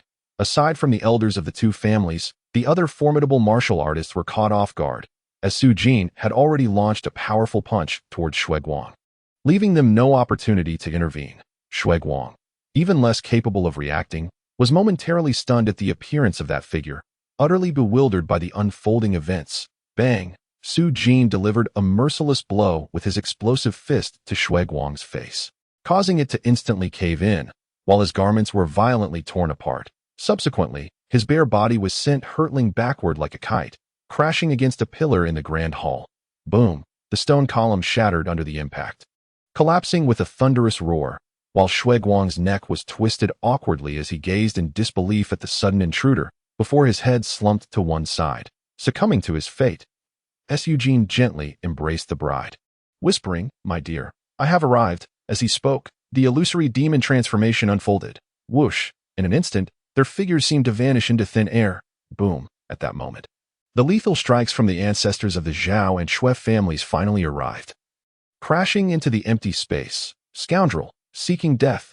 Guanger, the families, witnessing Shui Guang's tragic demise and Zhao Yu being taken away, finally reacted, their fury igniting instantly. Shui Guang's father, Shui Fei, let out a furious roar, his murderous intent surging. The guests in the hall were taken aback, unable to anticipate such a chaotic scene. Scoundrel, the ancestor of the Shui family, was livid, unable to bear the humiliation of having his elite killed under his very nose. Without hesitation, he leaped towards the exit of the hall in pursuit. Chase. Following suit were the ancestors of the Zhao family and Shui Fei, all intent on vengeance. Whoosh! Suddenly, before either family could escape the Shui estate, a towering figure sprang forth from the crowd, confronting both the Zhao and Shui ancestors simultaneously. Bang! Bang! The ancestors of the Shui and Zhao families collided with the towering figure, only to be sent flying. While the imposing figure remained steadfast, unmoving, the pinnacle of martial arts, impossible, both elders gazed in disbelief at the robust silhouette. Roar! The imposing figure trembled violently, emitting a howl that seemed otherworldly, a terrifying aura radiating outward, instilling boundless fear and despair in the lesser martial artists who hunched over in distress. Boom! As the momentum surged, the figure's disguise was shed, revealing its vibrant red fur, sharp fangs, and claws. It was none other than the red-haired zombie. This was a corpse demon. How could such a formidable entity appear within Tianyang City? The ancestor of the Shui family roared in outraged, "No, it cannot be. Ancestor, how can it be you?" The Zhao ancestor's face turned pale with horror as, in that moment, he recognized the red-haired zombie before him. It was the founding figure of the Zhao family from 200 years ago, their true ancestor, when the Zhao ancestor was but a child. This venerable forebear was a prominent figure in Tianyang City, even in the entire Linyun County. Yet, this ancestor had long since passed, buried in the ancestral tomb. How could he possibly appear in the world again? Attacking them, as the figure passed, the garments of those by the roadside were billowed and fluttered in the strange wind, yet no one noticed the two individuals that brushed past them. Upon reaching the outskirts of Tianyang City, Su Jin finally halted his steps, glancing at the tense Wenxiang Ruanyu beside him. He He lifted her red veil, casting a smile that was both playful and enigmatic at the astonished figure before him. "It is you." Zhao Yu trembled, her enchanting eyes revealing boundless emotion. Through the veil, she choked out, "Why are you so foolish?" As if releasing the grievances bottled within her heart, Zhao Yu wept for quite a while. Her tear-streaked face resembling a delicate pear blossom. Su Jin remained silent, patiently waiting for her to regain her composure. "All right, you can set me down now," Zhao Yu, her cheeks flushed, still maintained the posture of being cradled in Su Jin's arms. "Not so fast. I must examine your condition first, to see if those Zhao family members have done anything to you." Su Jin, unabashed, refused to let go, having missed the chance to take advantage earlier. Now that Zhao Yu seemed unharmed, his hands began to wander inappropriately. However, after all they had endured, Zhao Yu had already developed feelings for Su Jin, thus she made no effort to stop him. "Hee, we can discuss it later tonight," Su Jin remarked, observing Zhao Yu's reaction, which stirred something within him. Yet, he would not act impulsively. Merely teasing her, he eventually released her from his embrace. Zhao Yu let out a sigh of relief. Her pretty face flushed as she inquired, "What about Xiao Yu? Did you rescue her?" "Of course. In order to save Xiao Yu, I was compelled to flee into the ancestral tomb by your family's ancestor. Fortunately, your husband displayed great valor." Su Jin boasted animatedly about his adventures in the Zhao family's ancestral tomb, while Zhao Yu listened quietly, her beautiful eyes filled with affection, when he recounted the more thrilling parts. Worry crept into her heart, and she refrained from mocking his boasting as she had in the past. "You actually controlled the ancestors' corpse to thwart them. I can hardly believe you had the audacity to do that." By the end of his tale, Zhao Yu couldn't help but chuckle, her exquisite face blooming like a lily, leaving Su Jin momentarily dazed. Chapter 59. Zhao Yu's master. "What are you staring at?" Zhao Yu blushed, her voice shy. You are stunning," Su Jin declared, tightening his embrace around Zhao Yu before gently kissing the lovely maiden. Zhao Yu's cheeks flushed deeper as she closed her eyes. It felt as if an eternity had passed before Su Jin released her, lifting her in his arms as they made their way towards the location of Xiao Yu. The sisters were reunited, leading to another wave of fervent embraces. "Sister, where shall we go from here?" After the excitement subsided, Xiao Yu, still a young girl, couldn't help but feel a tinge of worry about the future. Zhao Yu glanced at Su Jin and sighed. "After Master returns, we shall join her sect. The Zhao family is powerful. We must grow stronger to contend with them." Su Jin recognized that these words were directed at him, and he immediately felt displeased. "What nonsense is this? With me around, I refuse to believe the Zhao family can do anything to you." Zhao Yu took Su Jin's hand, speaking gently. "Su Jin, you and Master are the two who have treated me the best in this world. I promised Master that I would join her sect. Please don't make me go against her wishes." Having heard her earnest plea, Su Jin found it difficult to refuse and asked, "What sect does your master belong to?" "Xian sect." Zhao Yu softly uttered the 3 words. Su Jin raised an eyebrow. The Xian sect was renowned alongside the Baigui sect, possessing immense power. However, its headquarters was located far beyond the borders of Deqian. How could Su Jin feel at ease allowing Zhao Yu to follow her master to such a distant place? "That won't do." Su Jin gently tapped Zhao Yu's forehead, opting for silence thereafter. "Let us find a place to settle down first," she suggested, "lest the Zhao and Shui families discover our whereabouts." Zhao Yu smiled faintly in response. Although that crimson-haired corpse possessed the prowess of a pinnacle martial artist, it would likely struggle to withstand the onslaught of the upper echelons of both the Zhao and Shui families for long. Accompanying the 2 sisters, they traveled westward for quite some time, eventually arriving at an exceedingly remote village. The village was sparsely populated, and upon inquiry, they learned that the last wave of corpses had swept through, resulting in numerous fatalities and an abundance of vacant houses. Su Jin casually tossed aside a piece of gold, effortlessly acquiring an unoccupied courtyard where they temporarily took residence. Having not achieved her desires during the day, Su Jin found it impossible to restrain herself under the cover of night. Stealthily slipping into Zhao Yu's room, transforming into a ravenous wolf, the following day, with the sun high in the sky, Zhao Yu awoke to find Su Jin beside her. "Get up, you filthy scoundrel," she exclaimed. Her cheeks flushed. The sheets bore traces of crimson, whispering of the events that transpired the previous night. "Let me sleep a little longer," Su Jin murmured, groggily embracing Zhao Yu, her hands becoming rather unruly once more. Zhao Yu gasped, her pretty face turning scarlet as she gritted her teeth. "Stop it at once. My master just conveyed through his spiritual sense that he is on his way here." Su Jin was taken aback. Spiritual sense? What is that? Zhao Yu chuckled lightly. It is a divine ability possessed only by formidable beings like my master.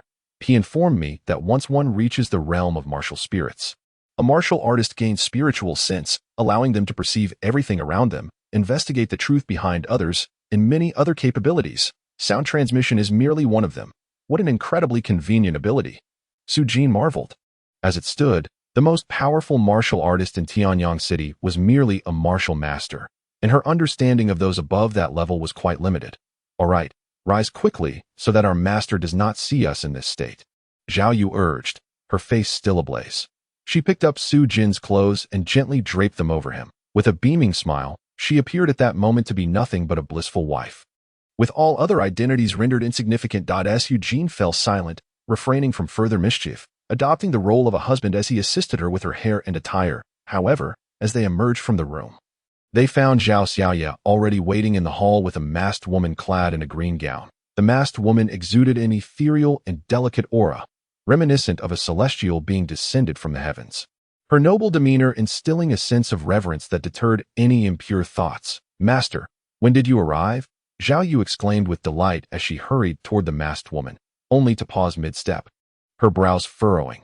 Having just been a bride and still recovering from Su Jin's nocturnal antics, she was ill-prepared for such vigorous movement that I arrived here last night.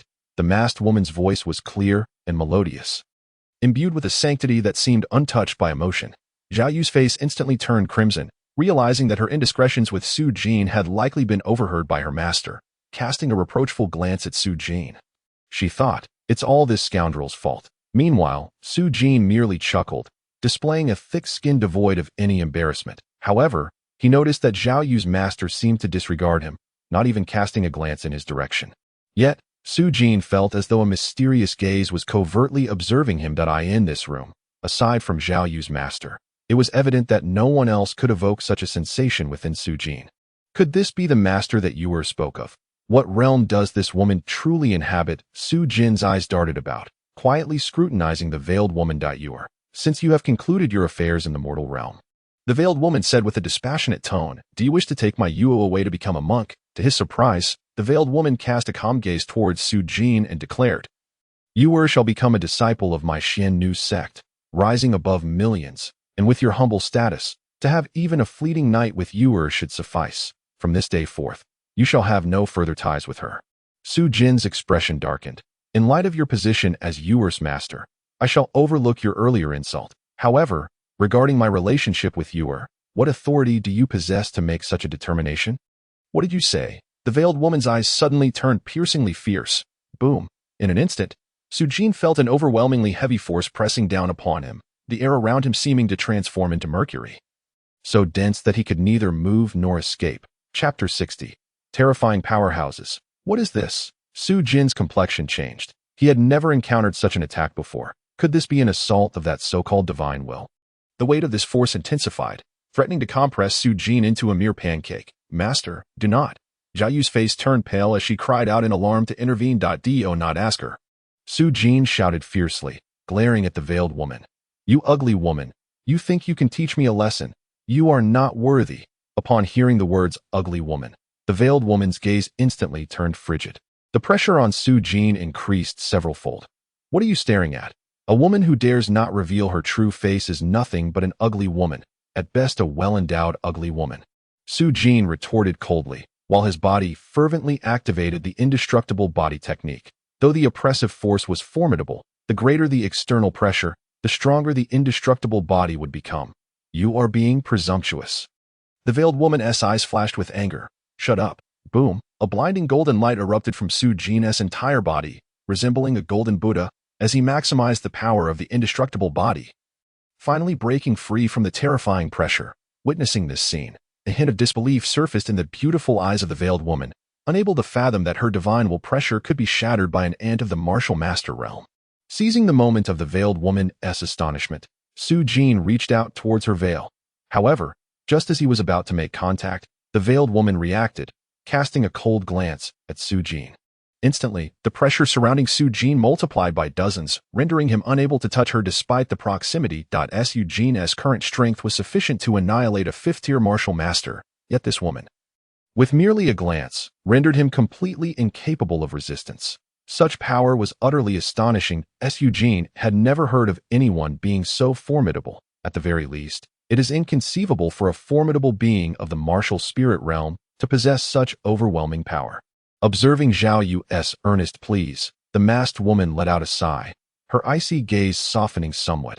Foolish child, your master acts for your own good, confined within the small confines of Tianyang City. How can you comprehend the vastness of the outside world? Once you witness the might of my Xian sect, you shall regret having entrusted yourself to this man yesterday. Master, I am already wedded to my husband.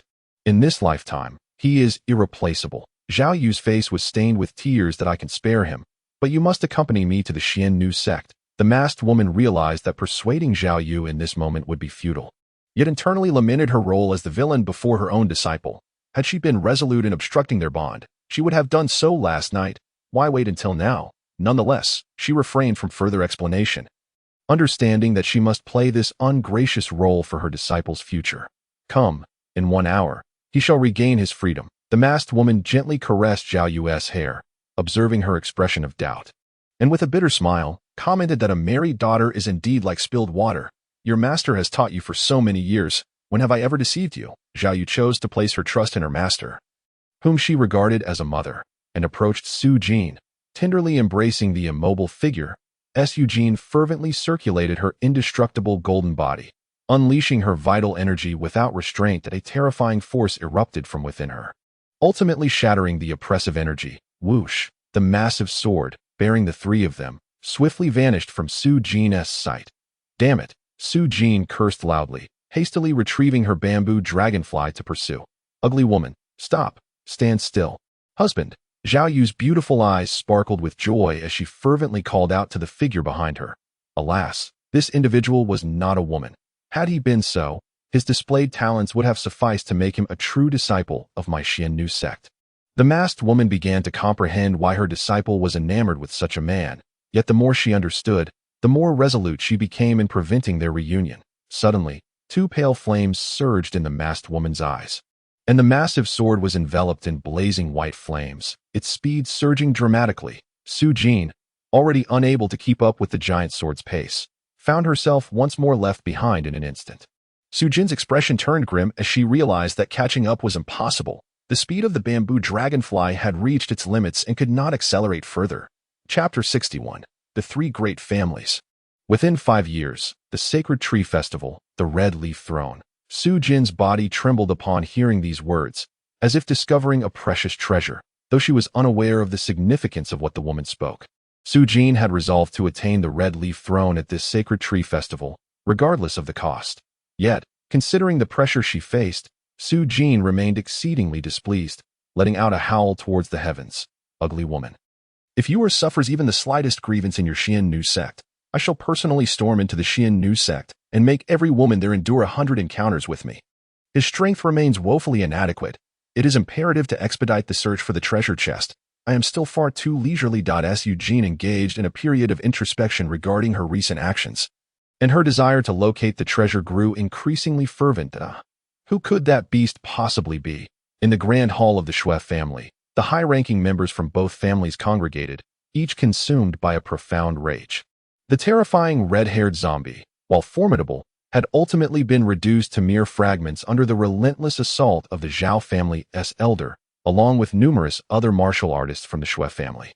However, upon witnessing the shattered remains of their ancestor, the faces of the Zhao clan turned as dark as ink, especially that of the Zhao family elder, upon seeing the dismembered body of their forebear. The Zhao elder sensed a foreboding atmosphere. After vanquishing the red-haired zombie, he hastily led the family head to the ancestral tomb. Upon encountering the fate of the 9 stone coffins, the Zhao elder was so enraged that he spat blood on the spot.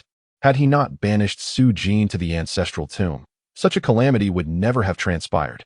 Yet now, it was far too late for regrets. What particularly vexed both families was their inability to ascertain the identity of the individual responsible for their misfortunes. Ancestor, I suspect this matter is related to Su Jin. Suddenly, a young man stepped forward. Had Su Jin been present, she would have instantly recognized him as Shui Jian. Su Jin? Who is that? Upon hearing this, both families turned their gaze toward Shui Jian, with the Shui family elder bellowing in anger. Su Jin swiftly recounted the enmity between Shui Guang and Su Jin, as well as the connection between Su Jin and Zhao Yu. A few members of the Shui family were already aware of these matters, yet someone of the elder stature would typically not concern himself with the grievances of the younger generation. Su Jin? Indeed, it must be him. Upon hearing this, the Zhao family elder ground his teeth in fury, fully convinced of Shui Jin's words. After all, he had witnessed that individual employing the illusory steps of the Qingling Martial Academy while fleeing yesterday. Now, with Shui Jin's revelation, he could see that both references were to the same person. However, he found it perplexing. When he had pursued Su Jin the day before, she had only possessed the cultivation of an 8th-level martial apprentice. How could she have ascended to the 1st level of martial artist at the wedding? Could it be that she had relied on the treasures within the coffins of her ancestors in the ancestral tomb to elevate her cultivation? Contemplating these possibilities only intensified the elder's fury, causing him to feel a surge of bile. Su Jin. Infuriating. No matter what your origins are, you have brought such disgrace upon the Shui family. I shall ensure that you are ground to dust. Although the Shui family elder was unfamiliar with Su Jin, in his mind, she had become a target for extermination. For the Zhao family, the humiliation was even more deeply ingrained, and their murderous intent towards Su Jin became all the more pronounced. Ha ha ha, old Shui, old Zhao. I never imagined you would suffer such a great loss at the hands of that little wretch. Suddenly, a voice filled with aged mirth and arrogance echoed from outside, causing the faces of both the Zhao and Shui families to change. A figure clad in a black robe had appeared at the entrance, the guards stationed there immediately assuming a defensive posture, their vigilance heightened. The elder of the Zhang family, the high-ranking members of both families wore grave expressions. There were few in Tianyang City who dared to address the elders of the Shui and Zhao families in such a manner. Humph, old Zhang. If you have come to mock us, you have arrived at an inopportune moment.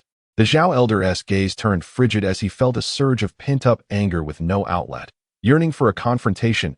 Ha ha ha, Zhao Laogui, I have no inclination to engage in combat with you today. Instead, I have come to introduce the newly appointed head of the Zhang family. The venerable ancestor of the Zhang clan chuckled heartily, gesturing with his hand. Zhang Lingxiao stepped forth. A slender, middle-aged man emerged from the doorway, his countenance pale and his indifferent gaze sweeping over the assembly, ultimately settling upon the ancestors of the Zhao and Shui families.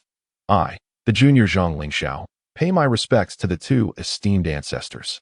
A master of the 7th rank. The two elders exchanged glances, their expressions shifting abruptly. While such cultivation might not pose a significant threat to them, both had lived for over a century. Yet this middle-aged man, at most in his 40s or 50s, possessed the formidable strength of a 7th-rank master. Such talent was nearly on par with the head of the Qingling martial house. Coincidentally, the Zhang family's waste of a son met his demise at the hands of a scoundrel named Su Jin. Once again, it is that scoundrel Su Jin. The Zhao ancestor scoffed coldly, pondering from whence this scoundrel had emerged. Until now, he had never even heard of him. Could it be that I am growing old and my memory is failing? I too have never heard of him. The Shui ancestor's expression darkened. The elites of the Qingling martial house invariably drew the attention of numerous forces in Tianyang City. Names like Qin Zongi and Lu Li were known even to the elders of the 3 great families. Yet the name Su Jin was altogether unfamiliar to them. It is only natural that you are unaware. That young man has risen to prominence too swiftly, and you might find it hard to believe that such a person exists in this world. The Zhang ancestor cast a sinister glance at the two. Lingxiao, speak of what you have uncovered regarding that scoundrel. As you command, ancestor. Zhang Lingxiao nodded, casting a sardonic glance at the upper echelons of the Shui and Zhao families, almost able to foresee their subsequent reactions. Chapter 62. A dog's eye sees no greatness. Is it truly possible for such a terrifying genius to exist in this world? Within the Great Hall, the high-ranking members of both families were already drenched in sweat, their eyes filled with astonishment, while their hearts were gripped by a profound chill. Upon hearing of Su Jin's experiences, they finally comprehended the monstrous nature of this seemingly unassuming individual who had become their formidable adversary.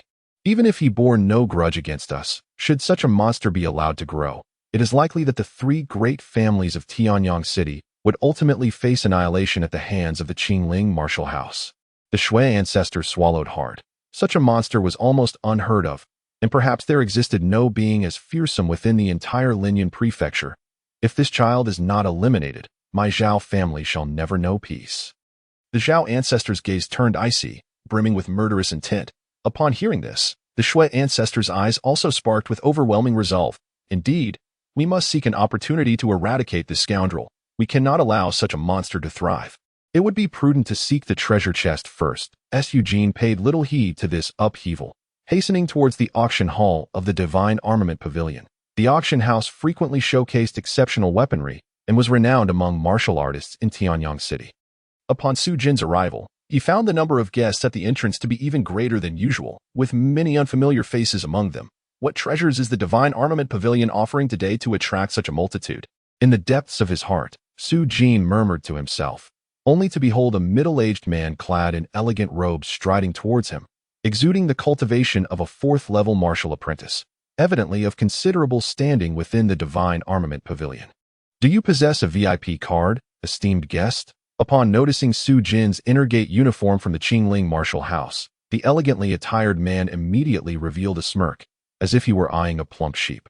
"No, I merely wish to take a look inside," Su Jin replied nonchalantly. The smile on the man's face promptly vanished, replaced by a flicker of disdain in his eyes, as he muttered under his breath, "The inner gate disciple lacks even a VIP card. It appears he is yet another pauper." Although spoken softly, his words were crystal clear to any martial artist. The man showed no concern that Su Jin might overhear him. With a derisive glance at Su Jin, the middle-aged man turned and walked away. "Where does this fool come from?" Su Jin raised an eyebrow, realizing he had no time to bicker with such an imbecile, and proceeded towards the entrance.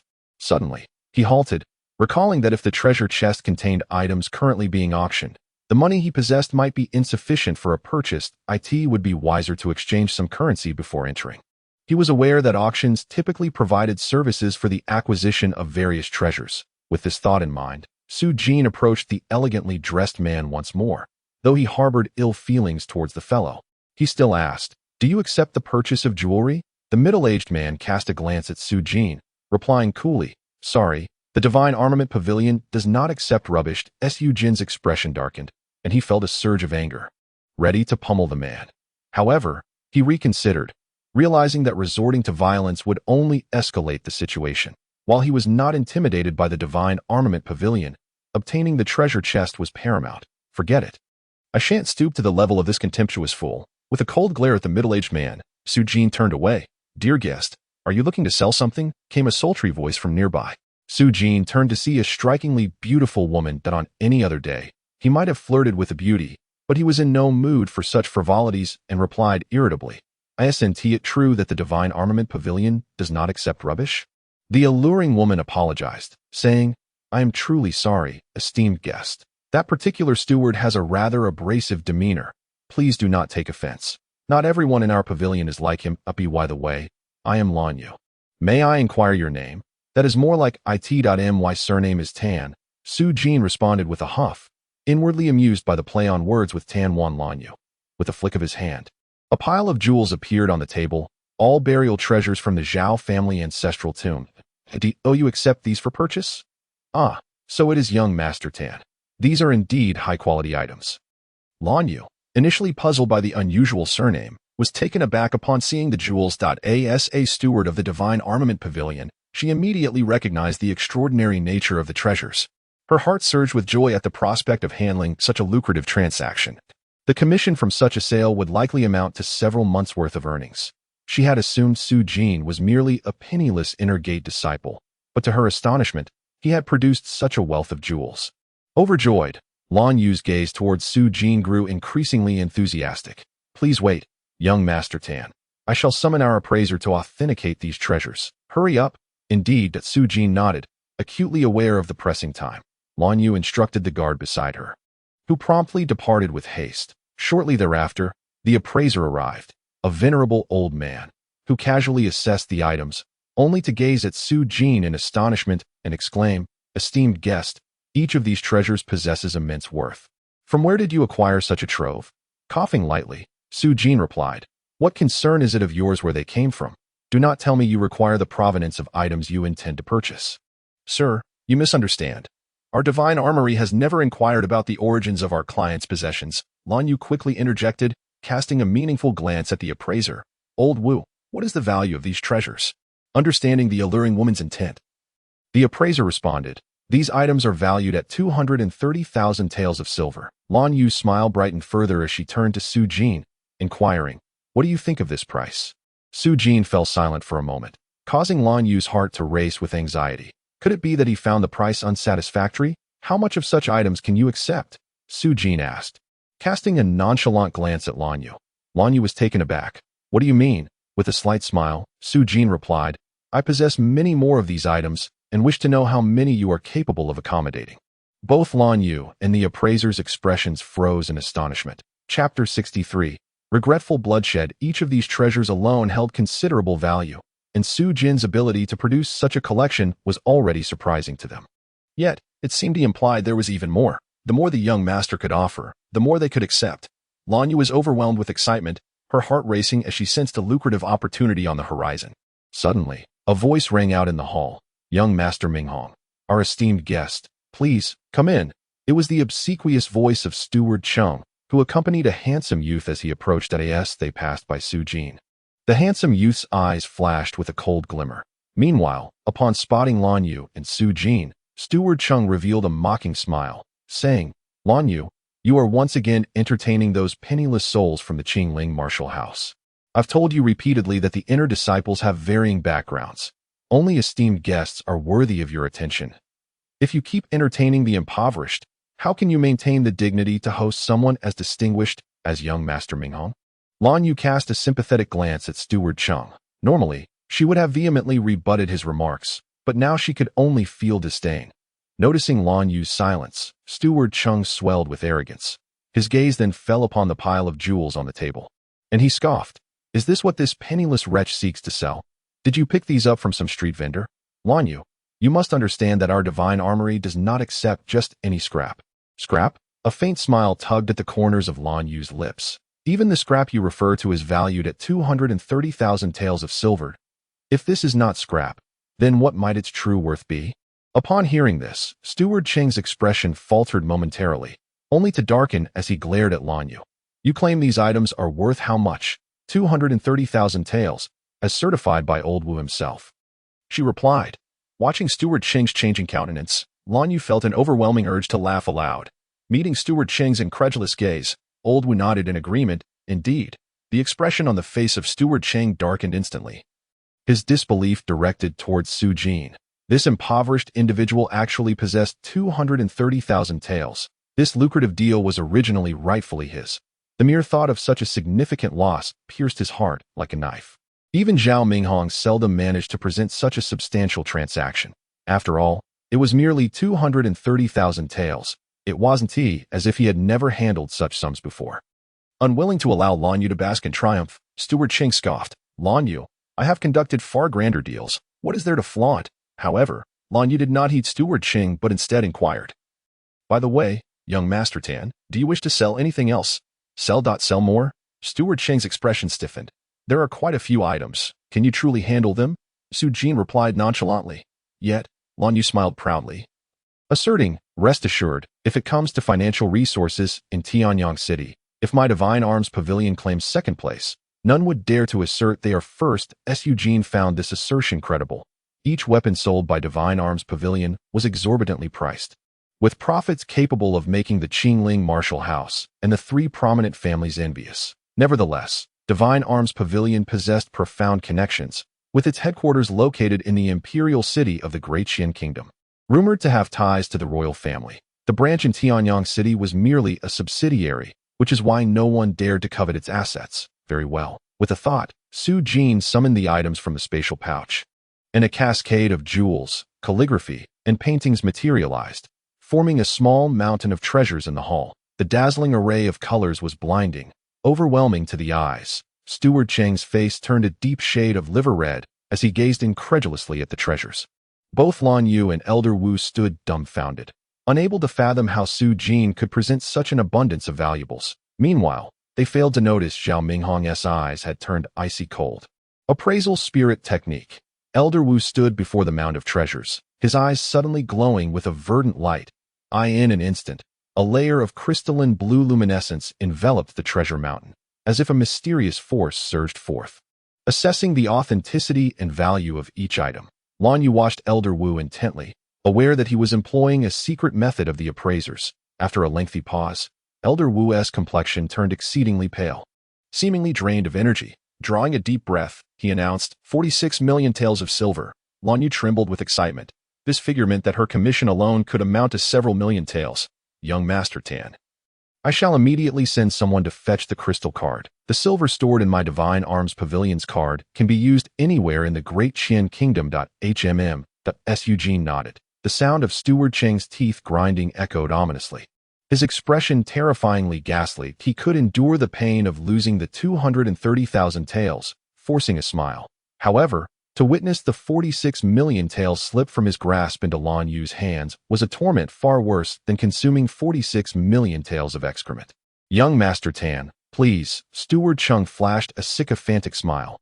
Allow me to handle this transaction.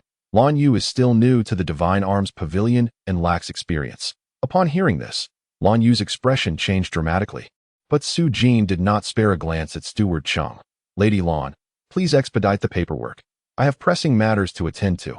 Lan Yu let out a sigh of relief and hastily said, Young Master, please wait a moment. The VIP card will be delivered to you shortly. Cheng the steward finally realized that this business venture was entirely hopeless for him. His gaze towards Su Jin turned resentful. This young man, despite his evident wealth, pretended to be someone without a VIP card, causing him to lose the substantial commission of several 100,000 silver that rightfully belonged to him. It was utterly detestable. Yet, despite his inner resentment, he dared not act against Su Jin, as the rules of the Divine Weapon Pavilion were exceedingly strict, and resorting to violence against a guest was a grave taboo. Hold on. Suddenly, Zhao Minghong, who had remained silent until now, spoke up, but he coldly directed his gaze at Su Jin, saying, Su Jin, to sell the treasures from my Zhao family's ancestral tomb in my presence is rather dismissive of my standing. Wouldn't you agree? Upon hearing this, everyone was taken aback. Wasn't he known for his greed? Su Jin glanced at Zhao Minghong.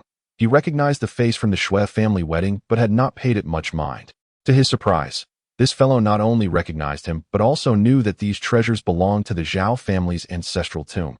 However, what did it matter? Su Jin was unfazed and turned to Lan Yu, saying, Could you expedite the process? Rest assured, young master, it is already on its way. Lan Yu smiled faintly.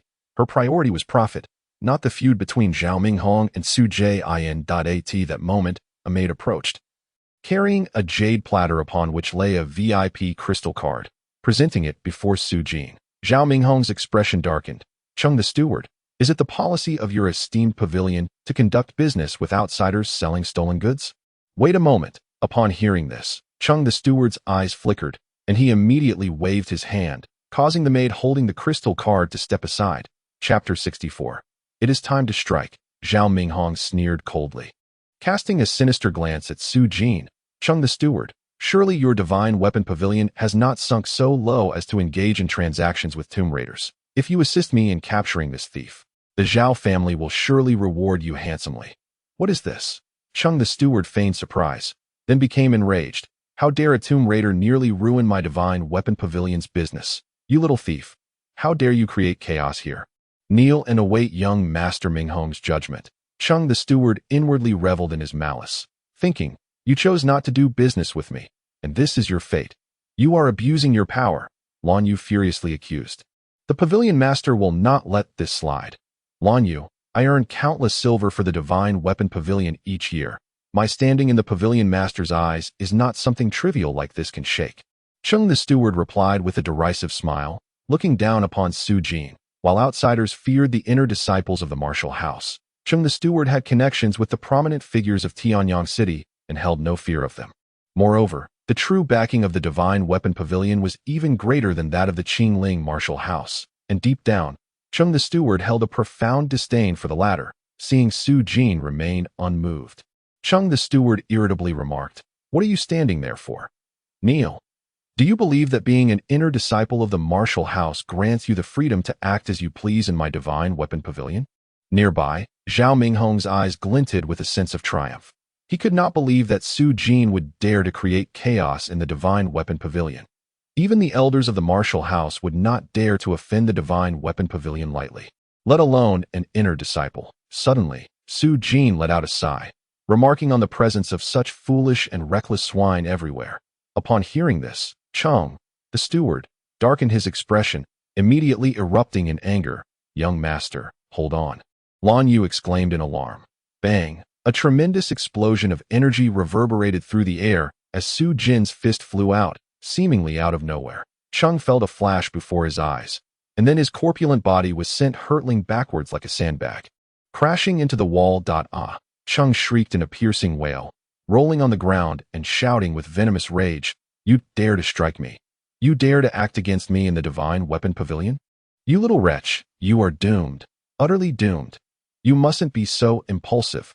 Lan Yu, her face pale, looked at Su Jin. Act within the Divine Weapon Pavilion was tantamount to slapping the pavilion's face. She found herself at a loss for words to defend him.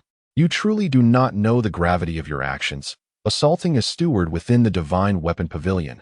Zhao Minghong sneered at Su Jin, reveling in the prospect of creating a formidable enemy for him. This boy, who had repeatedly caused trouble for their three great clans, was nothing more than a fool. Observing Su Jin standing motionless, Zhao Minghong privately scorned him, noting not only his lack of intellect, but also his ignorance of the pavilion's might.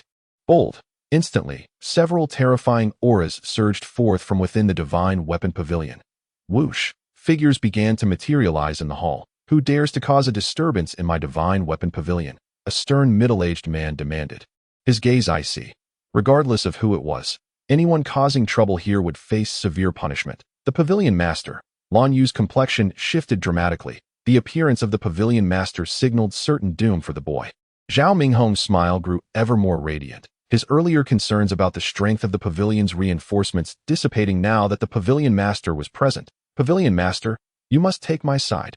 Chung, in a pitiful state, crawled to his feet, turning his swollen face towards the pavilion master and accusing Su Jin with venomous fingers.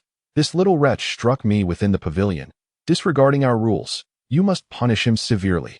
Pavilion master and esteemed elders, please show mercy. There has been a misunderstanding." Lan Yu interjected hastily, aware that it was impossible to ensure Su Jin's safety, but hoping to at least mitigate his punishment. For the fault did not lie with him. Yet, in the next moment, Lan Yu's expression froze as she witnessed the pavilion master suddenly raise his hand and, with a resounding slap, send Chung flying. Aside from Su Jin and the pavilion master himself, all present wore expressions of shock, including the elders who had just appeared. "Pavilion master, why have you struck me?" Chung cried out in disbelief, unable to fathom that the pavilion master would turn against him. "Humph, since Su Gong has dealt with you, you must have deserved it. You should be grateful he did not end your life. Yet you dare to insult him," the pavilion master rebuked sharply. Before turning to Su Jin with a beaming smile, "Su Gong, how shall we deal with this fellow? You need only say the word, and I assure you, he will be dealt with to your satisfaction." Lan Yu's mouth fell agape, while the elders and the surrounding maidservants stood in stunned silence. And Zhao Minghong's expression was one of utter astonishment as the master of the Divine Armament Pavilion. Even when facing the Grand Elder of the Qingling martial house, he maintained a demeanor of utmost respect and cordiality. It was indeed a rarity to witness such deference extended to an inner disciple of a martial house. Zhao Minghong's countenance darkened. It was no wonder that throughout the ordeal, Su Jin exhibited little concern, for he had presumably known from the outset that no harm would come to him, for the sake of this young man. The master of the Divine Armament Pavilion had not even inquired into the reasons behind the punishment of a steward, which underscored the weight of Su Jin's standing before him. "Master, I suggest you handle this matter as you see fit." "I must attend the auction. Could you refrain from delaying me?" Su Jin remarked with palpable impatience. Fortunately, the treasure chest remained within the auction venue. Otherwise, he would have long since dealt with that steward and would not still be lingering. However, witnessing the master of the Divine Armament Pavilion's unusually favorable demeanor, it seemed his medicinal formula had indeed borne fruit, enabling his little bird to flourish, which brought a concealed smile to Su Jin's lips. "I understand completely," the master of the Divine Armament Pavilion replied with a beaming smile, exhibiting no offense at Su Jin's attitude. He turned instead to Lan Yu with a frown. "What are you still dawdling for? Quickly escort our benefactor to the VIP box." Lan Yu was momentarily taken aback but swiftly regained her composure, retrieving the crystal card and promptly presenting it to Su Jin. "Young Master Su." Please. Su Jin accepted the card and followed Lan Yu towards the auction hall, never once casting a glance in Zhao Minghong's direction. Zhao Minghong noted this slight, and his expression grew increasingly sullen. His fists clenched tightly. "You little wretch, savor your triumph for now. I shall ensure you pay the price in due time." As for the treasures from the Zhao family's ancestral tomb, Zhao Minghong did not even broach the subject. The Divine Armament Pavilion never inquired about the origins of its acquisitions, a fact well known to those with even a modicum of discernment. Chapter 65. A visitor from another city inside the auction hall. The atmosphere was nearly suffocating with the throngs of people and the cacophony of noise, which proved quite irksome as Su Jin sensed the position of the treasure chest, which was not amidst the crowd, but rather concealed behind the curtain of the auction platform. Evidently intended to be the object of the auction, that he silently congratulated himself for having exchanged a substantial sum of money, with several tens of millions of taels and crystal cards at his disposal. He believed procuring the desired items would be quite straightforward. He discreetly tucked this thought away, recognizing that for the time being, seeking the treasure chest in exchange for points was the most cost-effective strategy. Earning money could be postponed for another day. "Please, this way, young master, as a distinguished guest. You may enter the exclusive box," Wan Yu said with a gentle smile, gesturing toward a nearby staircase. Su Jin nodded and followed her into the private chamber, where a dedicated maid promptly presented him with the finest Longjing tea, offering it with the utmost respect. Observing the martial artists participating in the auction below, Su Jin noticed a significant number of unfamiliar faces, which piqued his curiosity. "Wan Yu, why are there so many forces here that I have not encountered in Tianyang City? Are they martial artists from Tianyang City?" Lan Yu chuckled softly. "It is quite normal for you not to have seen them before. Most hail from Haiyan City and Shinkei City, with a few from Inma City. What brings these martial artists from such places to Tianyang City?" Su Jin inquired, raising an eyebrow. These three cities were all within Linjin County, each on par with Tianyang City in scale, some even possessing greater strength, and typically, they maintained a policy of non-interference with one another. Lan Yu shook her head and said, "I do not possess extensive knowledge on the matter. I have merely heard that the inns within the city are nearly filled to capacity with forces from other cities. However," she lowered her voice and continued, "in some private rooms, there are indeed several high-ranking officials from Haiyan City and Shinkei City. I suspect that the leaders of these cities have mobilized so significantly due to some major event occurring in Tianyang City. Originally, such confidential information should not have been disclosed to outsiders. However, having witnessed the respect shown by the master of Shunbing Pavilion towards Su Jin, Lan Yu felt assured that sharing this with Su Jin would not lead to any trouble. After all, it was not a matter of grave secrecy, and it might as well serve as a personal favor. There's such a matter?" Su Jin raised an eyebrow, a sense of intrigue stirring within him. He shook his head, deciding it would be best to inquire with Lu Li after the auction concluded, particularly about the Saint Tree Festival. Suddenly, the cacophony within the auction hall began to diminish. The auctioneer ascended the podium and proclaimed, "Ladies and gentlemen, I hereby announce the commencement of the Shunbing Pavilion auction. Let us welcome the first item up for bid, a mid-grade weapon, the Cold Jade Dagger. This dagger is renowned as a masterpiece among mid-grade weapons, its power exceeding that of its counterparts. The starting bid is 5,000 taels." The auctioneer presented a dagger that gleamed like exquisite jade, eliciting gasps of astonishment from the crowd, followed by a fervent clamor for bids. "What a fine weapon! 7,000 taels. This cold jade dagger must belong to me. Dream on, you pauper. You think 7,000 taels can secure it? I bid 10,000 taels, 11,200 taels." Such fervent bidding over merely a mid-grade weapon. Su Jin shook his head. Even if a superior grade weapon were placed before him, he might not regard it highly, let alone this inferior mid-grade item. Yet, he could empathize with the martial artist's desire for a fine weapon, as they were not like him, who could casually open a treasure chest and potentially acquire a top-tier weapon. Su Jin initially intended to bid on 1 or 2 weapons to exchange for points, but upon considering the possibility of a silver treasure chest appearing among highly valued auction items, which could incite fierce bidding and potentially lead to insufficient funds, he decided to temporarily abandon this plan. As the auction progressed to the midway point, over an hour had passed, and the entire event was filled with peaks of excitement, with one item reaching a staggering bid of 200,000 taels. However, Su Jin felt drowsy, stifling yawns, while Lan Yu, who accompanied him, displayed no signs of impatience. Finally, Su Jin spotted the auction item marked with the treasure chest emblem being brought onto the stage. His spirit surged, and he straightened his posture. Four martial apprentice-level warriors struggled to lift a rusted bronze cauldron onto the platform. The crowd erupted in astonishment, for even a single martial apprentice-level warrior. Lifting 1,000 pounds was a trivial feat, yet it took 4 of them to hoist this cauldron. How heavy could it possibly be? The auctioneer, with a grave expression, introduced the bronze cauldron. This cauldron is an ancient artifact unearthed by a predecessor of our Shunbing Pavilion from the Corpse Demon Mountains. Its grade is unknown, but it is suspected to be related to a martial sovereign who perished in the Corpse Demon Mountains a century ago. The starting bid is 1 million taels. The audience gasped in unison. Such an exorbitant price was beyond the means of ordinary martial artists at a regular auction. 200,000 taels, in the private room adjacent to Su Jin.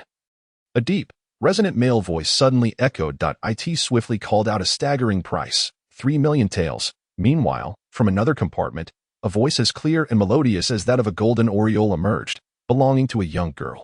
Humph, Wu Hongchun, are you certain you wish to contend with me? For million taels, the man responded with a cold laugh, unabashedly raising the bid by another million taels. The onlookers in the auction hall were astounded by such exorbitant figures, while martial artists from other cities gasped in astonishment at the exchange between the bidders. Wu Hongchun, was it possible that the individual in that room was none other than the renowned prodigy of the Wu family from Shinkei City?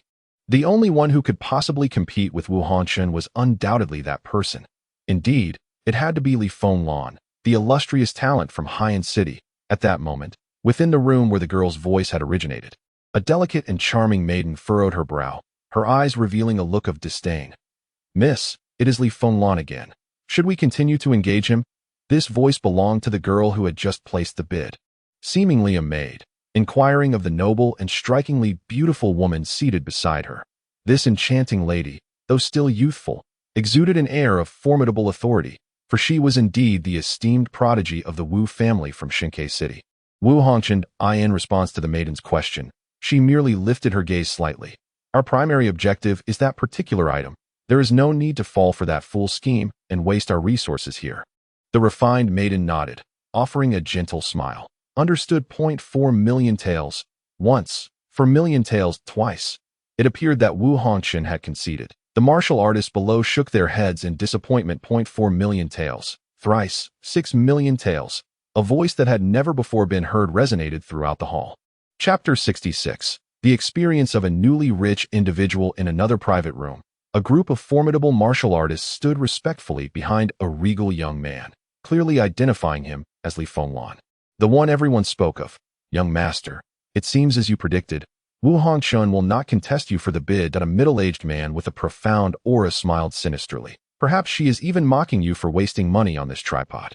Fortunately, Wu Hongchun is unaware that this tripod conceals the map leading to the legacy of a martial sovereign.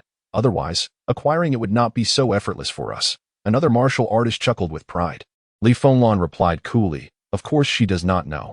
My Li family has exerted tremendous effort to uncover this information. The thought of soon obtaining a map leading to the legacy of a martial sovereign caused a smile to unconsciously spread across Li Fenglan's face. Despite his otherwise deep-seated composure. 6 million taels. At that moment, Su Jin's voice resounded throughout the auction hall. Li Fenglan's expression instantly froze. How could there be someone bidding 6 million taels? Who was this person? Was it a martial artist from Tianyang City? An uproar erupted among the crowd, their astonishment palpable in the compartment where Wu Hongchun resided. The delicate maiden's face lit up with joy. Splendid. Miss, someone is actually competing with Li Fenglan. This person is truly remarkable. Although she was unaware of the significance of the bronze tripod that prompted Li Fenglan to bid such a considerable sum, the fact that he was unable to acquire what he desired filled the maiden with delight. The voice of this individual had never been heard before. He must be a local warrior from Tianyang City. Wu Hongchun's expression remained impassive, yet his eyes were deep in contemplation. 600,000 taels. Once, how infuriating. Who is this person, daring to compete with the young master in bidding? Within the private box where Li Fenglan resided, the servants were seething with rage, having assumed that since Wu Hongchun did not place a bid, no one would dare to challenge them. To their astonishment, a formidable contender emerged, boldly declaring such a high price. Indeed, Tianyang City harbors hidden talents. It is remarkable that someone can afford such a sum.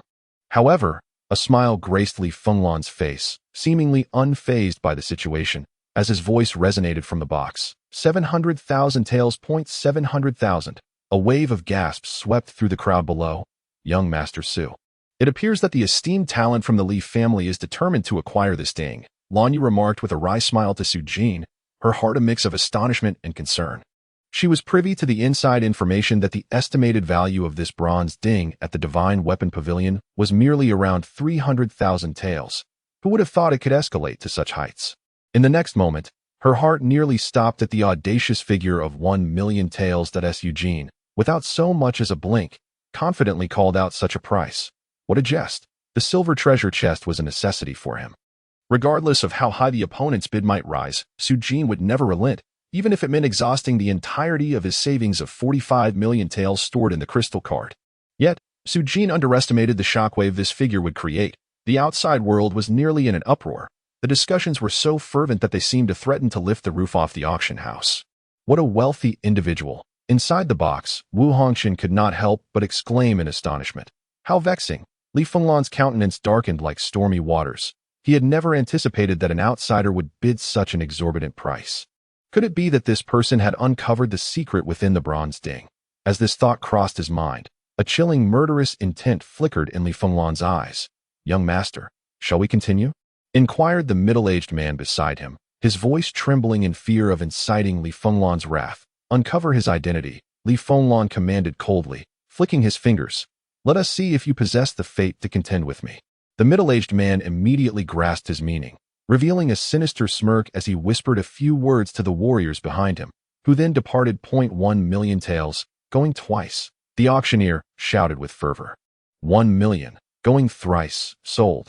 When the dust settled, the auction house erupted with excitement, as everyone began speculating about the identity of the mysterious individual who had called out such a lofty price. Young master, I shall instruct someone to bring the item to you immediately. Lan Yu beamed at Su Jin, realizing that such a lavish tycoon was precisely the kind of patron they, as stewards, welcomed most.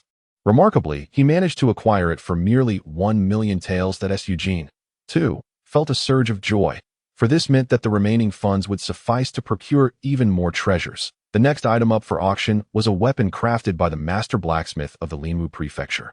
A top-grade weapon known as the Ice and Fire Double Rings. The might of top-grade weapons is beyond question, and this particular piece, a ring-type extraordinary weapon, is ideally suited for warriors who favor perilous armaments. As the auction neared its conclusion, the auctioneer began to introduce the grand finale item, a top-grade weapon. Splendid!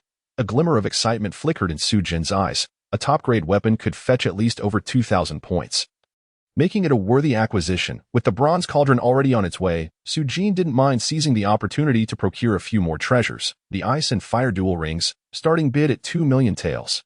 220,000 taels. 230,000 taels. This round of bidding turned out to be even more fervent than before, with guests in various private boxes fervently competing for the prize. However, the prices being called were seldom as lofty as that of the bronze cauldron. In truth, had it not been for Wu Hongxuan and Li Fenglan's bidding, the price of the bronze cauldron might have been even lower. After all, only Li Fenglan was privy to the cauldron's secret, and Wu Hongxuan merely raised the price to vex her. No one had anticipated the emergence of Su Jin, this wealthy tycoon. 5,000,000 taels. Suddenly, Su Jin's voice resonated throughout the hall once more. All present were momentarily taken aback. Is this fellow out of his mind? How infuriating to start with such a high bid. Those wishing to acquire the top-grade weapon cursed under their breath. Although such weapons were indeed precious, they were typically valued at around 4,000,000 taels. Who would dare to call 5,000,000 outright? Where did this nouveau riche come from? In Wu Hongxuan's private box. A graceful young lady displayed a look of disdain. Even if one were affluent, it was hardly reasonable to squander money so indiscriminately. She had initially thought the individual of remarkable origin, but it now seemed he was merely a flash in the pan. Just as well, it appears he isn't here to contend for that item, Wu Hongxuan mused, a slight smile gracing her lips, seemingly relieved. Brother has nothing but money. Do you really think you can compete with me? Inside the box, Su Jin chuckled triumphantly that in the past, he would have looked down upon the term nouveau riche, but now, having stepped into the shoes of one himself, he realized the pleasure it entailed. Lan Yu regarded Su Jin's extravagant behavior with a degree of exasperation, yet chose to remain silent. After all, wealth spoke volumes. The next item up for auction was the final one. As Su Jin observed the item on the block, which was neither a pill nor a spiritual herb or weapon. He immediately lost interest, regretting his prior absence from the auction and the points he had squandered.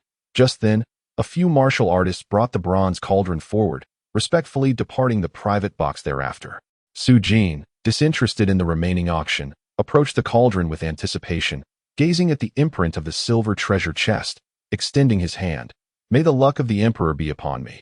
I must obtain something remarkable this time. Chapter 67. The essence of a merchant. The silver treasure chest has been opened. Congratulations. You have received a high-level experience pill. Congratulations. You have received a lottery ticket with a 100% chance of winning. Su Jin's expression darkened. This stroke of luck was exceedingly unfortunate.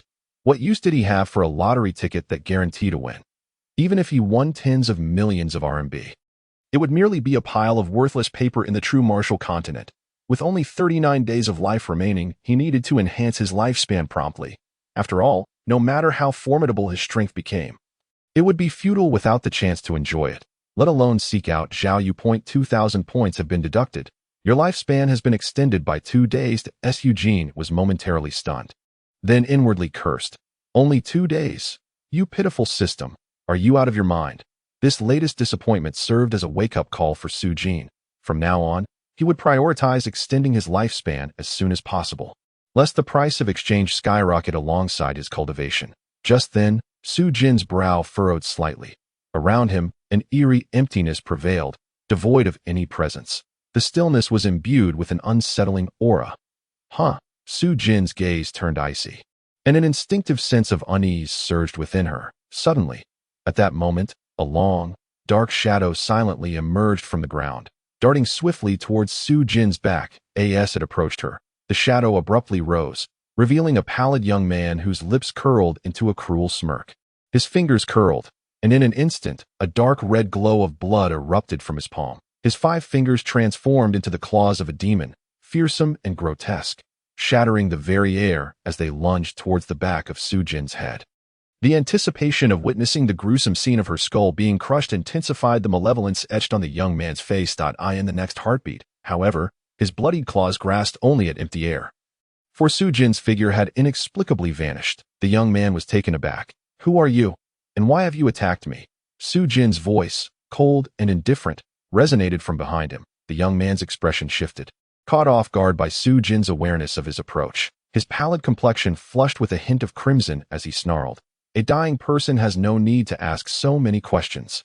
Golden sword slaying demon leg, perish. With that, the young man's right leg erupted in a golden radiance. Yet he did not spare a glance at the figure behind him, executing a sweeping kick that resembled a golden divine sword. Ruthlessly aimed at Su Jin, the air was rent with a sharp, slicing sound, brimming with lethal danger. Unaware of his imminent demise, Su Jin let out a cold snort, his mood exceedingly foul at the audacity of this attacker. Faced with the oncoming strike, he merely raised his hand, boldly reaching out to seize the golden divine sword. What a fool, daring to grasp my ultimate technique. The pallid young man's eyes widened in disbelief, his expression one of condescension. This kick was a 5th-tier martial art, executed by him, a practitioner at the 4th level of the martial master realm. Even the pinnacle of martial masters would not dare to catch it with their bare hands.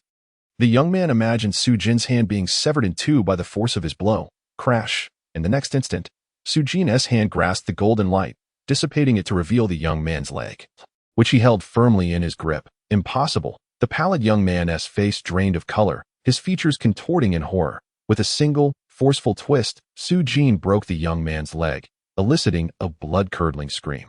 Su Jin regarded the pallid young man with disdain, confident in his invulnerable physique, particularly against the leg technique of this weakling. Who sent you? Su Jin inquired once more, his eyes glinting with murderous intent. Stop. My young master is Li Fenglan. The pallid young man's face twisted in fear, desperately revealing his backing. He fixed his gaze on Su Jin. My young master ordered me to retrieve that bronze cauldron. If you know what's good for you, you had best hand it over promptly, or next time, it will be my young master himself who comes to claim it. Chapter 68. The Elder Council. A beggar? Ha! You dare to call my young master a beggar? With the likes of you from Tianyang City, you think you have the right to label my young master as such? The pallid young man erupted into laughter, as if he had heard the most ludicrous joke in existence. Haiyanqing is inherently more prosperous than Tianyangqing, and unlike the three prominent families of Tianyangqing that vie for power against one another, Haiyanqing is dominated solely by the Li family. Consequently, the wealth of the Li family is simply beyond the reach of any influence from Tianyangqing.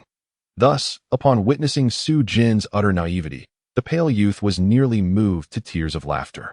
What? Am I mistaken in calling him a pauper? If he were not a pauper, how could the bronze cauldron be in my possession? Su Jin offered a faint smile. Such a significant secret lay within that bronze cauldron. If he were wealthy, how could he possibly let it slip away? The pale youth immediately retorted with disdain. Ridiculous. What do you know? The young master did not bring an abundance of silver notes on this outing. While the secret of the cauldron is indeed crucial, it pales in comparison to. Speechless, the pale youth suddenly grasped the situation, his expression darkening as he glared at Su Jin. Kid, you're deceiving me. You cannot possibly know the secret of that cauldron. Indeed, there is a secret. Su Jin felt a surge of joy within him, and then revealed a menacing smile. Correct, I am indeed deceiving you. If you wish to preserve your life, you will divulge the secret of the cauldron promptly. Dream on. With you, a mere country bumpkin, thinking you can uncover the secret of the cauldron, the pale youth sneered, adopting a posture of unwarranted confidence. I refuse to believe you dare to harm me. With my family's young master's esteemed status, even the esteemed elders of the Qingling martial house would not dare offend me. If you dare to touch me. Before he could finish his words, the pale youth's vision darkened, and he saw a fist growing larger within his sight. With a resounding thud, Su Jin's fist struck the pale youth's head, resulting in his immediate demise. If he refuses to speak, then what need is there for such lengthy discourse? Su Jin glanced at the pale youth's lifeless body and shook his head. He cared not for the background of this individual. From the moment this fellow had attempted to assault him, his fate had been sealed. Observing the scene, the mansion lord appeared somewhat humble before the several elders, almost akin to a junior, while the other elders exhibited unparalleled respect. The previously beaten disciple, Su Jin, now resembled a meek cat as he lingered beside one of the elders. Such formidable strength. Su Jin subtly probed the auras of the elders and was taken aback to discover that all of them possessed strength above the 9th realm of martial master. The elder accompanying Su Jin was even at the pinnacle of martial master. However, what shocked Su Jin the most was a purple-robed elder beside the mansion lord, a figure whose true strength was utterly inscrutable. Su Jin could not ascertain his actual prowess. It is highly likely that this purple-robed elder is a formidable warrior at the martial spirit realm. Su Jin, you have arrived? At that moment, upon seeing Su Jin, the mansion lord instantly broke into a smile. Come, greet the esteemed elders. Esteemed elders, this is the Su Jin I previously introduced to you. The countenance of Su Jin immediately darkened, a hint of gloom surfacing in his eyes. Esteemed elders? Su Jin was taken aback. He had thought there was only one esteemed elder, only to realize that these elders were all esteemed elders. Now he comprehended why the Qingling martial house could effortlessly suppress the three great families. With this group of esteemed elders, they could easily annihilate the three families. However, recalling the earlier incident where Su Jin demanded the bamboo dragonfly from him, Su Jin felt a tinge of displeasure towards these esteemed elders. Nevertheless, he stepped forward and slightly cupped his hands, saying, Disciple Su Jin pays his respects to the esteemed elder. You are Su Jin. The old man in purple robe scrutinized Su Jin intently. I have already heard of your contributions to the sect. You have done remarkably well. Thank you for your kind words, esteemed elder. I merely fulfilled my responsibilities. Su Jin replied with a faint smile, though confusion lingered in his mind. Did this esteemed elder not intend to hold him accountable? Humph! At that moment, a low and cold snort echoed through the air. Although the sound was faint, it did not escape Su Jin's keen ears that he glanced towards the source of the sound and saw the black-faced elder. His gaze filled with disdain directed at him. Wind Elder, this little beast has harmed my disciple. We cannot let this matter rest. The black-faced elder spoke coldly to the purple-robed elder. Such audacity to voice such grievances. Yet, they understood that mishandling this situation could spell trouble for Su Jin. After all, slapping the face of an esteemed elder was a grave taboo. Indeed, upon hearing those words, the gazes of the esteemed elders towards Su Jin shifted from admiration to something akin to loathing. How could Su Jin be so incompetent? The black-faced elder's expression darkened intensely. Yet Su Jin represents me. This little beast has utterly disregarded my authority and the dignity of our esteemed elders. Wind Elder, if this child is not severely punished, who will ever regard us esteemed elders with respect in the future? Su Jin could no longer contain himself and retorted sarcastically, if every esteemed elder were to act as you do, selfishly demanding the private belongings of disciples, I fear that many disciples would hold the authority of esteemed elders in even less regard. Impudent. Even Wind Elder has remained silent. What gives you the right to speak here? It seems that we esteemed elders have been absent from the martial house for too long, and the disciples have forgotten who truly protects the martial house. The black-faced elder's face darkened, his gaze turning sharp. Kneel, not so fast. The expressions of the housemaster and others changed abruptly as they hastily intervened, but it was too late. In an instant, as the words left his mouth, the black-faced elder's figure vanished like a specter, and simultaneously, a shadow of a palm struck towards Su Jin's face. The housemaster's expression soured as he thought to himself that Su Jin was doomed. However, Jin revealed a hint of satisfaction. He had not anticipated Su Jin would dare to be so audacious in front of the esteemed elders. This, in turn, provided the perfect excuse for the elders to impose punishment. Indeed, as the black-faced elder made his move, none of the esteemed elders intervened. Not even Wind Elder spoke a word. Su Jin's face was about to receive the slap. The speed was such that even the elders at the 5th or 6th rank of Martial Master would find it difficult to react. To hell with you. Su Jin scoffed coldly, and his figure began to blur. Chapter 69. Bias. The palm struck only the air, and the black-faced elder's expression shifted dramatically. The surrounding esteemed elders displayed expressions of surprise, evidently not anticipating that the mere Su Jin could evade the black-faced elder's attack. Su Jin's figure had already appeared 10 paces away, casting a mocking glance at the black-faced elder. The speed he exhibited moments ago was astonishingly swift. Even the master of Qiling Prefecture could scarcely discern how he maneuvered, his eyes betraying a look of horror.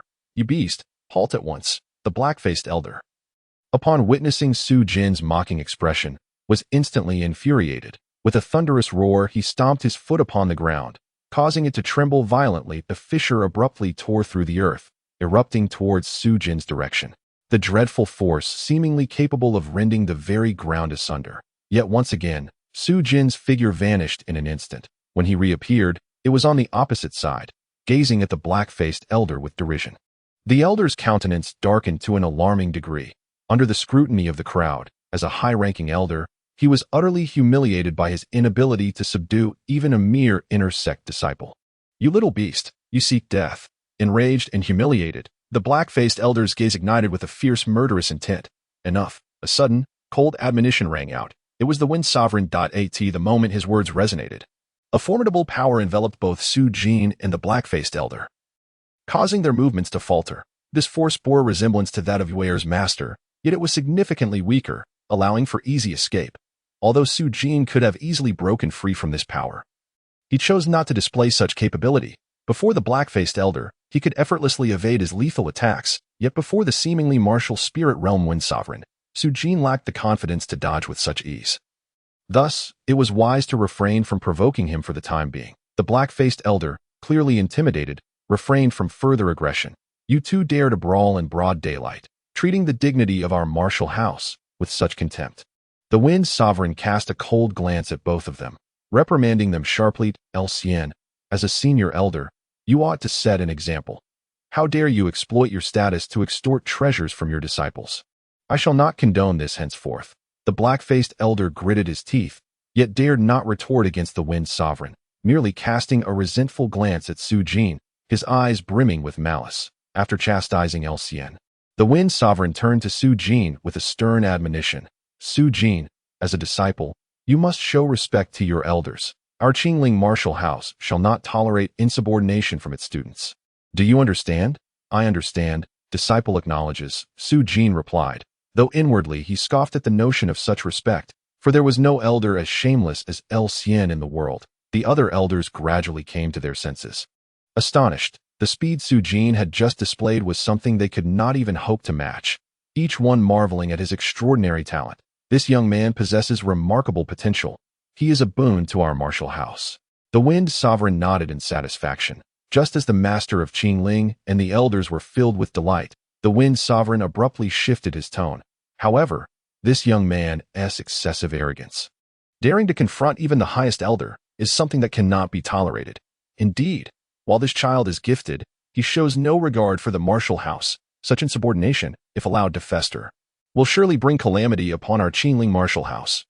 Yin hastily added in a hushed tone. The countenance of the master of Qingling shifted, for the implication of the Wind Sovereign's words suggested that Su Jin might face repercussions from beginning to end. This matter was clearly instigated by Yin Zun. If this leads to the punishment of Su Jin, who has made significant contributions to the Wu Mansion, who among the Wu Mansion will dare to serve it in the future? The Lord of Qingling Mansion hastily interjected, "Respectable one, that statement is misguided. It is best if you refrain from further comments." Feng Zunzhi raised a hand, asserting with an air of authority, "I understand your concerns. My intention is not to punish Su Jin, but a certain degree of suppression is indeed warranted." After a brief pause, Feng Zunzhi declared his decision. During this expedition to the Corpse Demon Mountain Range, Su Jin was originally entitled to one spot due to his exceptional contributions. However, in light of today's events, that spot is hereby revoked. You may select another disciple who has performed well. The clarity of Feng Zunzhi's rewards and punishments earned our admiration. Yin Zun's face lit up with delight. The return of the Elder Council was not solely to penalize Su Jin, but was prompted by a significant opportunity that had arisen in the Corpse Demon Mountain Range, prompting the Elder Council to mobilize in search of it. Only the most elite figures of the Qingling Mansion were qualified to partake in this affair, the Lord of Qingling Mansion, the Elder Council, and various elders. In addition to these high-ranking individuals, true disciples, and those who had made noteworthy contributions were also permitted to participate in this undertaking. Su Jin had initially been chosen for this mission, but now, with Feng Zunzhi's pronouncement, he had lost that qualification. The expressions of the Lord of Qingling Mansion and the elders turned grave. The disciples selected for this expedition had the opportunity to gain tremendous fortune. Yet due to Yin Zun's meddling, Su Jin was deprived of this crucial chance, while Yin Zun himself faced no repercussions. However, if the Elder Council consisted solely of individuals like Yin Zun, Su Jin would not care in the least about their opinions of him. Upon closing the door, Su Jin took out the bronze cauldron. What secrets might lie within this vessel? As he examined the bronze cauldron closely, he was certain that it harbored mysteries. Nevertheless, the surface was adorned only with peculiar symbols and patterns, leaving him unable to discern the secrets contained within. "You foolish boy, you truly are remarkably dense." Suddenly, after a prolonged silence, the spirit ball burst forth from within Su Jin's garments once more. Bang! The spirit ball exploded, revealing a rolling figure before Su Jin, gazing at him with disdain. "What in the world? How did your power increase so dramatically?" Su Jin exclaimed in astonishment, noticing that the rolling figure's cultivation had astonishingly reached the first level of martial master. Chapter 70, The Return of Freedom.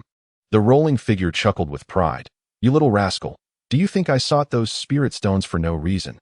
They were to elevate my cultivation. Don't be ridiculous. How could such a paltry amount of spirit stones grant you such a monumental boost in power?" Su Jin retorted, unconvinced, as the spirit stones he had previously given to the rolling figure could not possibly sustain such a significant enhancement. The rolling figure replied, "You little fool, that is the advantage of being a primordial sacred beast." The air of triumph grew more pronounced on the rolling figure. "Humph, from this day forth, you shall treat this heavenly demon emperor with respect, or else my wrath will be beyond your capacity to endure." Su Jin raised an eyebrow at the audacity of such meager strength to boast, and immediately thought, "Activate the punishment function." Sizzle, a crackling sound of electricity erupted in the air, causing the creature, rolling, to bristle its fur and tremble violently, as if shaken by a sieve. "You little rascal, did you think I couldn't handle you?" Su Jin coldly snorted.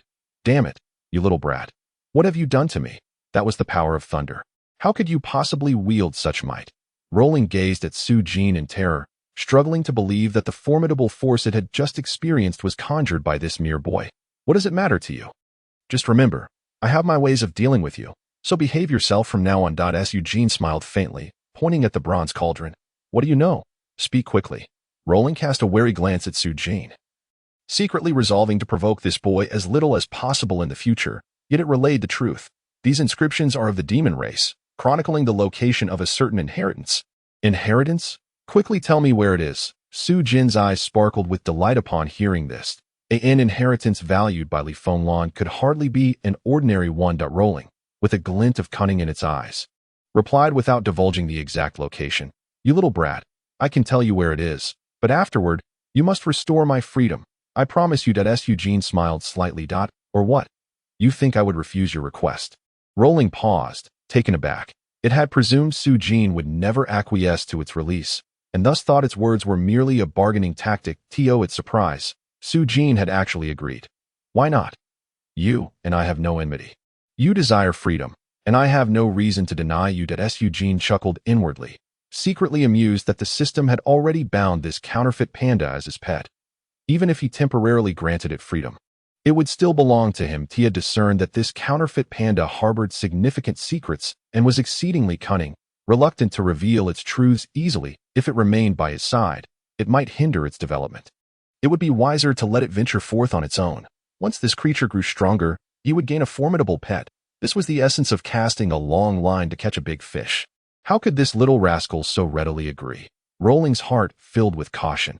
Having experienced Su Jin's audacity in recent days, it was not elated by the promise, but rather wary. "I'll trust you this once."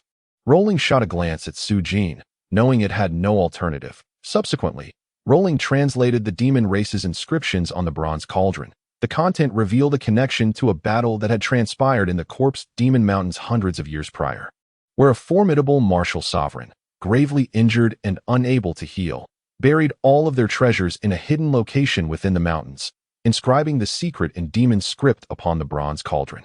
This meant that by following the path indicated by the cauldron, one could obtain all the relics of that martial sovereign. The relics of a martial sovereign were undeniably precious.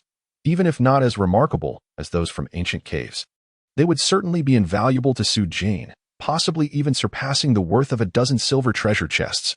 Resolutely, Su Jin decided to seek out the inheritance of the martial sovereign in the corpse Demon Mountains. Although perilous, the dangers posed no threat to Su Jin, who possessed the technique of corpse guiding. "Before anything else, I must inquire with Lu Li regarding the matters of the Sacred Tree Festival." Su Jin's gaze flickered. At this moment, the affairs concerning Yuo held far greater significance than the search for treasure. As he stood once more before Lu Li's abode, he sensed a profound and overwhelming aura emanating from the courtyard. Intermittent and reminiscent of a primordial beast inhaling deeply. What sort of martial arts is this girl practicing? Su Jin was astonished as he peered into the courtyard. The first time he encountered Lu Li, he had been far too weak to discern her true strength. Previously, in Yuha Town, Lu Li's powers had diminished significantly due to poisoning, preventing him from perceiving her genuine capabilities. Yet now, from the formidable energy radiating from the courtyard, he felt an undeniable hint of danger. Logically, Su Jin had far surpassed Lu Li at this point. She should pose no threat to him. "Please enter." Suddenly, the overwhelming aura vanished, and a cool, crisp voice emerged from within. "How did you know I was here?" Su Jin inquired, even more astounded as he stepped into the courtyard, where he beheld Lu Li seated on the ground, immersed in her practice. "I thought. Never mind. Perhaps I misjudged the situation." Lu Li raised an eyebrow, her wariness diminishing slightly. "It was merely a coincidence. People from a small place like Tianyang City are unlikely to know about the Sacred Tree Festival. Why are you inquiring about it? You truly are aware. Pray tell, how can one participate in the Sacred Tree Festival?" Chapter 71. The Four Great Nations. The most formidable nation in the Eastern continent is known as Yunhai Kingdom. With an extensive border adjacent to the Seato, the south lies the vast and enigmatic 10,000 Mountains, led by the Chu Kingdom. The western region is a complex tapestry of plains, deserts, and hills, home to the diverse and fragmented Sacred Fire Alliance. The north stretches an endless stormy ice plain, desolate and devoid of civilization, yet devoid of any great powers, centrally located, standing in opposition to Yunhai Kingdom. Chu Kingdom and the Sacred Fire Alliance is the Great Qian Kingdom, rich in resources and blessed with fertile land, making it the most suitable for human habitation and thus the most powerful. In addition to these four great powers, countless smaller nations exist in the interstices, oscillating between them, perpetually on the brink of being swallowed by the four great kingdoms. Indeed, these four powers boast histories exceeding a millennium, with deep-rooted legacies that are truly remarkable. Lu Li nodded in acknowledgement, but then shifted the conversation's direction. However, to participate in the Sacred Tree Festival, one must be prepared to stand against these four great powers. "What?" Su Jin exclaimed in surprise. To confront the four great powers, surely even the legendary martial emperor would hesitate. Why must participation in such an event necessitate enmity with the four great nations? Lu Li smiled mysteriously. To enter the sacred tree festival, one must procure four ultimate treasures, which are regarded as national treasures by the four great nations, and they will never allow outsiders to covet them. Su Jin felt a weight in his heart. According to Lu Li's words, it seemed that participating in the sacred tree festival would indeed prove to be a formidable challenge. The difficulty of obtaining items deemed national treasures by the four great nations was almost unfathomable. Do you wish to learn what these four ultimate treasures are? Lu Li regarded Su Jin with an enigmatic smile. Continued. Su Jin nodded without hesitation. No matter the challenge, he refused to believe it could defeat him. The sacred fire used in the rituals of the sacred fire temple, Lu Li remarked. Su Jin raised an eyebrow. As far as he was aware, the Sacred Fire Alliance had venerated the fire god since ancient times, establishing countless temples to worship that deity. The Sacred Fire Temple, in particular, was the grandest of all, and the sacred flames used in its rites were utterly beyond reproach. The Huangquan Pearl from the Demon Suppression Tower of the Chu Kingdom. Lu Li continued. Su Jin's expression shifted once more. The southern 10,000 mountains teemed with formidable demons, occasionally invading the territory of the Chu Kingdom to wreak havoc. Consequently, the Chu Kingdom erected a demon suppression tower to contain countless demons within. And entering the tower was no small feat, let alone retrieving treasures from it. The Kuei water essence from the Sea Dragon Palace of the Yunhai Kingdom. By this point, Su Jin felt a sense of numbness. Acquiring the Kuei water essence was no less challenging than the first two. And the Tianyuan stone from the royal tomb of the Deqian Kingdom. Lu Li seemed to sense Su Jin's resolve, pausing momentarily before asking, "Why do you wish to participate in the sacred tree festival?" "That is my secret." Su Jin coughed lightly. This matter was not suitable for disclosure. By the way, why must one obtain these four supreme treasures to participate in the sacred tree festival? You are not deceiving me, are you? He found it somewhat perplexing. Merely participating in this festival would mean opposing the four great nations. How could those nations tolerate such an event? Lu Li shot Su Jin a disdainful glance and retorted, "Believe it or not, I am only trying to help you, yet you doubt my words." Sorry, I was wrong." Su Jin quickly raised his hand in apology. "Then, can you tell me who dares to host the sacred tree festival? So audaciously using the treasures of the four great nations as entry tickets." Audacious. A hint of sarcasm graced Lu Li's cool visage. Even the emperors of the four great powers would not dare to utter the word audacious regarding the individual behind that festival. However, knowing these matters is of little significance to you at this moment. Once you truly become powerful, you may seek to understand them for yourself. Very well, I must admit, my knowledge of this world is indeed limited. Su Jin inhaled deeply, recognizing that his previous status had only afforded him a superficial understanding of the true martial realm. Given the existence of such a sacred tree festival, it surely had its reasons for being. The only course of action available to him was to secure these four treasures first. "I shall procure the Tianyuan stone without delay." A glimmer sparked in Su Jin's eyes. The royal tomb of the Deqian Kingdom was the closest to him, and possessing the profession of a tomb raider made it the simplest to infiltrate. Thus acquiring the Tianyuan stone would be most feasible. However, upon hearing this, Lu Li revealed a look of incredulity, unable to help but exclaim, "Are you a fool? The tomb of the Deqian royal family is guarded by a martial emperor. If you wish to breach the royal tomb, you might as well leap off a cliff and end your life." Su Jin's countenance darkened. A martial emperor? Surely not. Beyond the martial sovereign realm, there existed several higher tiers, namely martial monarch, martial king, and martial emperor. Su Jin's current strength was insufficient to even contend with a martial spirit, let alone such exalted beings. What do you think? The royal tomb of a nation is an extremely sacred site. How could the Deqian royal family not station a peerless powerhouse to guard it? Lu Li mockingly remarked, "I can guarantee that with your current strength, even if you were 1,000 or 10,000 times more powerful, it would be impossible for you to approach the royal tomb even by a single step." Su Jin did not doubt Lu Li's words. The might of a martial emperor was indisputable, an existence capable of moving mountains and filling seas, annihilating cities with but a flick of their hand, possessing an unfathomable and majestic power that if you truly intend to covet the four great treasures, comparatively speaking, the Huangquan Pearl within the Demon Suppression Tower is the easiest to acquire, for no one would wish to enter the tower, and the formidable warriors of the Chu Kingdom would naturally be unable to prevent your entry. Lu Li, perceiving Su Jin's dilemma, spoke softly. "Of course, that is only relatively simple. Those who venture into the Demon Suppression Tower generally face a perilous fate, with little chance of escape. If you cannot even secure the Huangquan Pearl, I advise you to abandon participating in the Sacred Tree Festival sooner rather than later. Huangquan Pearl, Su Jin murmured, committing Lu Li's words to memory. Just as she stated, if he could not obtain even the simplest Huangquan Pearl, what right did he have to pursue the other 3 treasures? Once this expedition to the Corpse Demon Mountain Range concludes, I will set forth for the Demon Suppression Tower of the Chu Kingdom to seize the Huangquan Pearl. He closed his eyes, and throughout his mind, the notion of giving up never once surfaced. Chapter 72. Return to the Corpse Demon Mountain Range. Lu Li gazed at the doorway, murmuring to herself as she watched the direction in which Su Jin departed. This fellow cannot truly be intending to participate in the Sacred Tree Festival. But alas, with his strength, he has no chance.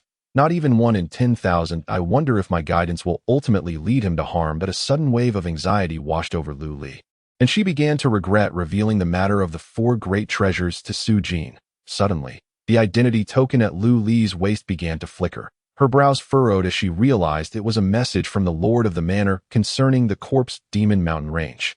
The information contained only 4 simple words. High above Tianyang City, a figure swiftly soared towards the Corpse Demon Mountain Range. As he looked back at Tianyang City, Su Jin pondered, once this journey concludes, I shall depart from this place. However, before I leave, I must consider how to arrange Lin Ruochu's situation. Su Jin felt little attachment to Tianyang City. Leaving it mattered not to him, but he could not bear to part with Lin Ruochu.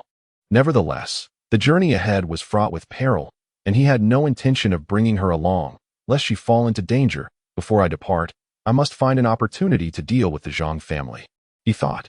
Even if Lin Ruochu remained in Tianyang City, he needed to ensure her safety before he could leave with peace of mind. Several hours later, as night fell, Su Jin arrived at the outskirts of the Corpse Demon Mountain Range. To his surprise, he noticed a multitude of martial artists congregating in droves, all heading into the depths of the mountain range. What is happening? Suspicion arose within Su Jin. Witnessing this scene, he almost believed that the legacy of the martial sovereign recorded on the bronze cauldron had been exposed. He promptly descended into an uninhabited area and then approached a throng of martial practitioners. With a single step, Su Jin's figure appeared before the martial artists like a specter. Instantly, the expressions of those martial practitioners shifted. Their eyes filled with terror as they mistook this sudden apparition for a ghost from the Corpse Demon Mountain Range. However, at that moment, the ghost suddenly spoke. Esteemed brothers, why do you all venture towards the Corpse Demon Mountains? Are you unaware of the myriad dangers that lie within, a realm not meant for the faint-hearted to trespass? Upon realizing that the figure was human, the group of martial artists reacted with a mix of astonishment and fury, ready to unleash their wrath. Yet, they soon recognized the depth of the other's cultivation, their expressions shifting to one of trepidation. Surely, esteemed elder, you are not yet aware? A middle-aged man at the forefront respectfully inquired. The ancient cave within the Corpse Demon Mountains shall soon be reopened in the coming days, and we have all come in pursuit of that ancient sanctuary. What? The ancient cave is to open in just a few days. Su Jin exclaimed in surprise. Taken aback by this revelation, he finally understood the sudden influx of unfamiliar martial artists in Tianyang City. Even the powerful from Shinkei City had arrived, all drawn by the allure of that ancient cave. Su Jin pondered silently, his initial purpose for coming being the inheritance of a martial sovereign. Yet the ancient cave was a secret realm pursued by that very martial sovereign, its opportunities beyond imagination. Without hesitation, Su Jin activated his illusory demon transformation, his figure flickering as he entered the Corpse Demon Mountains. Upon entering, Su Jin felt as though he had crossed into another world. His eyes beheld a foreboding and eerie forest. The trees here were towering, their leaves lush and verdant, intertwined with thickets and brambles flourishing abundantly. Were it not for the occasional unsettling aura emanating from the flora, this forest could easily be mistaken for one outside. Additionally, the air was thick with a chilling, putrid stench, an overwhelming miasma of death that was nauseating. Even before encountering any corpse demons, Su Jin was overwhelmed by an instinctive urge to flee. Suddenly, branches from a nearby towering tree went berserk. Stretching violently through the air, the branches lashed out like iron whips, cracking through the atmosphere, descending fiercely upon Su Jin from all directions. These trees had transformed into demonic flora. Su Jin's eyes flickered. Yet he was not surprised. The plants in the Corpse Demon Mountains had long coexisted with the malevolent energies of the corpse demons. Their transformation into monsters was a natural outcome of such prolonged exposure. Invincible golden body. Su Jin's form quaked as a brilliant golden light erupted from him, resembling a Buddha descending upon the mortal realm. Before the menacing branches could reach him, they burst into flames. The invincible golden body, a Buddhist martial art, inherently countered evil entities, making it perfectly suited for the corpse demon mountains that eye in the distance. Several gazes were drawn to the sudden, blinding golden light. Among them was Zhao Minghong. Accompanied by his sister Zhao Wuxia and several members of the Zhao family to ITSM, Su Jin, Zhao Minghong recognized him instantly, a murderous intent flashing in his eyes. How dare he come alone to the corpse demon mountains? I had planned to settle the score after the ancient cave's opening, yet he has delivered himself right to my doorstep. Zhao Minghong's eyes gleamed with an astonishing malice as he sneered. This is what they call having a path to heaven and refusing to walk it, yet willingly stumbling into the gates of hell. What? Brother, that person is the one who rescued that wretched Zhao Yu? Upon hearing this, Zhao Wuxia's eyes blazed with venomous hatred. Her animosity towards Zhao Yu was profound, and she directed the same intensity of loathing towards the one who had saved her. Upon beholding Su Jin's countenance, her gaze instantaneously transformed into one that seemed to yearn to devour Su Jin's flesh and drink his blood, exuding an aura of lethal intent. Indeed, hasten to inform the ancestors, this beast possesses an exceedingly formidable agility, which we cannot restrain. Before the ancestors arrive, we must not stir the grass and alert the snake. Zhao Minghong cast a cold, piercing glance at Su Jin, a hint of mockery flickering in his eyes. You little wretch. This time, the Shui family, the Zhang family, and my Zhao family have allied. No matter how great your abilities may be, you are destined for a path of demise. Su Jin swiftly traversed in the direction of the martial sect's inheritance. Although the ancient cave was undeniably enticing, the actual acquisition of its treasures remained a separate matter entirely. In contrast, the inheritance of the martial sect could be secured with certainty.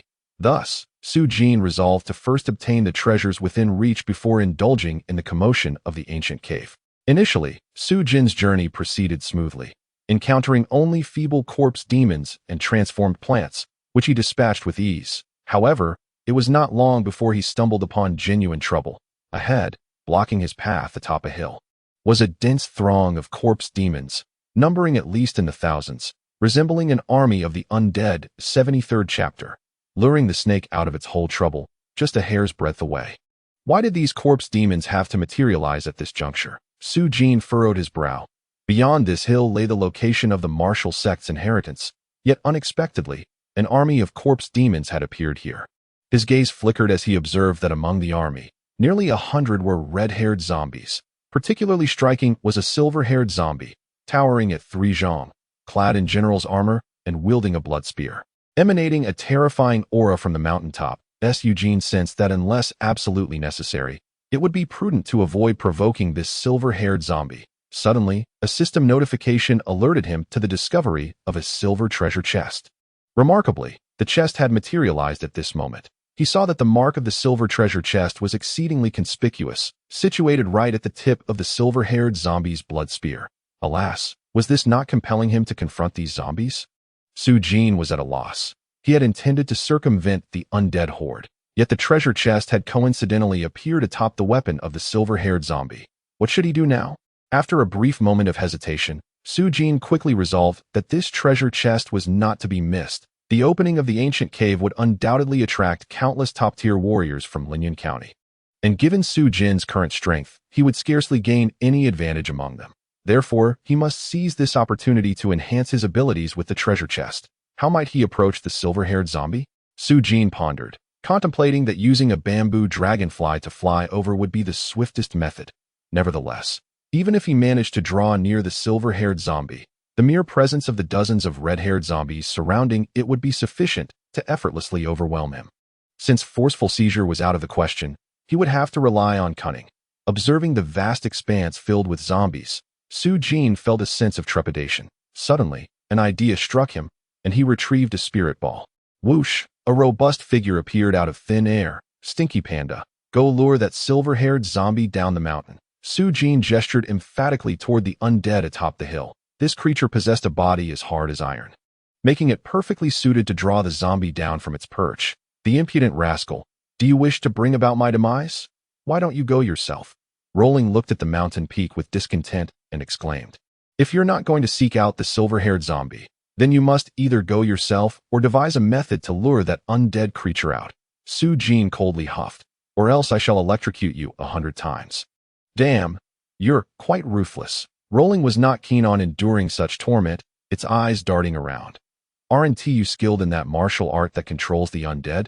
Command these creatures. Fool, come here. Su Jin cursed under his breath, picked up a stone, and channeled his true energy to launch it. With a thud, the pebble struck the red-haired zombie's head, causing it to roar in fury once more, this time with a significant increase in rage. As it turned to survey its surroundings, now you're behaving, aren't you? A glimmer sparked in Su Jin's eyes as he continued to launch another stone. That's enough. Suddenly, a black shadow halted, revealing Su Jin's figure, adorned with a triumphant smile that he had deliberately controlled the speed of his illusionary transformation. Otherwise, the red-haired zombie from behind would have had no chance of catching up. Roar! The red-haired zombie's form emerged, its visage terrifyingly grotesque. Its 10 sharp claws resembled long swords, tearing through the air and unleashing countless wind blades. The creature may be a bit dim-witted, but its power is truly formidable. Su Jin's expression shifted. His current strength was sufficient to contend with a 6th-tier martial master, yet the red-haired zombie possessed the prowess of a 7th-tier martial master, making direct confrontation unwise. Without hesitation, Su Jin executed his illusionary transformation, his figure flickering before suddenly appearing behind the red-haired zombie. The red-haired zombie instinctively sensed the presence behind it and erupted with a crimson glow, as if preparing a lethal strike. The corpse summoning technique. A fierce palm imprint struck the back of the red-haired zombie, causing it to shudder violently. After a moment, the crimson hue in its eyes began to fade.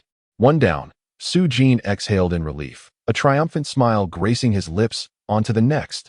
Following the same strategy, Su Jin continued to entice the red-haired zombie. An hour later, Su Jin was in high spirits.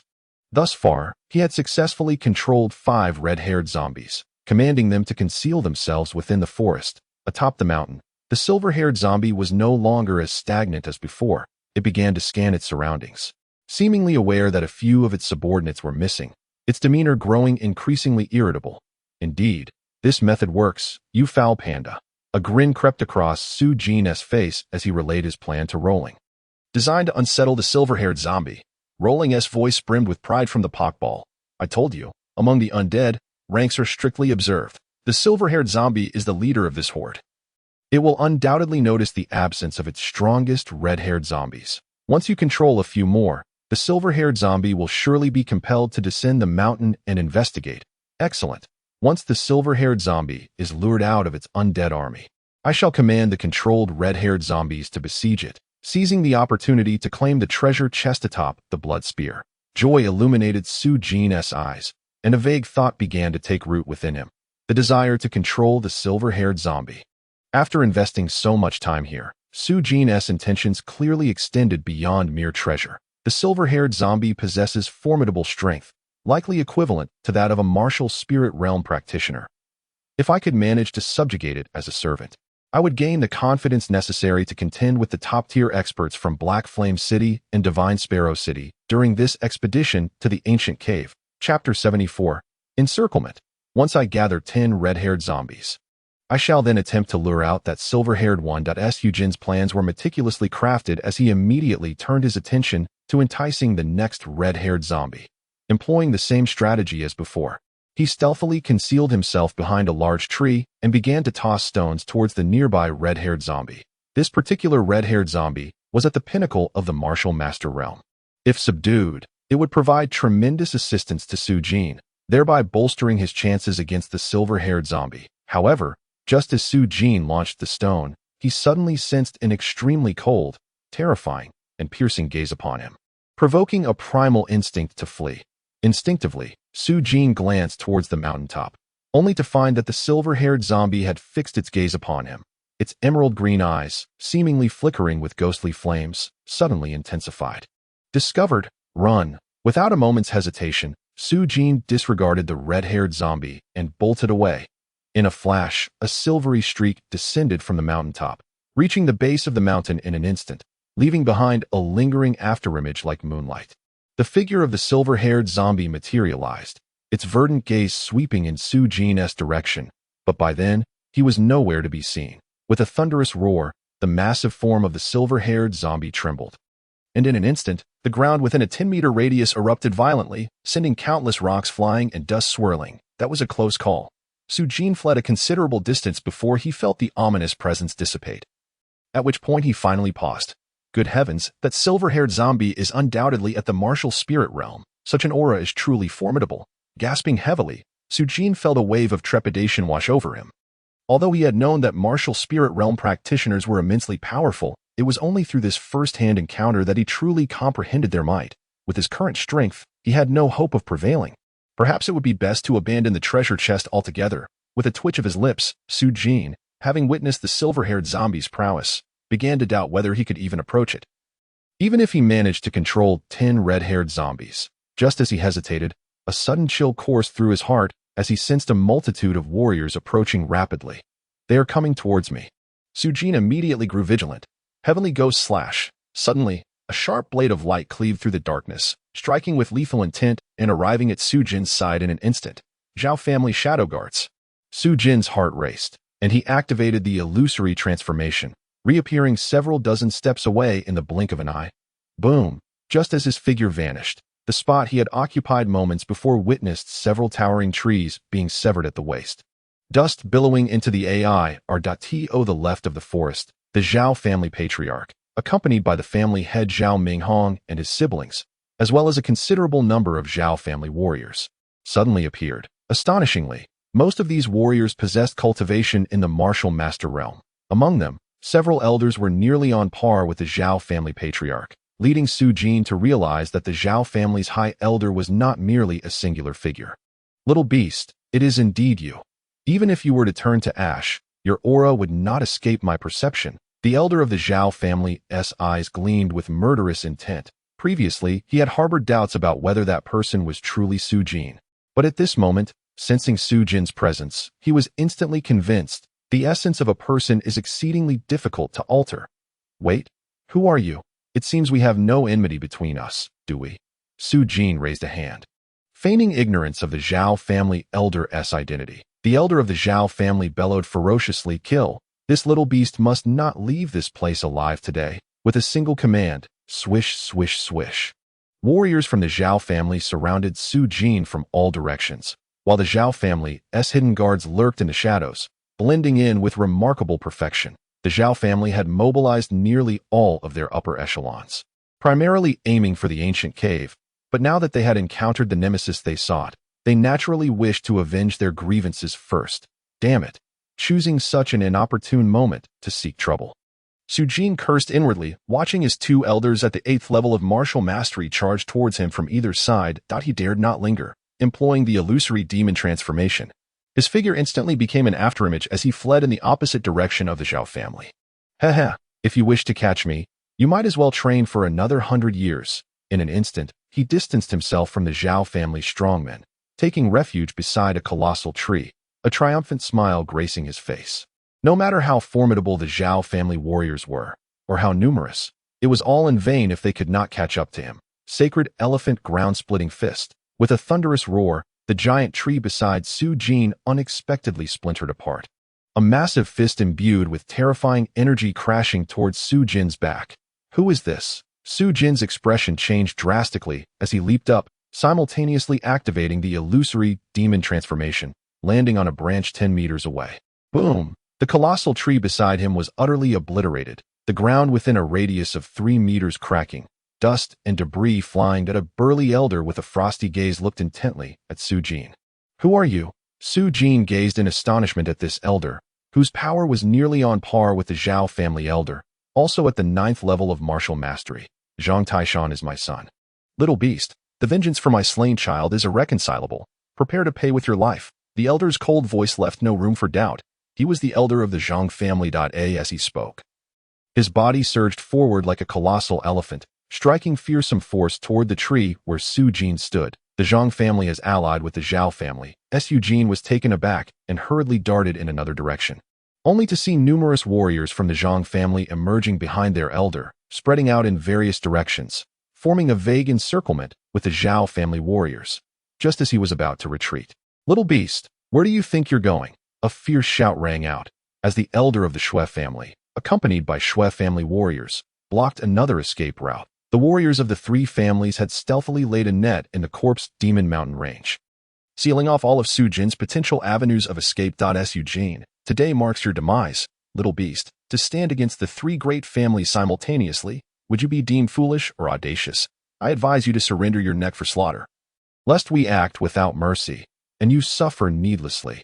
The warriors of the three clans erupted in a cacophony of shouts, their confidence swelling under the belief that none could escape from their encircling grasp. You are courting death. Su Jin's gaze turned icy. Since the three great families sought to exterminate him completely, he would no longer hold back. Chapter 75. Killing with a borrowed blade. In that case, all of you shall perish. Su Jin could only flee toward the one direction that remained unblocked, the location of the corpse demon army. As he made his escape, a sudden surge of intent surged forth. Swish, swish, swish, swish, swish. 5 blood-red whirlwinds spread out, sweeping toward the warriors of the three clans from all directions. The warriors on the periphery let out piercing cries the moment they were struck by the crimson whirlwinds, stirring alarm among those within the encirclement. In an instant, the weaker warriors found their flesh and blood completely devoured, leaving nothing but skeletal remains. As the whirlwinds dissipated, 5 towering red-haired zombies emerged, unleashing a frenzied onslaught against the warriors of the three families. These were the 5 red-haired zombies that Su Jin had previously subdued, originally intended to deal with the silver-haired zombies, but the arrogance of the three clans left Su Jin with no choice but to act. Corpse demon, red-haired zombies? How could they appear here? At the very outskirts of the corpse demon mountains, the weaker warriors were struck with dread, facing an imminent threat. The fearsome nature of the red-haired zombies was well known, equivalent to formidable demonic creatures of the martial master realm. Do not panic. There are only 5. The elder of the Zhang family barked sharply, instructing a few supreme elders to confront the red-haired zombies, while the rest continued their pursuit of that little beast. Understood. Whoosh, whoosh, whoosh. Several powerful auras erupted as a few supreme elders charged toward the red-haired zombies, while the others pressed on toward Su Jin. We cannot be idle. We shall pursue as well. Zhao Minghong shouted to his sister Zhao Wuxia, his figure bursting forth at remarkable speed. I understand, brother. Zhao Wuxia glanced at Zhao Minghong, a smirk gracing her lips. She was well aware of her brother's sentiments. Both siblings possessed an indomitable spirit, unwilling to be overshadowed by others. Just as Zhao Wuxia harbored jealousy toward Zhao Yu, who surpassed her in excellence. Similarly, Zhao Minghong could not tolerate anyone being more accomplished than himself. Before Su Jin's sudden emergence, no one in Tianyang City rivaled Zhao Minghong. Among the younger generation of the three great families, there was none, not even among the true disciples of the Qingling Martial Academy, who could compare to him. Yet now, the landscape had changed in recent days. The higher-ups of the three families had learned of Su Jin's exploits, scarcely able to believe that such feats could be accomplished by a young man in such a short span of time. He had obliterated the head of the Zhang family, single-handedly thwarted the plot of the Wugui sect to annihilate the Qingling Martial Academy, and his reputation had soared beyond that of the previous Qin zone. Moreover, he had defiled the Zhao family's ancestral tomb, destroying the remains of generations of ancestors. That on top of that, there was the inexplicable friendship between Su Jin and both the city lord of Tianyang and the master of the divine weapon pavilion. Though the means by which he achieved this remained a mystery, his demonstrable excellence alone, even without the enmities, would compel the ancestors of the three families to go to any lengths to eliminate Su Jin. Evidently, Su Jin has far surpassed all his peers in Tianyang City, including Zhao Minghong. With Zhao Minghong's pride, how could he possibly tolerate this? Therefore, among the three great families, despite the relatively minor enmity he holds towards Su Jin, his murderous intent towards him undoubtedly ranks at the forefront. The Zhao siblings unleashed the Zhao family's 5th-grade lightness technique, the flying ape technique, soaring through the forest with the agility of a wild ape. Closing in on Su Jin with astonishing speed, Su Jin, you shall perish at the hands of my brother. In Tianyang City, there can be no one more exceptional than him. Zhao Wuxia gazed coldly at Su Jin's retreating figure. Her bond with Zhao Minghong was the strongest within the Zhao family, and the one he sought to kill was also the one she desired to eliminate, while Su Jin's illusory demon transformation granted him remarkable speed. The elders of the three great families were not sluggish either, trailing closely behind him. You little beast, with your cultivation level, such rapid speed cannot be sustained for long. Once you slow down, your demise shall follow. The fools of the three great families, how dare you pursue me? Watch as I present you with a splendid gift. Su Jin paid no heed to the martial artist pursuing him, a sinister smile creeping into his eyes. Whoosh! Emerging from the thicket, the mountain riddled with corpse demons reappeared. Roar! The silver-haired zombie atop the summit instantly sensed Su Jin's presence. The two orbs of ghostly fire flared ominously, as if to say, "How dare you return?" Simultaneously, the horde of zombies on the mountain turned their gaze towards Su Jin, their chilling eyes clustering around him, sending shivers down his spine. Yet, Su Jin did not flee.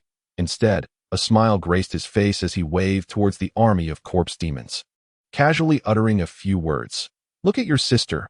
Boom! The entire mountain of corpse demons perceived this living being as a shark scenting blood, charging towards him in a frenzy. The corpse demons, in a mad rush, surged into the forest, with nearly 100 red-haired zombies leading the charge. The terrifying momentum reminded Su Jin of the scene during the previous zombie tide outside Yua Town. Although this army of corpse demons was not as numerous as the last, their quality was significantly higher, at the very least. The previous horde did not feature any zombies of the martial spirit realm. Excellent, they have all pursued me.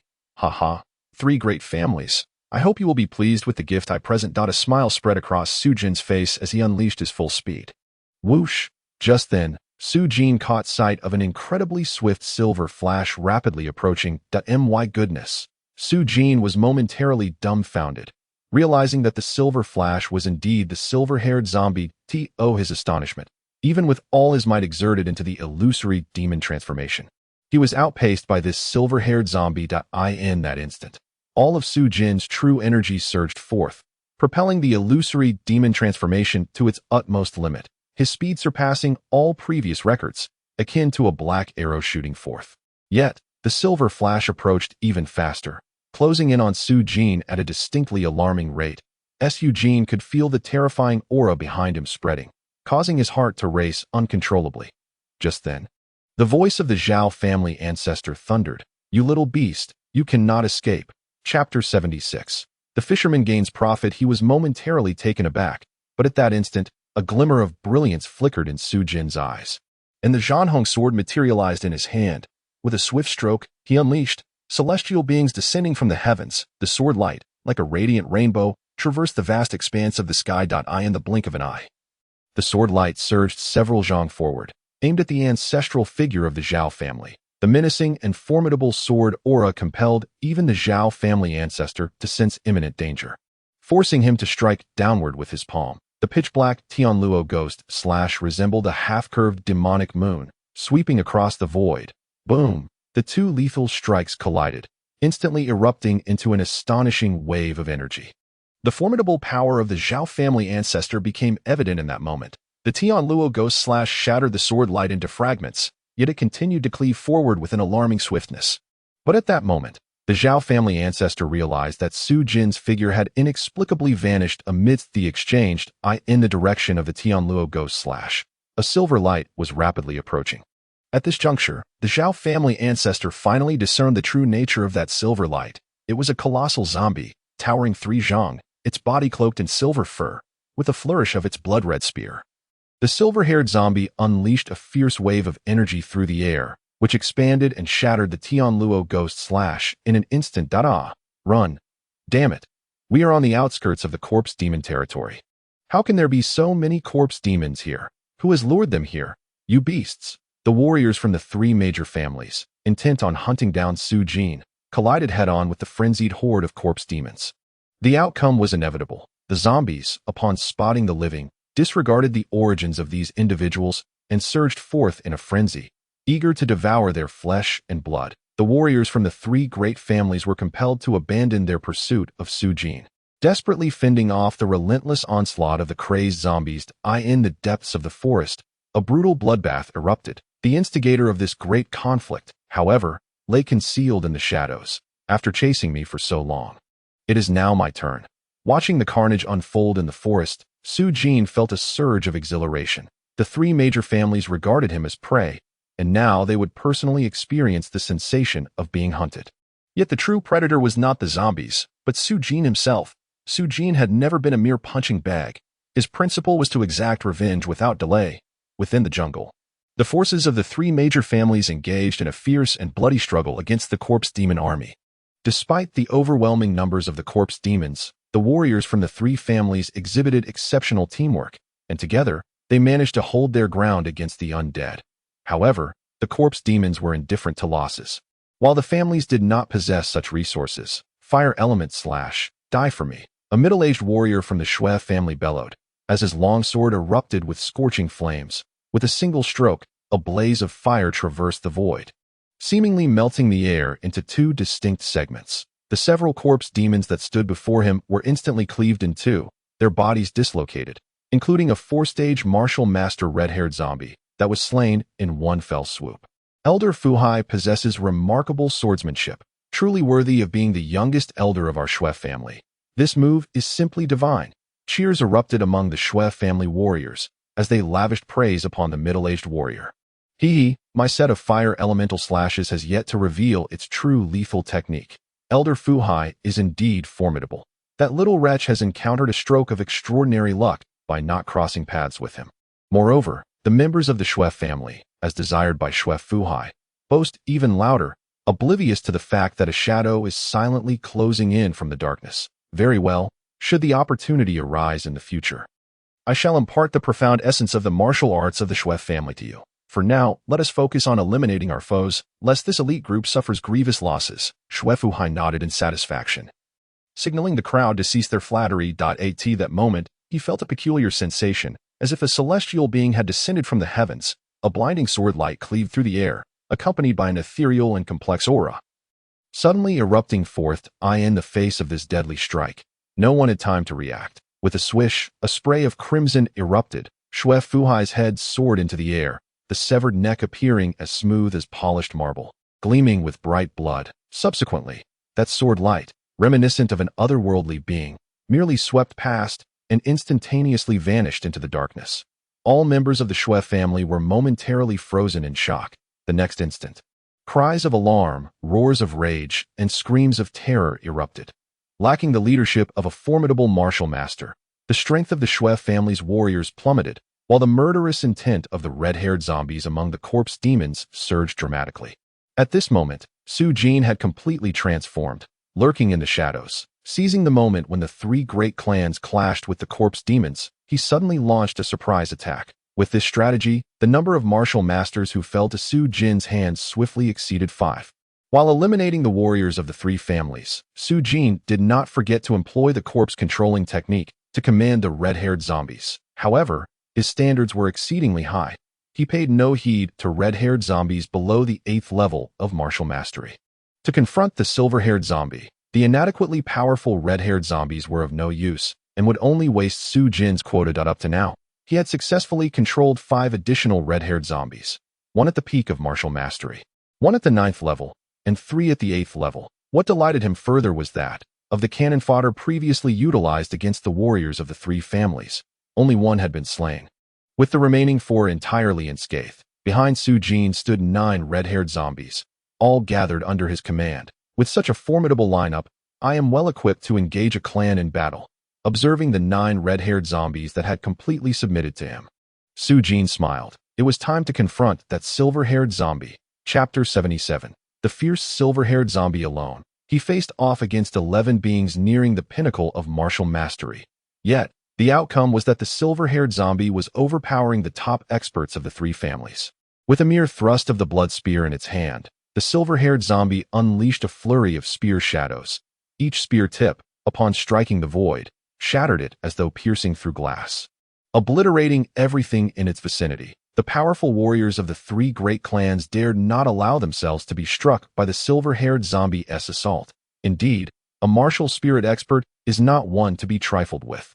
Su Jin concealed himself in the shadows, utterly astonished. The prowess of the martial spirit realm expert had once again reshaped his understanding of strength. However, with a treasure chest resting upon the blood spear of that silver-haired zombie, no matter how formidable the martial spirit realm was, he was prepared for a fierce battle. You old fossils have pursued me for so long. It is high time to repay the interest. Su Jin let out a cold chuckle and promptly issued orders to his crimson-haired zombie minions. Roar! The 9 crimson-haired zombies unleashed a thunderous roar, erupting with a terrifying aura as they charged towards the 3 martial artists besieging the silver-haired zombie. First, eliminate this group of old geezers, and then seize control of that silver-haired zombie. Su Jin's calculations rang true, and he smiled with satisfaction. The sudden appearance of the 9 crimson-haired zombies caused the faces of the 3 martial artists to change dramatically. How can there be so many more? Damn it, dealing with this martial spirit zombie alone is already a challenge, and now we have so many crimson-haired zombies to contend with. Let us retreat. Our disciples must have already fled. The ancestors of the 3 families exchanged glances, each recognizing the dire situation. Their siege on this martial spirit zombie was solely to buy time for their own disciples to escape. Otherwise, allowing the martial spirit zombie to massacre would lead to significant losses among their ranks. Upon witnessing the emergence of the 9 crimson-haired zombies, they initially thought their disciples had managed to escape, thus providing the other crimson-haired zombies the opportunity to aid this martial spirit zombie. As the ancestors issued their commands, the elite warriors of the 3 great families unleashed their ultimate escape techniques. Scattering in all directions. Su Jin's smile faltered. He hadn't anticipated that as soon as his minions appeared, these martial artists would instantaneously flee, their ability to escape seemingly rivaling his own. Nevertheless, it mattered not. You have already depleted the silver-haired zombie's true energy and contributed significantly to my cause. Disregarding the fleeing warriors of the 3 families, Su Jin focused his intent as the 9 crimson-haired zombies fearlessly charged towards the silver-haired zombie. Roar! The silver-haired zombie seemed to have sensed that these crimson-haired zombies were of a different ilk, and with a tremor of its blood spear, countless blood shadows erupted forth. Boom! The foremost 2 crimson-haired zombies were sent flying by the blood shadows. Yet the remaining ones pressed on. The silver-haired zombie let out an enraged roar, its foot striking the ground as it transformed into a bolt of lightning, weaving through the incoming zombies to avoid encirclement. Its speed was beyond the reach of the crimson-haired zombies, and in the blink of an eye, it broke free from their grasp. With a furious roar, the blood spear lunged towards the heart of a crimson-haired zombie. The heart is the most vulnerable spot of a zombie. Typically, the core of a zombie manifests in the heart region, and once shattered, it signifies the complete annihilation of the crimson-haired zombie. Thus, even a lifeless crimson-haired zombie would instinctively evade when its heart was under threat. The silver-haired zombie aimed to intimidate the crimson-haired zombie with this thrust before swiftly targeting the peak martial artist among the crimson-haired zombies, which posed the greatest threat. However, to its surprise, the crimson-haired zombie did not flinch or evade, allowing the long spear to pierce through. Poochie, the blood spear penetrated the heart of the crimson-haired zombie, poised to withdraw at that moment. Several crimson-haired zombies seized the body of the pierced crimson-haired zombie, exerting tremendous force to ensure that the blood spear remained lodged within the latter's form, rendering it impossible to extract. The silver-haired zombie momentarily faltered, a flicker of bewilderment crossing its gaze as it struggled to comprehend why the crimson-haired zombie did not attempt to evade a fatal blow. In that instant of hesitation, the other crimson-haired zombies converged without pause, encircling the silver-haired zombie and compressing it into their midst, much like flesh pressing against flesh. The actions of these crimson-haired zombies caught the silver-haired zombie entirely off guard.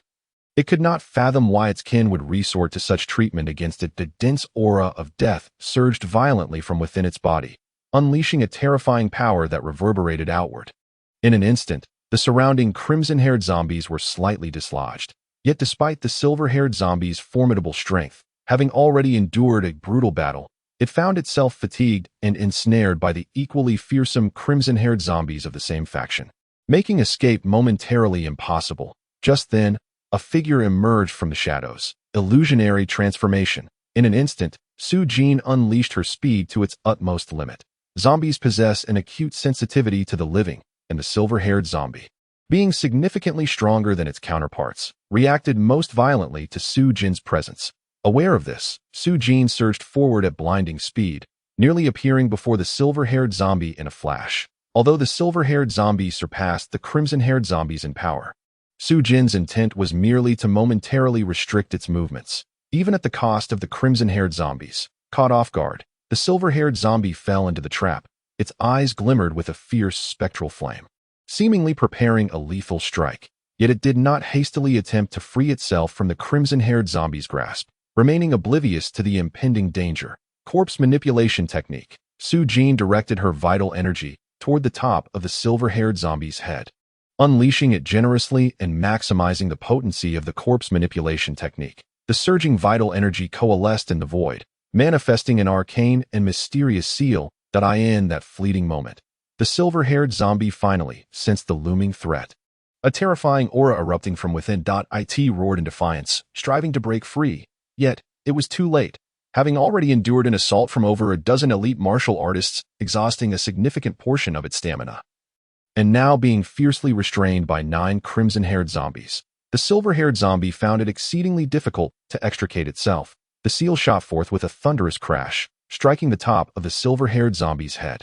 Roar! Despite being hit by the seal, the silver-haired zombie did not succumb immediately. Instead, it struggled with even greater ferocity, an unrelenting force surging from within as it fought against the constraints, seemingly on the verge of breaking free from the 9 crimson-haired zombies' hold.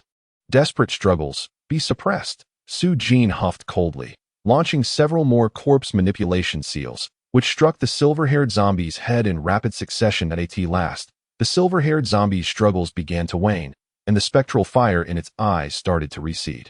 Chapter 78. The Illusory Eye. The silver-haired zombie was successfully subdued. With a cultivation level of the 2nd tier of martial spirit realm, it was no wonder it exhibited such formidable prowess. Sensing the silver-haired zombie's strength, Su Jin felt an overwhelming sense of exhilaration. In order to capture the silver-haired zombie, 5 out of the 9 red-haired zombies were destroyed by it, rendering them unusable. The cost was worthwhile, having a zombie of martial spirit realm as a subordinate.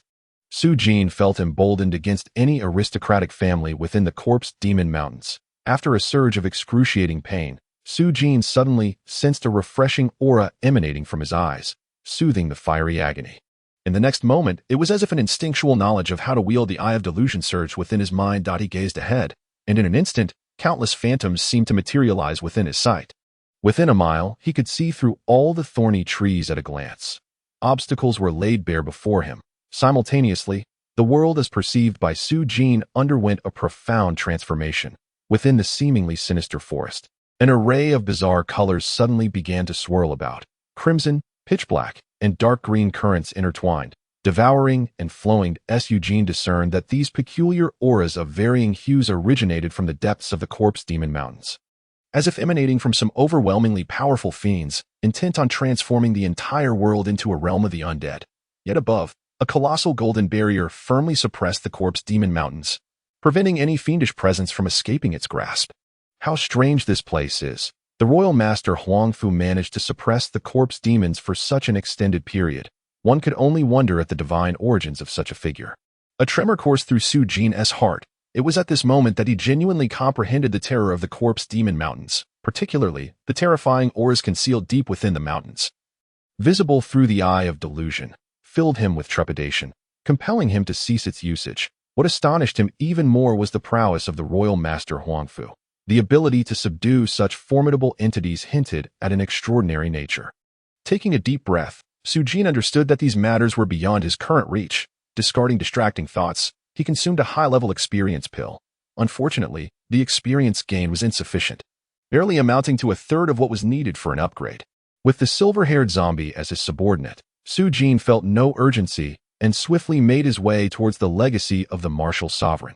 Along the way, all the corpse demons were cowed by the aura of the silver-haired zombie, none daring to approach Su Jin, thus sparing him considerable trouble. Here it is. Crossing over the peak, Su Jin arrived at the location chronicled within the bronze cauldron. Surrounding a great tree were countless piled stones, the very markers left by the martial sovereign. This is the place. You insolent brat. You should fulfill your promise and return my freedom. Rolling out of the spirit ball, it was somewhat agitated. Wait until I acquire the items. Then you may leave. Su Jin smiled faintly, commanding the zombies behind him to move the stones. How dare you doubt that I would deceive you? Rolling retorted angrily, yet it was not in a hurry to depart, knowing it could not flee without Su Jin's permission. Before long, the stones were cleared, and the area around the tree was finally spacious. Su Jin then noticed a large hole at the foot of the tree. The legacy of the martial sovereign was concealed within, and though somewhat rudimentary, it matched precisely with the information inscribed on the bronze cauldron. On that day, The bronze cauldron recorded that the formidable warrior of the martial sect, gravely injured and uncertain of how much longer he could survive, hastily sought a secluded spot within the corpse demon mountains. There, he forcefully excavated a cave to conceal his treasures before departing in haste. Yet alas, he did not live much longer. Within the cave lay not an abundance of riches, but merely a black wooden box, obscured by layers of dirt and in a state of disarray. Su Jin brushed away the soil and opened the box, revealing a tome alongside a small sword measuring a foot in length. What is this? Su Jin's eyes widened in astonishment. This small sword bore an uncanny resemblance to the final item auctioned at the Divine Armory's sale. A key to the spatial realm, such fortune indeed. Su Jin was both startled and elated. It was no wonder that those warriors from distant lands had competed fiercely for that treasure at the auction. It turned out this small sword could unlock a treasury within an ancient cave. You little brat, even a 40-60 split is acceptable, but without my guidance, you'll find it exceedingly difficult to locate the place. Upon seeing Su Jin's lack of response, the creature, rolling and tumbling, immediately began to shout, fearing that Su Jin might refuse to go on, as if you could ascend to the heavens while demanding so many benefits for merely showing the way. Su Jin had no intention of entertaining this shameless scoundrel. The agreement is fulfilled. You may take your leave now. No way, you little brat. This great emperor's knowledge of those secret realms is far beyond your imagination. Bring me along, and I assure you'll only gain, not lose. Upon gaining his freedom, the creature surprisingly did not rush away, instead tailing Su Jin closely. Chapter 79. Starry Tier Martial Arts. A martial artist must cultivate 4th tier martial arts to ascend to the martial spirit realm. Consequently, for the martial sect, 3rd tier is required, while to progress to the martial lord realm, 2nd tier martial arts are necessary, and to reach the martial king realm, one must practice 1st tier martial arts. Yet, to ascend to the martial emperor realm, one needs starry tier martial arts. This was the first time Su Jin had heard of martial arts existing beyond the 1st tier, and even 1st tier martial arts could not lead to the martial emperor realm. Only starry tier martial arts could facilitate such an ascent. Of course, the martial emperor realm felt exceedingly distant to him, but upon receiving this information from the system, Su Jin was overwhelmed with excitement. I have struck it rich. At present, the sole 1st tier martial art he possessed was the unyielding golden body, the might of which he had deeply experienced if he could cultivate a martial art beyond the 1st tier. How formidable would that be? Youngster, if you wish to obtain complete martial arts, travel to the Great Dream Mountain in the Chu Kingdom and extract the general outline from that scoundrel Yunzhang's mouth. However, should your strength prove inadequate, consider selling this manual and information to certain powerful factions for a considerable profit. Wouldn't that be so? Signed, Yun Shiho. The writing concluded here, leaving Su Jin dumbfounded. What on earth? The general outline has been torn out? He hurriedly flipped to the back, and upon turning a page, he indeed discovered that the first page had been ripped away. Clearly the general outline. Su Jin felt a wave of disappointment. Having secured the starry tier martial arts, he found himself unable to cultivate it. Gazing at the name of the individual who left the message, Su Jin couldn't help but scoff. Yun Shiho? Senior, you are quite cunning. Are you not attempting to devise a way for someone to help you exact revenge? The two methods proposed by Yun Shiho evidently aimed to entice the inheritor of his legacy to seek vengeance against his enemies, which was exceedingly treacherous. However, the Starry Steps martial arts are exceedingly precious.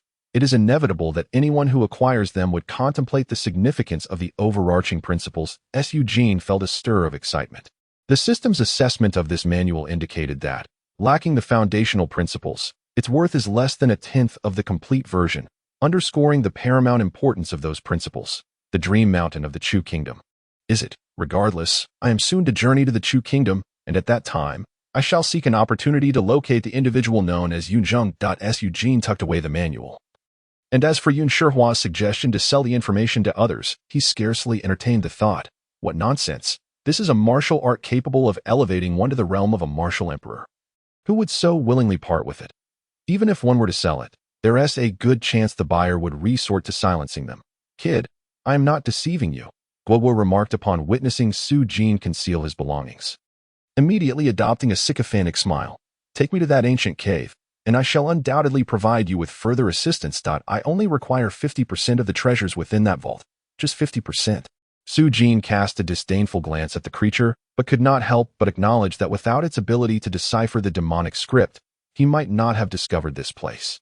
Perhaps it could indeed prove useful. After some contemplation, Su Jin replied, 10%. You truly possess a black heart. At least 40%. Guogua exclaimed loudly. Su Jin smiled slightly. Haven't been electrified, have you? What are you doing? You little rascal, Guogua retorted impatiently. Disregarding it, Su Jin promptly commanded the system to search. The treasure chest is located 320 meters to your northwest. Such proximity. Su Jin's eyes brightened, and he immediately activated the Mirage Eye. In the dimly lit forest, he could not see anything beyond 10 meters with the naked eye, yet the Mirage Eye allowed him to perceive everything within a mile. Instantly, the scene several hundred meters away unfolded before his gaze. A group of martial artists appeared shocked and furious, hurriedly burrowing deeper into the jungle. Under the scrutiny of the Mirage Eye, their levels were unmistakably revealed. Astonishingly, they were all martial masters, while they lacked the formidable strength of the elder patriarchs from the three great clans. This assembly of martial artists was certainly not a display of an ordinary faction. What captured Su Jin's attention further were several young individuals among them, each possessing the strength of the fourth or fifth level of martial mastery. Such aptitude was indeed superior to that of true disciples like Su Jin. Nevertheless, Su Jin paid little heed to these observations. Where is the treasure chest? Where is it? He amplified the power of the Mirage Eye, and the scene several hundred meters away was magnified and rendered increasingly clear. Finally, he discerned the location of the treasure chest, yet upon doing so, his lips twitched involuntarily.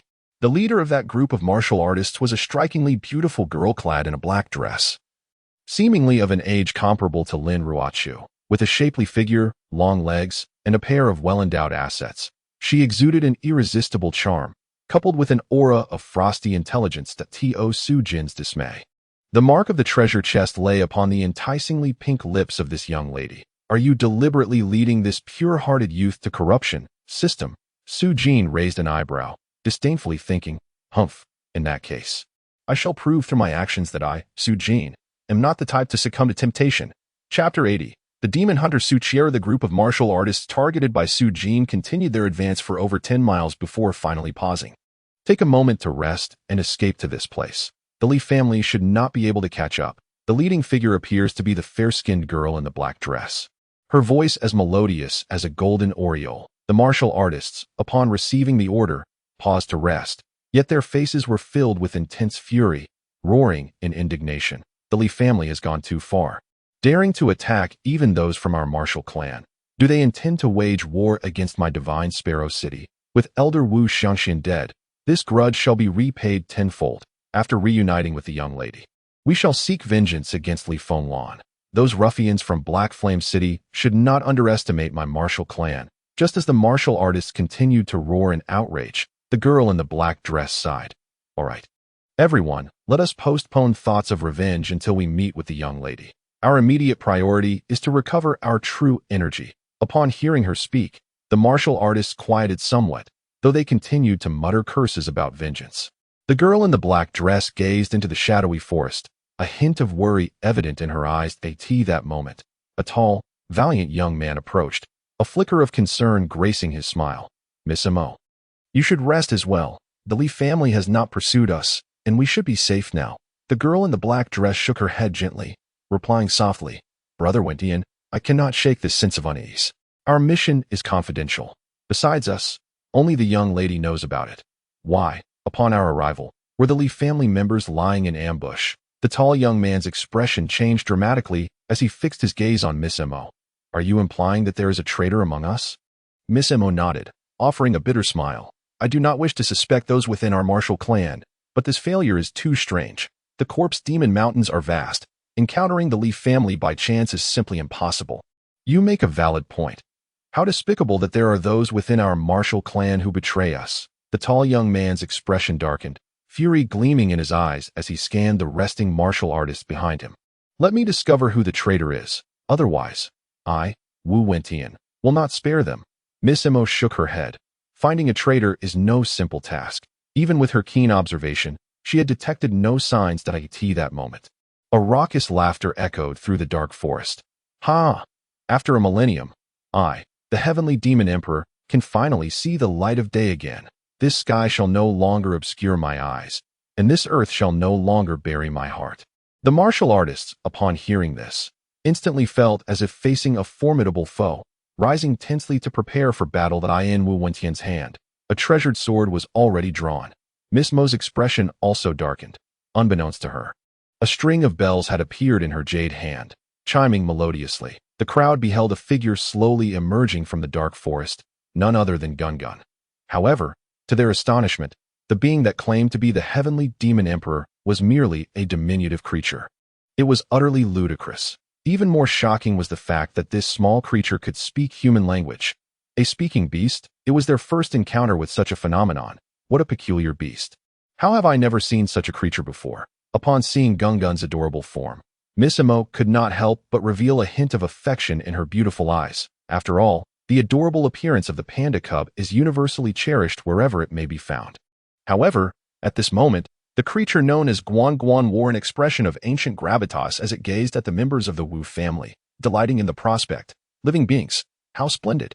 This emperor has been suppressed for eons and has not savored fresh flesh in ages. Today shall be the perfect occasion for a feast. The mention of devouring living beings left the crowd in fits of suppressed laughter. Bemused by Guan's antics, only Wu Wentian, with a glimmer of coldness in his eyes, discerned the creature's cultivation level, first stage of the martial master realm, rendering it incapable of posing a threat to them.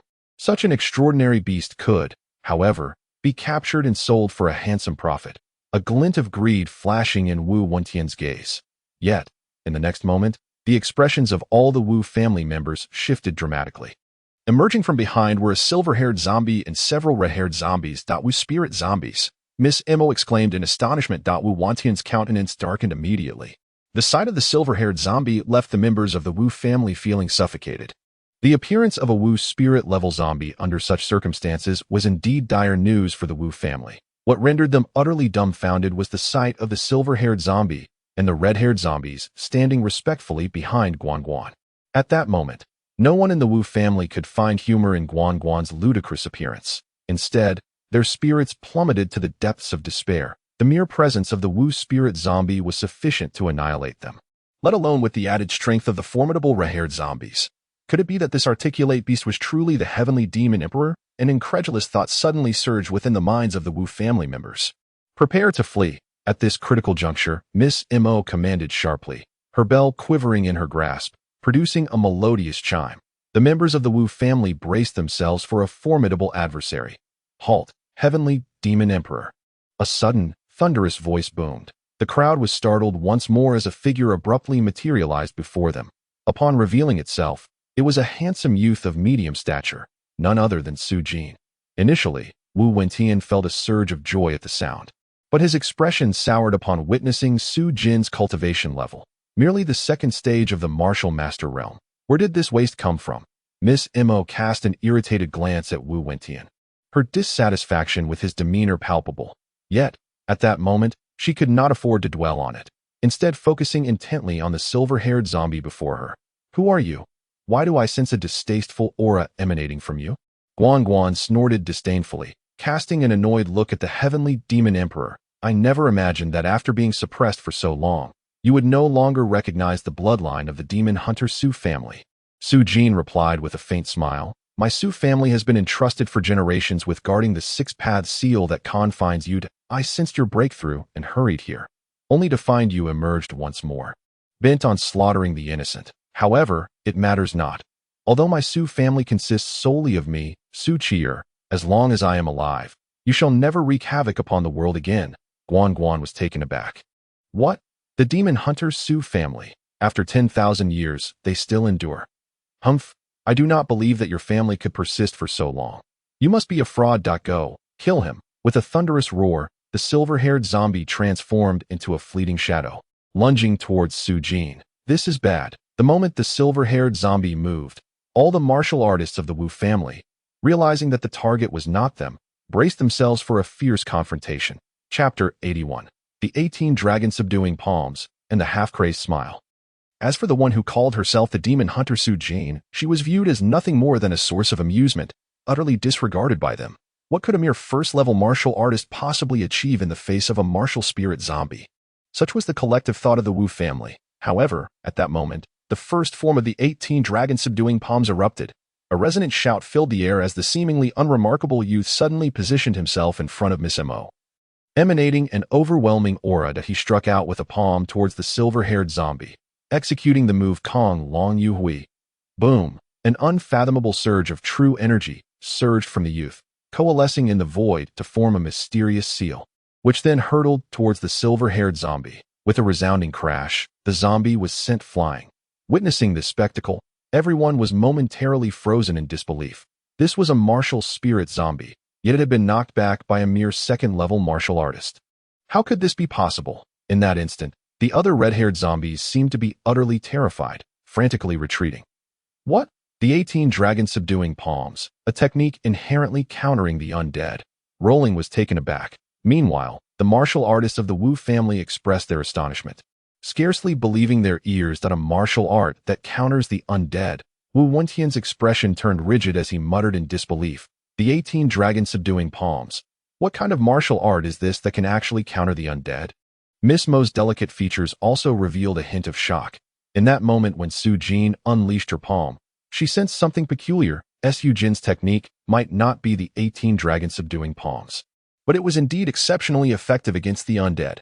Su Jin urged Rolling loudly. This kid is too stubborn. The Wu family members, eager for the undead to be vanquished, rolled their eyes at Su Jin's words.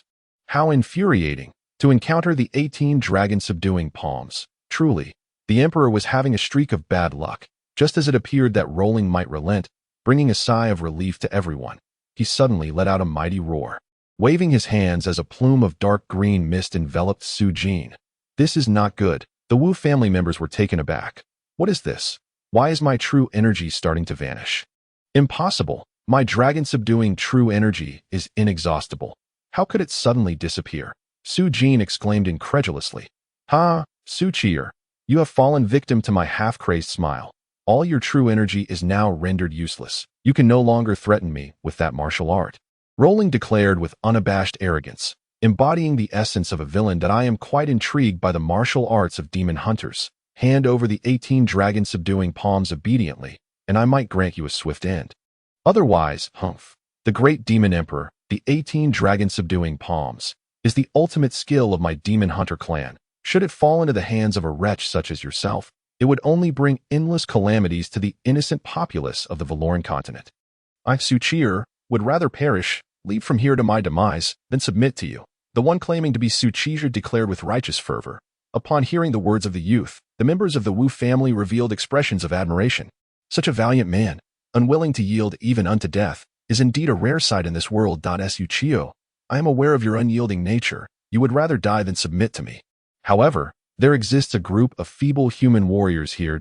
If you do not surrender the 18 dragon-subduing palms, I shall slay them all. Su Chier, I grant you 1 hour to contemplate your decision. Should you refuse after this hour, do not blame me for my ruthlessness. Su Jin retorted with indignation. Great demon emperor, you are dreaming. As long as I can rid myself of this poison, you will find it impossible to escape. Ha ha ha, you wish to detoxify. The smile of madness is the deadliest of poisons, with no remedy in sight. Guogwa continued to laugh arrogantly. Unless, within the hour, you can find a pure and enchanting maiden and obtain her first kiss. Only then might the poison be lifted. Otherwise, you will forever lose your martial prowess. Do you truly believe you stand a chance? The dialogue between the two had started off well enough, but the members of the Wu family grew increasingly tense.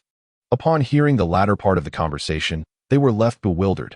What kind of detoxification method exists in this world, particularly for Miss Mo? When Guogwa mentioned the first kiss of a pure maiden, she distinctly perceived the youth glancing in her direction.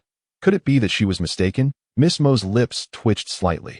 Guogwa's arrogant laughter echoed as he and his undead minions slowly vanished from sight. The Wu family members finally breathed a sigh of relief. This encounter was indeed more perilous than the assault from the Li family. Su Jin collapsed onto the ground, his complexion pale, and gritted his teeth. Alas, had I not been poisoned, a mere display of the second form of the 18 dragon-subduing palms would have effortlessly subdued those zombies. Though Su Jin's mutterings were soft, every member of the Wu family heard him clearly. Upon realizing that the 18 dragon-subduing palms could defeat those zombies, almost all the Wu warriors were stirred. After all, they had witnessed Su Jin repel that martial spirit zombie with their own eyes. To think such an extraordinary martial art exists, enabling someone of the second realm of martial mastery to vanquish a martial spirit zombie. Such a pinnacle martial skill must be grasped firmly in hand. A glint of greed flickered in Wu Wentian's eyes. My lord, you need not worry, Miss Mo said softly as she approached Su Jin. Chapter 82. My Sharingan has already seen through the truth. Young Master Su, you jest. Had it not been for your timely intervention, we would have undoubtedly met with misfortune. How could we simply abandon you now? Miss Mo hurriedly replied. Why not accompany us, once we rendezvous with my Wu family's young lady? Even that silver-haired zombie would be powerless against you.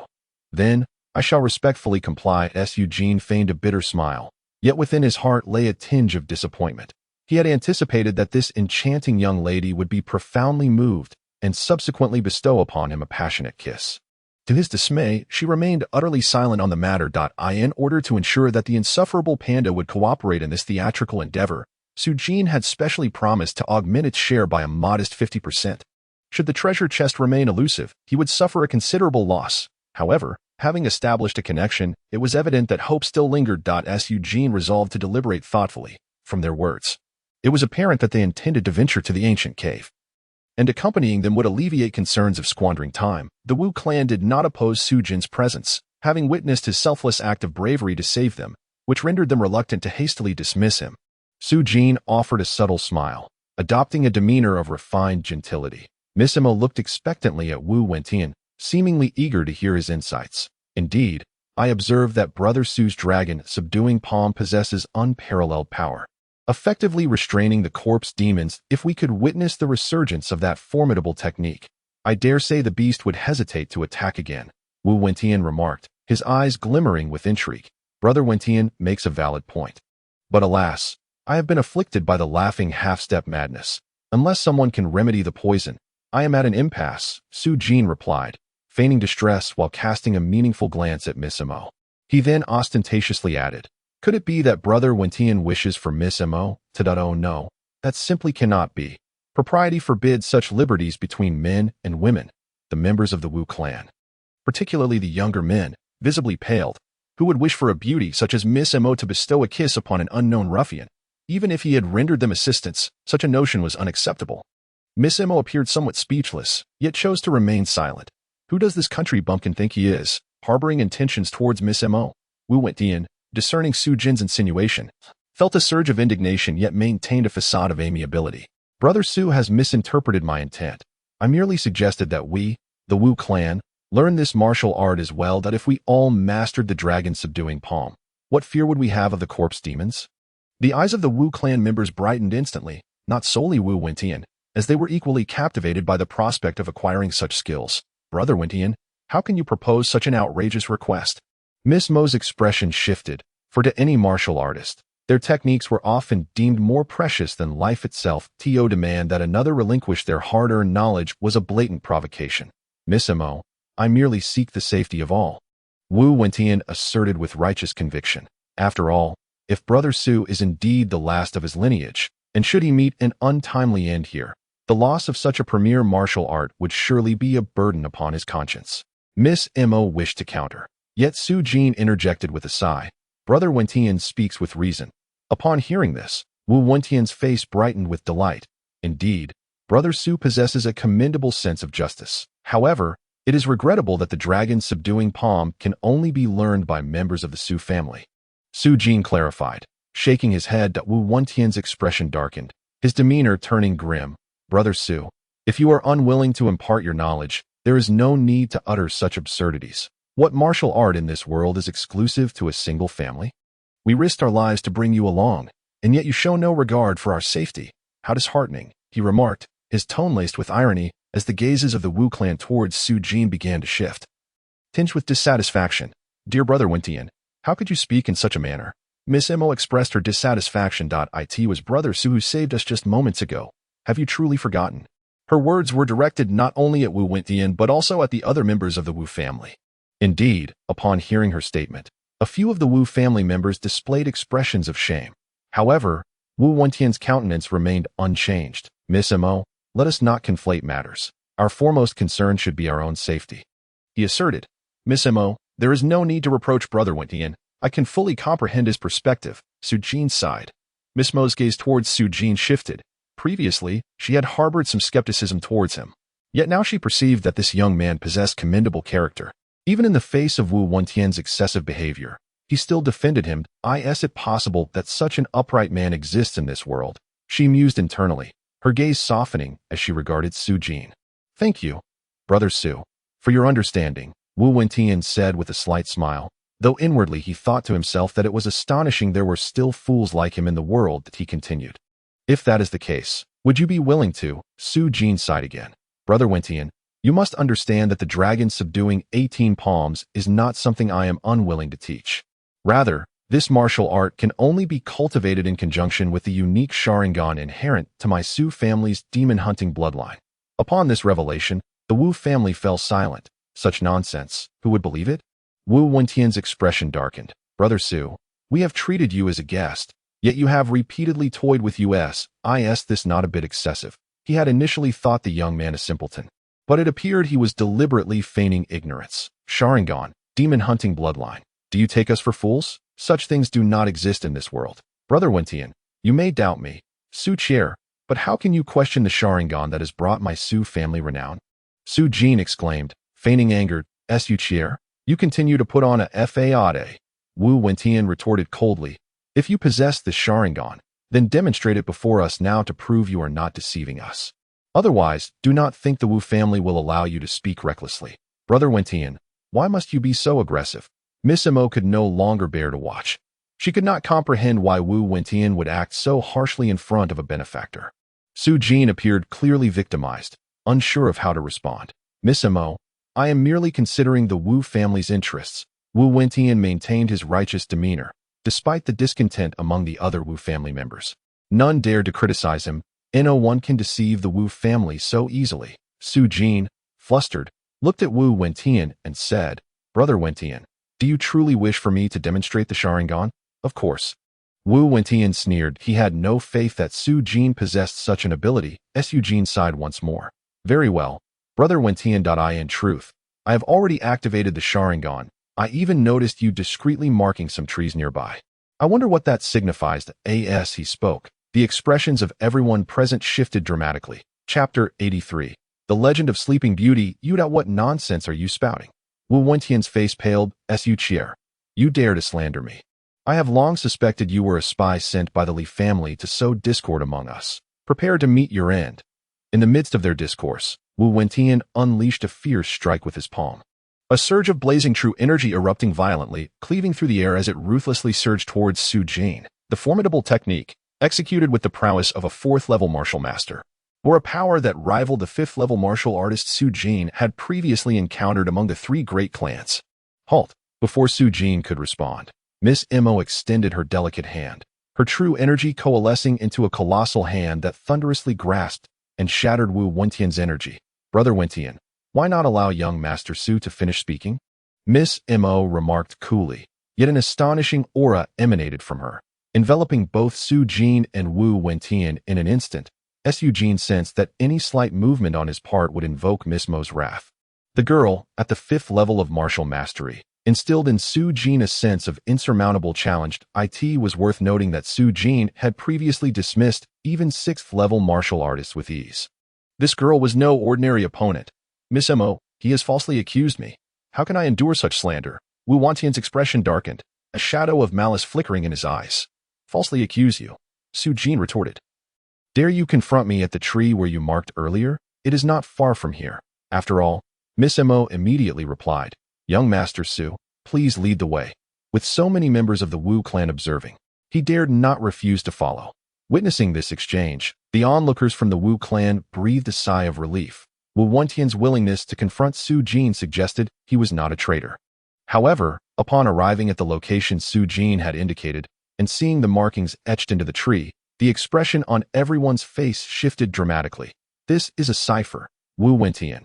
It is your exclusive cipher, exclaimed a middle-aged martial artist from the Wu clan. In certain long-established families, there exists a specialized study of ciphers to convey messages or track movements. The Wu clan certainly possess such ciphers, meticulously prepared for each legitimate heir at birth to verify their identity. The markings on the tree were instantly recognizable to the crowd as Wu Wentian's cipher, a unique script that could not be replicated by others. Only he could have inscribed such a cipher. Wu Wentian, what do you intend to do? Suddenly, a furious shout erupted, the voice belonging to a martial artist of the Wu clan. The crowd was astonished as they beheld Wu Wentian's face twisted with fury, his palm descending towards Su Jin with lethal intent. You wretched pest, you shall pay for thwarting my plans. Watch out, young master. Miss Mo cried out in alarm, having been too stunned by the cipher to anticipate Wu Wentian's sudden outburst. It was too late. A sinister smile flickered in Wu Wentian's eyes as he regarded Su Jin, a mere second-level martial artist, as nothing more than a bug easily crushed beneath his palm. Suddenly, a dragon ascends the heavens. With a thunderous roar, Su Jin thrust both palms forward, unleashing a ferocious and unrestrained energy that erupted from his being. In that instant, all present felt an overwhelming force, as if capable of sweeping away all in its path, bearing down upon Wu Wentian. How is this possible? You were poisoned and unable to execute such a move. Wu Wentian shouted in disbelief, the sheer magnitude of Su Jin's power striking him as terrifying, akin to the lethal strike of a top-tier martial artist. His vital energy was instantly crushed under the overwhelming force exerted by Su Jin, and then a terrifying power struck Wu Wentian. With a splatter of blood, Wu Wentian was sent flying like a kite with severed strings, shattering several trees in his path. With a face as pale as parchment, he struggled to rise from the ground, casting a venomous glare at Su Jin before vanishing into the darkness. Su Qier, Mo Qingwei, the Li family will soon locate your whereabouts. Prepare to be hunted. Young Master Su.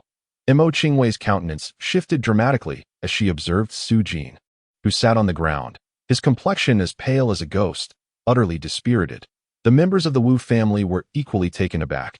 Having just witnessed Su Jin's formidable prowess, they were now bewildered by his sudden decline. I forcibly executed the second move of the dragon, subduing 18 palms, causing the poison of half-mad smiling to erupt prematurely. I cannot continue unless Miss Mo is willing to. Su Jin gasped, clutching his chest, his voice trailing off as he shook his head in resignation. Oh, forget it. You all should leave. Do not concern yourselves with me. Previously, they would have been reluctant to allow Mo Qingwei to kiss Su Jin. But after the recent events, they felt the Wu family had wronged him gravely. A faint blush appeared on Mo Qingwei's delicate face as she hesitated. Young Master Su, the beast's claim that a maiden's kiss can cure the poison is too absurd. It must be false. It was indeed a challenge to convince this young lady, and Su Jin, feeling helpless, feigned surprise, saying, Miss Mo, in this regard, the beast did not lie. Haven't you heard of half-mad smiling? Have you heard the tale of Sleeping Beauty? Sleeping Beauty? Mo Qingwei was momentarily taken aback. Su Jin began to recount. Once upon a time, in a kingdom, a queen held a grand banquet to celebrate the birth of her princess, inviting many guests, including 12 witches from within the kingdom. However, one witch, uninvited, harbored resentment and secretly infused the princess's pacifier with half-mad smiling. The prince's kiss ultimately broke the curse, and the prince and princess lived happily ever after. Su Jin's version of Sleeping Beauty was a peculiar twist on the tale. The Wu family members, hearing such a delightful story for the first time, were captivated, pondering the possibility of such happiness in the world. After listening, a hint of dazedness appeared in Mo Qingwei's beautiful eyes as she murmured to herself. Moments later, she looked seriously at Su Jin, her cheeks suddenly flushed, her gaze seemingly filled with belief in his words. Chapter 84. Why must we flee? You have obtained an elite silver treasure chest. Congratulations, host, for acquiring a witch summoning card, capable of summoning an evil witch, strength equivalent to the pinnacle of martial spirit realm, and a leveling gem, which can be directly commanded for use. This reward is undeniably generous, and it is the first time encountering an elite silver treasure chest. However, Su Jin had no concept of this. His gaze was dazed, his heart stirred, lost in the sweetness of that tender kiss. Feeling utterly enraptured, Mo Qingwei's bashful visage was intoxicating, and suppressing her shyness, she softly inquired, Young Master Su, have you recovered yet? Upon hearing her voice, Su Jin was abruptly roused from his stupor, and a sudden thought crossed his mind. Utilizing the upgrade gem, a radiant white light erupted from Su Jin's body, instantly restoring his vital energy to its peak, and his aura surged dramatically. Martial Master Realm, 3rd level. The onlookers witnessed Su Jin's strength escalating precipitously, and their previously lingering doubts about the seemingly deranged yet smiling figure evaporated entirely. Indeed, such a poison exists in this world. In order to counteract it, I had no choice but to act thus. Harboring no ulterior motives towards young Master Su Mo Qingwei exhaled a sigh of relief, a flicker of complex emotions crossing her eyes as she consoled herself. Miss Mo, my strength has been fully restored. All thanks to that kiss of yours. Su Jin shall forever be indebted for such a grace, Su Jin declared with unwavering determination. The members of the Wu family exchanged glances, their expressions a tapestry of conflicting emotions.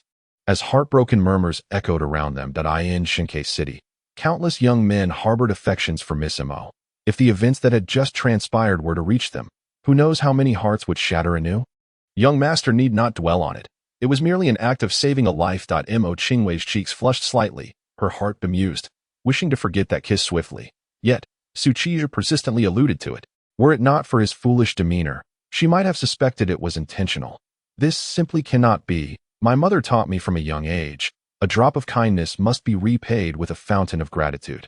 If I were to forget Miss Mo's kiss, would I not become a heartless wretch? Such villains deserve to be punished by heaven and earth, doomed to an ill fate, Su Jin proclaimed with righteous fervor. Reveling in the sight of Mo Qingwei's cheeks deepening in hue. One who has shared a kiss cannot simply escape. It is not so effortless. Young master, cease at once. Such a vile oath should not be uttered lightly.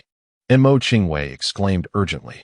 However, despite her aversion to Su Jin's vow, her heart began to race uncontrollably, as if something within her were yearning to break free. This sensation was entirely new to her, and her emotions began to spiral into disarray as she sought out the Wu family members in a state of confusion. Suddenly, a chilling voice resonated from the shadowy thicket. The faces of the Wu family members paled in an instant. Strong figures emerged, their numbers far surpassing those of the Wu family, most boasting greater strength. Effectively encircling them. Mo Qingwei's countenance darkened as she recognized these individuals as members of the Li family who had come to assassinate them. And she immediately shouted with authority. Why? Such a simple question, and yet you pose it. It is, of course, because I covet the Dragon Gate token for myself. It represents the opportunity for a carp to leap over the Dragon Gate and ascend to greatness. Why should only that wretched Wu Hongshun be worthy of it? If I cannot have it, neither shall she. Wu Wentian sneered. Indeed, the Dragon Gate token is one of the most precious sacred artifacts in the world. Possessing it allows direct entry into the Dragon Palace, which stands alongside the Five Ghosts sect and the Xian sect, granting the status of true disciples. This sacred item is greatly desired by the young master as well.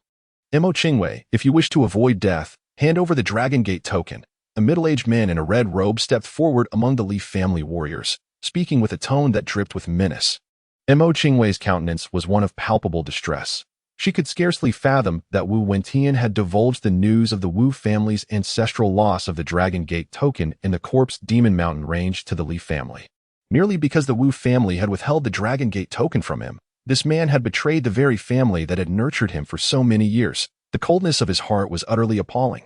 The Li family's desire to obtain the Dragon Gate token was nothing short of a delusion. Furious, Mo Qingwei glared at the members of the Li family, exclaiming, even if we were to perish in battle, we would never surrender the Dragon Gate token to you, to the death. The Wu family members echoed her sentiments in unison, their faces brimming with indignation and resolve, refusing to yield, since you seek death. Let it be granted to you, sneered the man clad in a red robe, Senior Li Baijian. Spare that beggar Su Jin and Mo Qingwei. This vile woman, an outsider, receives more regard within the family than I do.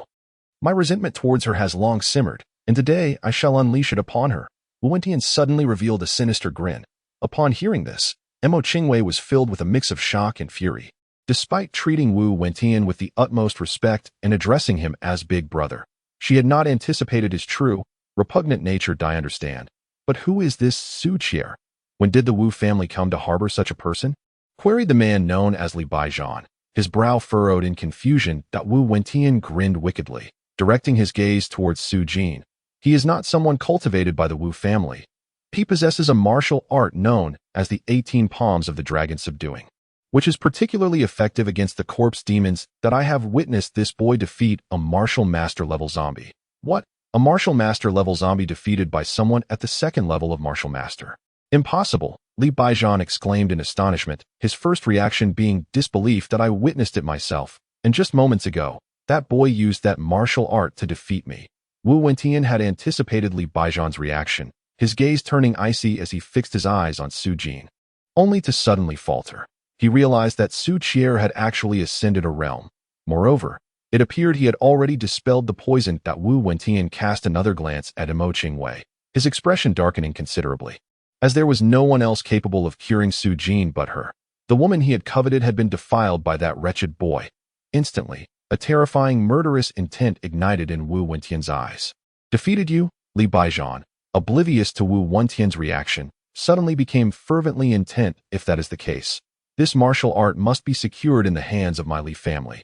Very well, aside from these two. Eliminate all other members of the Wu family. Kill. The moment he finished speaking, the surrounding martial artists of the Li family unleashed a fearsome bloodlust, surging towards the central Wu family members. Young Master Su, you must flee. Imo Qingwei's complexion changed dramatically. She was resolute in staying with the Wu family, yet she did not wish to implicate Su Jin, and immediately called out to him to her astonishment. Upon glancing over, she saw that Su Jin's demeanor was utterly transformed. A playful smile adorned his face, completely shedding the previous appearance of a naive youth. Flee? Why should I flee? Su Jin replied with a slight smile. Chapter 85. Are you going to interrogate me about my martial arts? Gazing at Su Jin's expression, Imo Qingwei was momentarily taken aback. Can we truly escape? Wu Wentian cast a venomous glare at Su Jin. Though he harbored an overwhelming desire to personally inflict torment upon Su Jin, he was acutely aware that in his current injured state, he stood no chance against the formidable Su Jin, who had recently undergone a breakthrough in strength. Nevertheless, given the present circumstances, there was no need for him to intervene directly. He clasped his hands in a salute towards Li Baijian and spoke in a grave tone. Senior, I implore you to take action on my behalf and render this insufferable wretch's cultivation null and void. As for that martial art, I shall personally extract the truth. Very well, Li Baijian nodded. Wu Wentian had rendered great service to the Li family, and such a modest request would certainly not be denied. Casting a disdainful glance at Su Jin, Li Baijian's gaze was lofty and dismissive. Boy, will you choose to forfeit your own cultivation, or shall I be compelled to take matters into my own hands? Young master, flee at once. Imo Qingwei immediately positioned herself in front of Su Jin, her voice sharp and urgent that a brazen voice echoed from the darkness. Get lost. The impending battle momentarily halted as both sides turned towards the source of the booming voice. Emerging from the shadows were several silver-haired and red-haired zombies, ominously advancing. Wu Ling zombies. The warriors of the Li family turned pale, abruptly ceasing their lethal maneuvers against the Wu family. The sense of vigilance enveloped them. It's them. Imo Qingwei's heart sank. Calamity seldom arrives alone, and these undead horrors had appeared at the most inopportune moment. Wu Wentian's eyes twitched slightly as he hastily exclaimed, Seniorly, that talking beast claims to be the heavenly demon emperor, and all the zombies obey its command. It has come here for Su Qier. What? Damn it. Why didn't you say so earlier? Li Baijian's eyes flickered with intensity. Observing the zombies, his thoughts raced. While possessing martial arts that could counter the undead was undoubtedly important, they were currently outmatched by the formidable Wu Ling zombies. Above all, the Dragon Gate token took precedence. He turned his gaze towards the creature, offering a subtle smile. Senior, if your intent is to take this boy, we shall not impede your passage. Upon hearing that it could control the silver-haired zombies, Li Baijian felt no qualms in addressing it as senior. In the realm of martial artists, it was a given that the weak yield to the strong. Wu Wentian quickly added, Heavenly Demon Emperor, if you fear he may be reluctant to divulge the information, we can assist in extracting it on your behalf. Indeed, we can be of service, Wu Wentian echoed. Li Baijian's eyes sparkled with intrigue, realizing Wu Wentian's cunning and immediately contemplating how to forge an alliance with this extraordinary beast. Imo Qingwei, incensed, retorted, Wu Wentian, you are utterly shameless, lacking even a shred of dignity. The members of the Wu family seethed with indignation. Wu Wentian's actions were a disgrace, tarnishing their noble name. Silence, wretch. Serving the heavenly demon emperor is our honor, Wu Wentian coldly interjected, turning his gaze towards the creature with a sycophantic smile. Isn't that so? Your Majesty? At that moment, the creature turned its attention to Su Jin. You insolent brat, do you not understand? Serving this emperor is a privilege. You would do well to learn your place. Both Wu Wentian and Li Baijian were momentarily taken aback, as was Imo Qingwei, her expression frozen. What did that tone imply, and what was meant by in the future?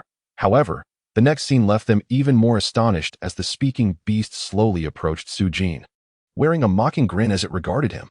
What a bunch of fools. Even now, do you not realize that you have been manipulated by this wretched scoundrel? Upon hearing these words, the faces of all present became blank with disbelief. Su Cheer, this Mo Qingwei exclaimed, unable to comprehend the current situation. Su Jin smiled faintly. Miss Mo, my true name is not Su Cheer. I am called Su Jin. Su Jin, you are indeed Su Jin. Li Baijian's expression shifted dramatically.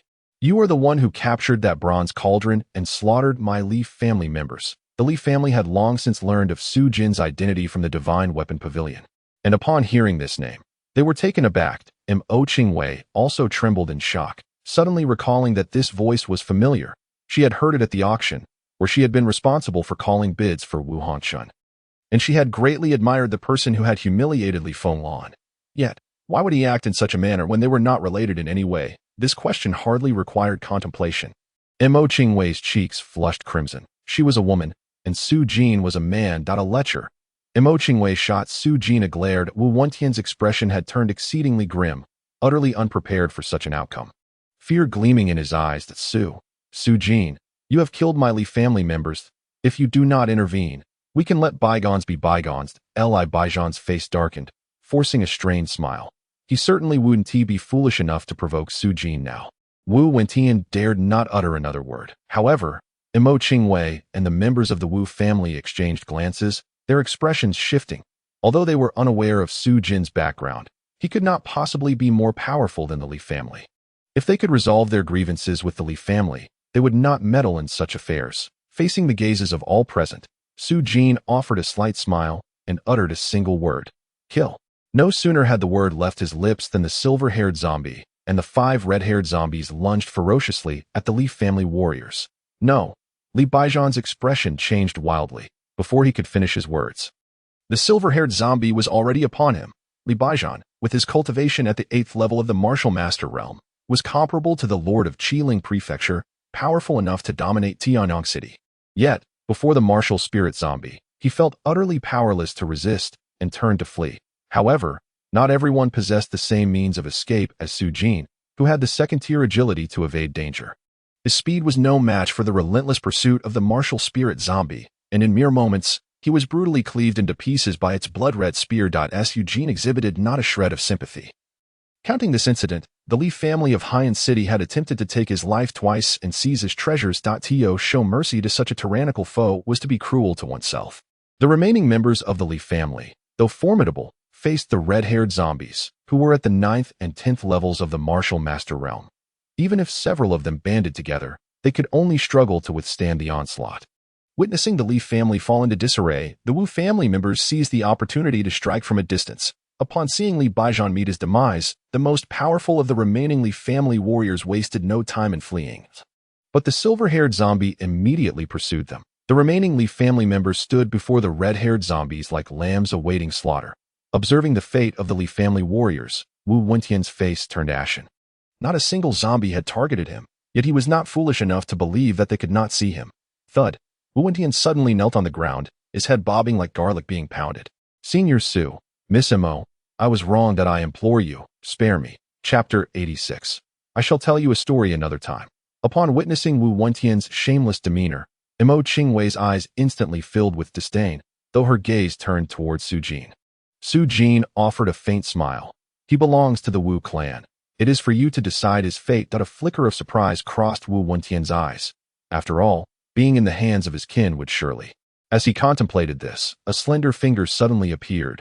Bang! A fingertip struck the center of Wu Wentian's brow. He let out a muffled groan and collapsed, his eyes filled with disbelief in his final moments. Mo Qingwei retracted her finger. Not even glancing at Wu Wentian's lifeless body did he deserve his demise. Several warriors from the Wu clan approached, spitting on Wu Wentian's corpse. The Li clan had already been nearly annihilated. Mo Qingwei no longer needed to worry about the safety of the Wu clan members. She cast a complex gaze towards Su Jin, uncertain of how to confront him. The kiss he had deceived her with left her with ample reason to despise him. Yet, without Su Jin's intervention, they would likely have perished at the hands of the Li clan. Moreover, had she fallen into Wu Wentian's clutches, her fate would have been worse than death. In this light, It seemed that both she and the Wu clan owed Su Jin a debt of gratitude. However, when her gaze shifted, she was taken aback as Su Jin, she realized, was no longer by her side. Instead, he stood at a distance.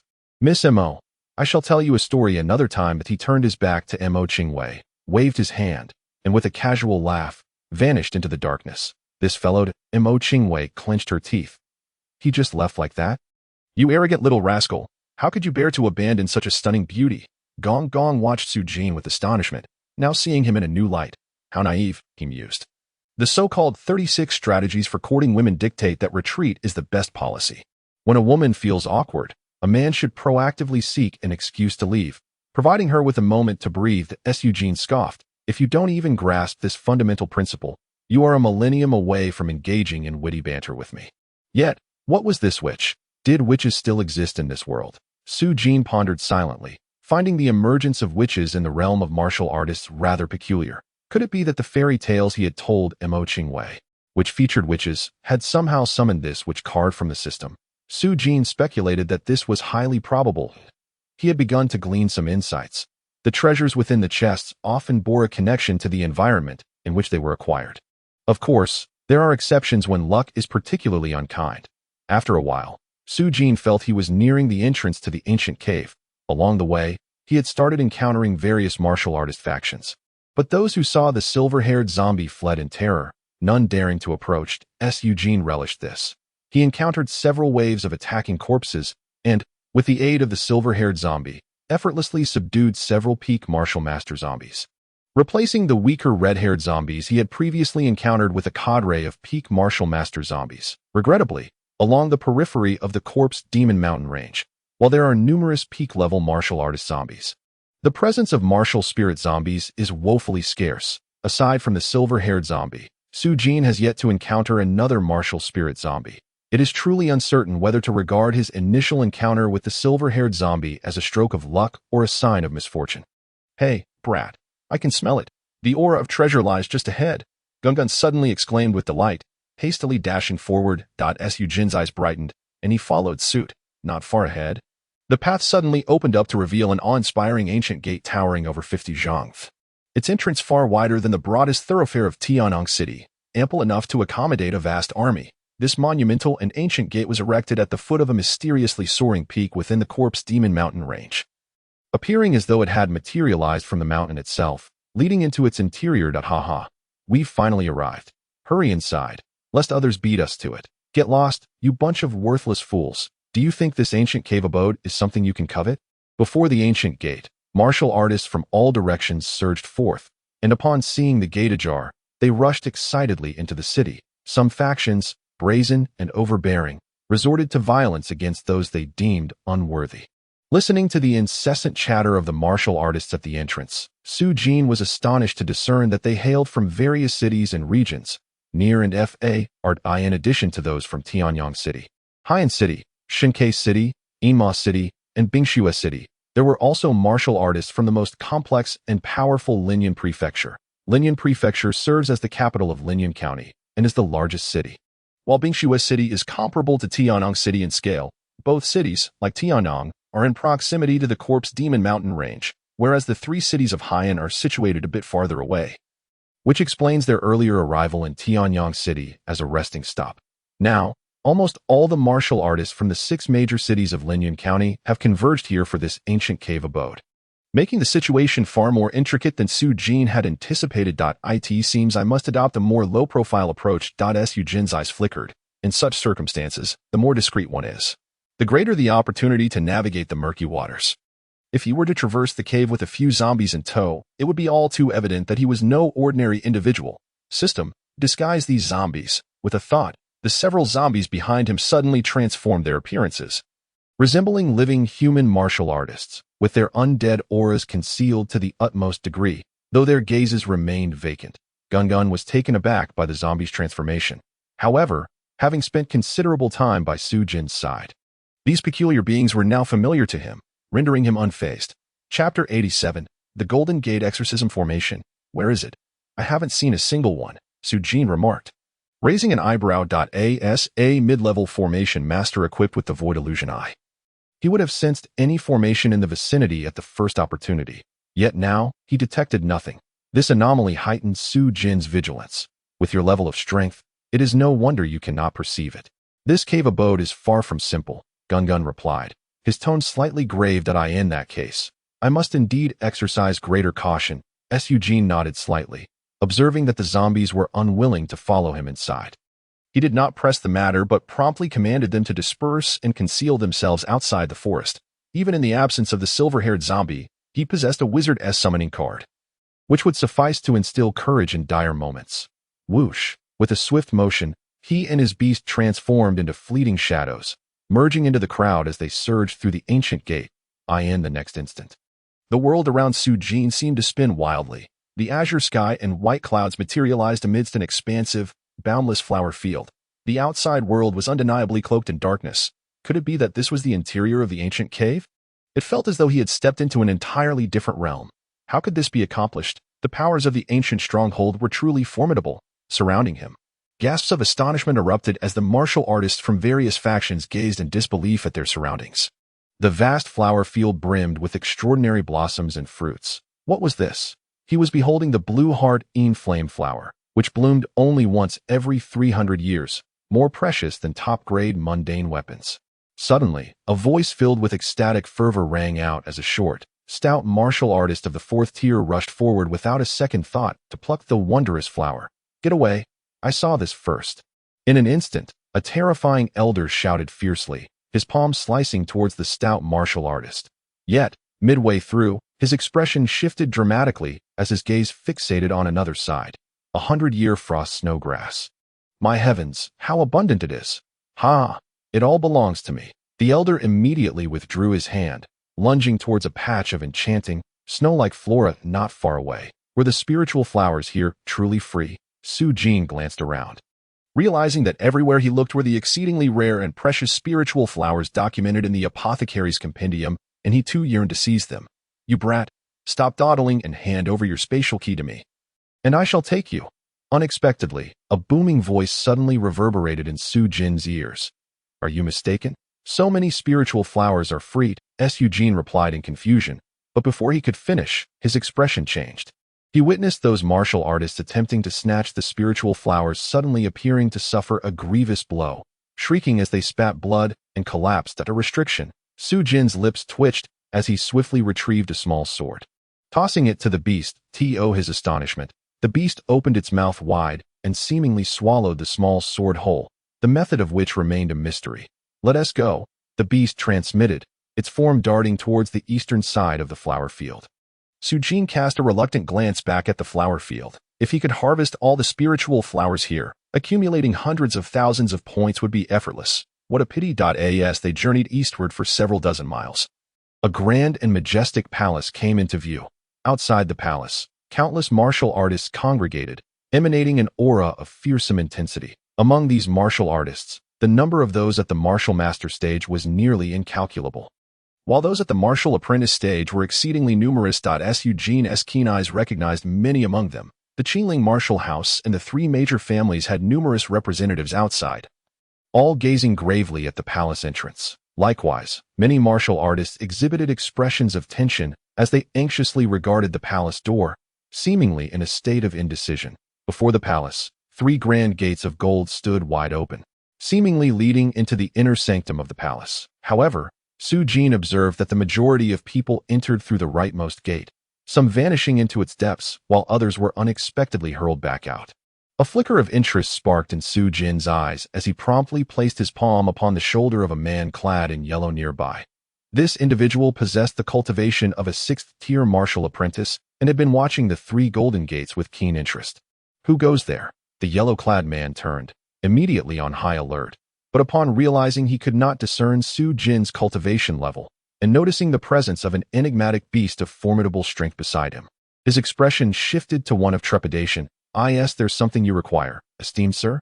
Oh, Su Jin's eyes gleamed with understanding. It was no wonder he had noticed that several individuals from the Qingling martial house and the 3 prominent families had vanished.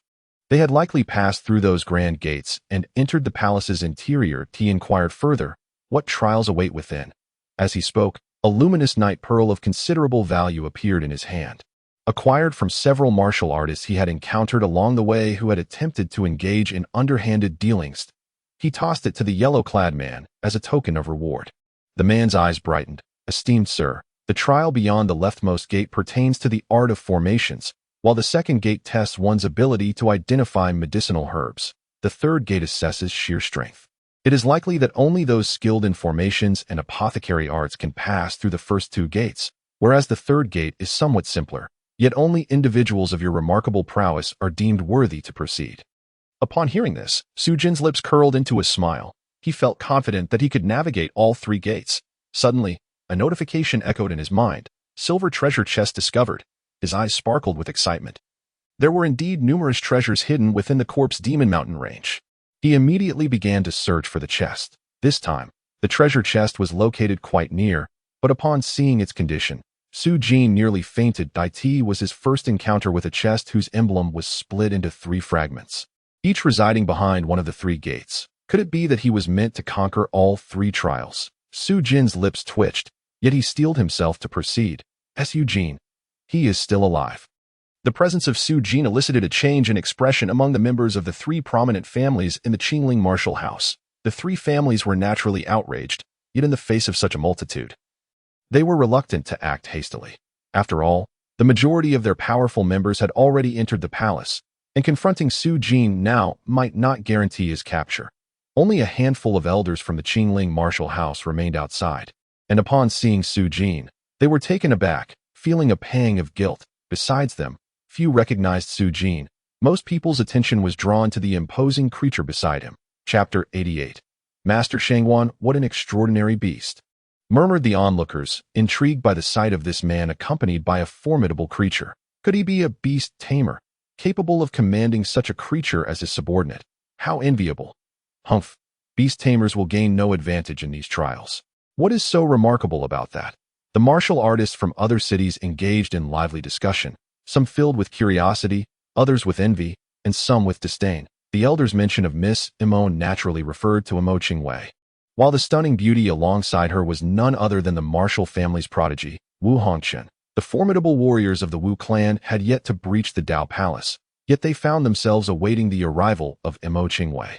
Upon hearing the elder's words, a concealed flash of violet lightning flickered in Wu Hongqian's eyes, vanishing almost instantaneously. There is no need for concern. I can sense her approaching. It shan't be long before she arrives. Wu Hongqian's gaze flickered, but given her prolonged absence, it was evident that something must have transpired on her journey. Contemplating this, he turned his attention towards Li Fenglan in the distance. Most of the powerful individuals from other factions had already entered the Dao Palace. Yet the warriors of the Li family remained curiously inactive. This was decidedly unusual, recalling that the key to the spatial realm had ultimately been purchased by Li Fenglan at the previous auction. Wu Hongqian's eyes darkened momentarily. Were it not for the Wu clan having acquired a spatial key through certain channels beforehand, they would have deemed their participation in this ancient cavern unnecessary. At that moment, Li Fenglan's gaze fortuitously met Wu Hongqian's, a hint of coldness glimmering in his eyes. Wu Hongqian, why has your clan not yet entered? If you delay any longer, I fear the treasures within the Dao Palace will be entirely claimed by others. Your Li family has yet to enter as well. Wu Hongqian replied with a faint smile that a trace of mockery surfaced in Li Fenglan's eyes as he scoffed inwardly. Ah, Wu Hongqian, do you truly believe I am unaware that you are still awaiting your subordinate's Longmen token? Alas, I too am waiting for the Longmen token. Just then, Su Jin and Gun Gun arrived at the first golden gate. Above this grand entrance, Su Jin discerned the characters for formation path, gazing at the gate. Her eyes flickered with contemplation. With my abilities, entering should pose no problem. The real concern lies in how to exit. Even acquiring a third of the treasure would be futile. Who is this bumpkin blocking the entrance? Quickly move aside. Suddenly, a haughty voice rang out from behind. Su Jin furrowed her brow and turned to see a corpulent middle-aged man, exuding arrogance, surrounded by a throng of admirers. This rotund individual possessed merely the cultivation of a first-grade martial master. Yet the surrounding martial artists at the 5th and 6th grades looked upon him with sycophantic gazes. Noticing Su Jin's lack of movement, the rotund man's expression soured. The surrounding martial artists immediately erupted in indignation, shouting, "You insolent brat! Master Shangwan has commanded you to leave. Did you not hear? This gate tests formations. What right do you have to obstruct it?" Su Jin initially considered teaching these ruffians a lesson. But upon hearing their words, her eyes sparkled with interest that, oh, does this master intend to unravel the formation? Is that not obvious? Do you not recognize Master Shangwan? They retorted, he is the formation master of Linwu Prefecture. This mere trifling formation is child's play for him, truly a bumpkin, unaware of Master Shangwan's reputation. If you know what is good for you, you shall leave at once. The martial artist unleashed another wave of mockery towards Su Jin. However, she remained unfazed, offering a slight smile. I shall step aside. Gun regarded Su Jin with curiosity, taken aback by her unexpected compliance. This was a first for him. Nevertheless, having received a prior warning from Su Jin, he refrained from speaking, cautious of attracting undue attention. The masses merely regarded Gun as a tamed beast of Su Jin, a creature subdued by a warrior, which was permitted to accompany its master through the various gates. Thus, no one paid Gun any heed. Su Jin had already cleared the path, awaiting the esteemed Master Shangwan to navigate the gate that symbolized the array path. As Master Shangwan passed by Su Jin, he cast a fleeting glance in his direction and remarked nonchalantly, the array path gate is not something just anyone is qualified to challenge. Country bumpkin. With that, he strode confidently into the array path gate. Suddenly, the gate erupted in a dazzling brilliance, enveloping Master Shangwan entirely, as if he had commenced unraveling the array. Given Master Shangwan's prowess, he would undoubtedly pass the trial of the array path gate with ease. Indeed, we awaited our turn to enter the third gate and rendezvous with Master Shangwan. The essence of the three gates converged at a single point, and as the sole individual to traverse the array path gate, Master Shangwan was destined to reap boundless rewards. The surrounding warriors gazed enviously at the figure shrouded in light. Su Jin too observed Master Shangwan's predicament. In an instant, the radiance surrounding Master Shangwan erupted with a thunderous explosion. Ah! Master Shangwan cried out in agony, his form violently hurled backward, crashing 3 zhang away, his complexion ashen. Master Shangwan, the nearby warriors gasped in shock and hurried to assist him. Heavens! Even Master Shangwan cannot pass through this array path gate. The first gate is simply too formidable. The onlookers lamented the spectacle of Master Shangwan's struggle. Wu Hongchen, witnessing this scene, shook his head and chuckled softly. A mere pretender seeking fame. How vexing. This first gate simply does not permit passage. Master Shangwan's countenance darkened. The array within was evidently designed to deliberately challenge us array masters. I had my suspicions all along. In light of this, Master Shangwan, let us proceed to challenge the third gate. We can still acquire treasures within this palace. The surrounding warriors continued to flatter Master Shangwan, which improved his mood somewhat. The array path gate is not something just anyone is qualified to challenge. Country bumpkin. Unexpectedly, an unsavory voice interrupted. Master Shangwan's expression soured instantly as he recognized the speaker. None other than the same individual who had previously echoed his own words back at him. What did you say? If you have the audacity, repeat that. A glint of coldness appeared in Master Shangwan's gaze, daring to be mocked. Such ignorance of the consequences. The warriors beside him glared menacingly. Is what I said incorrect? Su Jin smiled slightly. Have you managed to pass through the array path gate? Master Shangwan retorted coldly. Who do you think you are? Even if I have not traversed this gate, it is not for you to mock me. Have you not passed through the array path gate? Su Jin reiterated. Master Shangwan's expression grew grim. The difficulty of passing through the array path gate is exceedingly high. It is entirely normal for me not to succeed. So you have not passed. Then, you claimed I lacked the qualification to challenge it. Yet here you are, having failed to do so yourself. Su Jin replied with a subtle smile. Chapter 89. I will show you. Master Shangwan could no longer contain his fury, exclaiming, You insolent wretch! Even if I cannot conquer this gate, it is not someone of your lowly stature who can provoke me. Well spoken, country bumpkin. Are you so impatient with life that you deliberately provoke Master Shangwan? The surrounding warriors eagerly sought to impress Master Shangwan, each one revealing a sinister grin as they approached Su Jin. Wait a moment, Su Jin suddenly interjected. What? Is it only now that you realize fear? Master Shangwan cast a cold glare at Su Jin, yet lamentably, it was too late. When you spoke, you should have been prepared to accept the consequences of my punishment. Although Master Shangwan's cultivation was inferior to Su Jin's, he never regarded himself as one who relied solely on strength. With so many subordinates present, he was naturally unconcerned about Su Jin. Who says I am afraid? Su Jin replied with a faint smile. If you wish to make a move, let me first pass through this array gate. Upon hearing this, the eyes of Gun Gun, who was watching Master Shangguan, revealed a look of pity. This fellow is about to meet misfortune. What did you say? Master Shangguan was taken aback, then burst into laughter. You, a mere fledgling, think you can pass through that array gate? Su Jin cast a glance at Master Shangguan, shook his head, and turned to enter the array gate. Gun Gun followed suit, mimicking him. In an instant, a brilliant light enveloped Su Jin and Gun Jiun. As Master Shangguan watched Su Jin's retreating figure, he turned to the warriors beside him and ominously declared, "First, we shall sever his limbs. I shall teach him a proper lesson, so he understands the consequences of offending me. As for his beast, it will be chopped up for soup. Rest assured, Master." One of the warriors immediately revealed a cruel smile. At this moment, Su Jin perceived an aura of immense danger surrounding him. Aside from the ground beneath his feet, every other place seemed capable of annihilating him countless times over. Thunder rumbled in the sky. Violent snowflakes fell incessantly, flames scorched the earth, and meteors rained down from above. So it is, Su Jin's eyes flickered, and a slight smile graced his lips. No wonder that fool couldn't decipher this formation. The four symbols array poses a challenge even for ordinary intermediate array masters. However, for me, unraveling it is as easy as breathing. Observing the difficulty of this four symbols array, Su Jin quickly discerned Master Shangguan's true capabilities. At most, he was merely a novice array master. Otherwise, he would not have been so easily shaken out. That a sense of foreboding welled up within Master Shangguan. Yet he dared not believe it. In the distance, Wu Hongqin, who had previously shown little interest in Master Shangguan's disputes, suddenly turned to stare at Su Jin, astonished. Could it be? At that moment, the even prouder Li Fenglan abruptly sprang up from his seat. Fixated on Su Jin, suddenly, the array gate blazed with light. In that instant, all eyes were drawn to the array gate. They beheld Su Jin and Gun Gun, shrouded in light, their figures dimming as the brilliance of the array gate surged into their bodies. This scene mirrored the circumstances of the fourth gate, where those warriors were about to pass through. No, it's impossible, Master Shangguan roared, unable to believe his eyes as he gazed at Su Jin. He too was an array master. Gasps of astonishment erupted from the crowd. Only the elders of the Qiling martial house wore bitter smiles upon witnessing this spectacle.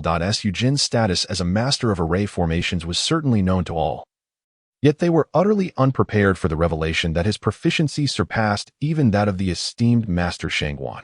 Indeed, it was so profound that it enabled him to acquire a third of the treasure chest's fragments through the array gate.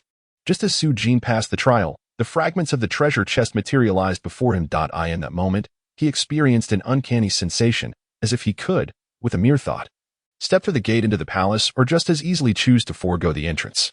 Su Jin mused silently. It was no wonder that the treasure chest could not possibly appear without being obtainable. Otherwise, what significance would its manifestation hold? Depart. With a flicker of thought, Su Jin resolutely opted not to enter the palace's interior. In the next instant, he found himself standing outside the gate. The astonishment of all, Su Jin's once ethereal form solidified once more. What is happening?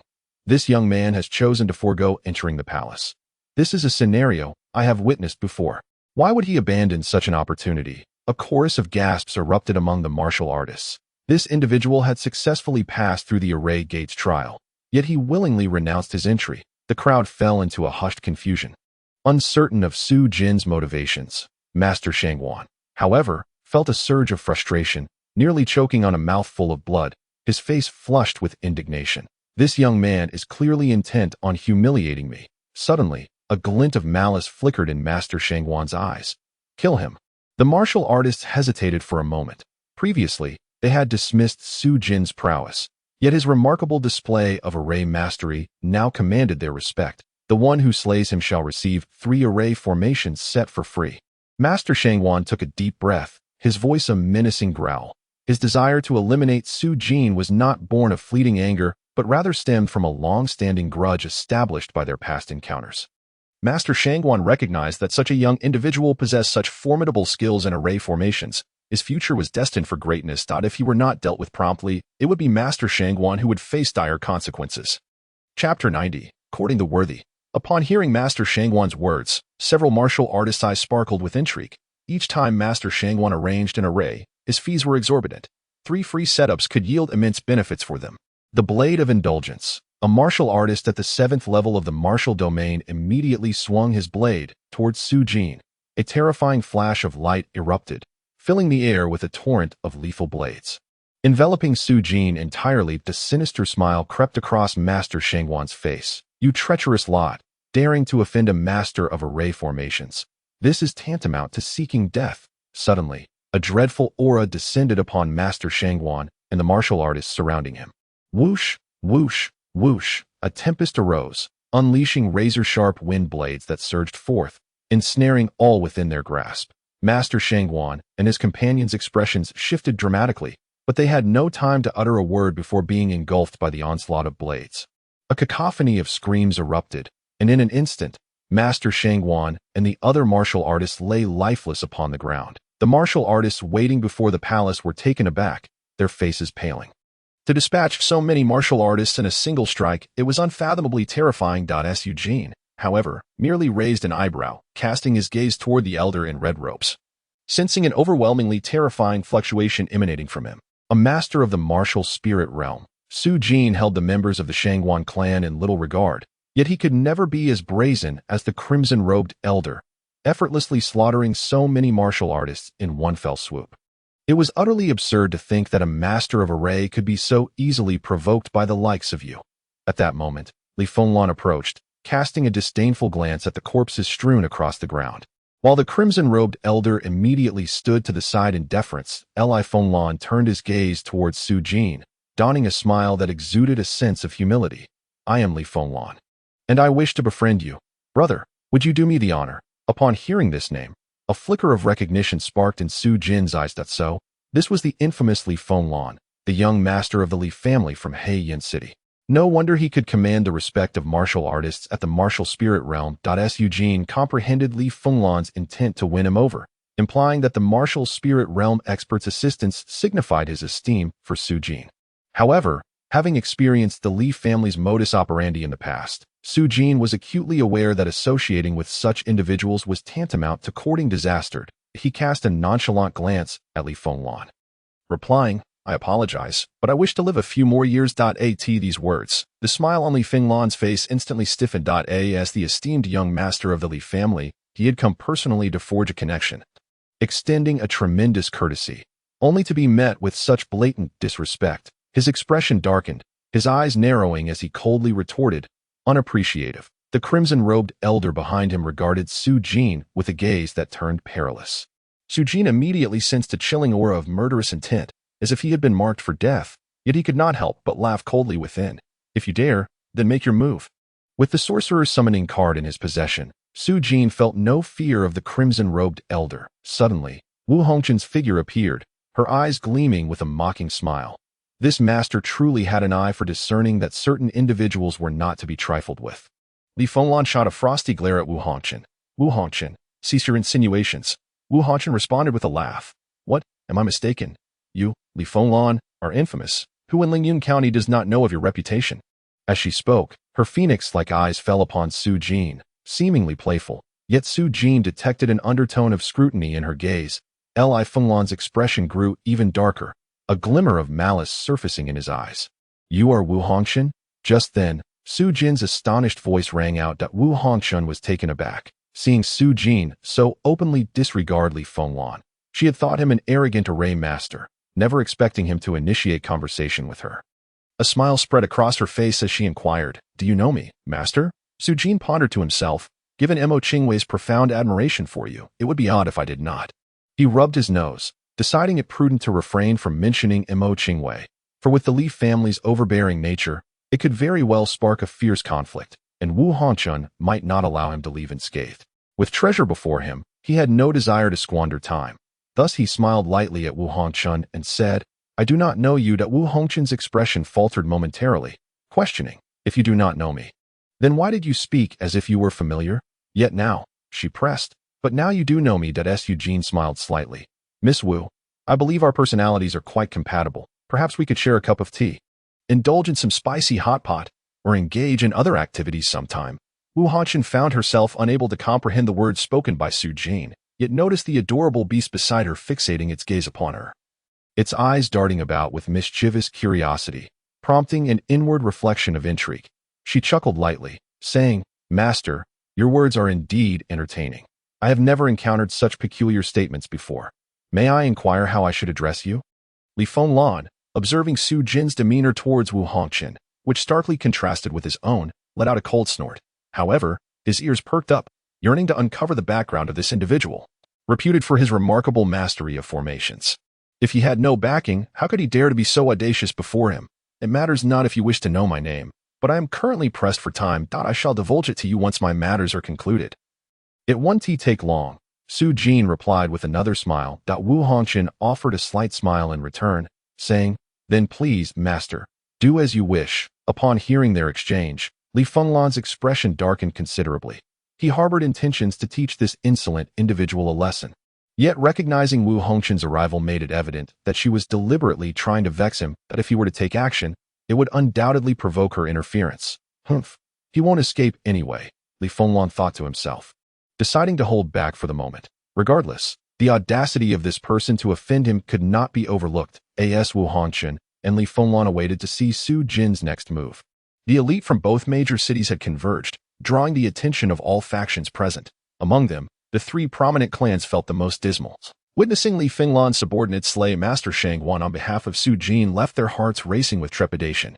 Should Li Fenglan choose to protect Su Jin, even offering the three clans 100-fold courage, they would not dare seek revenge. The elder of the Qingling martial house felt a mix of emotions.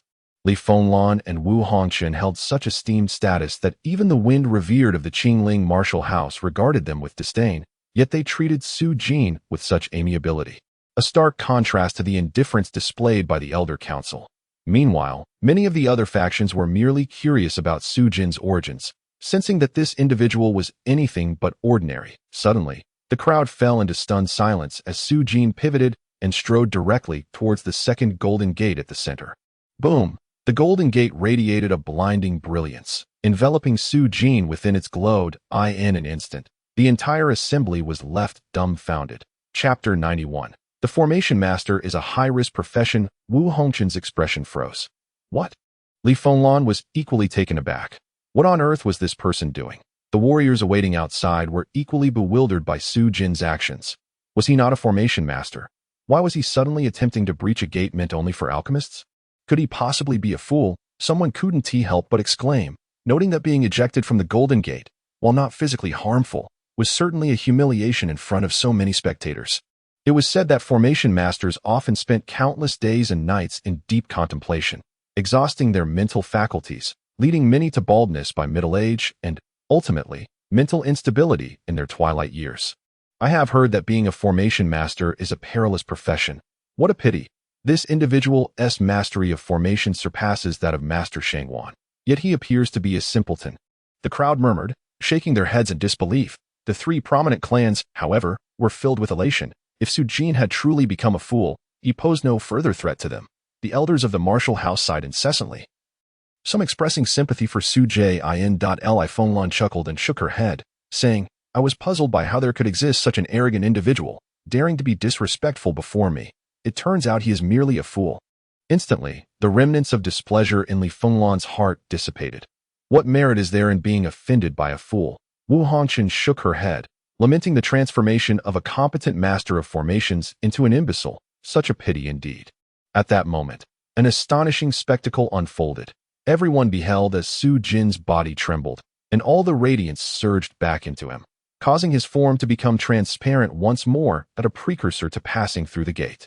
In an instant, the expressions of all those who had mocked Su Jin for his apparent folly froze. The next moment, a look of horror spread across the crowd. No, it's impossible. How could such a person exist in this world? The faces of those from the three great families contorted in disbelief, nearly roaring in outrage. Li Fenglan's expression also shifted dramatically, her gaze becoming fixed. Wu Hongqin stared in astonishment at Su Jin's figure, her eyes reflecting a glimmer of shock. Such a person truly exists. His mastery of formations was already sufficient to pass through the formation gate, prompting even someone as proud as Li Fenglan to seek his favor. Now, the alchemical prowess he displayed was equally commendable. To excel in one challenging field is remarkable enough, yet to shine in two highly difficult domains is simply terrifying. Such talent holds a future that may rival even the most gifted martial artists. He must be courted. Wu Hongchen resolved at that moment. Li Fenglan's eyes sparkled with intensity. This young man must be kept under my control. Amidst the astonished gazes of the crowd, Su Jin's form once again solidified.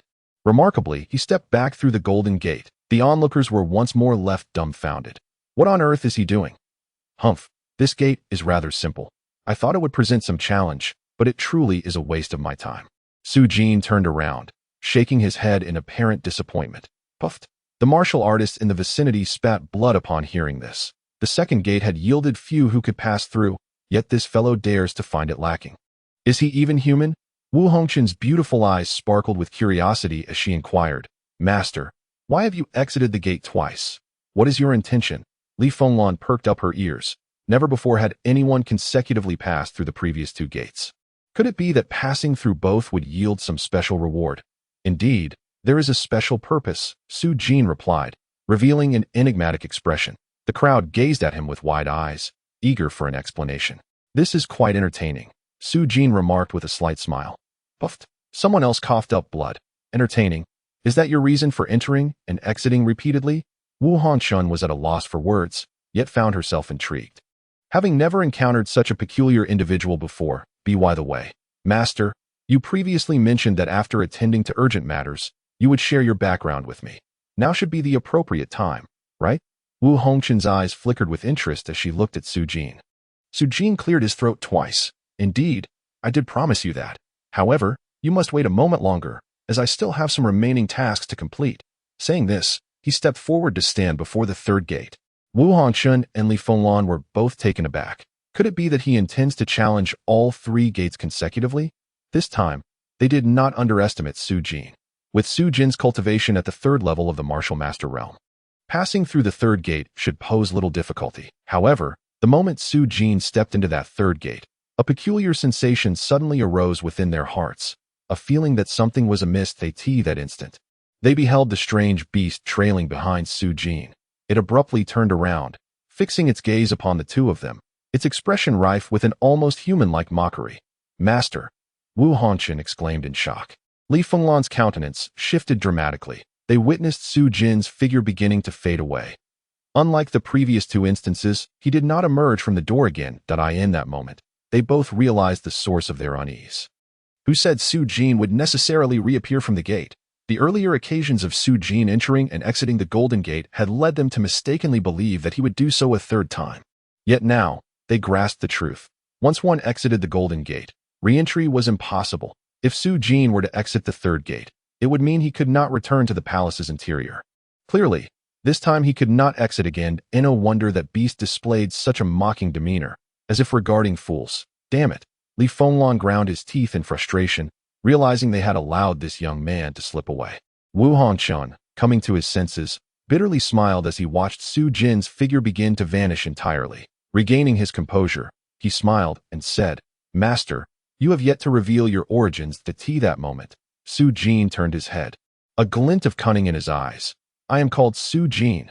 With that, his figure disappeared without a trace. Su Jin, the one who stole my cauldron and killed my subordinates? Li Fenglan's expression abruptly darkened, revealing a fierce killing intent as he roared. Wu Hongchen was momentarily stunned, finally understanding why this individual had shown such blatant disregard for Li Fenglan. Beast! Li Fenglan's face grew increasingly grim. Had he known this person's identity earlier, he would have struck him down immediately, never allowing Su Jin to breach the three gates. A chilling glint flickered in his eyes as he hissed, Su Jin, do not let me encounter you within the palace, or I shall surely take your life. With this thought, Li Fenglan's mood soured further. Where was Li Baijian? He had brought so many people, and with his years of training in espionage, could he not even deal with a mere girl? Just then, a group of martial artists approached from afar. Li Fenglan instinctively looked over, only to have his expression change drastically. Leading them was none other than Mo Qingwei. How could she possibly be here? What of Li Baijian? Li Fenglan's face froze. Miss Mo. The members of the Wu family rushed forward in delight. Qingwei, why have you only just arrived? Wu Hongchen had already sidestepped Li Fenglan, moving to stand before Mo Qingwei. Seeing the Wu family members injured, his expression shifted slightly. What happened to you all? Elder Wu Xiangxian, where is Wu Wentian? Why have I not seen them? Mo Qingwei's delicate face revealed a hint of sorrow. Before she could speak, another voice erupted in anger. Miss, That traitor Wu Wentian colluded with the Li family, betraying our whereabouts. Elder Wu Xiangxian has been killed by Li Baijian. What? Wu Wentian is a traitor and caused Elder Wu Xiangxian's death. Wu Hongqian's gaze darkened momentarily as he abruptly turned to Li Fenglan, his eyes brimming with murderous intent. Li Fenglan, how audacious of you to covet my plans. Do you truly believe yourself to be the emperor of the great Qin dynasty? Above reproach, what if I set my sights on you? How would you retaliate? Li Fenglan scoffed, showing no sign of denial. The strength of the Li family was comparable to that of the Wu family. And Li Fenglan harbored no fear of engaging in conflict with Wu Hongqian. That Wu Hongqian cast a cold glance at Li Fenglan, acutely aware that this was not the opportune moment for war. He turned to Mo Qingwei and inquired, "Where is the Dragon Gate order?" "Oh, someone has indeed come to your rescue. Who is this person? I must extend my sincere gratitude," Wu Hongqian exclaimed in surprise. Mo Qingwei's cheeks flushed with embarrassment as she recalled the scoundrel, her eyes filled with both shame and anger, yet she managed to reply, "That person is named Su Jin." Little did she know. As soon as she spoke, the expressions of both Wu Hongqian and Li Fenglan turned rigid. "That's Su Jin again." Wu Hongqian chuckled bitterly, while the members of the Wu family fell silent. "That's Su Jin again." Li Fenglan gritted his teeth, and the Li family's warriors were enveloped in a palpable aura of menace. The silver treasure chest had been fully collected. "Congratulations, you have acquired a special skill, Heavenly Thief. This skill can be used once every hour to randomly steal an item from a target without them noticing. However, the success rate diminishes if the target's strength is significantly higher. Congratulations, you have received a treasure chest upgrade mission within the next 5 hours. Collect all upgrade gem fragments." Su Jin was taken aback, then filled with joy. He had long anticipated this treasure chest upgrade mission, and it had finally reappeared. Moreover, the Heavenly Thief skill, if wielded adeptly, was indeed a formidable ability. A smile involuntarily crept across Su Jin's face. "That little rascal, why do you smile so sinisterly?" Rolling rolled his eyes warily at Su Jin, for whenever this boy bore such a smile, it invariably signaled some nefarious scheme. "Mind your own business. Let's prepare to set off," Su Jin retorted with a disdainful snort, gazing ahead to behold a colossal palace. Surrounding the palace were extensive corridors leading to various destinations. The treasure chest map materialized in his mind, revealing the same colorful treasure chests as before, 3 in total, positioned in different directions within this grand palace. "Let us head this way first. We'll search for the treasury later." Su Jin's eyes glimmered as he proceeded towards the nearest corridor. "Agreed. There is no need to rush directly to the treasury. This palace is brimming with treasures." Rolling hastily followed suit. The two traversed a lengthy corridor, and as they advanced, a magnificent main hall emerged before them. To their astonishment, the interior of the hall was transformed into a wintry landscape, replete with bizarre ice sculptures depicting strange beasts, humans, war chariots, and even some oddly shaped towering giants. Along the circular walls of the hall stood grand and ornate ice thrones, once occupied by individuals of extraordinary status. However, several of these ice thrones had already been shattered, with numerous warriors relentlessly assaulting them. The destruction proved to be exceedingly arduous, and thus far, only a few had been demolished. As the ice thrones splintered into fragments, chaos erupted among the warriors, each vying to seize the shards. They were composed of Millennium Frost Crystal, which could exponentially accelerate the cultivation of ice-based martial arts. "Seize them at once." With a thunderous exclamation, the formidable Gun leapt forth. Without needing to utter a word, Su Jin had already dashed towards a grand throne of ice and snow, for within that throne lay a resplendent chest of many colors. The hall was replete with numerous ice thrones, and although many martial artists surrounded them, their efforts were slow and arduous as they struggled to dismantle a single throne. However, the one that captivated Su Jin remained unguarded. With a sudden surge of energy, Su Jin raised his hand and unleashed a powerful punch towards the ice throne. With a resounding crash, cracks appeared on the surface of the throne, yet its interior remained untouched. Su Jin marveled inwardly. That punch could have pulverized a boulder, yet it had scarcely marred the throne. Truly, it was a formidable structure. A spark of inspiration ignited within Su Jin's mind. Wasn't Gun present? Previously, in the Zhao family tomb, a stone coffin had proven to be incredibly resilient, yet it had ultimately been gnawed open. He hastily exclaimed, "Stinky Panda, quickly help me bite through this throne. The treasures inside are 50-50. "You promised." Gun, initially contemplating a negotiation to increase its share, suddenly brightened at Su Jin's words. and scurried to the throne without hesitation. With a decisive crunch, a piece of the incredibly hard Millennium Cold crystal was bitten off. Indeed, this creature's teeth were more than capable of gnawing through the ancient crystal. Su Jin's heart raced with excitement. Fortunate was he to have the stinky panda by his side, for without it, acquiring the first colorful treasure chest would have consumed a considerable amount of time. Now, the task seemed astonishingly simple, even easier than obtaining a silver chest. With such a fortuitous opportunity at hand, he promptly decided to enhance his abilities. Without a second thought, he expended 600 points, upgrading his Ice Palm to a third-tier martial skill, the Ice Spirit Phantom Arm, while the remaining 452 points were credited to his account. As the Millennium Cold crystal vanished, the upgrade of the Ice Palm indeed resulted in a significant increase in power. Su Jin was elated. Typically, elevating from 4th to 3rd tier required over 1,000 points. Yet now it was halved to merely 600, leaving him with a substantial reserve of points. Seizing the moment, Su Jin resolved to maximize his Ice Palm's potential. After all, there was no shortage of Millennium Cold crystals. Chapter 93. Arrogance and Domination. While Gun continued to gnaw at the Millennium Cold crystal, Su Jin swiftly collected the remnants, and soon thereafter, he upgraded once more, with the expenditure of 1,500 points.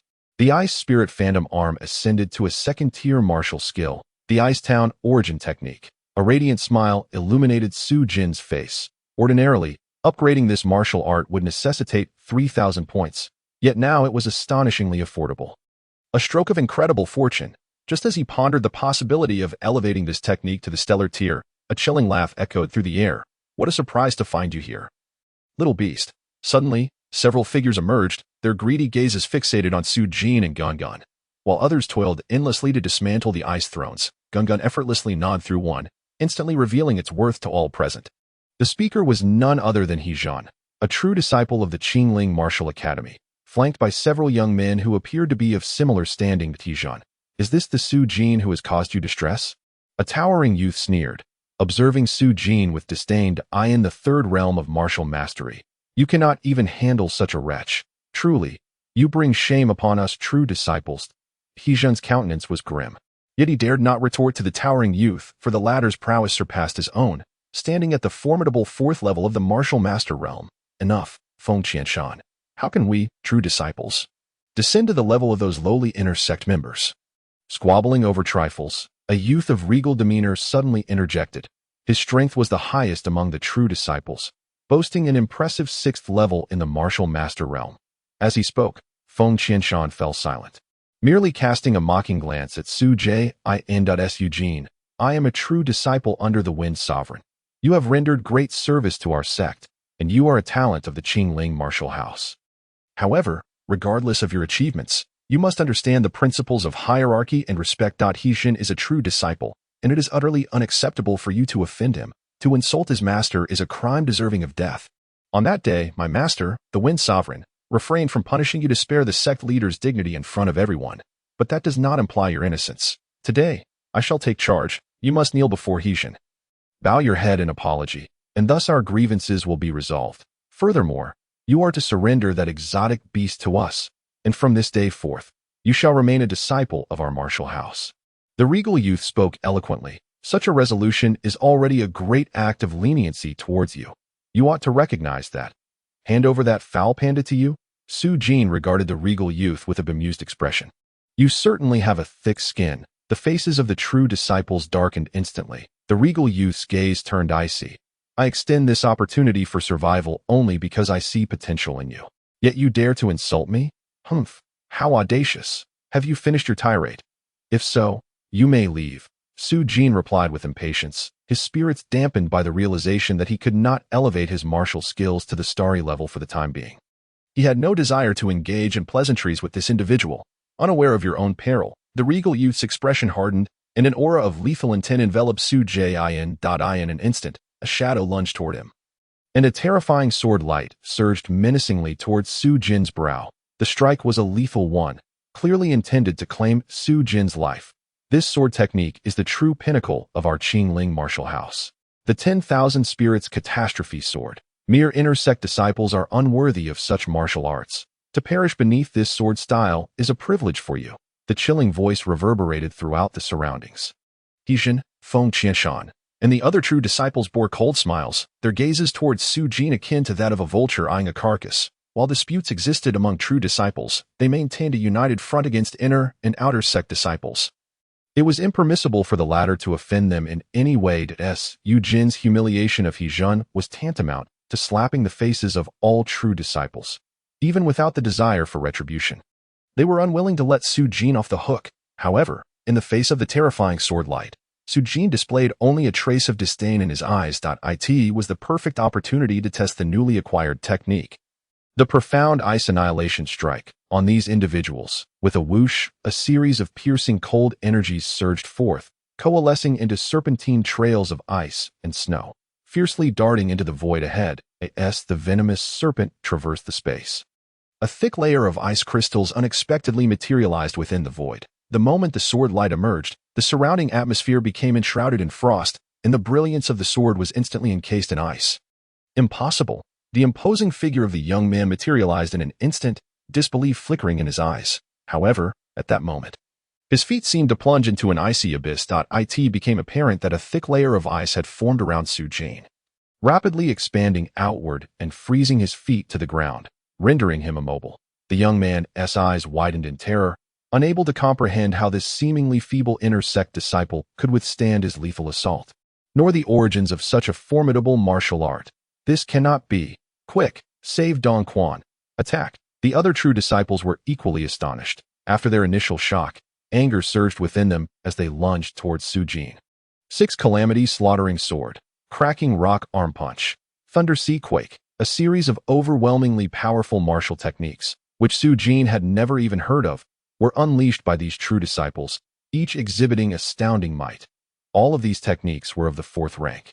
Even the so-called 8 great arts combined could not compare to any single one of these 4th-rank martial arts. Such pinnacle martial techniques were never imparted to disciples outside the true disciple circle. This illustrates that the true disciples are the ones truly valued by the Qingling martial house, with the resources for nurturing the younger generation primarily allocated to this group. Thus, these true disciples were so arrogant and overbearing, disregarding everyone around them. Even when faced with Su Jin, they resorted to threats and violence. You worthless fools, no one has reprimanded you until now. Today, I shall ensure your demise here, Su Jin scoffed coldly. Employing the illusory demon transformation, moving at a speed that left no one able to keep up. Chapter 94. Killing in plain sight. In the face of Su Jin, these true disciples could only endure the blows. Su Jin surged forward and back, slicing and thrusting with effortless precision. Within this palace of ice and snow, the ice-type true energy held an immense advantage. Here, it was akin to Su Jin's home ground. The profound ice annihilation technique in his hands was overwhelmingly powerful. Bang, bang, bang. Several figures were sent flying, each spitting blood as they crashed to the ground. This is impossible.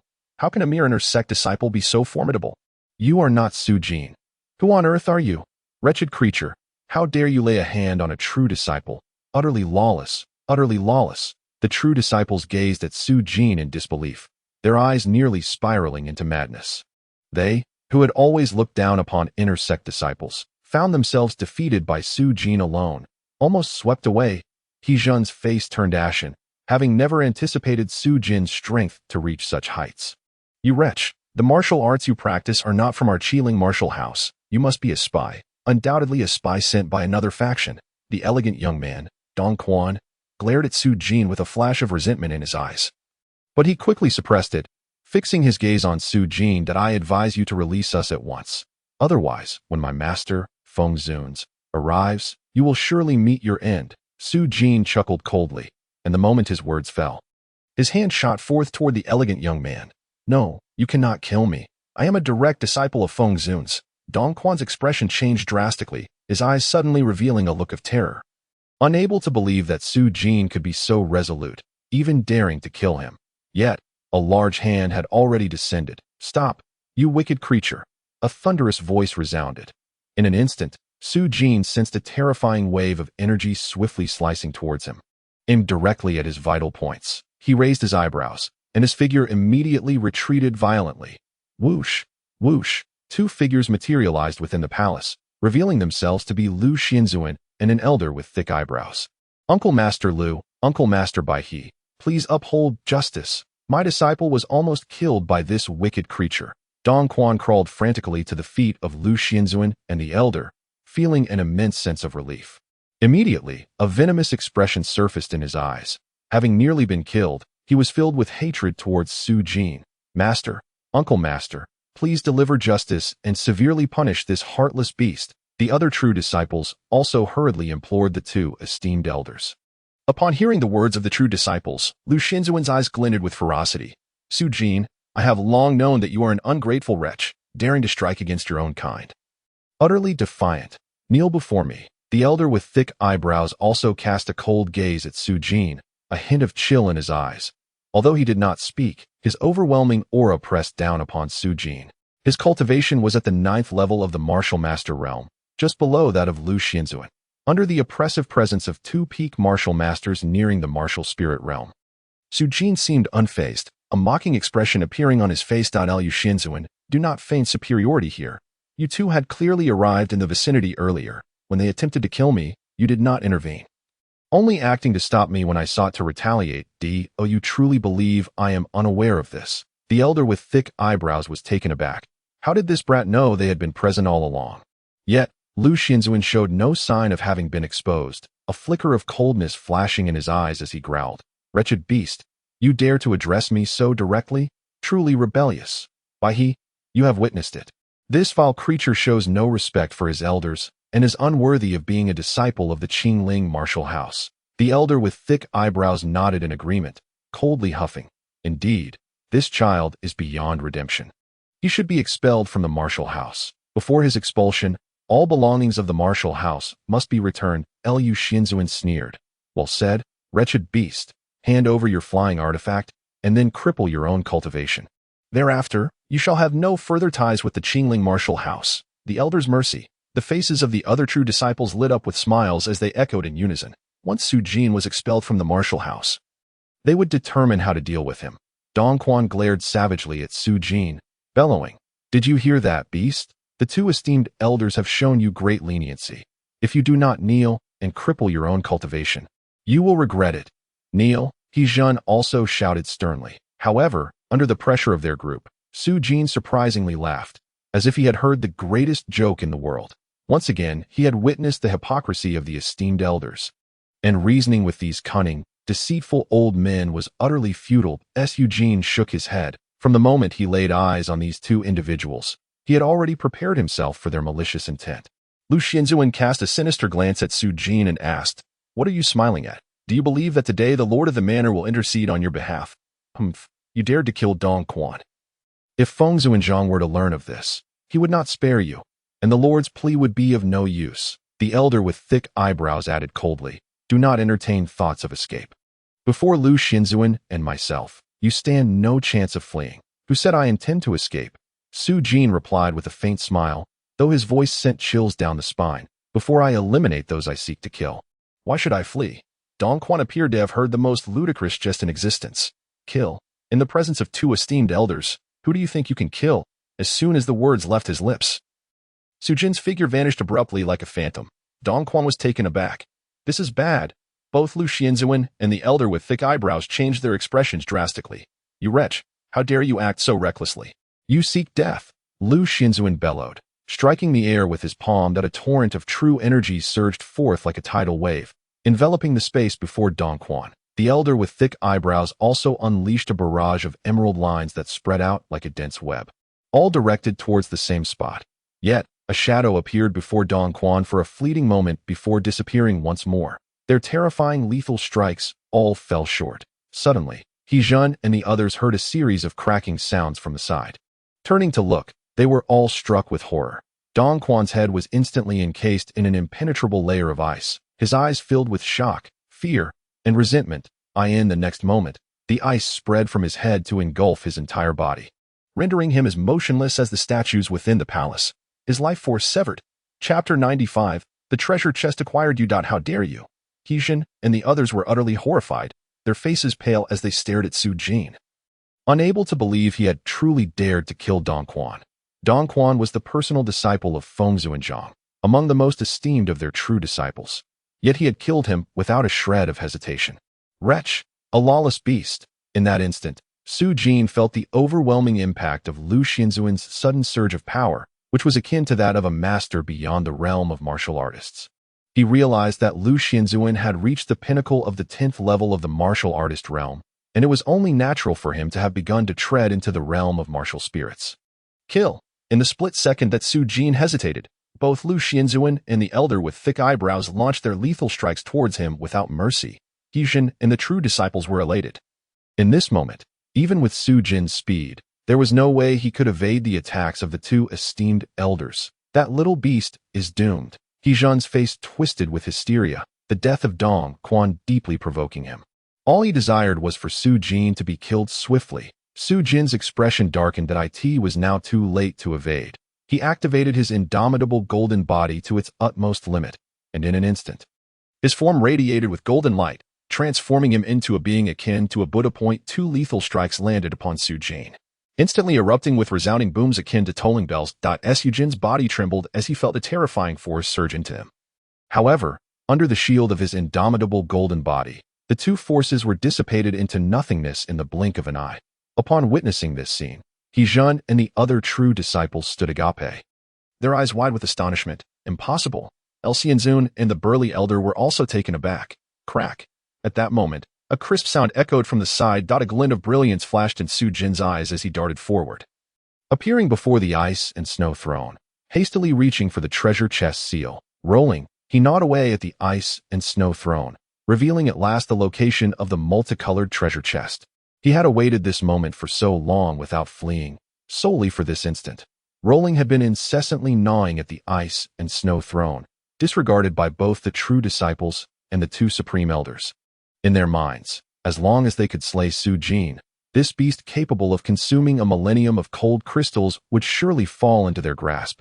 Hence no one paid it any heed. Little did they know that within the ice and snow throne lay a treasure chest of utmost importance to Su Jin. Greedily, those on the brink of death still coveted the millennium cold crystals. Xianzun, elated, was initially concerned that Su Jin might seize the opportunity to escape, but upon seeing Su Jin actually appear atop the ice and snow throne, a wave of murderous intent surged forth in his gaze.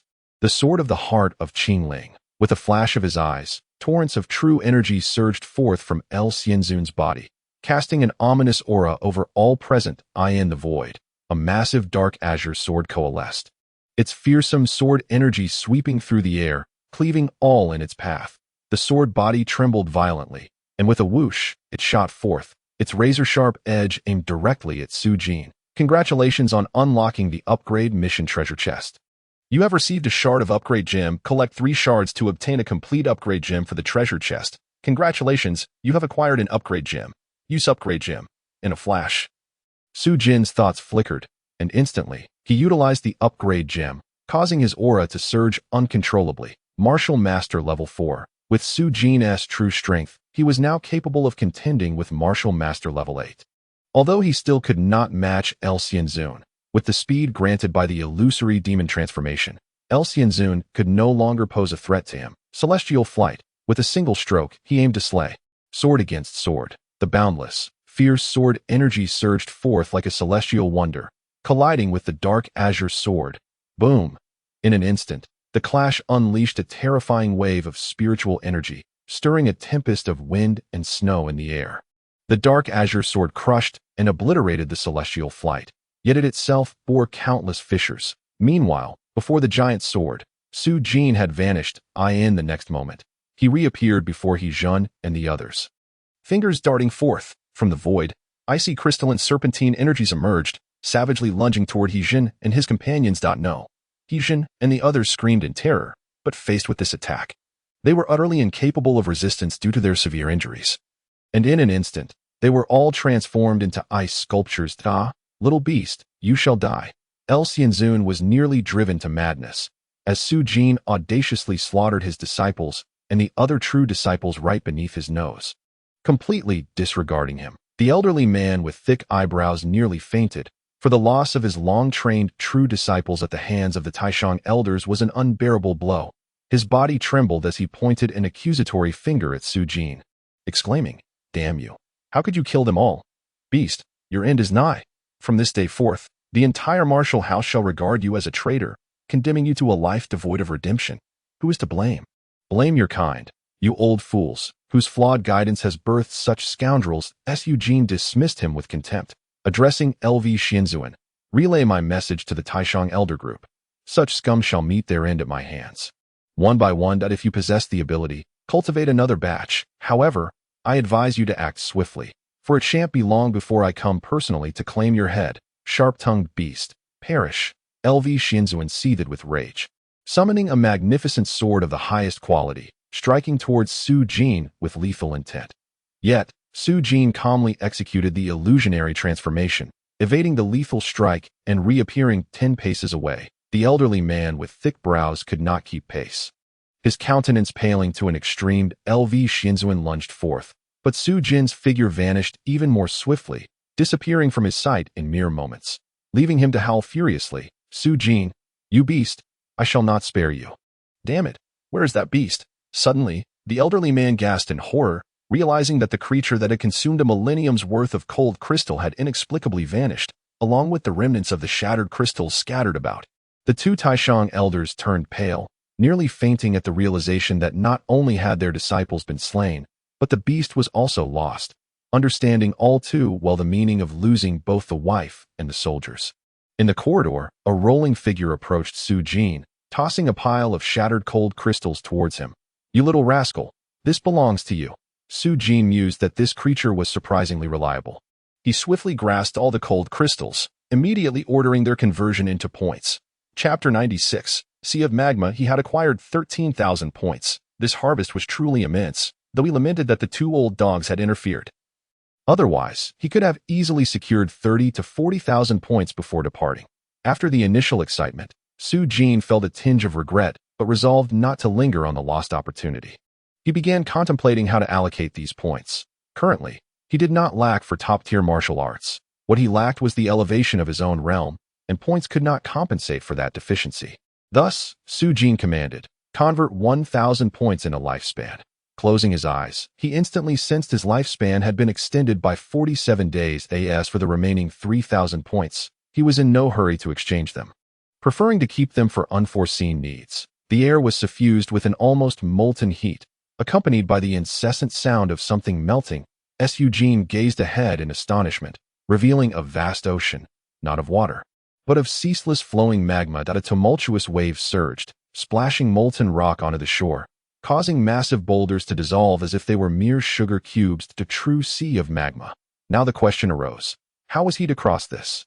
Su Jin was utterly astonished by the spectacle before him. Within this cave abode lay an astonishing place. What troubled him was that the treasure chest was situated in the direction of the sea of lava. You little rascal, over there. Suddenly, Gun pointed towards a cylindrical stone platform swiftly approaching the shore amidst the molten sea. Numerous martial artists on the shore became exhilarated upon sighting the stone platform.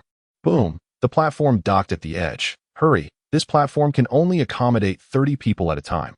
If you miss this one, you'll have to wait another quarter of an hour for the next. Get out of the way. Don't block the path. Our ice snow city demands 5 spots. Anyone who dares to snatch them will face instant death. Immediately, the martial artists scrambled to board the platform, even resorting to physical altercations. Get on! Gun called out loudly as he dashed ahead, with Su Jin hastily activating his illusory demon transformation, becoming a fleeting shadow. Whoosh! In an instant, the two of them maneuvered past several martial artists and reached the platform ahead of time. Just as they stepped onto the platform, it was filled to its 30-person capacity.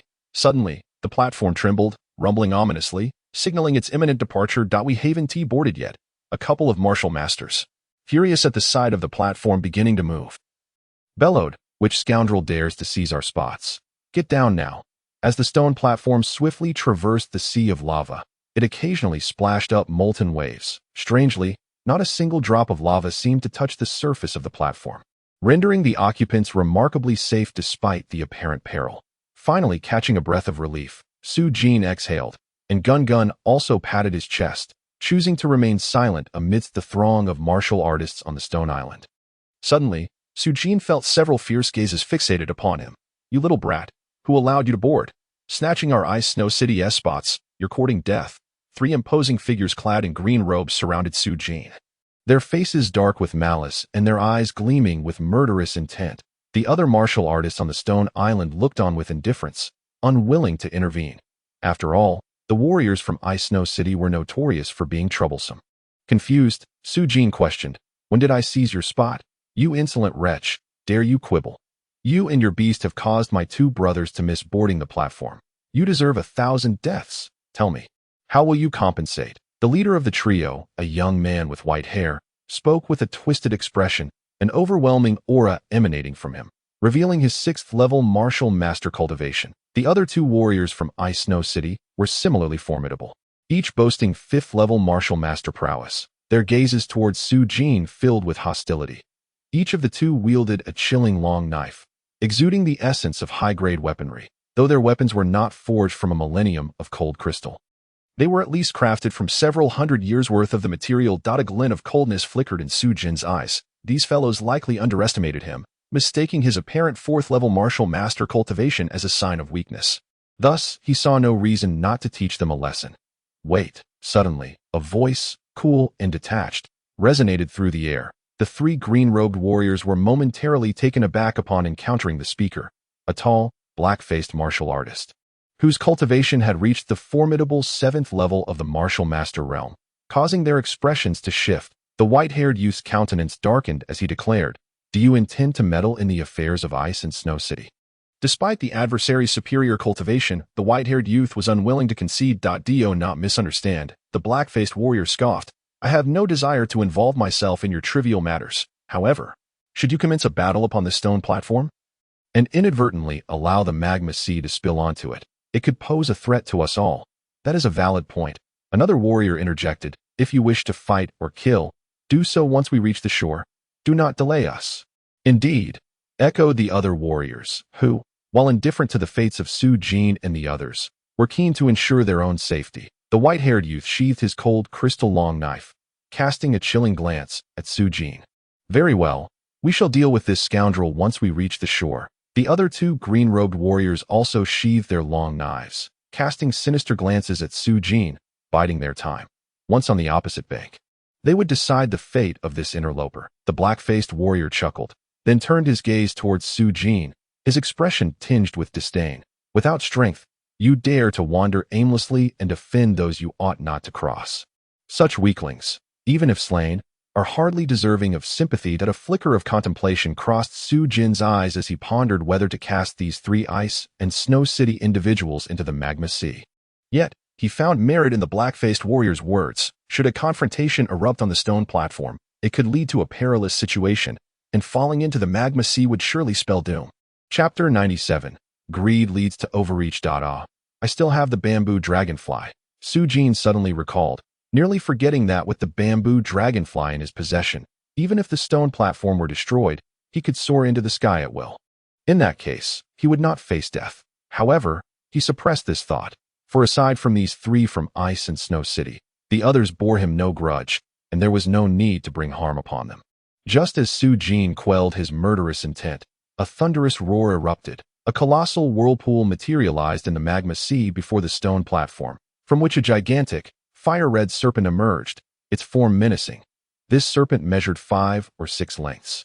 Its entire body covered in scales as crimson as molten lava, and its cavernous maw, the size of half the stone platform, lunged toward the warriors gathered atop it. "Beware, it is a lava fire-scale python." The warriors cried out in alarm, recognizing the creature as a fearsome beast dwelling within the magma. Although this lava fire-scale python had a cultivation level equivalent to the 4th or 5th rank of martial master, its natural enhancement in the magma sea rendered it formidable enough to instill fear even in the black-faced warrior. Boom, boom, boom. At that moment, 4 more lava fire-scale pythons surged forth from the magma sea, each comparable to the first, and they charged toward the warriors on the stone platform, viewing them as prey. The warriors atop the stone platform immediately erupted in curses, retaliating against the beasts. In such a critical moment, they could no longer afford to worry about the impact of their actions on the stone platform. Waves of astonishing true energy surged forth as the warriors launched their attacks against the lava fire-scale pythons. Upon a brief exchange, the onlookers discerned that the stone platform was impervious, utterly indestructible.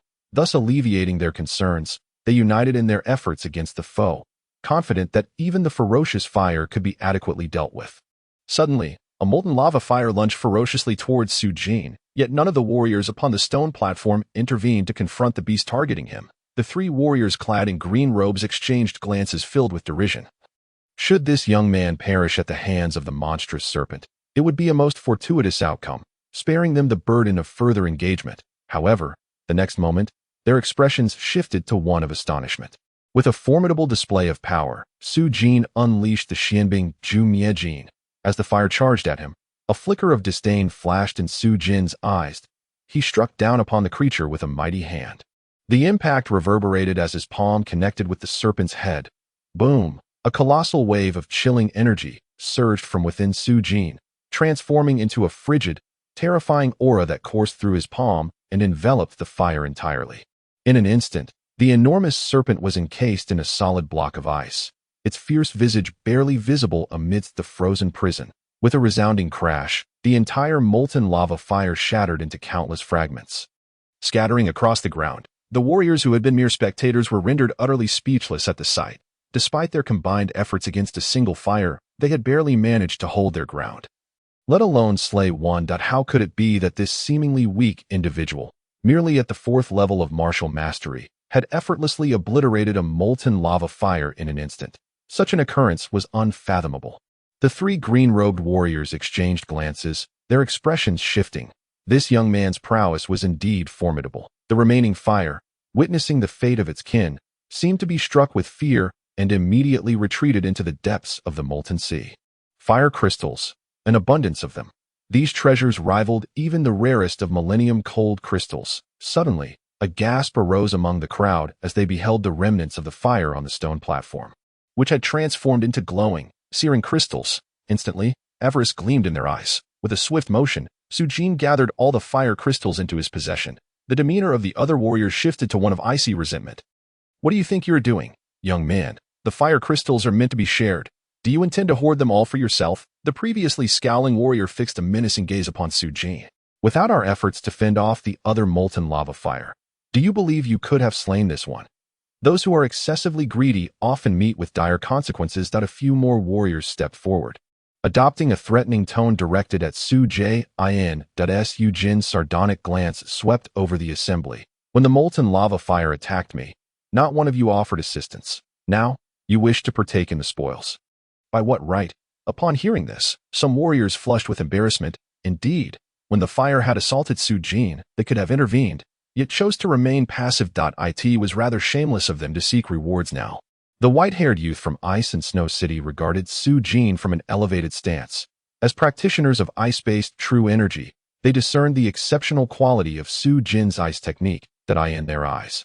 While he had the means to contend with the fire, he was beneath them in status and numbers. The black-faced warrior coldly remarked, "An innocent man suffers for possessing a treasure. Hand over all the fire unicorn crystals, for you are unworthy of such treasures." A glimmer of icy amusement flickered in Su Jin's eyes as she retorted, "What if I refuse?" The black-faced warrior chuckled, casting a glance at the three green-robed warriors. "Gentlemen, should I eliminate this brat? I trust you won't mind my seizing your prey." With that single statement, Su Jin's fate was sealed. "Not at all," the white-haired youth coldly replied. "After all, killing is killing. It matters not who does it. Just ensure his corpse does not fall into the sea of magma, lest all the fire unicorn crystals be lost." The others echoed his sentiments. Aside from these few warriors fixated on Su Jin, the others on the stone platform shook their heads, few expressing sympathy for her. Clearly lacking in strength and failing to recognize her place before the powerful, such a person was deserving of death. "Fear not, if I make my move. This brat will not have a single chance to react." The black-faced warrior smirked, exuding confidence. Yet, as he spoke, his figure suddenly blurred and vanished from everyone's sight. With a swift motion, the black-faced warrior reappeared behind Su Jin, his expression twisted in a menacing grimace, a yellowish light emanating from his fist, as if it had solidified into rock. With a thunderous strike, he aimed directly at the back of Su Jin's head. It seemed imminent that the head of the individual before him would be pulverized, and the smile on the black-faced warrior's face morphed into one of cruelty. Too slow. Suddenly, a faint sigh resonated from behind the black-faced warrior. Boom! In the direction of the black-faced warrior's punch, Su Jin had mysteriously vanished. Instantly, A sense of foreboding washed over the black-faced warrior's face. Chapter 98. Magical artifacts with a powerful grip. Su Jin seized the black-faced warrior by the neck, lifting him as one would a lifeless dog. The black-faced warrior let out a piercing scream, which abruptly ceased as he was enveloped in a chilling aura, freezing him solid into an ice sculpture, which then plummeted into the sea of magma with a resounding splash. The surface of the sea roiled, steam erupting, and in an instant, the black-faced warrior was reduced to nothingness. Witnessing this scene, the three warriors from Ice and Snow City, along with a few others who had pressured Su Jin, were left in utter disbelief. The other warriors on the stone platform wore expressions of horror, struggling to comprehend the spectacle before them. The white-haired youth took several steps back, a flicker of regret in his eyes as he hastily lowered his head in supplication. "Forgive me, esteemed one, for my ignorance. It was my fault. Please, do not hold it against me. Esteemed one, spare us." The others turned pale, pleading fervently. Terror gripped their hearts. If Su Jin could dispatch the black-faced warrior with such ease, dealing with them would surely pose no challenge. "Spare you? Had I been weak, would you have spared me?" Su Jin's expression remained indifferent. "If you wish to survive, you may abandon your cultivation, and I shall let you go. You can't possibly mean to leave us without a path to live," they exclaimed, their faces drained of color. Losing their cultivation would mean certain death within this secret realm. Even if they managed to escape, survival amidst the perilous corpse demon mountains would be utterly impossible. "Esteemed senior, we, the descendants of the Yu family from the Ice and Snow City, are burdened with a significant task. Should you choose to bypass us, our young master will undoubtedly express his gratitude. Regarding you as an esteemed guest," the white-haired youth gritted his teeth, attempting to coerce and entice. Upon finishing his words, Su Jin waved his hand, unleashing a terrifying glimmer of cold that swept through the void, enveloping those who had previously pressured him. No. Despair engulfed the crowd as, in an instant, they were severed by the icy light. Thud, thud, several corpses fell to the ground. The martial artists observing from the stone platform trembled, gazing at Su Jin in fear, apprehensive that he might unleash his wrath upon them as well. Upon witnessing Su Jin and the strange beast merely searching the corpses for spatial pouches, the crowd breathed a sigh of relief. Seemingly having survived this ordeal, Su Jin understood that although these onlookers were not virtuous, they had not directly confronted him, and thus he had no justification to strike at them. After a thorough search, he accumulated a considerable bounty, garnering around 1,000 points. Several hours passed. The journey remained tranquil, and they finally reached the opposite shore. Before them lay a barren mountain range, beneath which something seemed to stir, as if it were a volcano. On the shore, a stone platform shifted in the opposite direction, seemingly departing from the secret realm. Su Jin cautiously traversed the numerous mountains with the beast, reaching the location of the treasure chest. "What is this?" Su Jin gasped in astonishment as 12 towering altars emerged before him, each crowned with a weapon exuding an aura of profound mystery and grandeur, instilling in him a sense of inferiority compared to his own rainbow sword. "You insolent brat, these are magical artifacts, each possessing a measure of sentience." The beast's expression turned grave. "What? So many magical artifacts? My heavens!" Su Jin could not help but exclaim. Although this was not his first encounter with magical artifacts, having seen his bamboo helicopter regarded as one by many, he knew that magical artifacts were weapons of a grade surpassing that of supreme-grade weapons, each embodying unfathomable powers. In comparison, what were supreme or absolute-grade weapons but mere toys for children? Su Jin was even aware that in the eyes of those top-tier powerhouses, weapons were categorized as mundane weapons, while magical artifacts possessed a higher rank. The weapons wielded by ordinary martial artists were merely mundane. His rainbow sword, being an absolute-grade mundane weapon, was still considered worthless in the presence of magical artifacts. Yet, it was evident that these artifacts were not easily obtainable. Su Jin then noticed that in the center of the 12 altars, a vast plaza was filled with individuals from various factions. He immediately spotted a familiar face, Imo Qingwei. Standing beside Wu Hongchen. On the other side stood Li Fengluan and others, along with 2 young men, each accompanied by a large contingent of martial artists and powerful warriors, seemingly rivaling the influence of the Wu and Li families. What caught Su Jin's attention was that among these 2 youths, one, dressed in a haughty silver robe, had members of the Shui, Zhao, and Zhang families respectfully standing behind him. Zhao Minghong's sister, Zhao Wuxia, alluringly reclined in the embrace of the silver-robed youth, seemingly having struck up a rapport with him. Witnessing this, Su Jin furrowed his brows, directing his gaze toward one of the altars.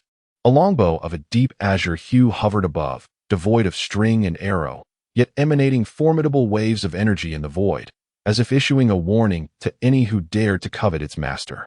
The emblem of a resplendent treasure chest adorned the bow. Warriors from numerous factions observed the altar with grave expressions at that moment.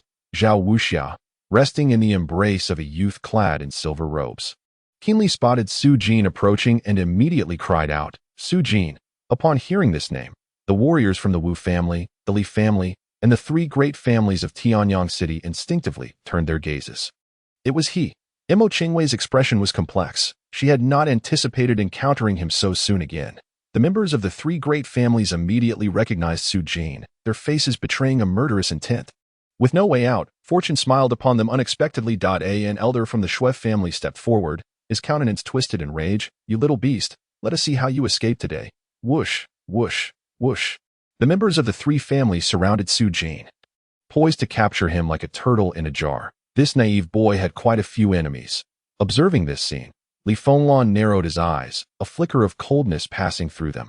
In his mind, Su Jin had already become a target for execution, though it seemed that he would not need to intervene now. The prodigies from the other two factions, upon seeing that Su Jin's cultivation was merely at the 4th level of the martial master realm, lost interest, deeming him unworthy of their attention. Witnessing this, Mo Qingwei's expression turned anxious. She understood that Su Jin's strength was exceptional, yet surrounded by so many, his prospects appeared grim. Do not worry. He saved you once, and I shall lend my aid to him in turn, repaying this favor. Wu Hongqin's calm voice resonated, bringing relief to Mo Qingwei. Su Jin was unfazed by the unfolding drama. The enmity with the three great families was irreconcilable. "You truly are a pack of rabid dogs, appearing wherever one goes. If you seek death, then come at me," Su Jin scoffed, now regarding the three great families with disdain. The members of the three families erupted in fury upon hearing his words. Chapter 99. Slaughter. "You little brat, facing imminent death, yet you dare to be so arrogant." Zhao Minghong stepped forward, his gaze fixed on Su Jin as if he were staring at a corpse. Your cultivation has actually improved. But alas, I have received an exquisite spirit pill from young Master Bai, enhancing my own power even further. Know this, before me, you are but a pitiful creature." Young Master Bai seemingly referred to the youth in silver robes.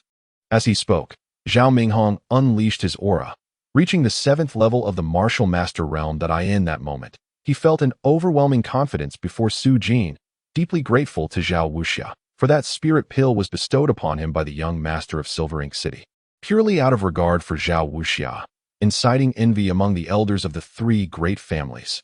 "What? Are you the only one here? I advise you to gather more allies. Otherwise, do not blame me for your demise." Su Jin shook his head, his tone seemingly kind-hearted. Upon hearing such words, the members of the three families were enraged to the point of laughter, a mere 4th-level martial master daring to be so presumptuous. Zhao Wuxia, unable to tolerate the insult directed at Zhao Minghong, trembled with rage and screamed, "Brother, kill him. Prove that you are the true prodigy of Tianyang City." Su Jin smiled, his eyes suddenly turning icy. Previously, Su Jin had not regarded Zhao Minghong with any significance, but upon hearing those words, a fierce murderous intent surged within him for the first time. Death. Without uttering a single word, Su Jin lunged at Zhao Minghong. In an instant, Zhao Minghong, with a sinister grin, retaliated, brandishing a treasured sword, an exquisite weapon of unparalleled sharpness. Heavenly Net Ghost Slash. With his initial strike, Zhao Minghong unleashed the Zhao family's ultimate technique, a torrent of boundless genuine energy surging through the exquisite sword, which emanated a chilling and ominous sword aura. Whoosh! A flurry of dense sword chi was released, enveloping the void and covering every direction from which Su Jin approached. Faced with this terrifying killing move, Su Jin did not flinch or evade. He charged directly at Zhao Minghong. Witnessing this scene, the members of the three great families displayed expressions of delight, astonished that this young fool would seek his own demise. This time, their long-standing source of trouble would finally be eradicated without any unforeseen circumstances. Seeking his own end, the martial artists gathered in the square exhibited a glimmer of confusion in their eyes, unable to comprehend Su Jin's actions, while Mo Qingwei's delicate face tightened, filled with worry. Yet, In the next moment, a thunderous roar erupted. An overwhelming aura emanated from Su Jin, his body radiating an imposing chill, freezing the surrounding space into solid ice. Bang! Bang! Bang! Bang! Zhao Minghong's sword chi struck against the impenetrable ice, producing only a series of crisp sounds, failing to shatter the ice, let alone reach Su Jin. How could this be possible? Zhao Minghong's expression shifted dramatically, disbelief etched across his face. Just then, he saw Su Jin's speed accelerate to an unfathomable degree, appearing before him in an instant that a hand descended with ferocity. No! Zhao Minghong's eyes widened in horror as he let out a frenzied roar. Brother, Minghong, young master, the Zhao family's warriors all changed countenance, exclaiming in shock. Yet, none could arrive in time to offer assistance. They could only watch helplessly as Su Jin's palm struck Zhao Minghong's forehead. Bang! Zhao Minghong collapsed to the ground, his entire being encased in ice in his final moments. His eyes were filled with unwillingness, fear, and resentment. The expressions of all onlookers in the square froze, revealing their incredulity. Such talent! The few formidable martial spirits stared at Su Jin in astonishment, unable to believe that such a person could exist in the world. The prodigies like Wu Hongchen also stood in stunned silence, each questioning their own exceptional abilities, feeling woefully inadequate in comparison to Su Jin. This child must be eradicated. A chilling, murderous intent flickered in Li Fenglan's eyes, for it was the first time he felt such intense hostility towards a martial artist weaker than himself. Ah, beast, I will kill you. The members of the Zhao family contorted their faces in rage, nearly driven to madness, as Zhao Minghong, seen as the future of the Zhao clan, was slain right before their eyes. Instantly, the Zhao family's warriors, in a frenzy, launched their attacks against Su Jin, unleashing a series of formidable killing moves that consumed vast amounts of genuine energy without reservation. Strike! The Shui and Zhang families were equally horrified by Su Jin's display. A mere 4th-level martial artist had slain Zhao Minghong, a 7th-level martial artist. Such talent was enough to instill fear in their hearts. If they did not eliminate Su Jin here and now, they suspected that it would not be long before all 3 great families fell to his might. Here he comes! Su Jin burst into laughter, and the invincible golden body was instantly activated, plunging into the midst of the warriors from the 3 great clans in a heartbeat.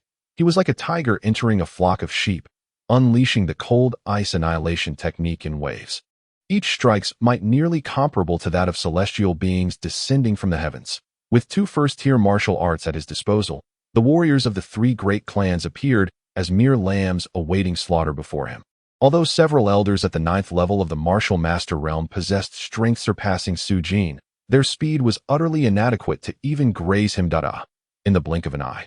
All 8 of the Zhao clan's dark guards were slain. The newly appointed head of the Zhang clan was struck dead by Su Jin with a single palm, and numerous warriors from the Shui clan fell one after another under the cold ice annihilation technique. The myriad forces gathered in the square were left dumbfounded. The number of warriors from the 3 great clans far exceeded that of Su Jin, and those stronger than him were not merely 1 or 2. Yet the outcome was a one-sided massacre. No.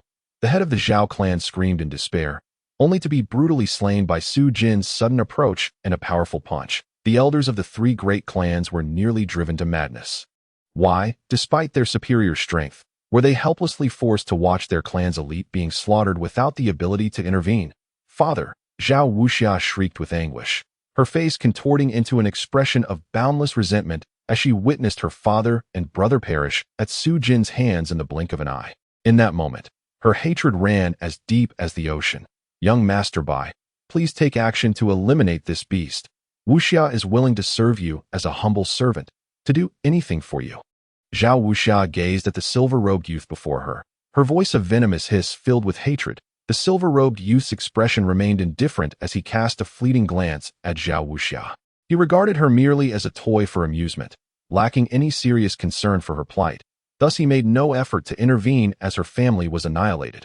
However, at this moment, witnessing Su Jin's displayed talents, the silver-robed youth felt a deep-seated trepidation arise within him. Such a figure, if allowed to mature, would become formidable. Thus, he resolved to seize this opportunity to extinguish him in the cradle. He had no desire to witness such a genius rise and overshadow him. Instantly, his gaze turned icy, and he pointed his finger towards Su Jin, causing swirling vortices to materialize in the void. emanating a terrifying aura. Chapter 100.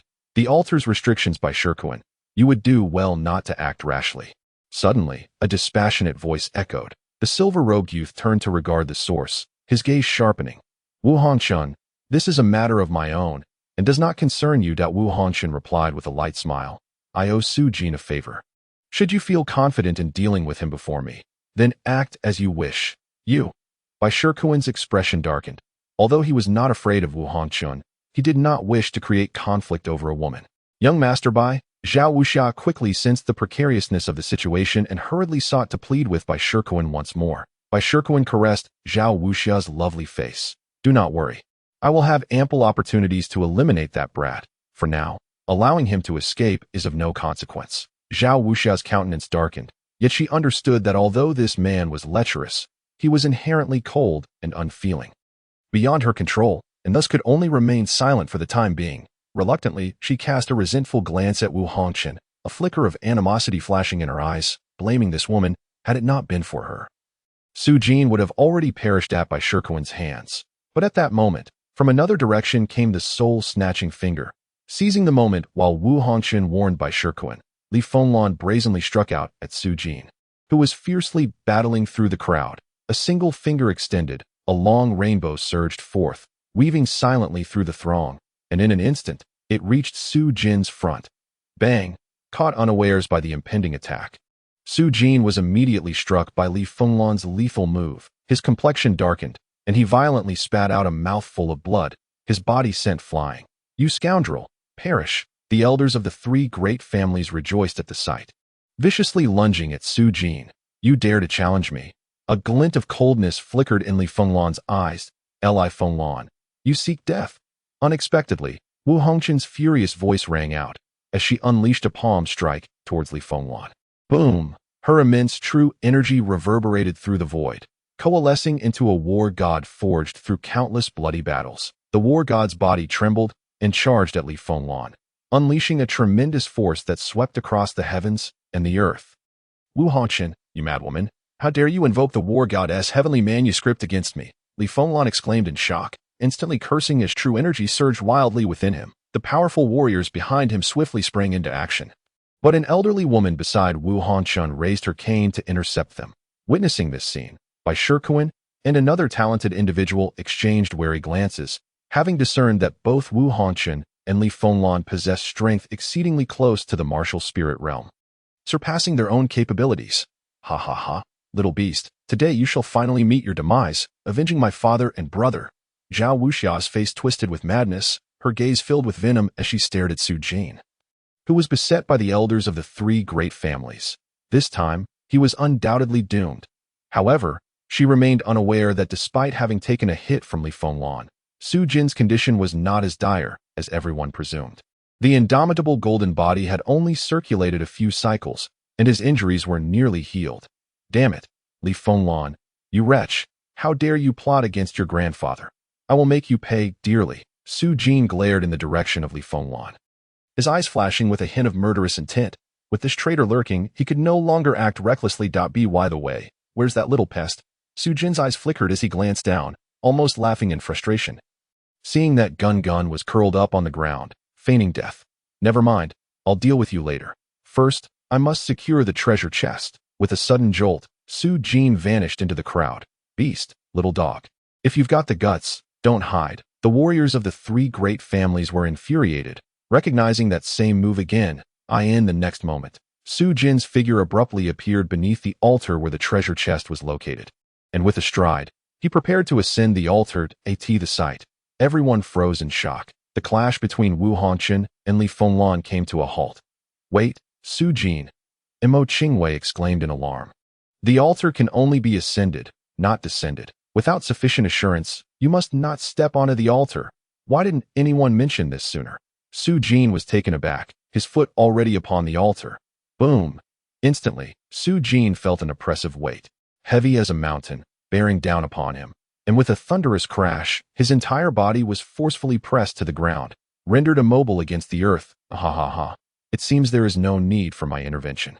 Wu Hongchun, this young man is utterly unaware of the heights of heaven and depths of earth.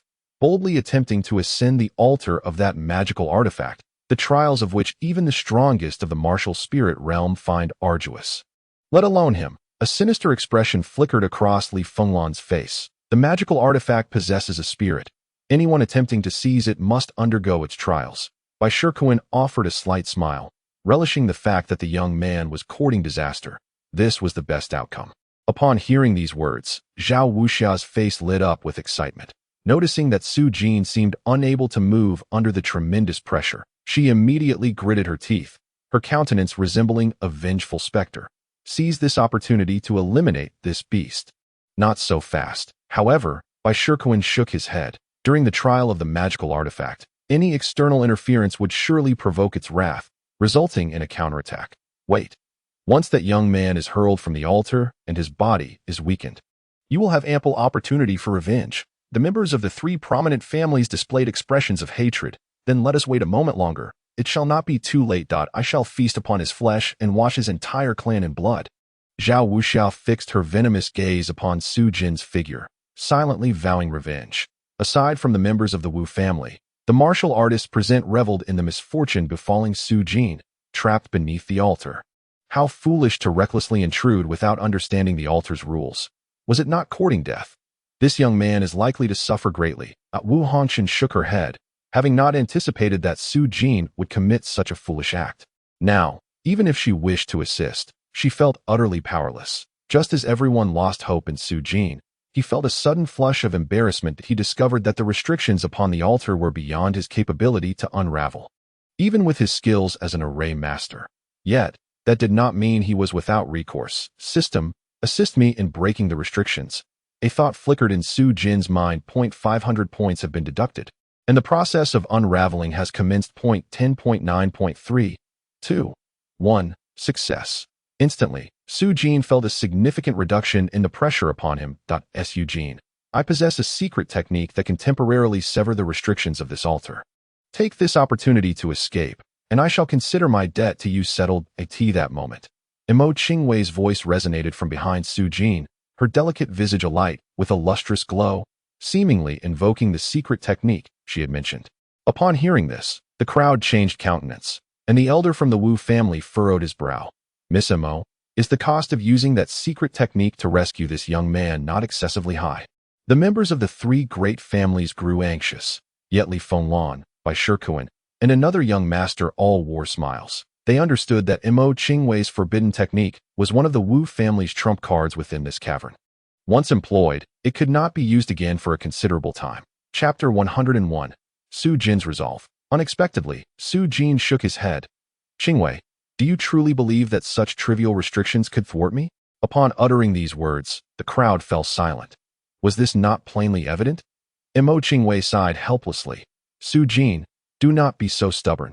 I shall activate the secret technique immediately, and you must seize the right moment to escape. Su Jin scoffed. No, Qingwei, I must uphold my image in your eyes. I shall conquer this magical artifact's restrictions to prove that your man is undeniably worthy of you. What does it mean to be my man? Emo Qingwei was rendered speechless. Yet, upon reflecting that this fellow had forcefully attempted to breach the restrictions for her sake, she felt a mix of laughter and tears that in such dire circumstances, this individual seemed utterly unfazed by imminent danger. Recklessly challenging the restrictions of that magical artifact, was he truly willing to risk everything merely for his own perspective? As this thought crossed her mind, her delicate face flushed slightly. The phrase "a fool with a knife above the word for color" aptly describes such ignorant individuals. Bai Shikuan looked at Su Jin with a mocking expression and casually remarked to Zhao Wuxia, "It seems your opportunity for revenge is approaching." Zhao Wuxia's gaze turned venomous upon hearing that Emo Qingwei intended to save Su Jin. She had worried for his safety. Little did she expect that this fool, in a bid to impress that woman, would brazenly challenge the restrictions, effectively seeking his own demise. Zhao Wuxia could hardly contain her eagerness to eliminate Su Jin. Li Fenglan, alongside another talented individual, regarded Su Jin with disdain, their opinions of him plummeting sharply. Such behavior was utterly foolish, beyond redemption. They felt a twinge of regret that Su Jin had not utilized Emo Qingwei's secret technique. Yet if this youth were to perish here, it would undoubtedly be welcome news for them. Wu Hongxun, however, shook his head, his thoughts remaining inscrutable. In contrast, The powerful figure from the Wu family exhibited a look of satisfaction. A true man ought to be like this. Proving himself, while outwardly praising Su Jin, he was evidently relieved that Mo Qingwei need not resort to her forbidden technique. Mo Qingwei remained silent for a moment before urging once more, Su Jin. My opinion of you is trivial. Your life is of utmost importance. There is no need for you to risk everything from my perspective. Do not say any more. Qingwei. Su Jin interrupted her, his gaze intensely fixed upon her beautiful eyes. She was momentarily taken aback, yet heard him continue in a deep voice, in comparison to my safety. I value your opinion far more. Just watch. I shall prove that my feelings for you cannot be obstructed by mere restrictions. Upon hearing these words, Mo Qingwei's heart trembled violently, and many young disciples gathered in the square were moved by his declaration. What a passionate man, willing to disregard his own life for the opinion of his beloved. Some young women sighed, wishing they too could encounter such a man. Just then, Su Jin sprang into action, leaving Mo Qingwei breathless. She had not anticipated that he would resolutely challenge the restrictions for her sake. At that moment, a wave of unprecedented joy washed over her heart, yet her eyes no longer wavered. She formed a seal with her hands, preparing to unleash her secret technique. Whoosh, to her astonishment, before she could even complete her initial gesture, Su Jin's figure vanished in an instant. The crowd was momentarily stunned, as Su Jin had seemingly traversed the restrictions with ease. Moving swiftly towards the top of the altar in a heartbeat, he grasped the azure longbow, suspended above the altar. A smile gracing his face. You see, Qingwei, my feelings for you have triumphed over the restrictions of this magical artifact. Just in that instant, countless individuals spat blood. Triumph? What nonsense! You clearly suffered no effects from the restrictions at all. The earlier display of determination and deep emotion was nothing but an act. The expression of gratitude on Mo Qingwei's delicate face instantly froze. Wu Hongchen, Li Fenglan, and by Shikuan. Everyone's expressions momentarily froze. And the next instant, an overwhelming aura of murderous intent filled the air. Magical artifact. You little beast, surrender the artifact. Such treasures rightfully belong to the virtuous. You are unworthy to possess them. Come down. At that moment, apart from Wu Hongchen, the other three prodigies, along with the powerful warriors of the Wu family behind them, displayed unmistakable greed on their faces. Swish, swish, swish. Several figures simultaneously darted towards Su Jin. Although they were oblivious to how Su Jin had bypassed the artifact's restrictions, they understood that once the artifact was seized, the barriers on the altar would dissipate. Ha! You little wretch, the heavens have decreed your demise. Today, I shall avenge the Zhang family's grievances. Witnessing Li Fenglan and the others rushed to claim the magical artifact. The Wu family's warrior of the martial spirit realm grew anxious. Should they acquire the artifact, the Wu family would undoubtedly fall behind. Just then, his expression tensed once more. A multitude of terrifying presences enveloped Su Jin at the pinnacle of the altar, while a formidable killing strike was unleashed, seemingly destined to shatter Su Jin into fragments. However, all present beheld, above Su Jin's head, a childlike bamboo dragonfly appeared as if it were a toy. Then, with a whoosh, Su Jin soared into the sky to a flying magical artifact. The corners of the Wu family's martial spirit realm warrior's mouth twitched. Just how many hidden cards does this individual possess? Mo Qingwei felt almost numb. She suddenly realized that Su Jin's unexpected maneuvers had begun to lose their capacity to astonish her. For every action he took was a delightful surprise. Su Jin, indeed an intriguing figure. Wu Hongchen gazed at the ascending figure of Su Jin, his interest intensifying. Ah, why, beast, why can you always escape? Come down. If you dare, face us in a fair fight. Upon witnessing this spectacle, the members of the three prominent families were nearly driven to fury, with Zhao Wuxia screaming hysterically towards Su Jin's direction. Never did they anticipate that he possessed a flying magical artifact. The expressions of Li Fenglan and the other powerful figures darkened to the utmost degree, yet upon seeing the artifact above Su Jin's head, their greed intensified. This young man actually wielded two magical artifacts. Should they manage to obtain both, even if they found nothing else within the cave, their gains would be monumental. Heh. The flying magical artifact consumes an immense amount of vital energy. This young man cannot sustain it for long. We need only wait for him to descend before striking. Capturing him will be a mere formality. The elder of the martial spirit realm beside Li Fenglan spoke coldly, his gaze shifting to Bai Shikuan and another prodigy, expressing concern for Bai Shikuan and Zhuge Weima. Chapter 102. The Azure Fall Divine Bow. These two magical artifacts must be ours. Li Fenglan's eyes swept over the crowd before settling on Su Jin, asserting unequivocally, once we possess these two artifacts, we will undoubtedly seize the initiative within the final spatial treasury. Yen Lao, if necessary. I permit you to employ a corpsewood golden pill. Upon hearing the mention of the corpsewood golden pill, the martial spirit realm elder trembled, a sinister smile spreading across his face.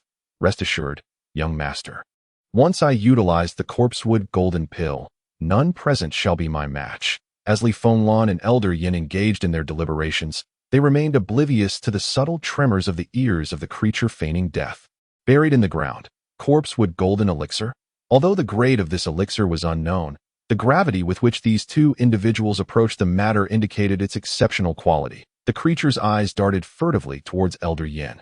Its thoughts racing. You little rascal, come down quickly. You will eventually descend. If you voluntarily surrender your magical artifact now, I can intercede on your behalf. Several figures swiftly advanced towards Su Jin, their voices laced with threats and temptations.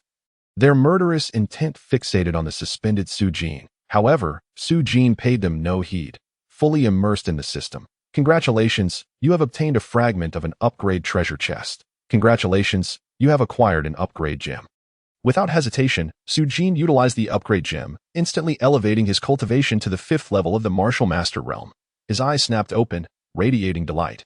If it weren't for these three martial spirit realm individuals, I alone would be more than capable of decimating the forces of the three great families. Gazing down at the raucous crowd below, Su Jin's lips curled into a faint sneer. These individuals mistakenly believed that the bamboo dragonfly was a magical artifact that would consume vast amounts of his true energy at every moment. How could they possibly comprehend that such futuristic technology consumed not true energy, but electricity? Even if the electricity were depleted, it could easily be exchanged for system points, as electricity was exceedingly inexpensive. It was the perfect opportunity to test the power of this artifact on these fools. Turning his gaze towards the longbow artifact in his hands, anticipation sparkled in his eyes. He had yet to witness the true might of a magical artifact. At once, Su Jin grasped the longbow and aimed it at the crowd below. Instantly, the onlookers were struck with alarm. This is bad. The might of the artifact cannot be met head-on. They scattered in all directions. Yet, unbeknownst to them, Su Jin, hovering in the air, wore a perplexed expression. He had acquired the artifact, but how was it to be wielded? The longbow, devoid of strings or arrows, appeared splendid, yet Su Jin possessed no experience in utilizing magical artifacts. The crowd below began to share in the confusion. Why has this fellow stopped moving? Bai Shikuan's expression shifted in astonishment. I see now. This lad cannot use the artifact. A glimmer of cold light flashed in Zhuge Weima's eyes. This man was astute, deducing from Su Jin's expression that he was unable to attack them. Only those recognized by the artifact could wield it, suggesting that Su Jin had not received its acknowledgement. Perhaps having obtained it through some underhanded means, Su Jin was speechless. He had expended points to break the artifact's restrictions. The restrictions were surmounted by the system itself, not the host. Hence he had not gained the artifact's recognition. His face darkened as he realized he had once again fallen victim to this treacherous system. Gritting his teeth, he exclaimed, I know your unscrupulous ways. Just name your price. In that instant, a thought emerged in Su Jin's mind, seemingly transmitted by the artifact. The Azure Fall Divine Bow. Indeed, this was the name of the Azure Longbow and the method of use. Ha! Now, watch as I rain down destruction upon you. Su Jin was overwhelmed with joy and immediately channeled his vital energy into the Bai Luo Divine Bow, activating the incantation for the artifact. Buzz! In an instant, his vital energy surged into the divine bow like a raging torrent, and simultaneously, the bow radiated a brilliant light, emanating a fearsome aura that made the surrounding space shudder with tremors. This is bad, Zhuge Weiwa. Did you not say he lacked control over the artifact? How was I to know? Damn it. This brat is deliberately feigning a lack of mastery. Upon witnessing this scene, everyone was struck with astonishment. Even Li Fenglan and the others felt a chilling premonition in their hearts. Buzz, buzz, buzz. An orange light string, formed from condensed vital energy, appeared out of thin air on the divine BOW. Su Jin gripped the light string with his fingers and pulled it effortlessly. Whoosh! The terrifying vital energy coalesced into a deep blue light arrow, aimed directly at Li Fenglan. A glint of coldness flickered in Su Jin's eyes. This individual had persistently targeted him, and he would not be satisfied until vengeance was exacted. "You dare, you little beast!" Li Fenglan's face turned ashen, not expecting Su Jin to launch the first attack against him. Bang! The light arrow shot forth with tremendous force, akin to a bolt of lightning. Racing towards Li Fenglan at an alarming speed as it passed, the spiritual energy in the air surged wildly, resembling a tempest. The terrifying might of the arrow left all present pale with fear. Yet, in the face of this arrow, Li Fenglan did not attempt to evade. Instead, the elder Yin stepped forward, raising his hand to strike at the light arrow. The turbulent vital energy within his palm transformed into a vortex. Boom! The light arrow collided with the vortex, unleashing a shocking wave of energy that spread outwards, forcefully sending several martial artists from the three major families flying. Elder Yin staggered back a few steps. His face drained of color. The power of the arrow was such that even a martial spirit realm expert could not withstand it unscathed. "You little beast, how dare you strike at me? You are doomed." Li Fenglan's gaze turned icy. "You still dare to threaten me?" Su Jin raised an eyebrow, channeling vital energy once more into the Bai Luo divine bow. "You little beast," to simultaneously wield two artifacts. "I wonder how long your vital energy can sustain you." Elder Yin glared at Su Jin, confident that he could protect Li Fenglan before Su Jin's vital energy was entirely exhausted. Once Su Jin touched the ground, it would be his end. Upon hearing this, Su Jin felt a stirring in his heart. The earlier use of the Bai Luo divine bow had drained a significant portion of his vital energy, consuming 1/6 of it. This meant that he could still unleash 5 arrows of such power. With that elder's protection, using all 5 arrows against Li Fenglan seemed somewhat wasteful. With this thought, Su Jin's gaze shifted to the others below.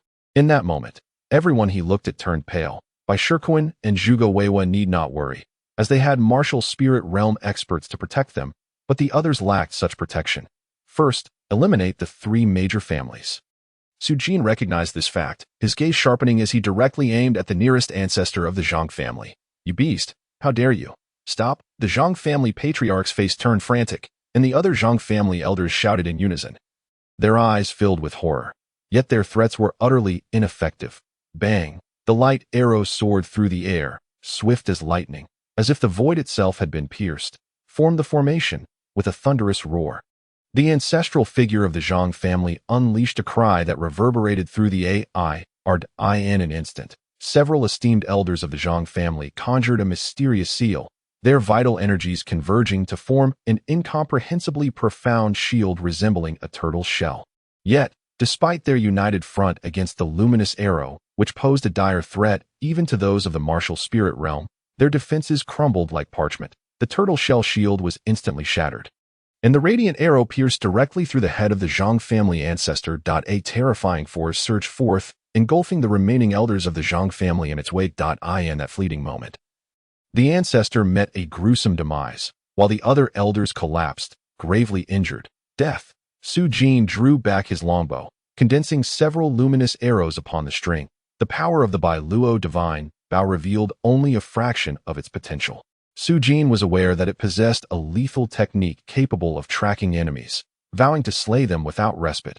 However, that technique was beyond his current capabilities, only attainable at the level of the martial spirit realm. Furthermore, the might of the Bai Luo divine bow was intrinsically linked to the vital energy he expended. This time, he infused significantly less energy into the bow, resulting in the arrow's power being diminished compared to the previous shot, yet still sufficient to eliminate the Zhang family's martial practitioners. Swish, swish, swish, swish, swish, swish. The sky was filled with arrows raining down upon the esteemed elders of the Zhang family. The anguished cries echoed, and in an instant, every elder of the Zhang family was eradicated. Witnessing this, the Zhang clansmen were consumed by rage. With the elders annihilated, the family was undoubtedly doomed to decline and be devoured by rival factions. The Shui and Zhao families looked on with despair, realizing that their turn was imminent. Regret and fear flickered in their eyes, lamenting their enmity with Su Jin. Yet, it was too late as Su Jin eliminated the elders of the Zhang family. He then turned his divine bow toward the ancestor of the Shui family. No, the ancestor of the Shui family bellowed, unable to react in time, as the luminous arrow pierced through him, leaving a gaping wound in his chest. The next moment, The ancestor of the Zhao family met the same fate as those of the Zhang and Shui families. Whoosh, whoosh, whoosh. The sky was once again filled with arrows targeting the martial practitioners of the three great families. Before Su Jin, these families were mere targets, and soon enough, they were in a state of disarray, fleeing in a frenzy. One by one, Su Jin eliminated those who had previously opposed him. Although a few managed to escape, he did not pursue them. Within this molten lava secret realm, their chances of survival were slim. Even if they fled, they would pose no further threat to Su Jin. In this battle, the elite of the three great families had been nearly exterminated, destined for decline and likely to be consumed or annihilated by other forces. Meanwhile, figures like Li Fenglan and Bai Shikuan merely observed from the sidelines, never once attempting to thwart Su Jin's massacre of the three great families.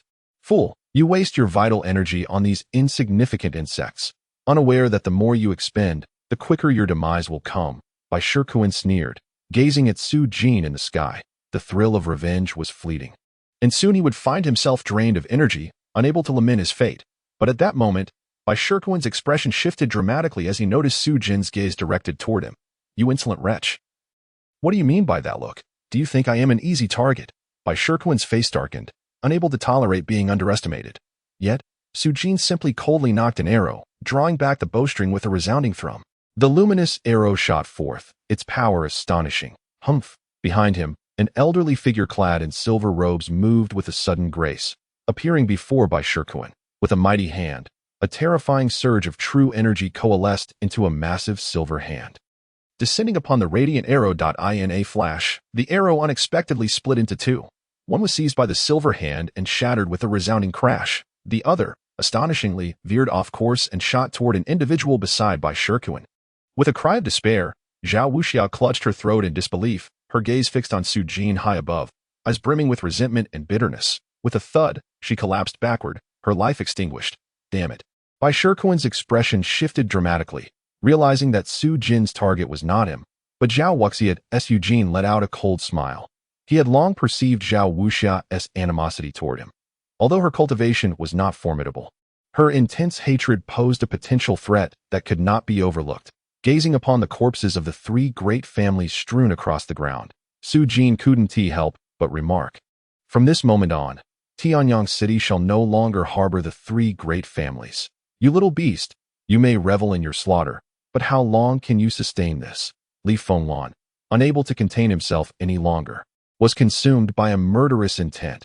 You need not concern yourself with that, Su Jin retorted with a chilling laugh. The massacre of the three great families had not significantly drained his resources, as he need not unleash the full extent of his prior assaults.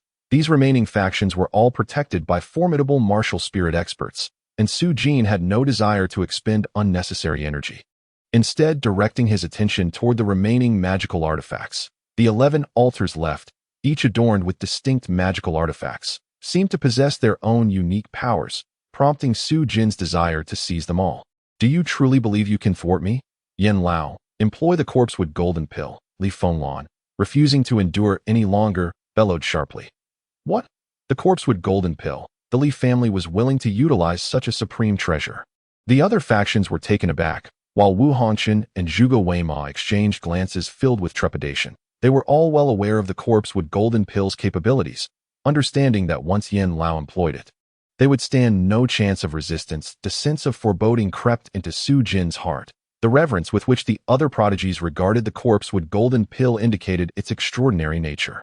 Yen Lao's eyes glinted with a chilling intensity as he locked on his Su Jin. You little beast, your life ends here. As he spoke, a fist-sized golden pill appeared in his hand, which he immediately shoved into his mouth.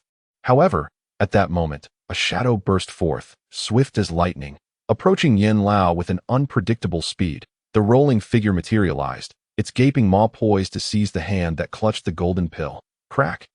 Ah!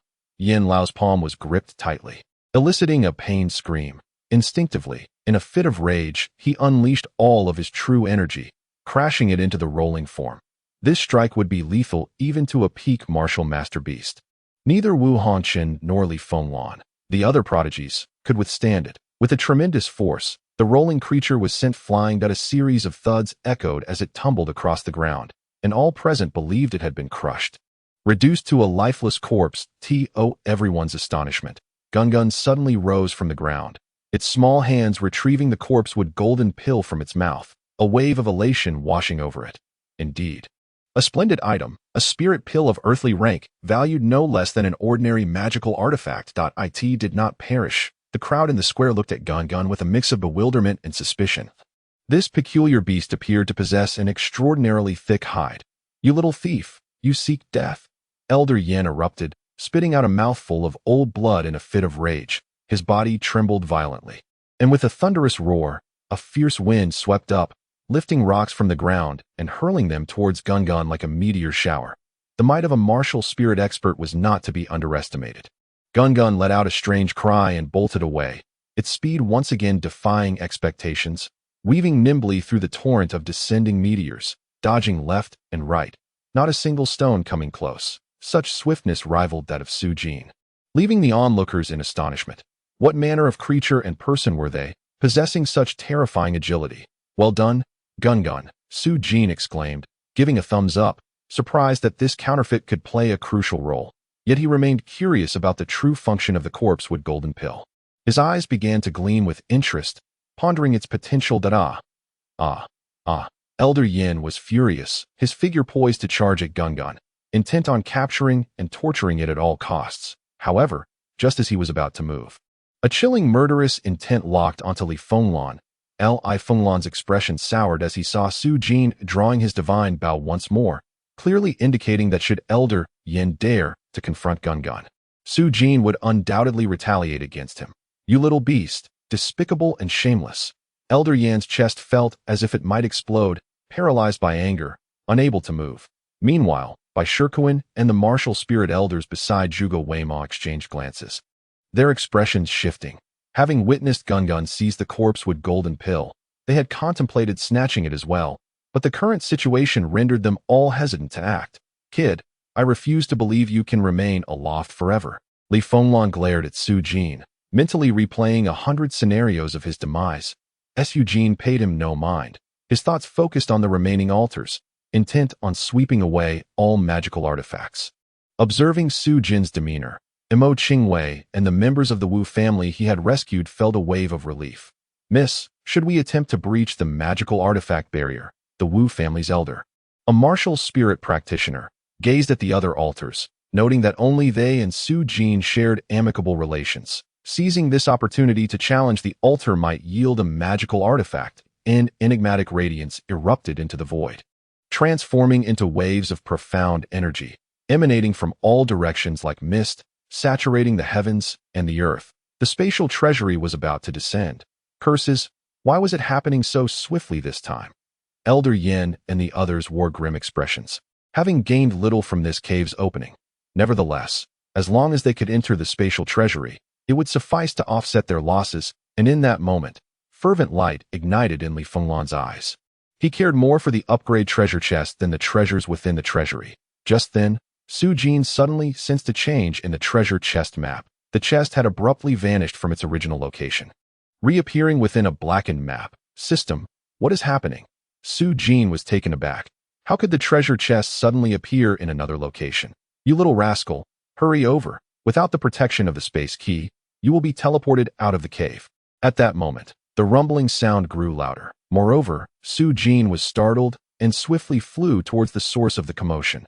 Meanwhile, several martial artists gasped in alarm as one after another, they were engulfed by the swirling vortex, their figures swiftly becoming blurred and disappearing from the square dot on the bodies of the illustrious figures such as Wu Hongchen and Li Fenglan. Space keys materialized, emanating a radiant light that rendered the areas within its reach impervious to the spatial whirlpools. Su Jin arrived before the rumbling entity, who also produced a space key, enveloping himself in its luminous aura. Witnessing this scene, Bai Shikuan and others glared fiercely at Su Jin, realizing that this young man possessed a space key as well. Their eyes brimmed with murderous intent. Given the chance, they would undoubtedly eliminate him first. Buzz. At that moment, everyone felt the world spinning around them. In the next instant, Su Jin found himself inside a grand hall. This hall appeared identical to the previous one, filled with icy thrones, yet it stood intact, showing no signs of damage. To his astonishment, Su Jin was seated upon one of the thrones. Simultaneously, he noticed vague silhouettes sitting on other thrones. which seemed to belong to Li Fenglan and Wu Hongxun, though their identities were unclear. Upon this throne, he found himself utterly immobilized, unable to channel even a trace of his true energy. What was happening? Su Jin furrowed his brow and promptly activated his illusory eye, discovering that only this pair of eyes could move. Upon utilizing it, the indistinct figures before him came into sharp focus. Indeed, there were Wu Hongxun, Li Fenglan, and others, along with several unfamiliar young powerhouses whose strength appeared comparable to that of Wu Hongxun and his peers, each wearing a puzzled expression. Just then, Su Jin also spotted the venerable elders like Feng Zun and Elxian, as well as the mansion master and Lu Li, each seated in their respective positions, surveying their surroundings with confusion, seemingly unable to discern the identities of those on the other thrones. However, Lu Li maintained a calm demeanor, her gaze seemingly penetrating through space, fixated intently upon Su Jin, her eyes reflecting a hint of surprise at his presence in such a place. Chapter 105. The Battlefield. Could she see me? A thought struck Su Jin as he turned to Lu Li, making subtle gestures to his surprise. Lu Li merely rolled her eyes and moved her lips. Although he could not hear her words, Su Jin discerned through her lip movements that she was implying he was a lecher. That he chuckled inwardly, recognizing that his wife was indeed extraordinary. Could she also possess a power akin to the illusory eye? Su Jin had long been aware that Lu Li harbored numerous secrets, so he found it unremarkable. After exchanging a few gestures with her, and realizing further communication was futile, he hurriedly turned his attention back to the location of the treasure chest. To his dismay, he saw a youth with a face like polished jade and an icy demeanor sitting upright on one of the thrones, exuding an overwhelming aura of bloodlust, indicative of countless battles fought. This individual's presence rivaled that of Li Fenglan and Wu Hongxun, suggesting he was of similar caliber. However, the position of the treasure chest caused Su Jin's expression to darken. It was perched directly atop the icy young man's seat. This system is truly infuriating. As Su Jin was inwardly cursing, a sudden beam of light erupted from his seat, ascending to the heavens. Enveloped within this radiant column, Su Jin felt an overwhelming surge of spiritual energy violently rushing into his body, astonishingly enhancing his cultivation. The quality of this energy was exceptionally high, surpassing even that of the spiritual stones he had previously encountered. Within this grand hall, every throne was illuminated by a beam of light, though their sizes varied greatly.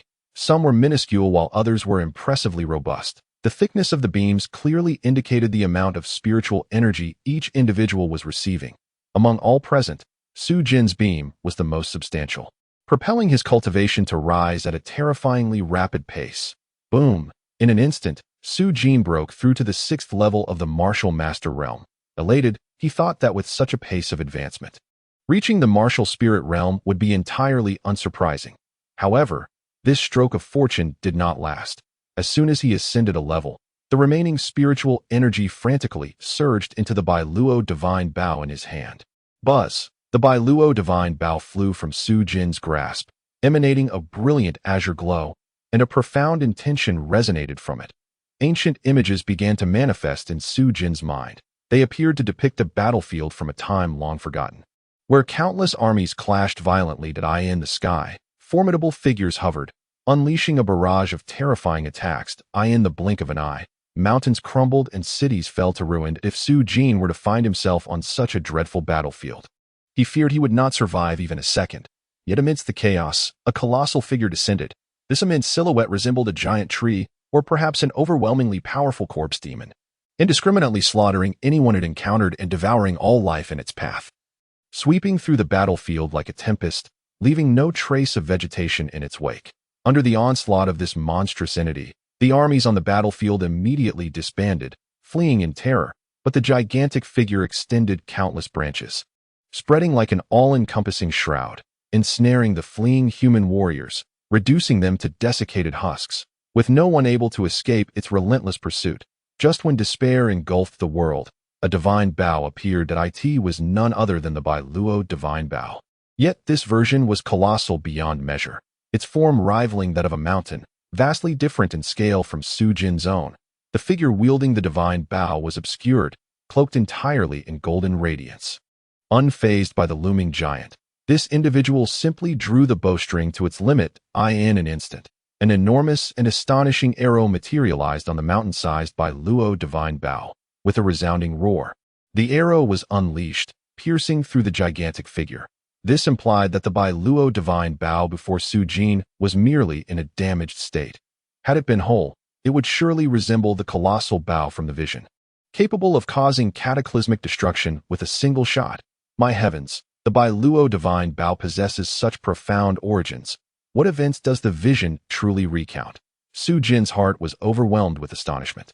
In comparison to the formidable figures depicted in the imagery, his present self appeared astonishingly feeble. What struck him even more profoundly was the art of weapon forging he had encountered. According to this technique, there might come a day when Su Jin could forge the coveted Bailuo divine bow into its original, complete form. A single bow potent enough to vanquish colossal monsters. His emotions remained tumultuous, as the vision of the Bailuo divine bow in its full glory filled him with yearning. If his Bailuo divine bow could attain such prowess, who in the world could dare to challenge him? I must forge the Bailuo divine bow into its complete state. Su Jin felt the knowledge of weapon forging resonate within his mind, solidifying his resolve that a system notification echoed, indicating that the host had acquired a wealth of profound knowledge in weapon forging, thereby elevating him to the status of a grand weapon master. Suddenly, the system alert sounded, causing Su Jin's heart to skip a beat. Just like alchemists and array masters, weapon masters are categorized into levels: beginner, intermediate, and advanced, with the Grand Weapon Master ranking above even the advanced tier. The number of Grand Weapon Masters is exceedingly rare, holding a prestigious position wherever they go. They are regarded as beings on par with superlative powerhouses, sought after by formidable forces. Remarkably, Su Jin had transformed from a novice in weapon forging to a Grand Weapon Master merely by absorbing the knowledge pertaining to the Bailuo divine bow. Such an achievement was monumental. Suddenly, he pondered the other 11 magical artifacts. If the Bailuo divine bow had such an enigmatic origin, did the others also possess extraordinary backgrounds? Regrettably, he had no opportunity to pursue those 11 artifacts at present. Just as he ascended to the rank of Grand Weapon Master, an arcane spatial fluctuation surged forth, and Su Jin sensed that he was about to be teleported from the cave. "You little brat. We part ways here. May I never encounter you again, you wretched scoundrel." Abruptly, as he was being transported, a resounding voice echoed in his mind through some inexplicable means. Upon hearing these words, a faint smile graced Su Jin's lips. "Heh, farewell, and I hope you uncover many treasures." This counterfeit had long been recognized by the system as a pet, and even if it fled to the ends of the earth, Su Jin had no apprehensions about losing track of it. Chapter 106. Surrounded on all sides with a swish, Su Jin found himself outside the cave. Simultaneously, individuals from other factions were also teleported out with a series of swift movements. At that moment, Su Jin felt himself enveloped by an overwhelming aura of murderous intent. Su Jin, you little beast, shouted by Shikuan, Li Fenglan, and Zhuge Weima, all unleashing a terrifying malice directed at Su Jin. It was then that Su Jin realized that their cultivation had all ascended to the first level of the martial spirit realm, evidently having received a substantial infusion of spiritual energy in that ultimate spatial treasury, allowing them to break through. Although the spiritual energy they acquired paled in comparison to Su Jin's, it was still sufficient to confer significant benefits upon them. In contrast, much of the spiritual energy Su Jin had garnered was absorbed by the Bailuo divine bow, rendering his own gains less than those of these rising talents. Seeing that each of his adversaries now possessed the cultivation of the martial spirit realm, Su Jin instinctively reached for his bamboo dragonfly, intending to take flight. Thunder Prison Lockdown. However, a sharp command rang out as Zhuge Weima pointed imperiously in the air. SCZ. In a dazzling display of lightning, terrifying and fierce bolts pierced the void, intertwining to form a colossal net of thunder that enveloped the skies above Su Jin. "Young one, I have ascended to the martial spirit realm and can now wield many of the unique techniques of the Zhuge clan. Do you truly believe you can escape with that flying artifact?" Zhuge Wei looked down disdainfully at Su Jin. As the heir of the clan, he had inherited numerous forbidden techniques of the Zhuge family, just as Li Fenglan, Bai Shikuan, and Wu Hanchun had. The powerful beings of the martial spirit realm surrounding them were not privy to such techniques, which had previously rendered them incapable of dealing with Su Jin. Su Jin raised an eyebrow, surprised that these individuals possessed such a tactic. The presence of the bamboo dragonfly did not mean he could disregard martial artists below the martial sovereign realm. However, now that he had left the cave, Su Jin felt no further reservations. A glint of coldness flashed in his eyes. These so-called prodigies were self-righteous, considering themselves insignificant. Yet did they truly believe they had no hidden cards? Wu Hongxuan was the only faction that appeared friendly towards Su Jin, but before she could react, he warned, Wu Hongxuan, it would be wise for you not to act. I have now entered the martial spirit realm, and my calamity sovereign body has reached completion. I am eager to see if your war god's heavenly book is still as formidable as before. Li Fenglan coldly positioned herself in front of Wu Hongxuan, exuding an enigmatic aura of treasure light, seemingly a body-refining technique on par with Su Jin's unyielding golden body. Wu Hongxuan's expression darkened. What of the calamity sovereign body? Do you think you are the only one who has stepped into the martial spirit realm? As she spoke, a terrifying pressure emanated from her, clashing with Li Fenglan's. The confrontation between the powerful beings of the martial spirit realm was far beyond the reach of those in the martial master realm. Mo Qingwei and the others could only cower behind Wu Hongxuan, too fearful to advance. As Su Jin was cornered by the group, the members of the Qingling martial house were momentarily stunned, quickly followed by the elders who sneered, "Little beast, you truly are a troublemaker. In such a short time, you have offended so many enemies.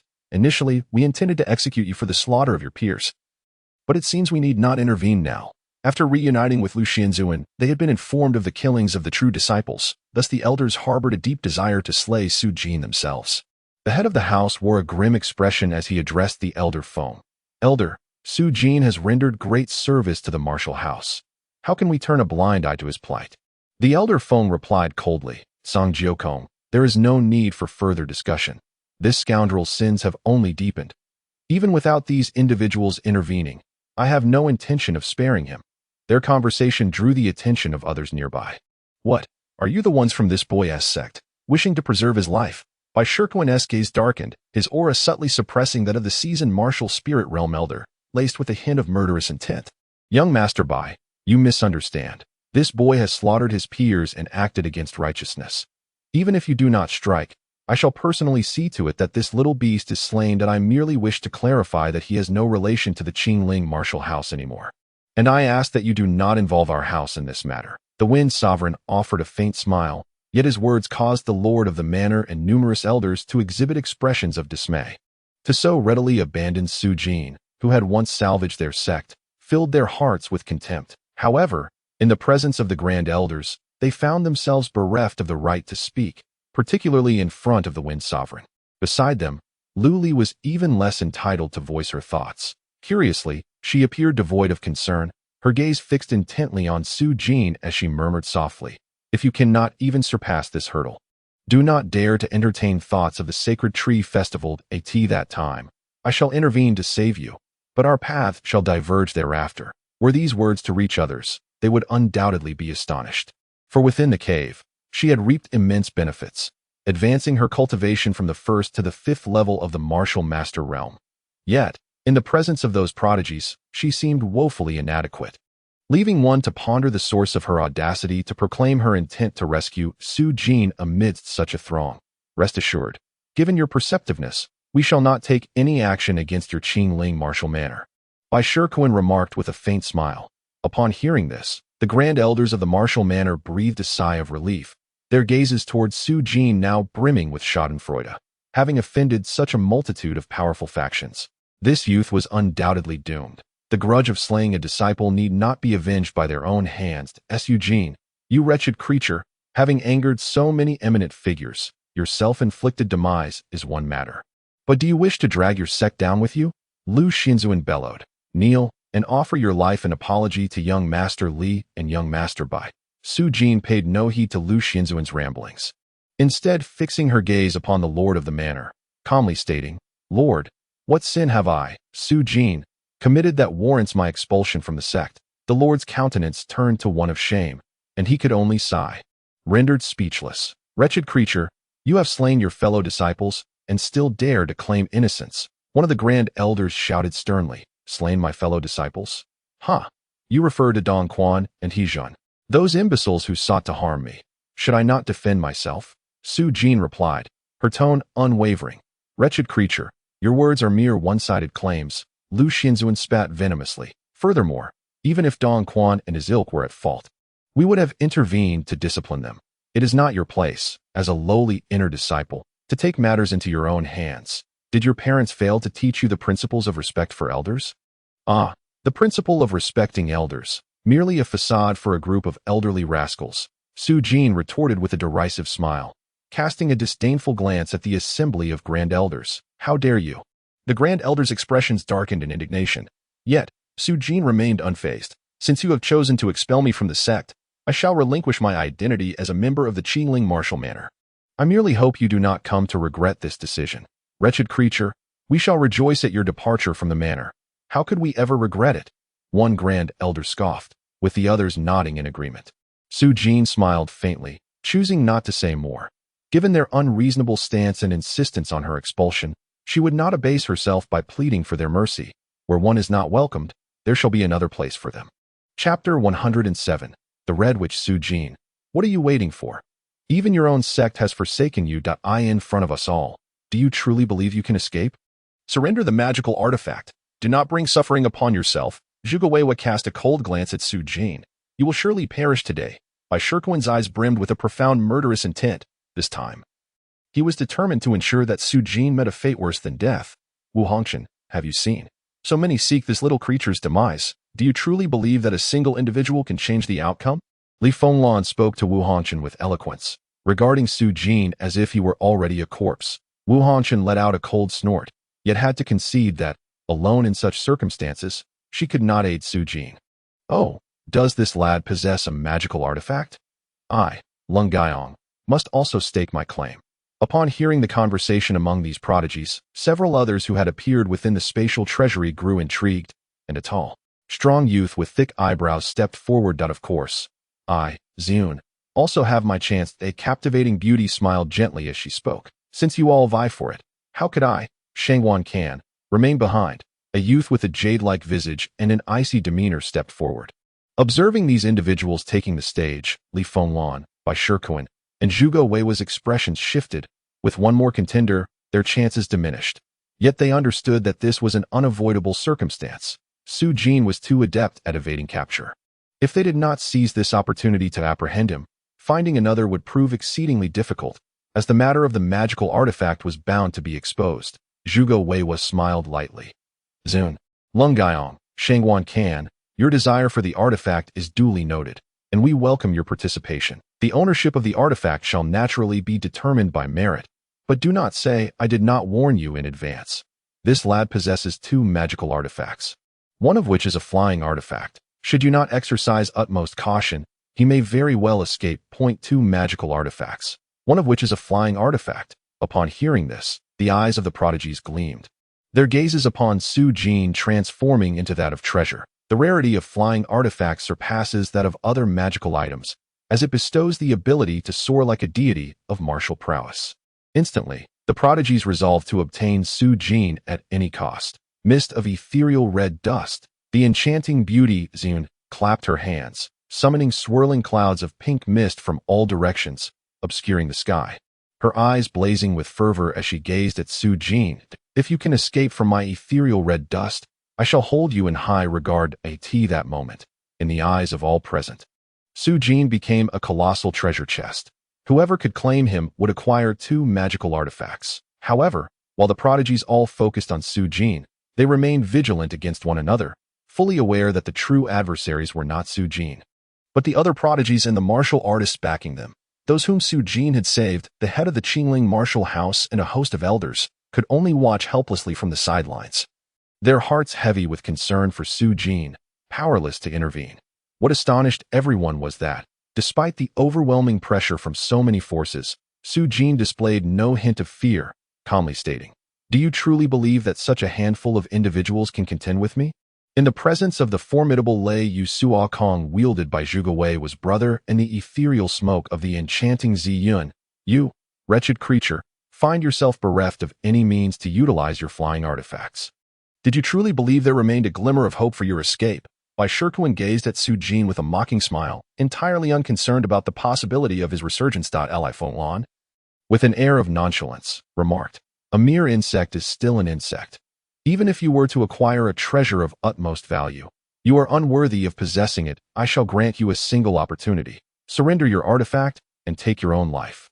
Or else I shall subject you to the most harrowing of tortures." The imperious Shangguan declared, his gaze not once gracing Su Jin, that a lowly insect of the martial master realm was beneath his notice. Su Jin shook his head. It appears you have genuinely come to believe that I am cornered, yet you shall remain forever oblivious to the fact that my trump card far exceeds your imagination. As he spoke, he discreetly retrieved a witch summoning card from his hand. Upon hearing this, the onlookers exchanged glances of derision, utterly disbelieving Su Jin's claims. Even at the brink of death, he dared to speak so boldly. The elder Feng and other esteemed elders, including Lu Xian, cast disdainful glances at Su Jin, eagerly anticipating the demise of the one who had slain their cherished disciple. That moment, an enigmatic flame materialized before Su Jin, and from within its embrace emerged a petite figure cloaked in crimson, a manifestation of a witch at the peak of the martial spirit realm. Master, the Red Witch heeds your summons. How may I serve you? This diminutive witch, her form shrouded in the red cloak obscuring her features, held a gnarled wooden staff, her voice like that of a youthful maiden, resonating with respect. Her appearance rendered the expressions of all present momentarily frozen in disbelief. Impossible! How could a mere martial artist from such a trivial place possess such a powerful subordinate? Li Fenglan's countenance darkened. Indeed, this boy has always delighted in trickery. This must be yet another of his schemes. The young master is correct. I refuse to believe that any formidable entity could emerge from a place as insignificant as Tianyang City, that I shall confront her. Elder Yin declared, his voice sharp with skepticism. His figure darting forth like a leopard towards the Red Witch, his palms surging with astonishing true energy, poised to unleash a lethal strike. However, in the face of Elder Yan's assault, the Red Witch remained utterly still. Her visage concealed within the cloak, her expression unreadable. Truly a trickster. Even I cannot evade this. Elder Yin laughed maniacally, his gaze fixed upon what he perceived as a mere mortal. Yet, in the next heartbeat, his laughter was abruptly silenced. His body, inexplicably, became ensnared in the void, as if frozen in time, rendered immobile.